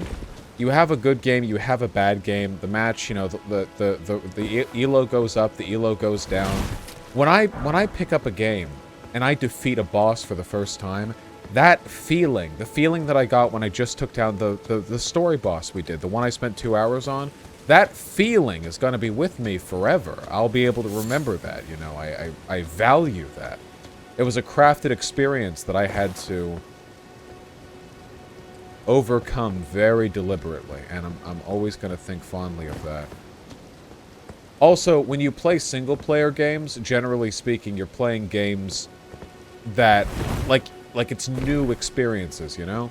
Like, even though they update League of Legends, like, playing a game of League in Season 3 and playing a game of League in Season 12, it's like, you're doing the same thing, right? Like, you get what I mean, right? Like, of course the game's different, the champions, like, the game itself, the gameplay is different, but it's the same thing.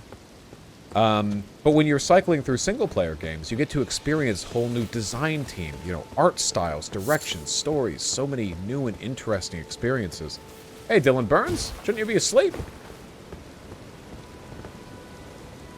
Bellboy. Now, keep in mind, I'm only relaying my opinion here, my thought process. Just because I'm saying this doesn't mean that I'm objectively right or anything. There are plenty of things to value about mastering a PvP game. This is just how I tend to think about things.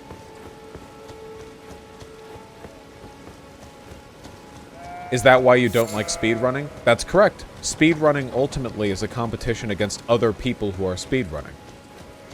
There are other things about speedrunning sometimes that I don't like doing. I like watching it, though. I like watching multiplayer stuff.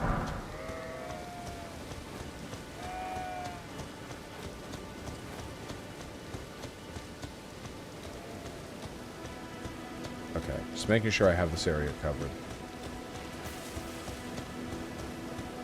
Wolf.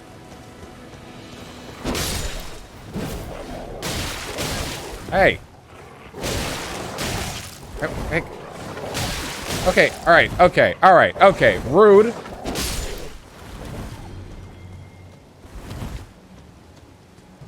You'd probably fit in the Achiever game design archetype then? I believe I do, yes. I really like getting 100% achievements in games that I like. But I have to love a game to want to do it. For me, getting 100% achievements in a game, you know, like Steam achievements, whatever, doing that is like a sign of respect from me to the developers, you know? Like, I respect this game so much that I want to explore every single challenge you laid out within it. Guys, we're nearly at 252,000. You're killing it.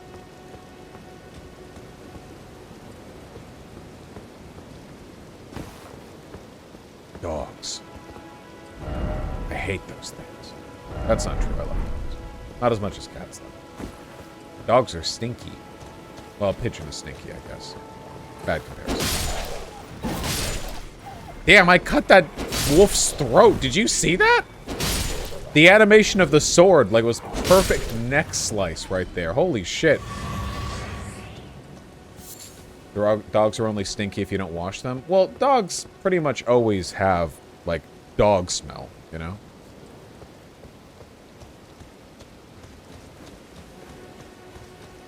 Oh, oh, oh. No? Yeah, they do?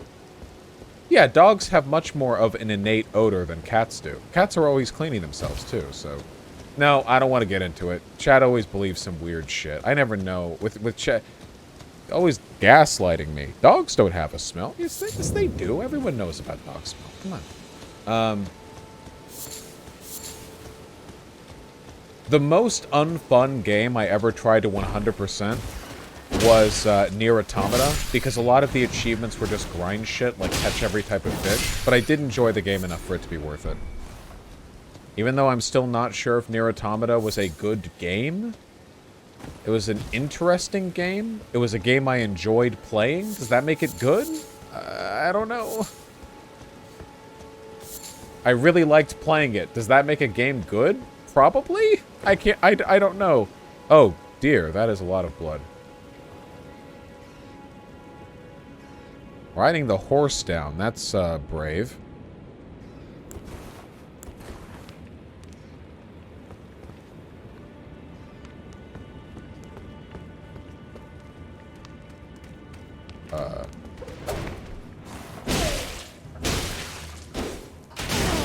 Oh.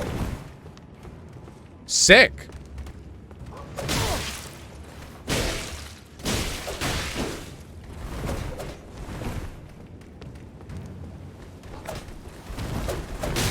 Oh. Oh, boy. Oh. This fucker's gonna kill us.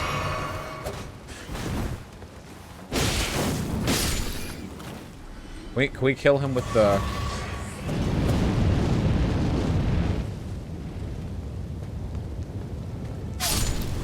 Yes, we can! Didn't actually think that would work.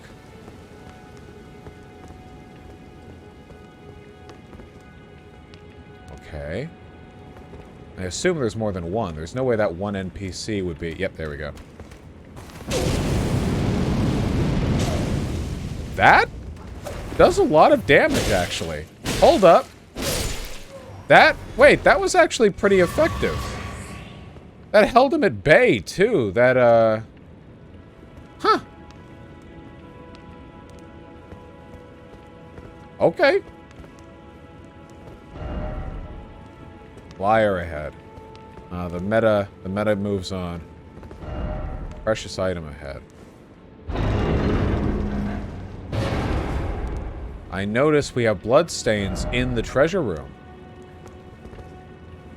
How did you die, friend? Okay, you're fighting the guys outside. You open the door before killing them. What about you? Nice hat. Same, I think. Or is it a mimic? No.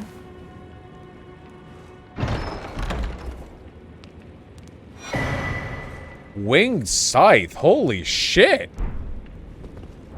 Dude, that looks sick.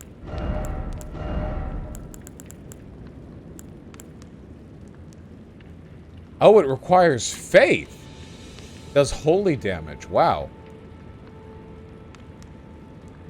Interesting. Causes blood loss buildup. Okay, so it's a bleed holy scythe. That is an interesting combo. Here, let me equip it just to get a feel, honest. I know I can't use it effectively, but pretty fast. Heavy. Big sweep. And if we one hand, same, a bit slower, probably higher damage. And similar two hand. Does it have a follow-up? In the opposite direction. It's pretty fast, actually. Maybe we'll try that out. Not yet, though. Our stats are nowhere near. Oh, Pigeon, why do you scream? I want to try the Claymore. I gotta get my dexterity up. The Claymore looks to be just pretty much objectively better than the Heavy Greatsword.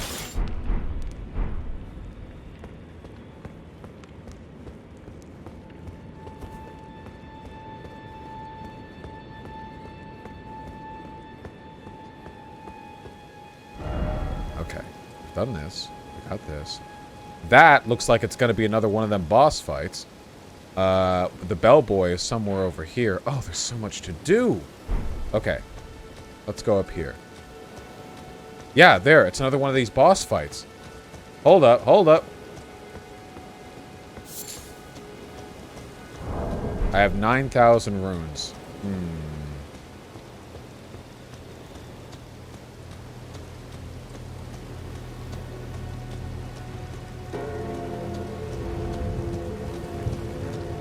Oh, just you wait, bellboy. Stone sword key. Oh, sure.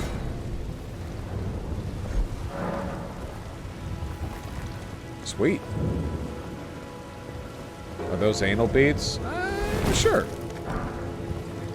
I would love to find a grace somewhere nearby, but there should be one of them totems, right? There has been so far for the other jails.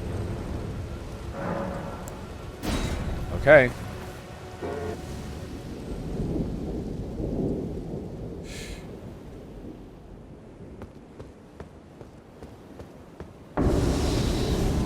Creepy.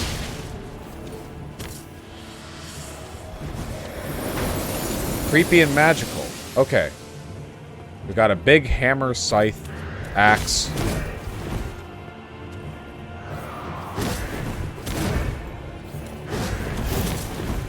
Oh, wow. Okay.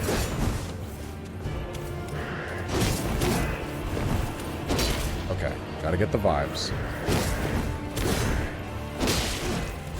Woohoo! Lucky.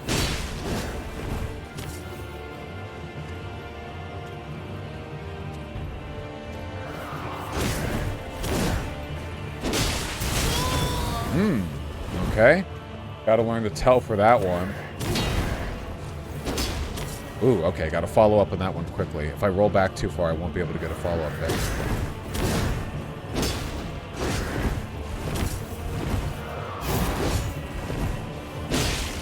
Yeah, I want to roll to his side, not directly past him, because if I do, my follow-up won't be close enough. I'm gonna heal here because I have 6 flasks.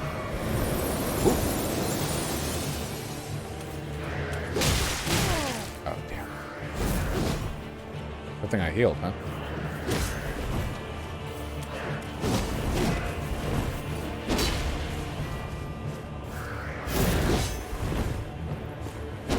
So far, every one of the fights in these jails has felt just incredible. A lot of his attacks go right over my head. Downside of being tall, I guess. How do you feel about this art style versus Bloodborne? Look, Bloodborne is an incredibly beautiful game. Do not get me wrong. It's also maybe one of the best Lovecraftian games ever made. Certainly in its aesthetic. I will say, though, that in some respects, Bloodborne's aesthetic got a bit samey. I haven't seen enough of this game to make a fair comparison. Phase 2. What is that? Is that a spirit around it?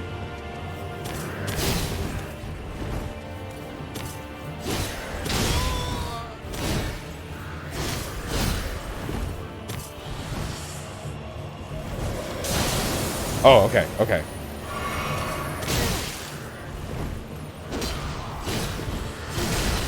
Oh no. Oh, yeah, thought so.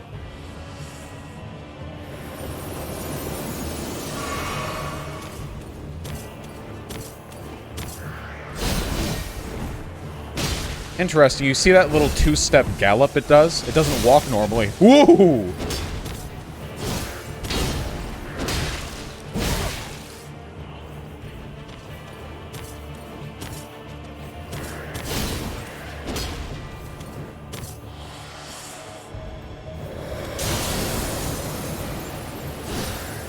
Okay, I was thinking I could run in there, but I don't think I can. That storm lasts a while.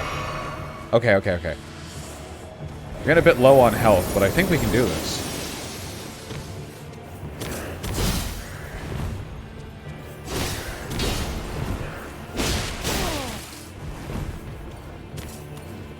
Like that.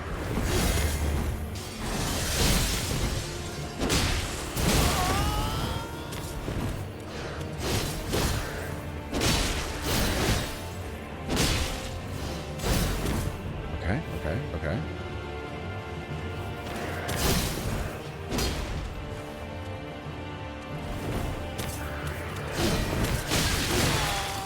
Ow, ow. Stop.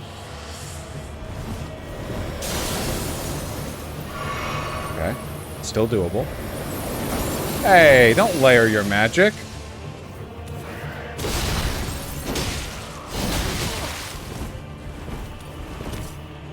Alright, got a bit greedy. Okay, come on.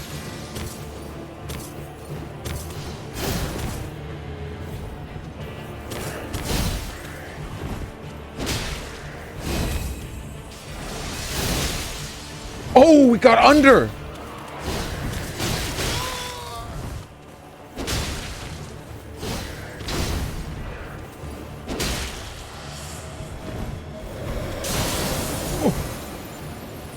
One hit either way. Damn! Oh, one hit either way would have done it. Ah, what a glorious victory that would have been. That was okay. You know, a good fight. All right, let's get our damn runes back. Not forget. The boss staggers super easy if you do jump heavies. Yeah, his movements are really irregular, which is why I haven't been comfortable attempting them, but I should.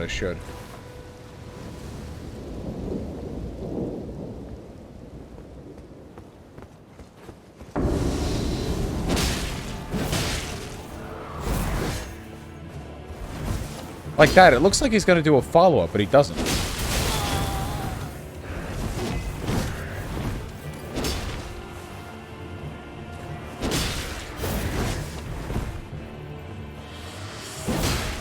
Yeah.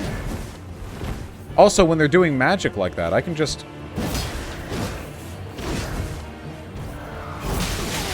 Okay, let's not go overboard with the greed. Tempting as it is.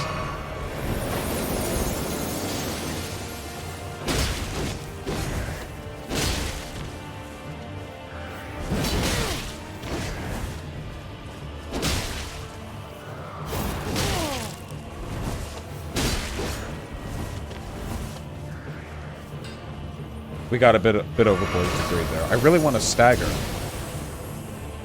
He just hits over your head. Yeah, the fact that this guy is much taller than me is really working against him, I have to say.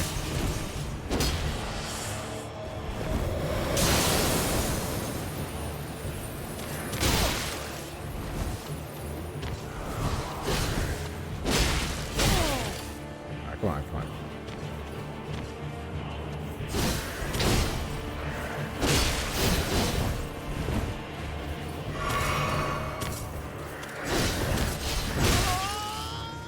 That's the only attack that they do. Follow up. Yep. Damn. That has a try hit.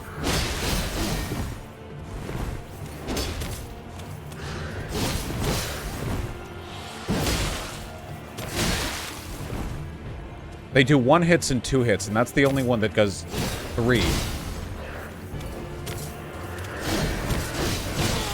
Yeah, I'm never quite ready for that. Okay, just let me heal, please. Do another attack and I'll... Okay, whatever. Follow up.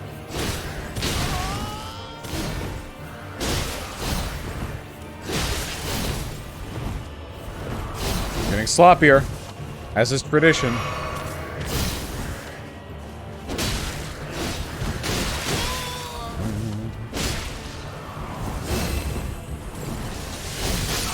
Damn. This is the tradition, okay?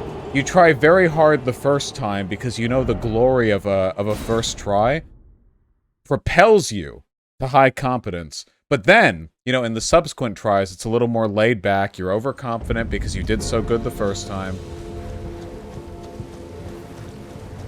We're gonna clear this whole goddamn island.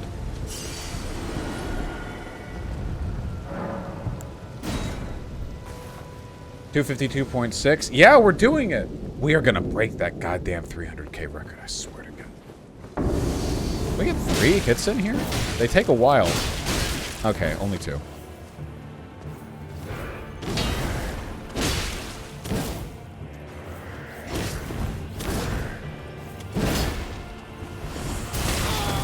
Can't really do the jump thing easily.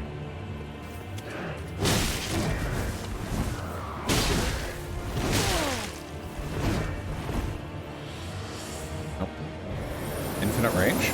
No, not in. Oh, hey, pigeon. Come on.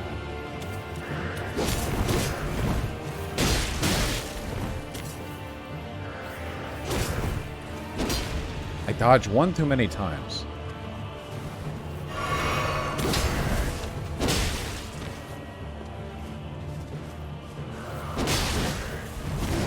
Over my head! Look at that! Dude, you gotta aim lower. Oh, I could have hit him there.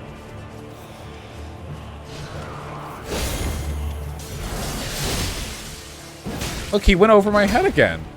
Hitbox porn. The hitboxes in this game have been way better than any other Souls game that I've played so far. The number of times that I've gotten out of an attack that should have hit me because I was on a slightly different elevation from the boss has been just spectacular. It was to the point where when I was fighting that story boss, I was deciding which way to dodge based on whether or not he was on the upper ground on the slope we were on.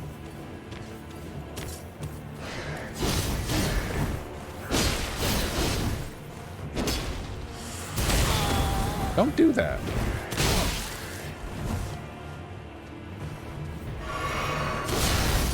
Yeah, Margit. I don't really remember the boss names here.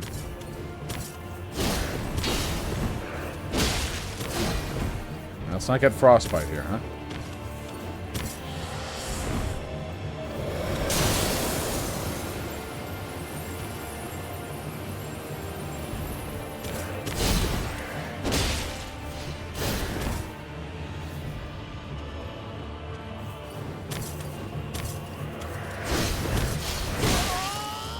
Okay, it's the short jump.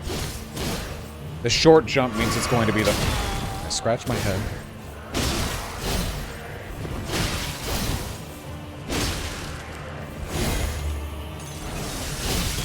Woo!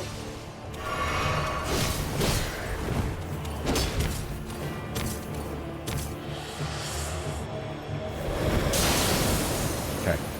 We're out of health, but they are too.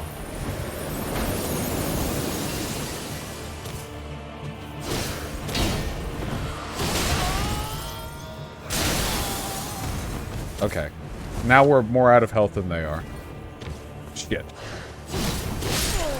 Fuck! Ah, I should have done forward! Okay. We got this. We're getting worse. Oh no.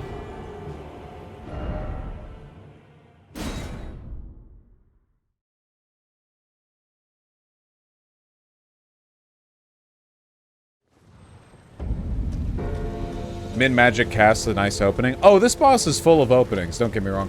This is probably the easiest of the Evergaol bosses we've fought so far, relative to our current power level.